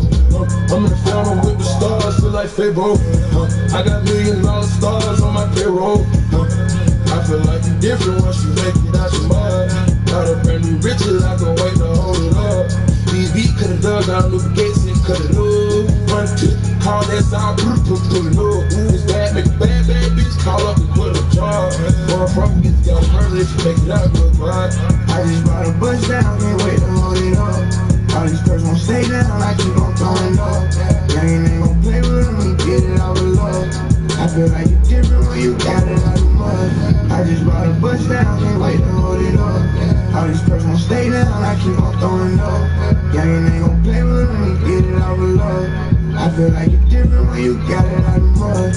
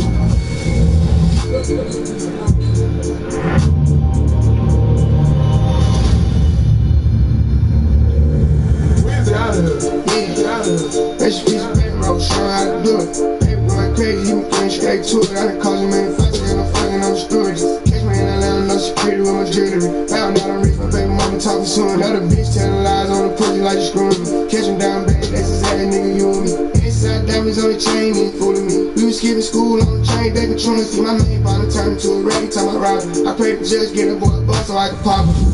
Look, I told you multiple times, take out the trash. If I gotta tell you again, you're fired. Yeah, alright. Take out the trash.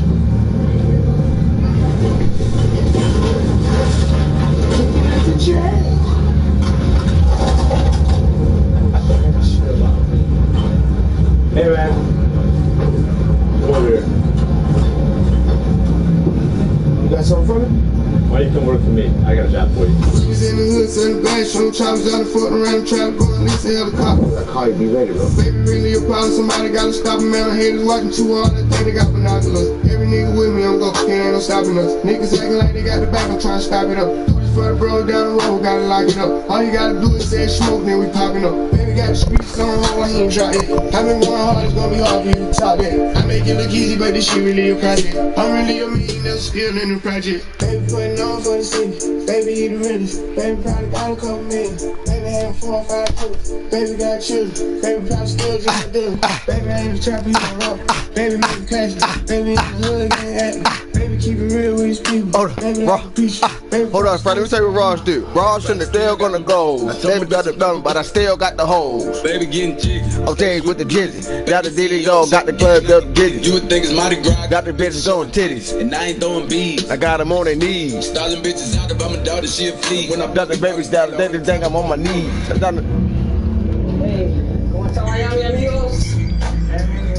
And now look, fuck all that. I don't understand that. I tell the baby, please. Come here, hold my fit up. About to rub the lid up. Okay. What is the mind?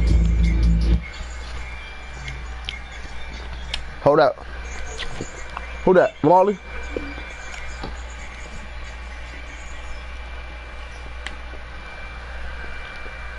Yo, everybody bow their heads for me right quick, yo. Bow your heads for me right quick. Pause the music, yo.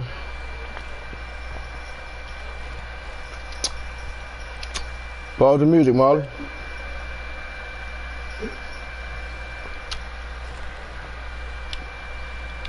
Alright. God is grace, God is good. Let us thank you for our food, the lessons and the blessings. In your name we pray. Amen. Appreciate that. Wait, come on. Nice boy speaking.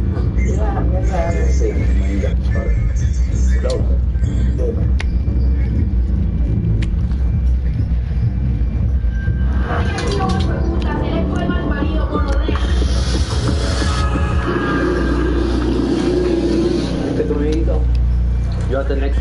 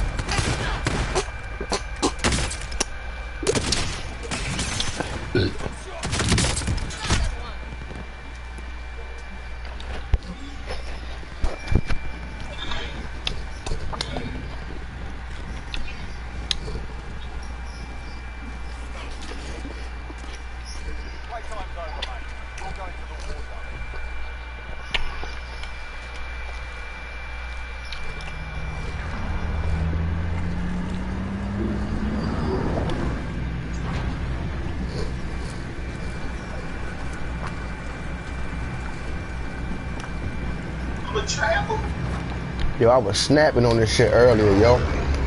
Let the nigga try me like I'm a rap. I'm a pal. Never left. Yo, I play this shit better on solo, yo. Huh? I play this shit better on solo. Yeah, I be fucking shit up with solo. It's just more fun playing with your boy, you know? Holding your boy down, you know? I don't know. Yo, where the fuck is my weed go? I got a little bit of weed.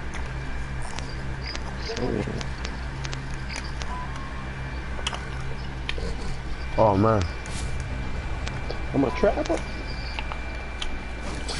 Let niggas try me like I'm just another rapper. I'm a pap. Yo, I can't find my controller, bro. I'm gonna die, bro. Yeah, you got the catch me. Yeah, they gonna catch me, bro. Damn.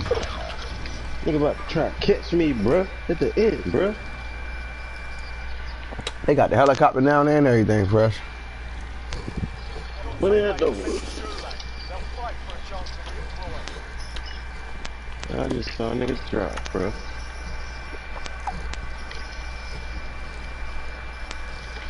What y'all on? Y'all some gangster shit? First game shit? Win shit? I can't even answer that yet. I see two niggas, that's what I'm asking. Should I kill them? Or should I come to y'all? Kill this bitch. I see three niggas now. I'm still in the sky.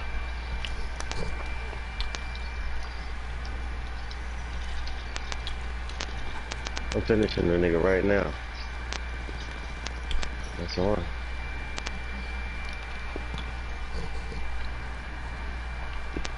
I'm out of that bitch. Yeah, mirror. Yes, sir. Yeah, bad controller too, dog.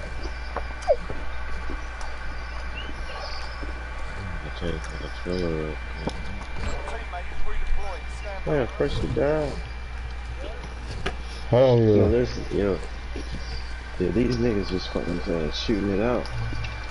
Ran up behind this nigga, yo. I was like behind the house, so the other nigga he was shooting at couldn't see me, so I ran behind him while he shooting at the nigga. Finish this bitch yet.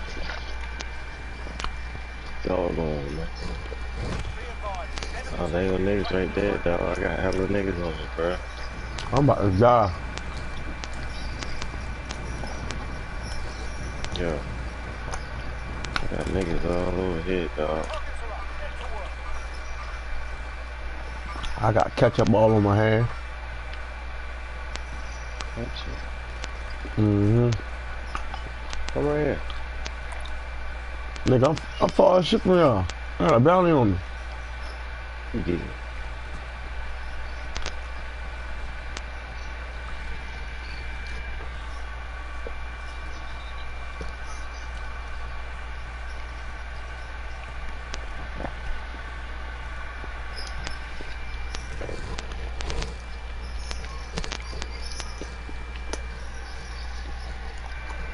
What is it down?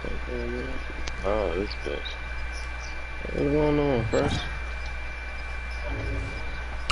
I killed the nigga up there, bro. Easy.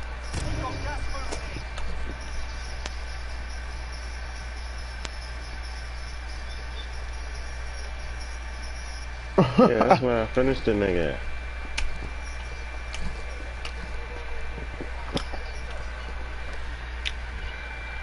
Oh, run to me. Come this way.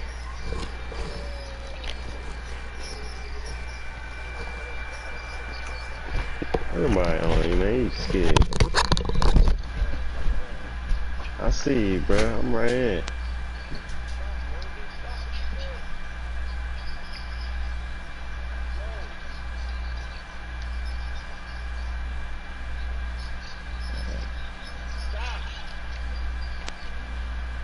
In the rap.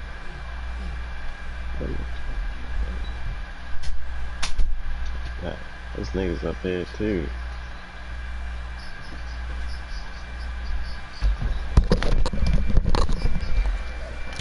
I'm a rapper.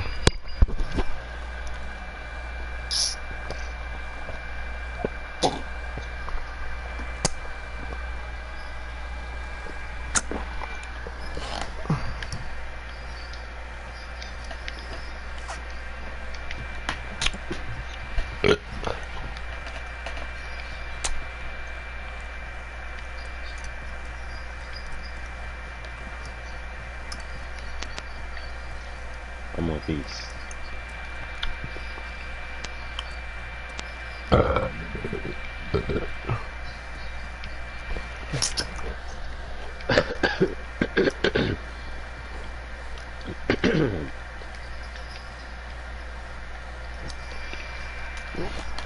Oh, I gotta brush my teeth right quick, yo, and I'll be ready.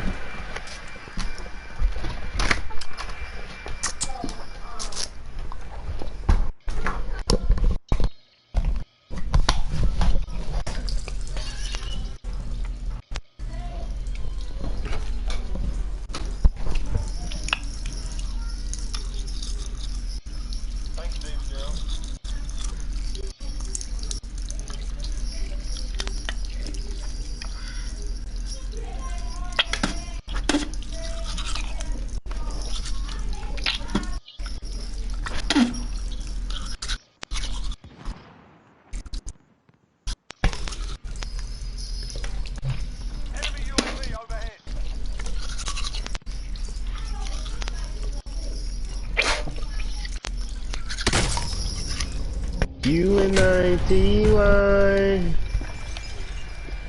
I'm gonna snipe the fuck out you, Ross. Yeah, I heard it. What you seen it? In the gulag. It's on the head shot on my screen.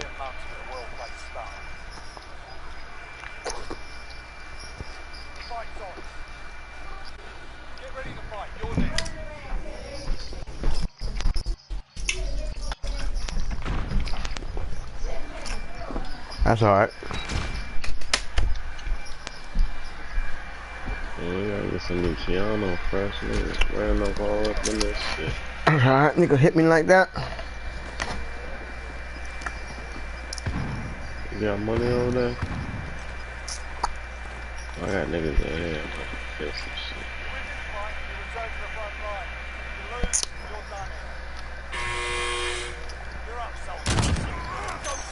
Bitch ass nigga.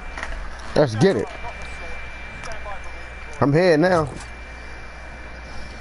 You own me. Mm-hmm.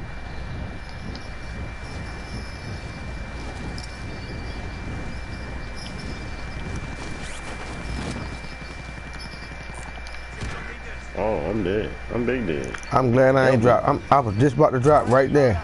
Yeah, drop on me, pick me up. They can't get up there. Yeah, alright. They running right to you right now, nigga. Don't say that. I promise you. That's low.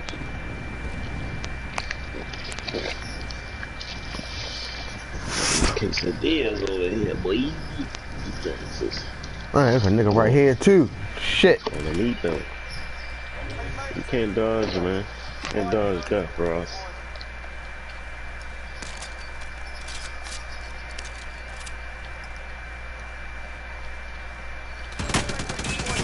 Get the fuck out that bitch,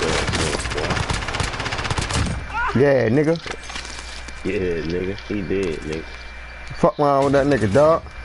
Fuck wrong with him, dog. Thought I was sweet. Boy, that boy's sweet right there, though. I know his homeboy's right here, though. I already know. See, he's shooting at me. Give me the loot. Where that gun at? You see him first? Don't say that. Huh? Oh, who that's Molly? You see him? Who, me? Who right here? Right here by the plane. Yeah. I see him. You wanna kill him? It's a number right there, right there. I'm going to get him in the plane. I'm in the plane, dude.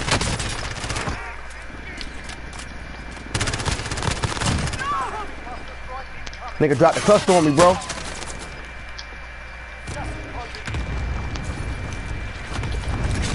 Killed them. They done, you hear me?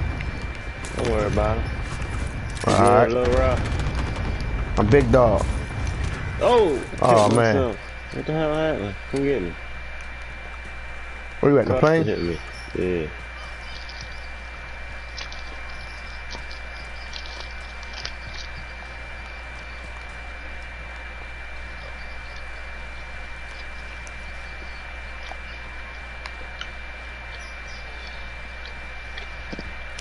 Nigga caught cluster on you. I hit his guy on a rock lawn. And he dope.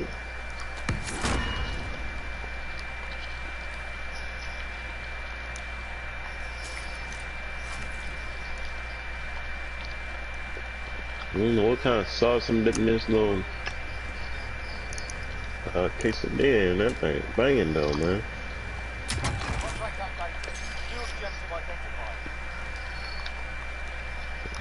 For real.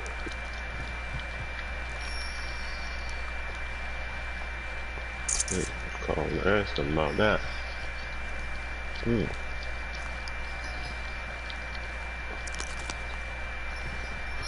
Somebody get that flag.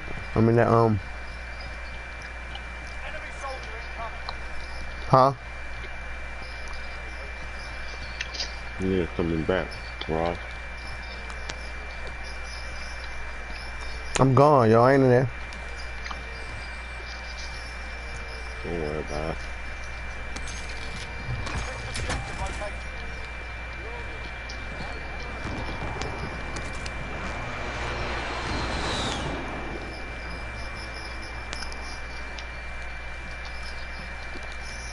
Where you going, Ross? I'm getting salty, bro.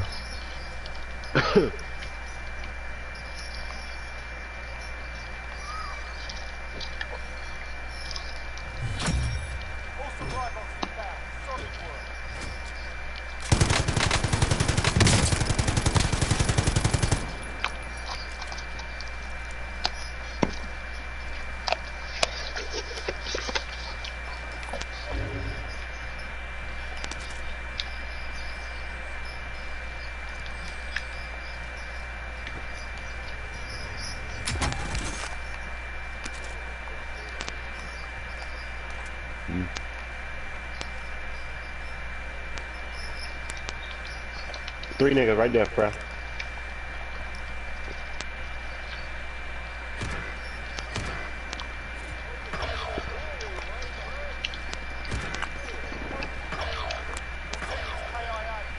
Yo, no, press. When you ran past me, three niggas ran behind you, yo. They came around the other way. That was that nigga. Yo. What it did? Well, you at? I'm in the crib. You gonna show me something or what? Gay. You come on up. Yeah, nigga said that's gay too, yo. Nigga said you sound gay just now.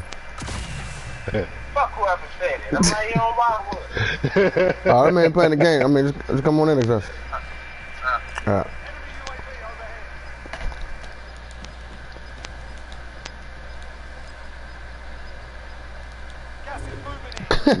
Load up real quick.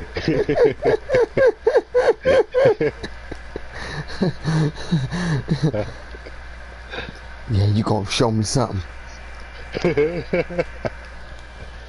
Yeah, Big Daddy, I got you.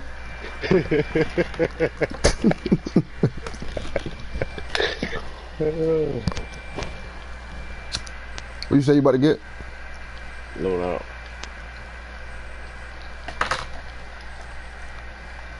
Oh man, son. Damn, son. Damn, son. Why'd you do that? You already hit this shit? No. First you hit it? First did. First hit that, yeah.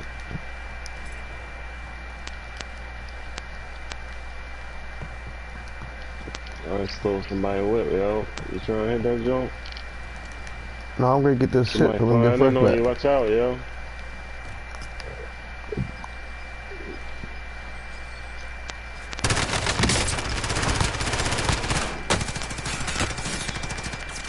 I'm a motherfucking gangster. I'm trying to kill them niggas that rolled up on me like that. I ain't like that. You up in this? Yeah, it's two of them. These bitches Right up there in the little yeah. in the little room. About that shit. Not like that. Oh, they right there. Three of them bitches. I don't know about this, bro.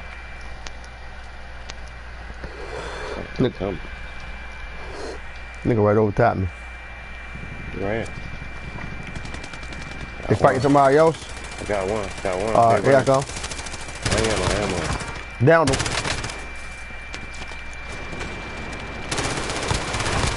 Down with him. I ain't got no ammo. Let me get some real quick. Got some. You good? Down them. Trying to get them niggas up. Right there. Right there. Right on the left. Right. Yes, sir. I ain't fucking playing. There's another one. I think there's another one over here. Team white right here, dog. You show me. You can't do that side? Yeah, good shit. Good shit, nigga. I've been zapping on this joint, son.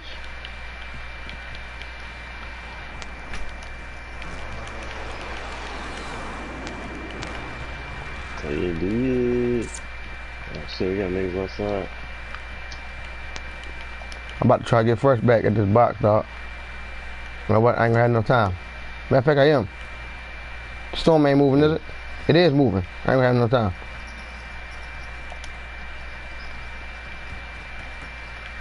Where you at, son? Where you at, Marlon? I'm on the roof. Alright, I'm going underground way. You wanna come down there? Somebody sniping at me.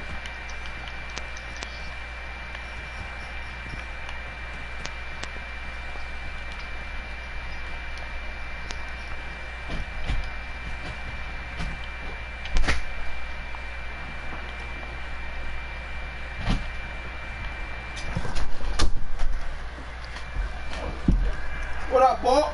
What's good? How you doing? Cooler. Word, man.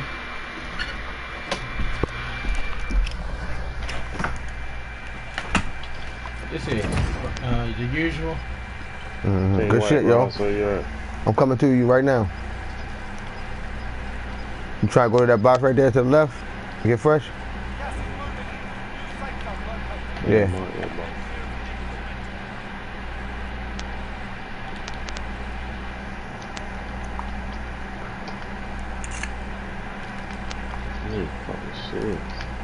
I got some.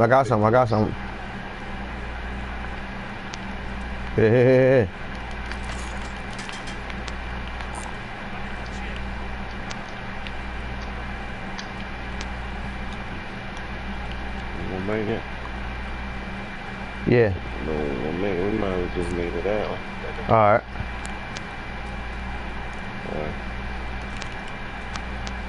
Shit, we gotta go. Oh.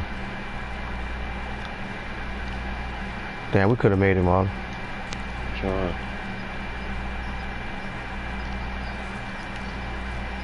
I ain't gonna make it. Right here, right here.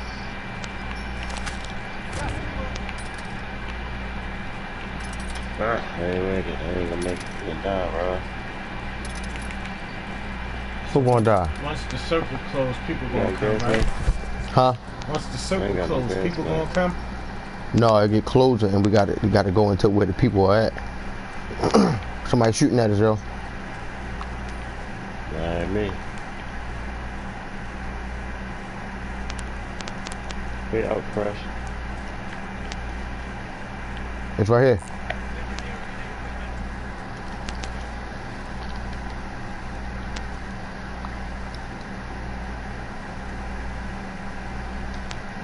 Come on.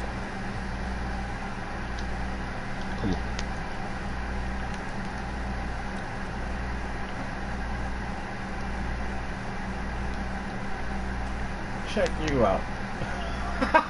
What, my covert op shit?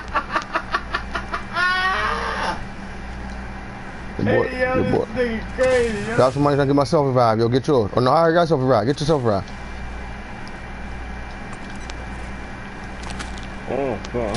Motherfucking gas man.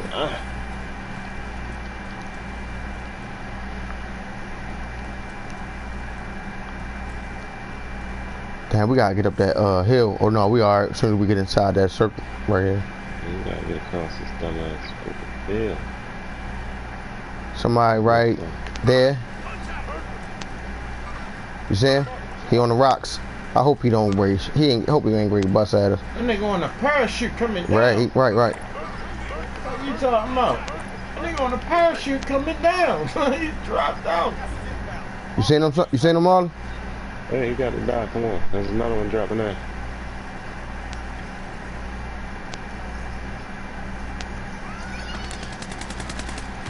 Oh, he got me, Ross. It's more than one. It's more than one.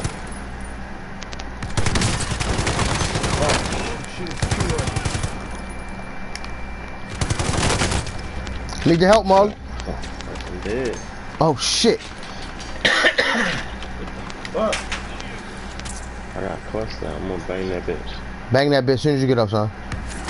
I got this man down right here. Fuck, I couldn't even do it. That nigga. Throw something at him. I ain't got nothing. Oh, he gonna get us. Kill him. Oh! Get him first. First came and cleaned him though. The box back there. Right, the box right there. I don't know if you got enough money to buy both of us. Just get Molly back, yo. Right there, right there. Right there. Yeah.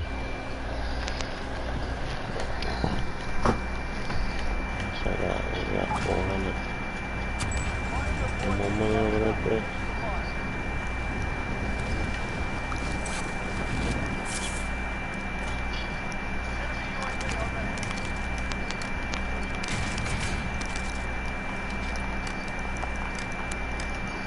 Come on, man. Give me this shit.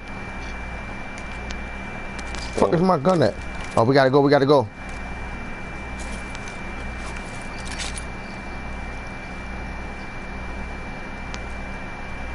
What happened if y'all get caught in the red? We die. Get the choking. Some more cart niggas over there. It's coming. The smoke is coming. Load on. It's 2 load ons.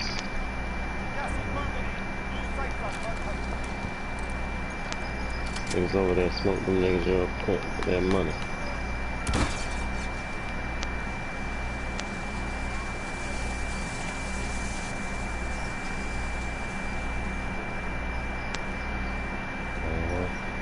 I don't know where they're next. He behind the building. There you go. I'm dead, bro. Captain. Right next cluster. One behind you, Fresh. I can't mark him. He behind you over here where we came up the hill at.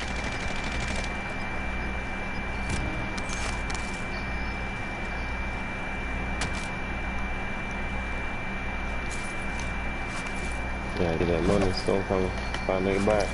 Good day. Get the ass fast out like this. You seen him?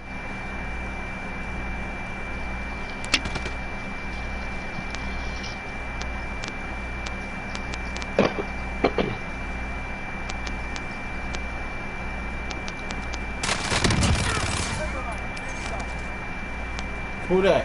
Who that? Fresh. Okay.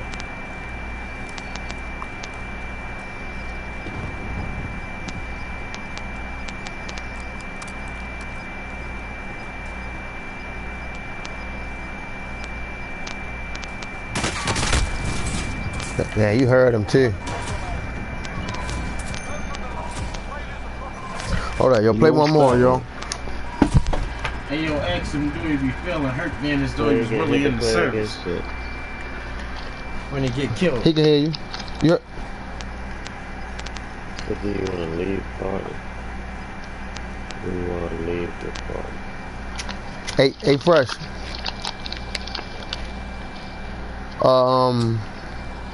What you say? I said, when you get killed, do it really hurt and crush your feelings like you was in the service? Like you ain't doing the game right?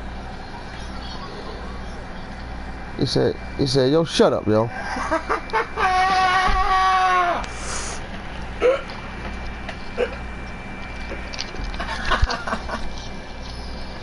Like, man, I can't cut it.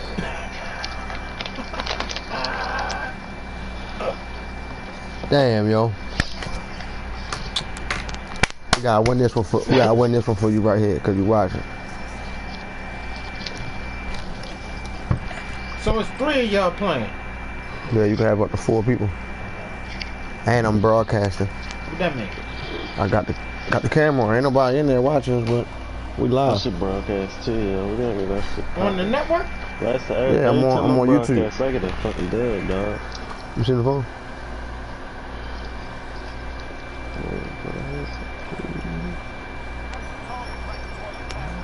On YouTube. That's my YouTube, Rich Roster. That's you? Yeah, right now. You on here?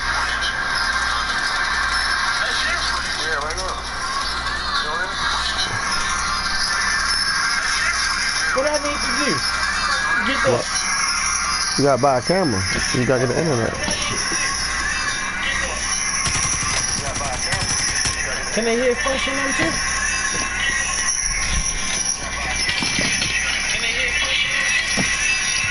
Say something, Marley and Fresh. Yo. Say something, Marley and Fresh. Hell yeah. Yeah. I know you can. I know you can have their settings in there, but I ain't know if I had it on there. You can have their voices. Niggas can't be on here looking bad, man. I just had 8 kills, nigga. Hey, Jesse Lee wouldn't approve of this shit here. That's the name of my joint.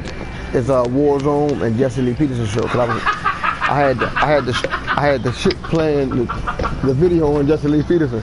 Come on. That's why I had the shit set up like that. Hell no. I had the camera on the show so they can hear it, and I was playing the game. Fucking fan, yo. This nigga. This nigga crazy. Don't say now. Tuning in. Yeah.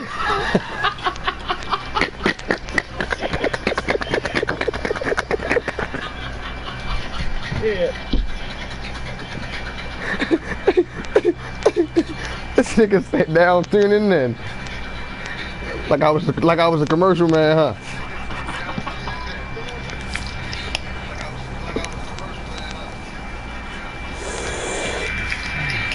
This shit hard.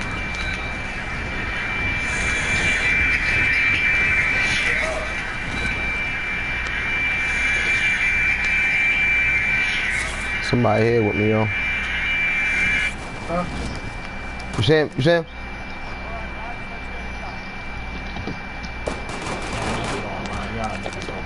Come on, come on. There's two of them over there, yo. Who y'all stealing from? The cartels? That was money.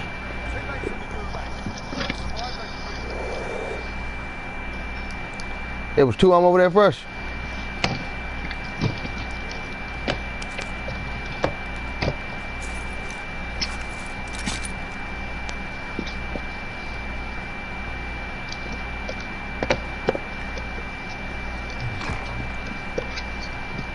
Dang, dog. Yeah, just be money lying around. That's how you get shit.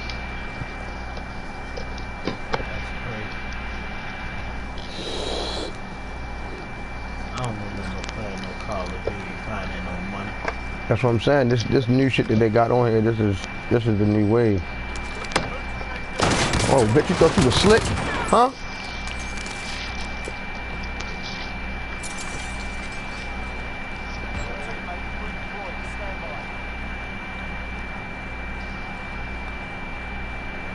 The group I've been zapping on here today, yo. How many kills? I just had 8 kills last game. I usually be having like 3 or 4, shit like that a game. Oh, you're an average sucky nigga like me. I mean, yeah, you can say that, but that's what I'm saying. I've been zapping. You about to take me. You about to take me away from the zapping. I've been showing these niggas a whole nother side of me. You feel me? Come on, show it. Get on this go out bang. What the fuck is that? Damn, man.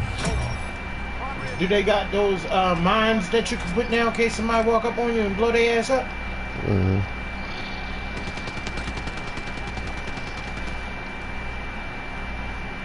He shooting at y'all? Yeah, he hit the shit out.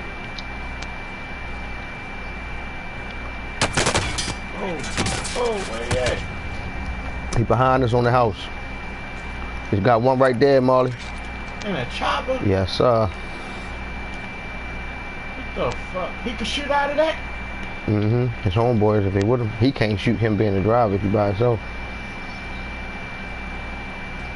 I'm going to the box, Marley. Oh, I mean, fresh. We ain't got no shields, though. We ain't. He over top of us.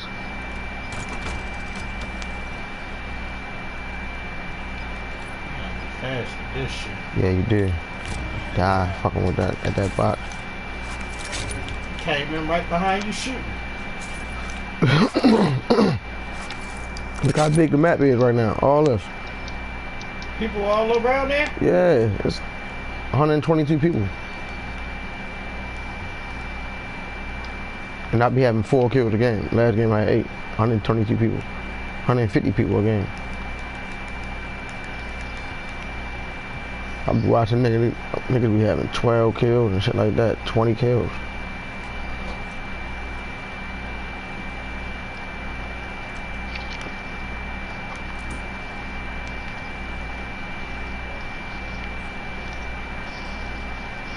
Get selfie vibe, whatever. Load out, it don't matter. What your man look like? He black. Is he? He black. You sure? Yeah, he black. Of course I ain't him black. I'm surprised. I'm black.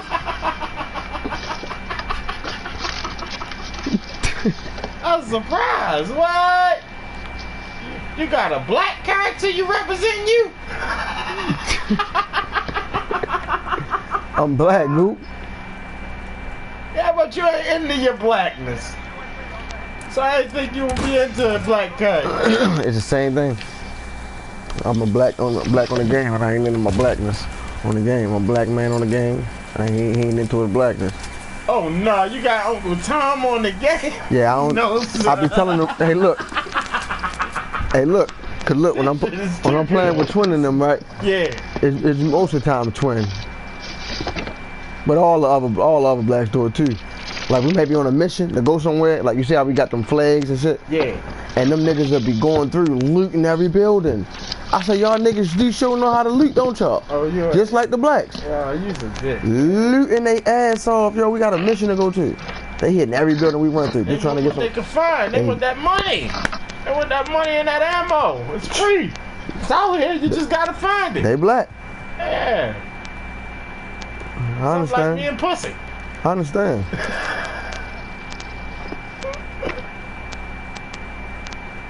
Oh man, We cooling up here? He's down there.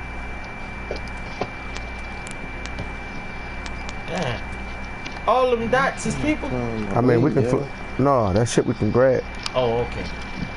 I misplaced my marijuana, yo.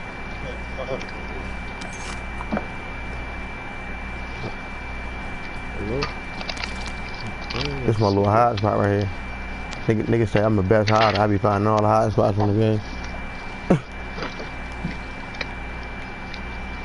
Nigga can't see you. Right up in there. It's on both sides too. That's a good way to catch somebody. That's what I'm saying. They wouldn't. That way, go that way. Boom, boom, boom. No. Right. It's one of my little smoke spots. Ain't no bullseye. What you coming? What you talking It ain't about? no bullseye pointed on you when he come up the little ladder. A bullseye. Like you can't see on the map. No. You there? No, I'm. So you only gonna see him if you walk by. Yeah, unless he hear me. Right. My man, what I got on, they call perks. I'm cold-blooded and ghost, and I got a silence on my gun. So if a nigga get a UAV, which they, you can get the little shit, they can see everybody on the map if they don't got them perks on. Oh. Okay. So a helicopter can't shoot you got me. Some shield like shit. I got some shit where I'm undetected. Right. You're invisible. On the map. Trapper. Yeah. Let a nigga trap me like I'm just another rapper. I'm a papper.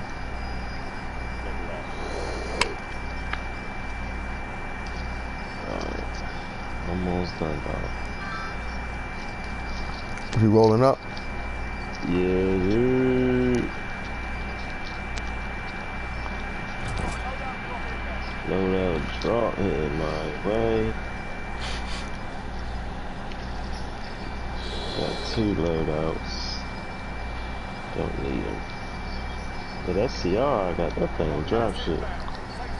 You said what? Drop shit like that CR 65. I got that thing drop shit like hot shit. What you talking about? You hear me?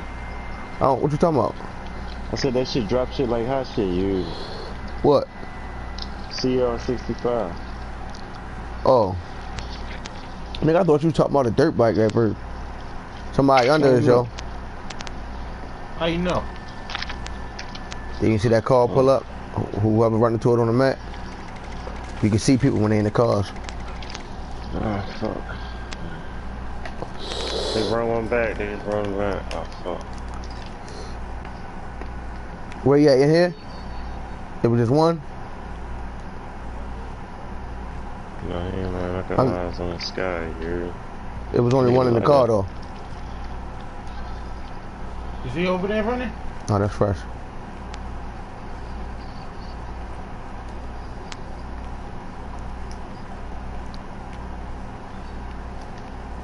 Stay low and tight.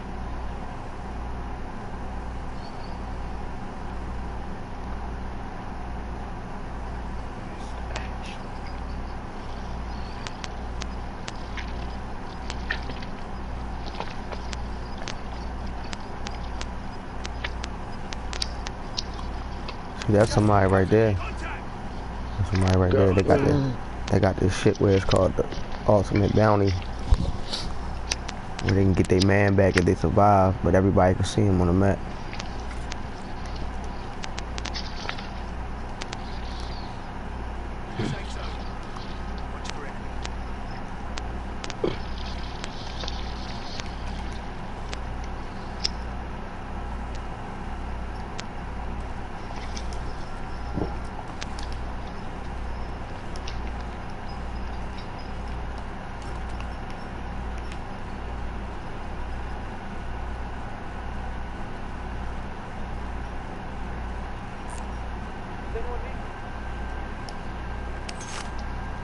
Shit, I mean, unless y'all try and run over there together.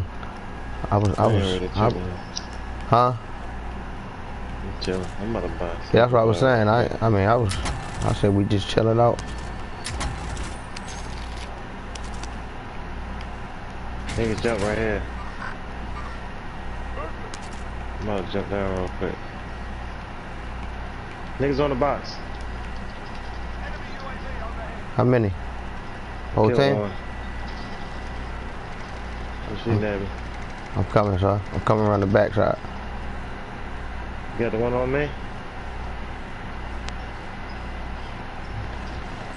He did. Oh, alright, it was you. Fuck, he right there. He up top, Fresh. Where?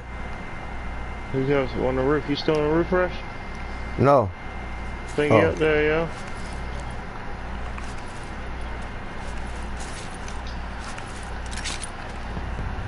Somebody point him out. Yeah, point him out, Fresh. Hey. That's a drone? Yeah. You still on the roof? I'm about to drop this shit on up there on that roof. I'm about to climb up there. Can you see him, Fresh? I got him, I got him.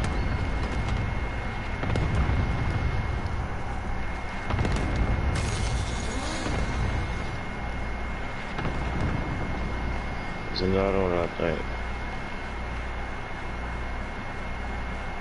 I got the drone on the roof. You don't see that? Nah.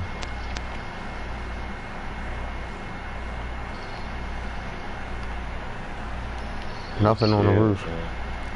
Need a satchel. There's a satchel down there by the box.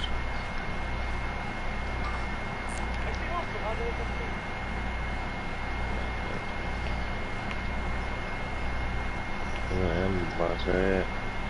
Yeah, I got it. Yeah, the ammo box right there. I dropped that. Right there. What you need? I got it. I dropped the ammo box right there, didn't it? I thought I had dropped one. I got some shit. What? People? I don't think so. I'm going back up. No, There's only 3 ways up though. 4 ways. 3.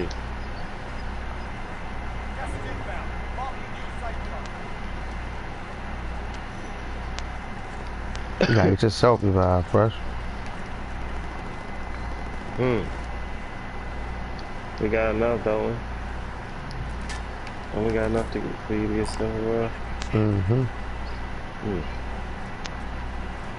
Make it rain.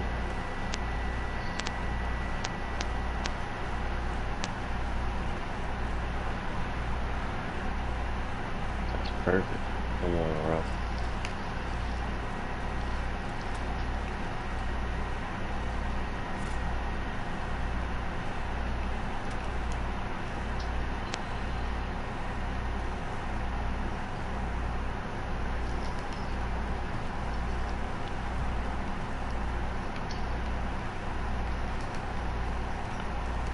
What you got? A cluster molly? Yeah.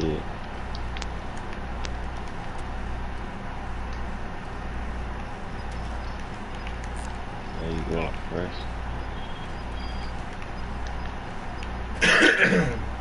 Oh, that's mine. On the left, y'all. Let's smoke them bitches real quick. Oh. I'm about to go. Catch up with me.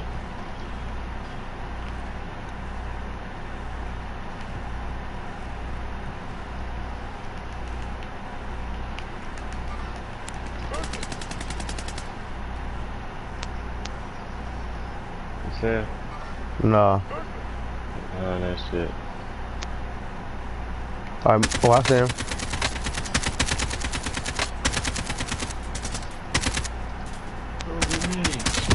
I ain't got no grenades.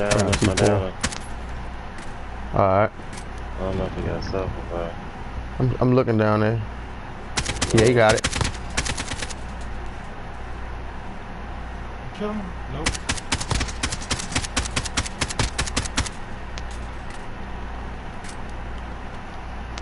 Or maybe he don't got self-revive because he just, yeah, he just died. Somebody behind us too though. I seen that. I seen the red dot. Heart beat it. We gotta move though, storm. So they probably on the run. Just look down there.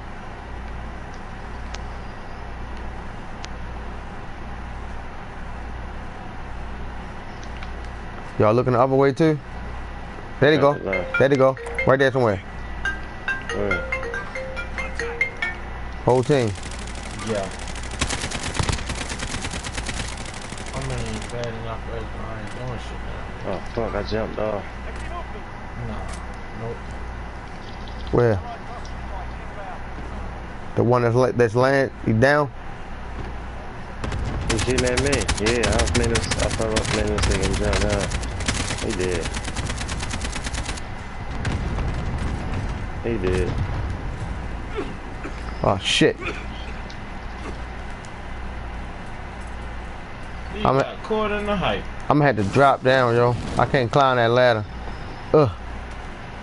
Run, Forrest, run.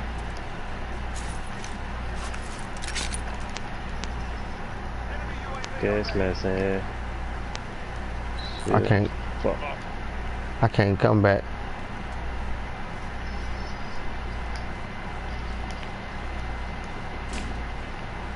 Nigga. Hmm? What closing the door gonna do? That shit coming through the house, ain't it? No, just in case somebody come behind me. I hear that door open. Right.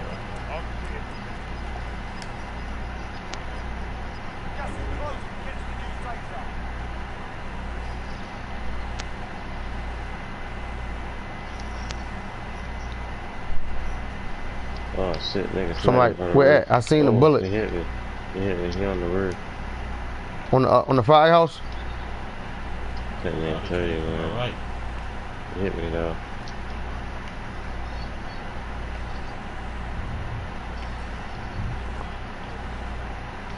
Alright.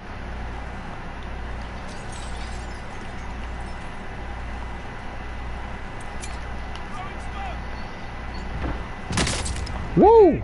Somebody hit me. He behind us. There's another on the left. There's a sniper on the left.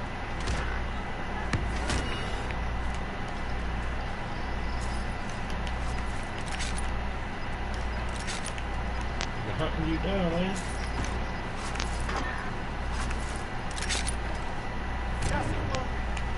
Right here, bro. He right here. Behind this wall. I can't see him.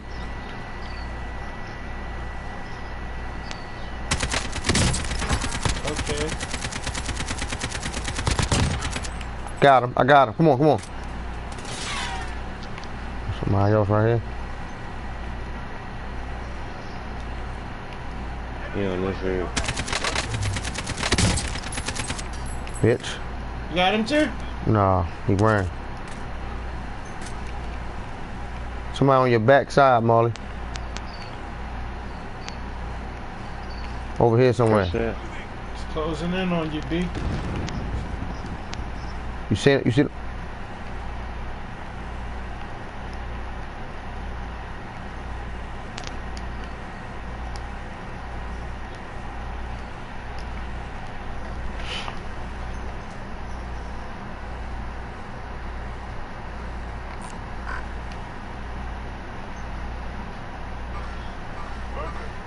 Closing in on you.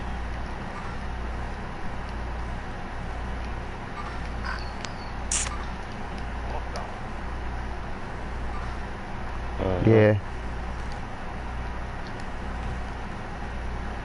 I think a nigga's still on this roof, yo. Nope. Somebody went to the right. He in the gas.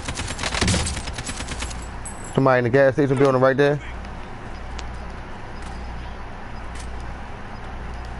Yeah, huh? He in this gas station, bro.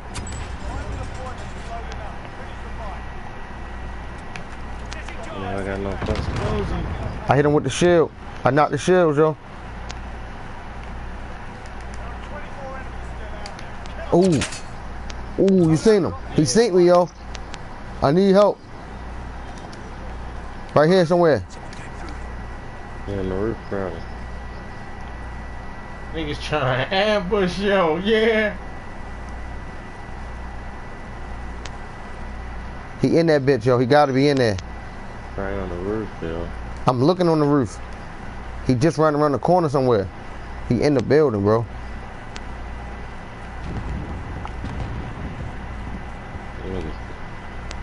Look out.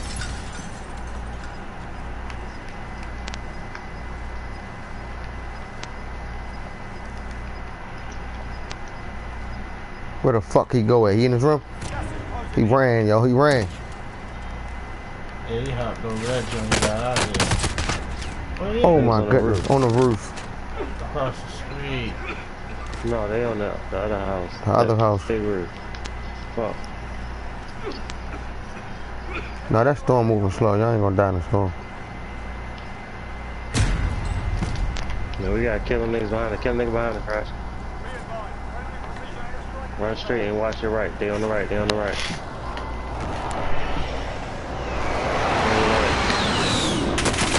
Oh fuck. On the left. This nigga Molly don't even see who he's shooting at. He'll just turn around and shoot. No, not these. Somebody right there. Right there in front of you, Molly. Oh shit. It's too many niggas. Got too many people shooting at him. They don't want to blow their cover. Somebody under there.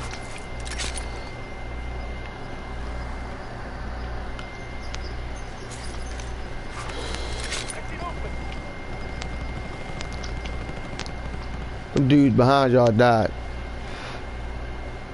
Oh, they over there.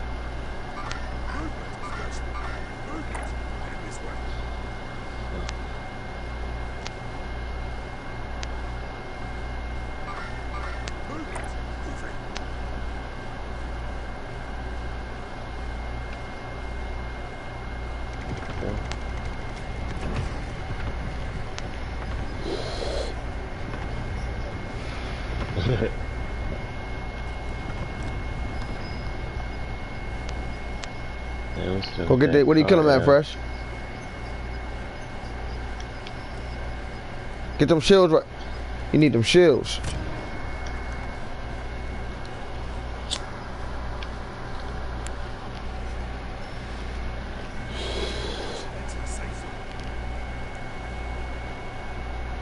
Man, we need to hit that car, yo. Man. No, son, it's 9 people left, Molly. Fuck all that. Right? Yeah.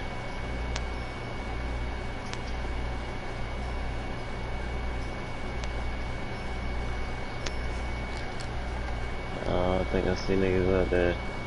Somebody up over top you, Fresh.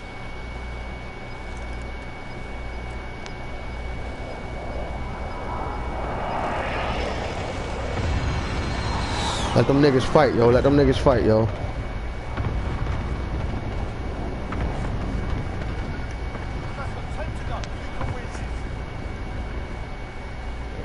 Yeah, 6 people left, yo. Everybody got 2. It's 2, it's 2, 2, 2.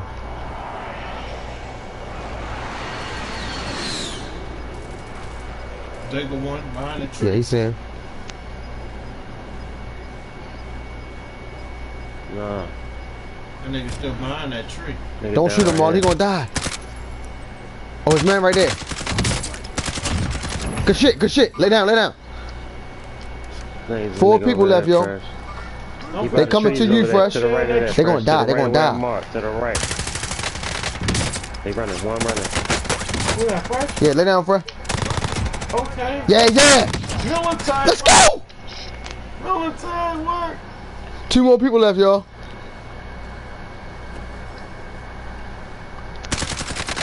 Molly got 1.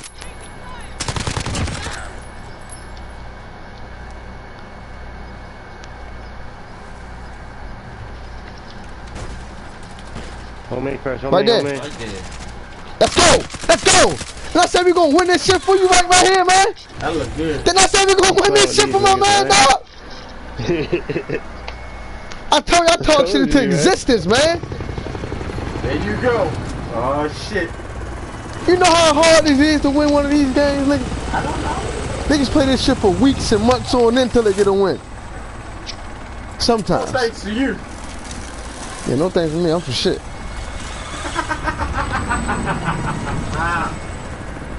That's what I'm talking about, fellas. The way to fucking show up. Oh, Fresh, he's the white man. Yeah.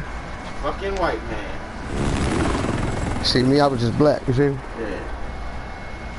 They showed a memorial, all the niggas that died at the end. A memorandum or whatever it's called. How many kills I had with 2? And Marley, damn, fresh went bananas. All right, man, I'll be back, man. Goop said, shout out to that military work, fresh. Now get back to the board, nigga. I'll be back, fellas.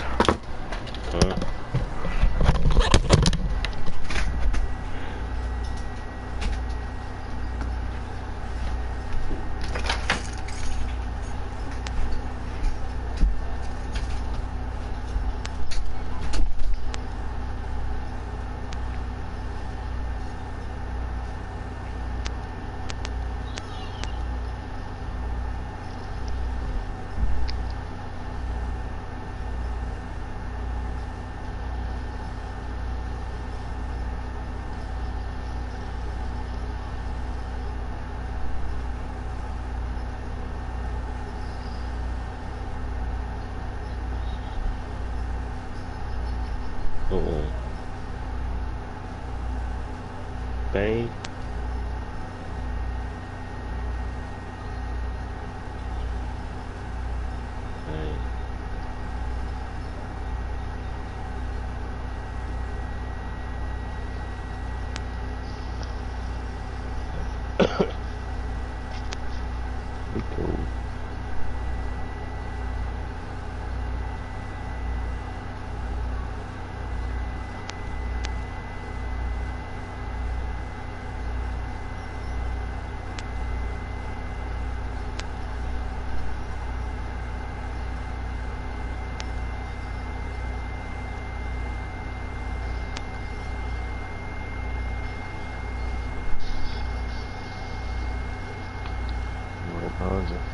I'm about to start.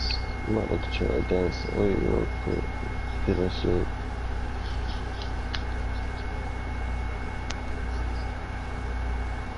What, turn you up?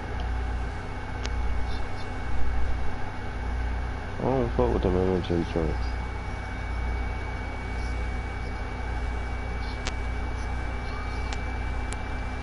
No, I mean, no, I would fuck with the natural. I don't fuck with like monsters and like bulls and shit. Fuck with the juices.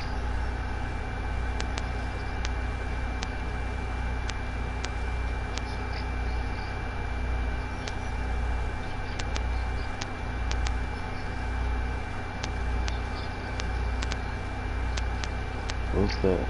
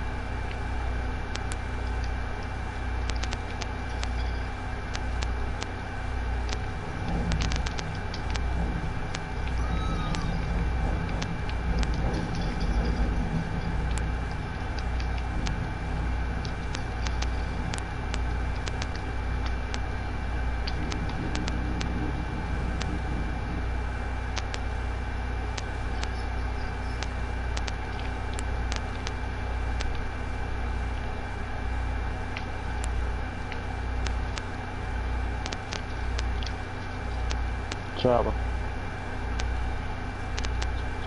Yeah, he right there.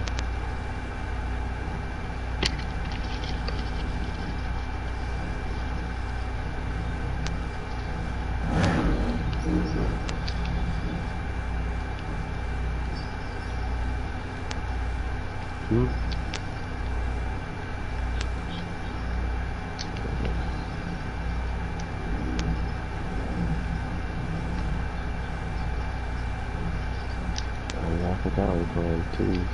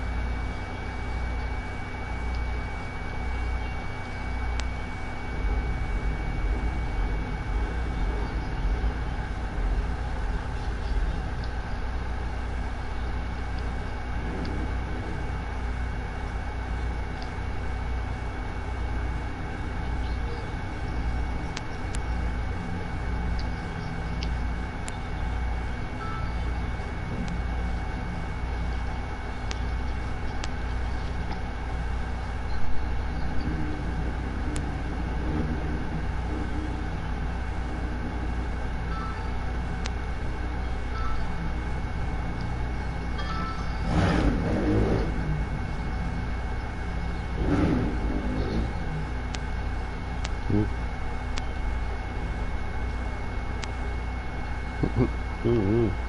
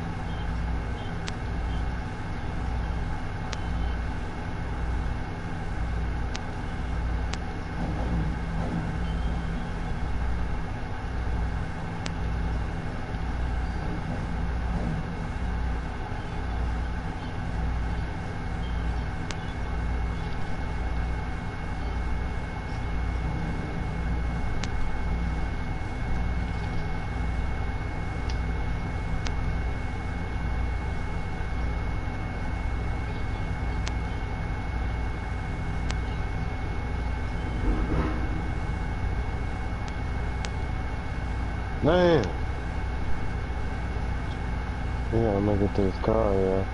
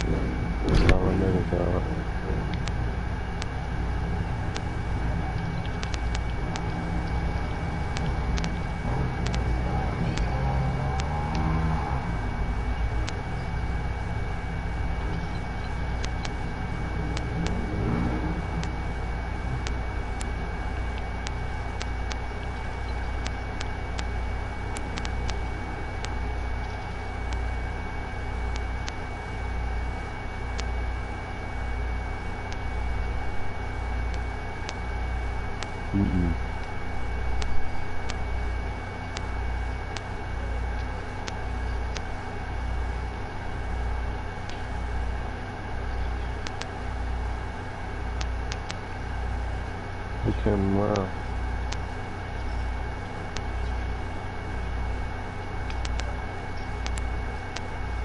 Let me cut the fucking satchel, yo.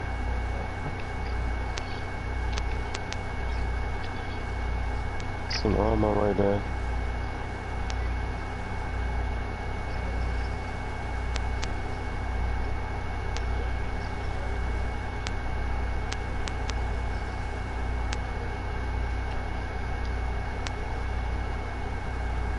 Might as well get across now, man.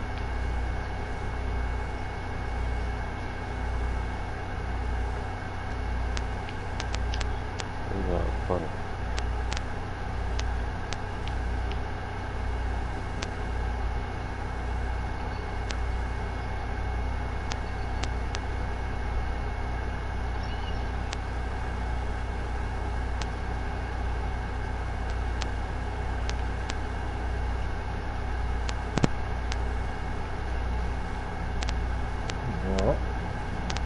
Yo.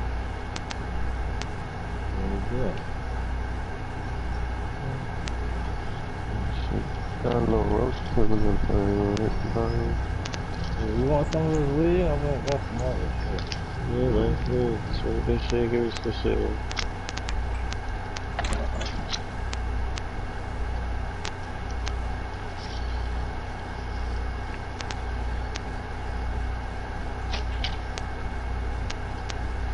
Did you smoke that? Did you smoke that? What? That? Where that green shit at? Did you smoke this? I don't know, but I mean, it's cool, bro.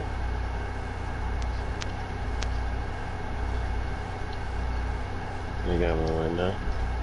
Yeah, that's good. We can with everything. I'm not like custom. This nigga on this roof right here. Nigga on this roof, bro. You don't see me.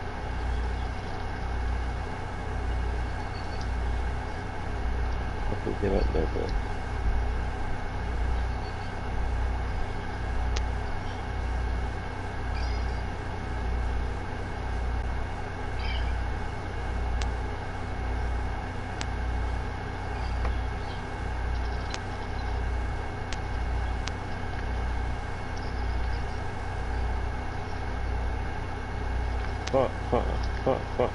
Fuck is he at? He came up the hole.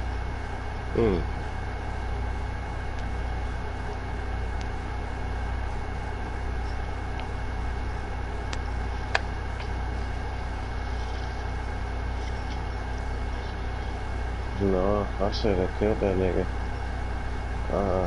Man, I fucked up. I turned around, I could've, fuck, he pulled me up. 1 second. Yo, you gotta upgrade that CR to the max, yo. That thing wet shit, boy. I'm mad as fuck right there. Could've killed him, yo. Did I finish the first nigga or I just downed him?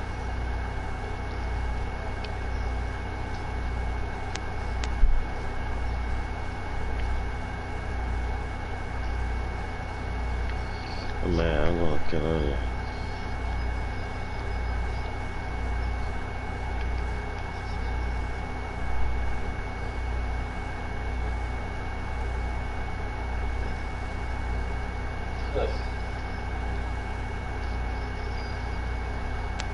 Travel. Yo, that little 45 in there, yo, that 40. What is it? What I got? What's the big one? What I got? The big ones in there, the little one. Wait. Me? Wait. 40. So the weights, right? Yeah. 40. Oh my god. 40 is perfect. Yeah, bring them things in, man.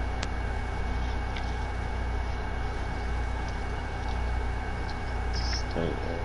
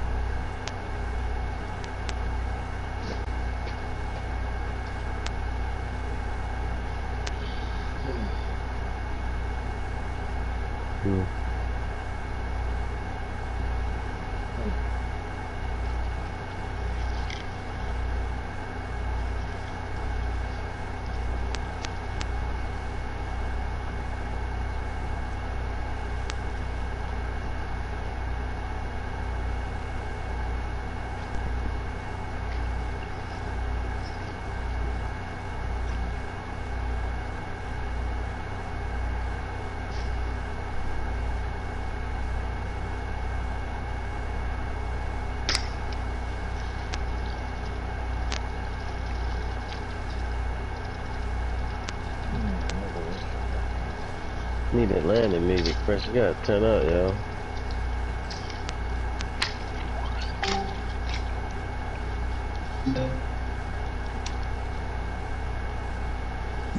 Turn a little fresh up, man. What kill you drop, fresh?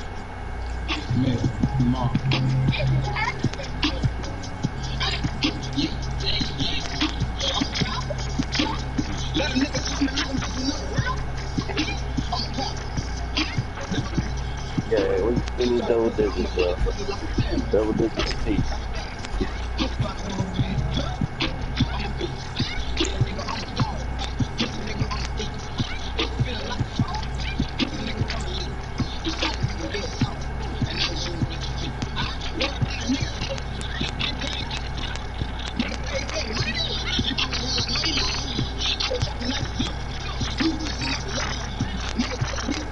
Go. Man.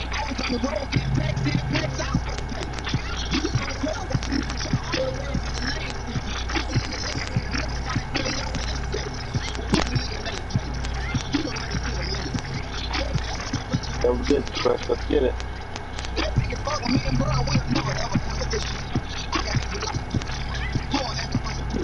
That's it, man. Play.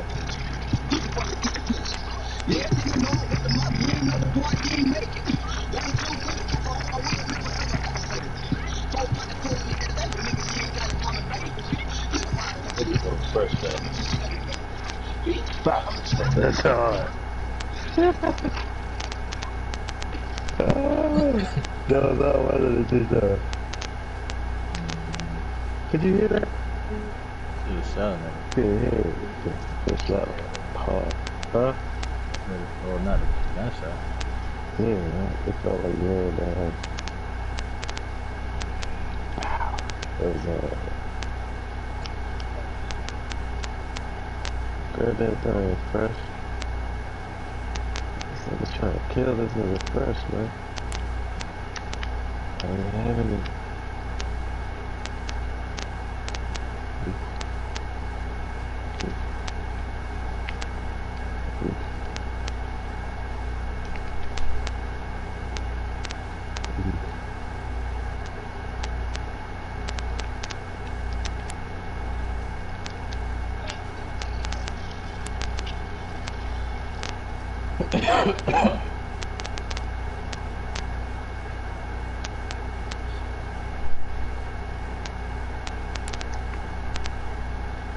Yeah. What can you do that?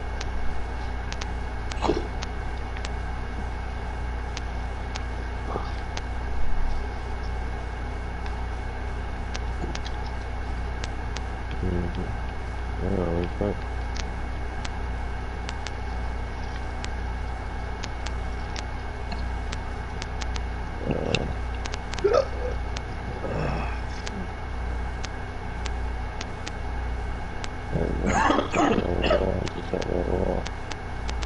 let me jump over the wall. I want to get him.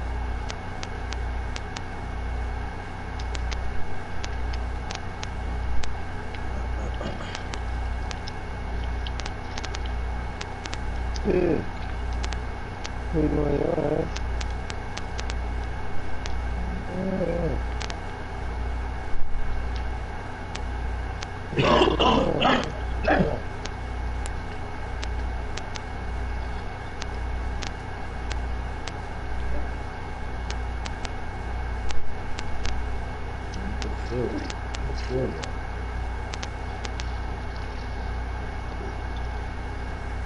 That's why they be trying to help me, dude. Let me try that. Yeah, no problem. You supposed to, as soon as I killed the first one, you supposed to smoke the second one. Because he ran out. I hope. Trying to save his armor. He was smoking. I'm starting to run out high. You got high behind, so that's what it is. Like when we won that game, yeah, that's smoked that first nigga, I hugged the fuck out that tree right there, boy. Until he ran up on that nigga.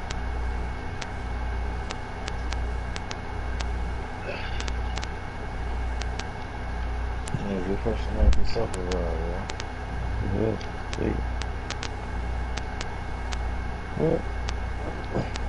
And big cluster.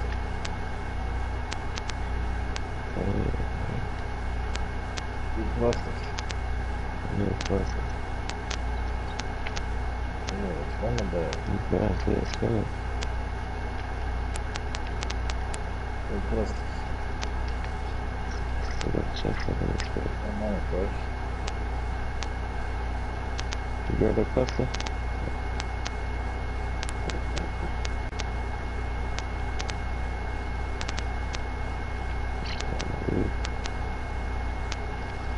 Alright, yeah. Ah.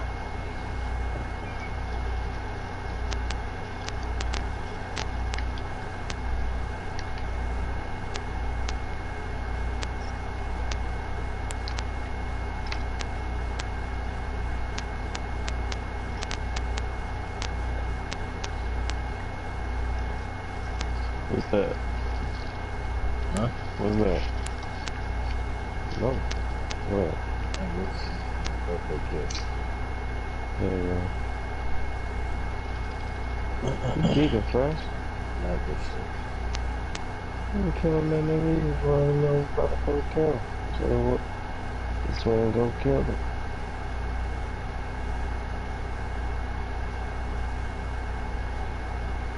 Fuck it. Let's get it now.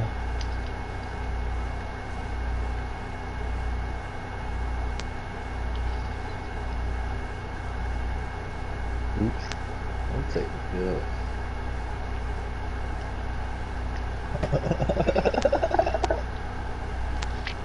Man, it's right there. Freshman year, I tried to let the nigga smoke with Daddy Billy.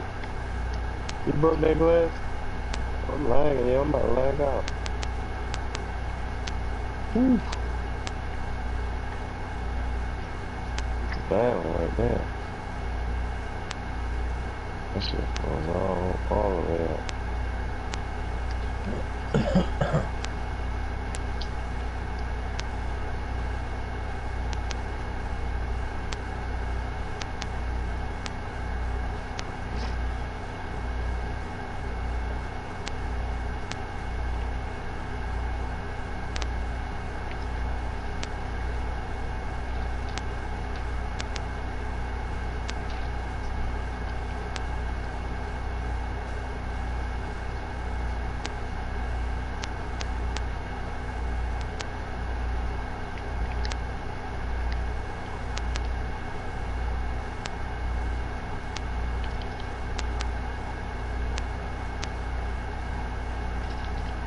Oh. Slamming the fuck out of me.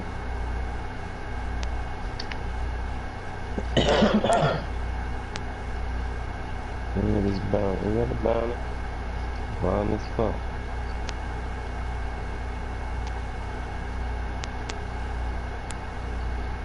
This ain't that.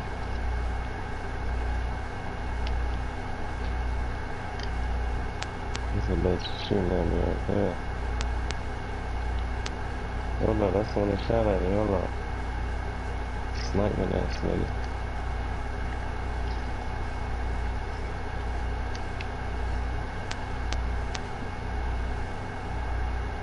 Sniping ass nigga, yeah.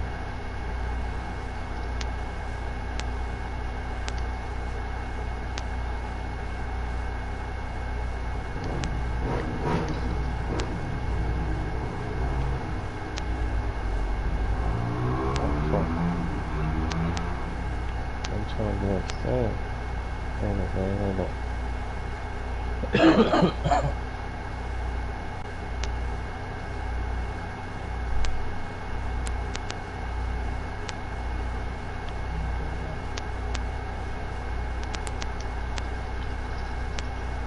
Damn, fresh! You stole my shit. There's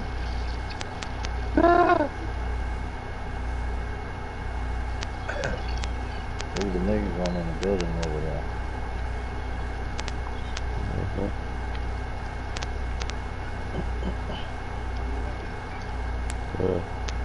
What?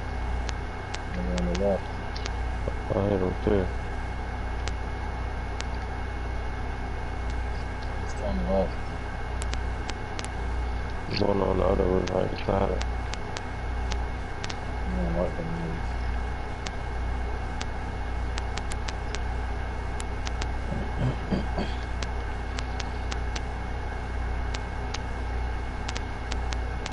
Oh. I'm not sure and hard to hold it.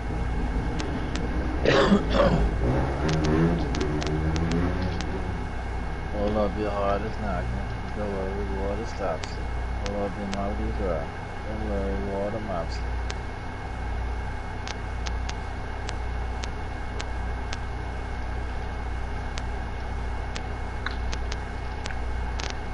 Hold up, my heart is knocking.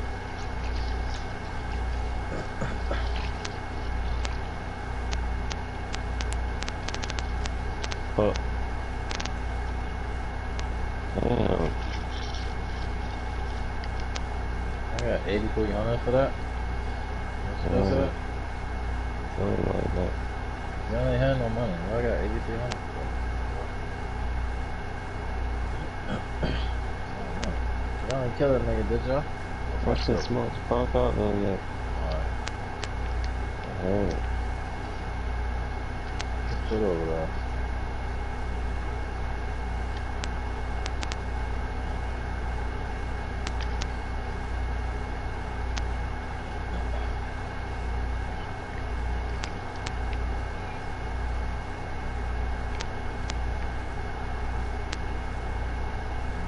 Pop, pop.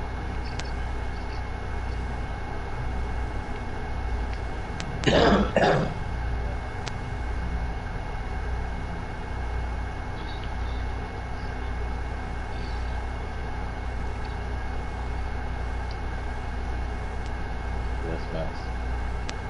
Sitting in it at the bar.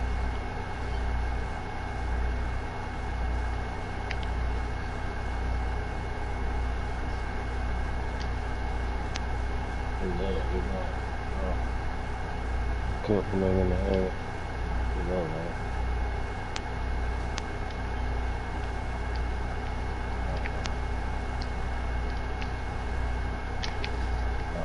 Hit him, bitch. I'm dead. Damn, dog. There's some shit over there, cuz you gotta get back over there and get our shit. A lot of money over there. A lot of money. Nah, grab that shit. I hate that.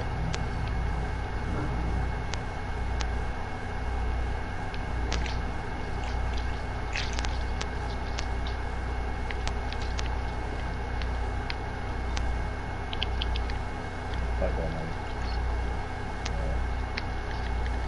Oh my god.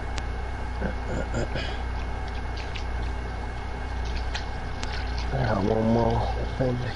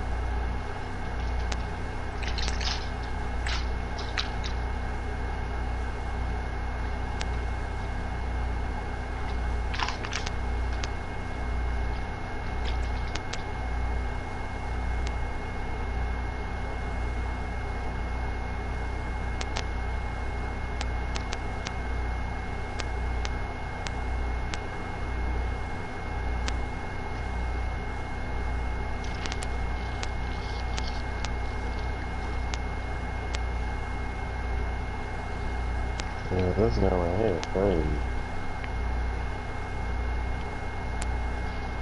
Yeah.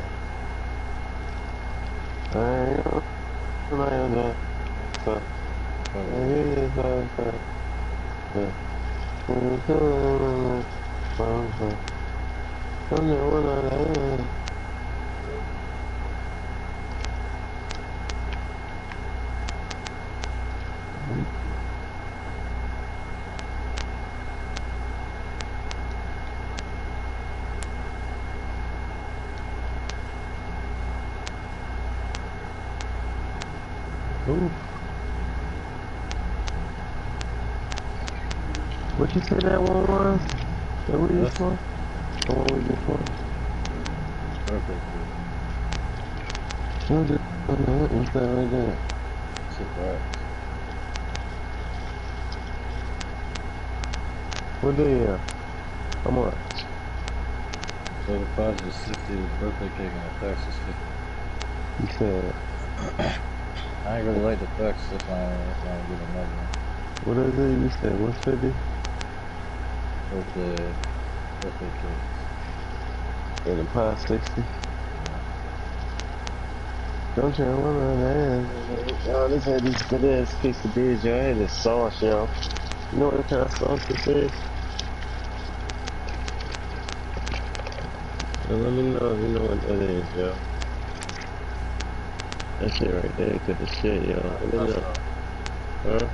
Alright, pasta. I don't know. I think I might know, man. Yeah, that shit's good as fuck, bro. No cap. No pasta. Let me see. You know the name? Huh?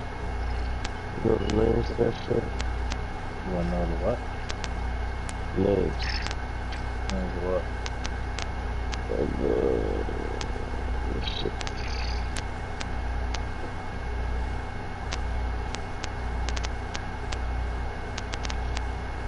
Oh, shit. Fuck.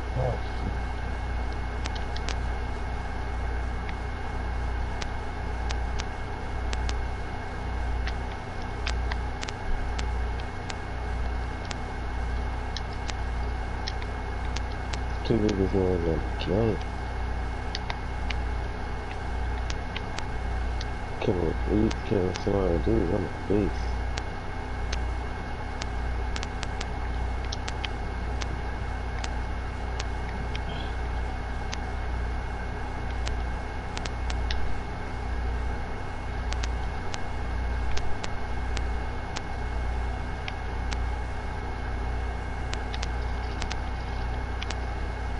Oh, nigga, bro. No, nigga, bro. Let's see you. Shit, that nigga, dog. Yeah, I'm dead. Yeah, I'm dead.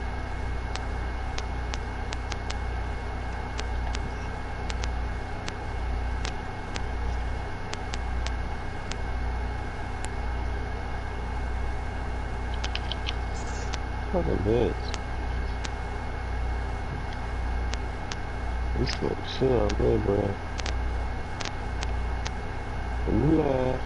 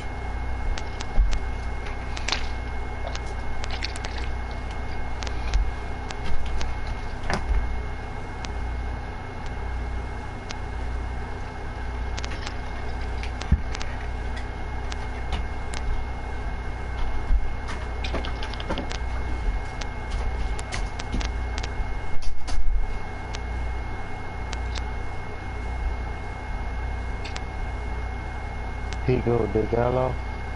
Pico de gallo? Gallo? Pico de gallo. What is that? Yeah. That's what it is? I guess so. You can look good at this also. I don't know what that shit is. Fuck, man. Okay. That's a Spanish shit? I don't know, they put hella different stuff. Barbecue sauce, mustard. Quesadilla? Fuck Yeah. They, like quesadilla? so good. You gotta get them. That's what I want.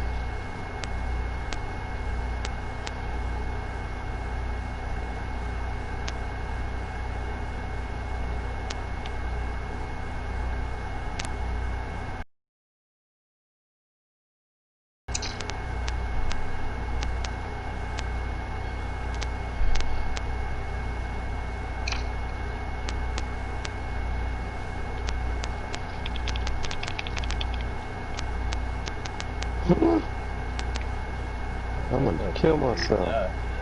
What the fuck?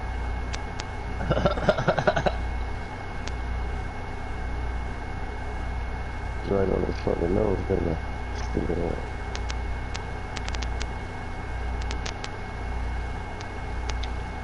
Oh! He did. Yeah, he's back. Alright.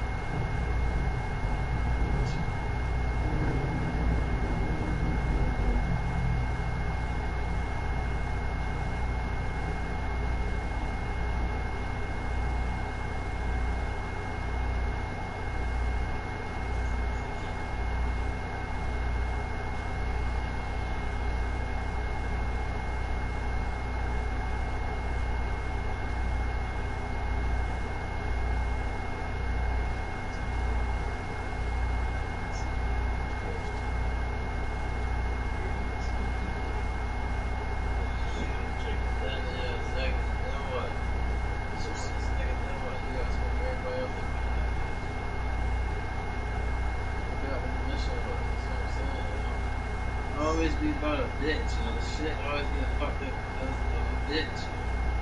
How the fuck he gonna put this bitch in prison? Bitch ain't going on prison. Fucked it up already. I knew he was gonna whack this bitch, y'all. I knew he was gonna whack this bitch.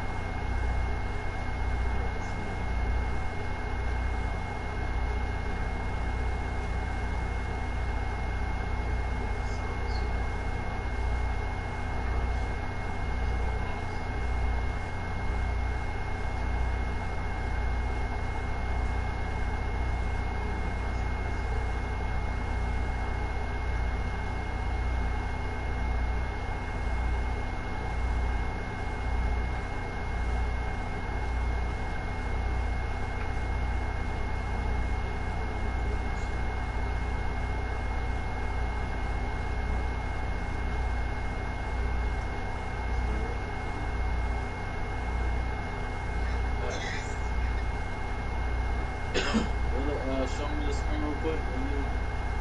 What you mean? You get a pop-up is just saying you should be getting a little box, so like right below the address bar, it say allow pop-up. What are you on though? What is pop-up?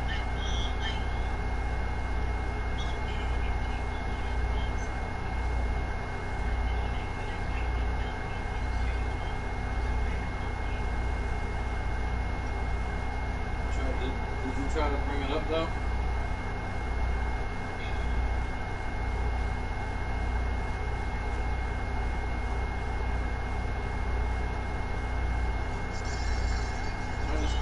Turn the screen, let me see. Hit the phone.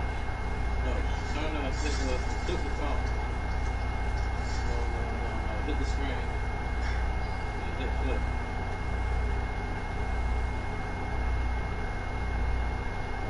Show me the screen. What you trying to do now?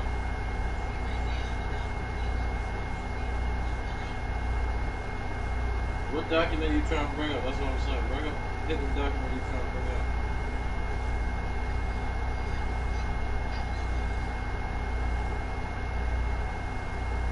Bring it up, hit it. Go to, let me see. Go down, look to the bottom a little bit. Let me see the bottom of the screen. No. Move the phone. Down. Is it right Right there, you see where the orange folder is? What's that orange folder on the bottom? No, down. Put the phone down some more. Right there. What is that? What does that say? Alright, hold on, go back up. Look to the right.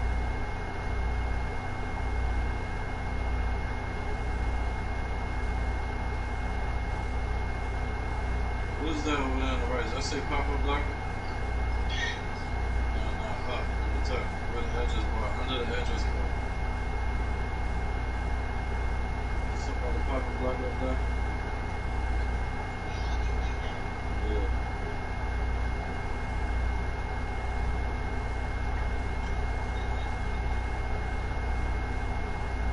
Alright, try to bring it up again. Look, when you bring it up, when you hit the file, look under the address bar, see if something pop up. It should say allow pop up.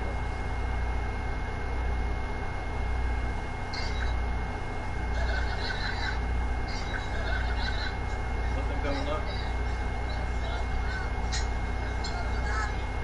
Get on Firefox bro.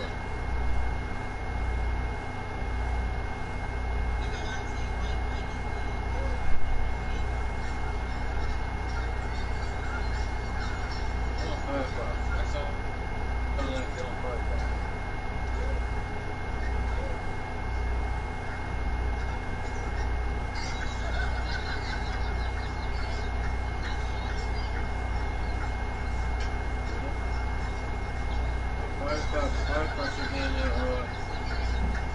on the desktop. What's out of that? What is that? Is that the Firefox browser?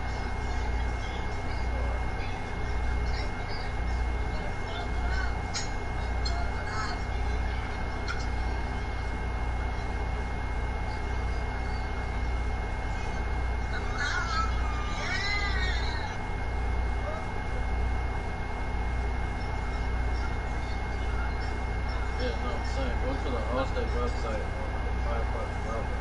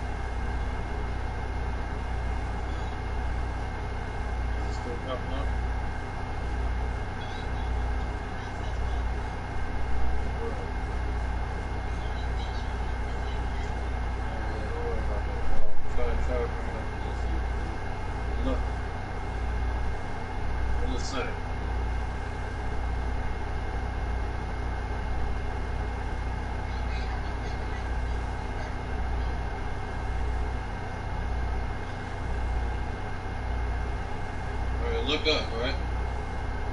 Look up on the address bar, so look to the right. Anything up there, say anything about the pop-ups?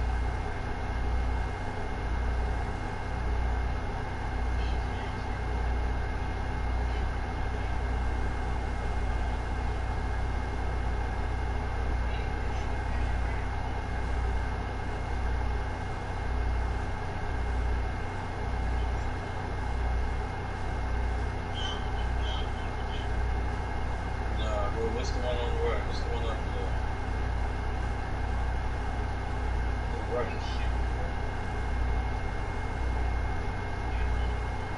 What's the one up there?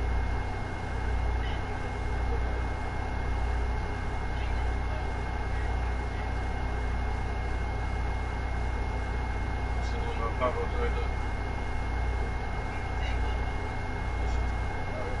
Click these 3 dots in the address bar. See what that's. Yeah, 3 dots in the address bar.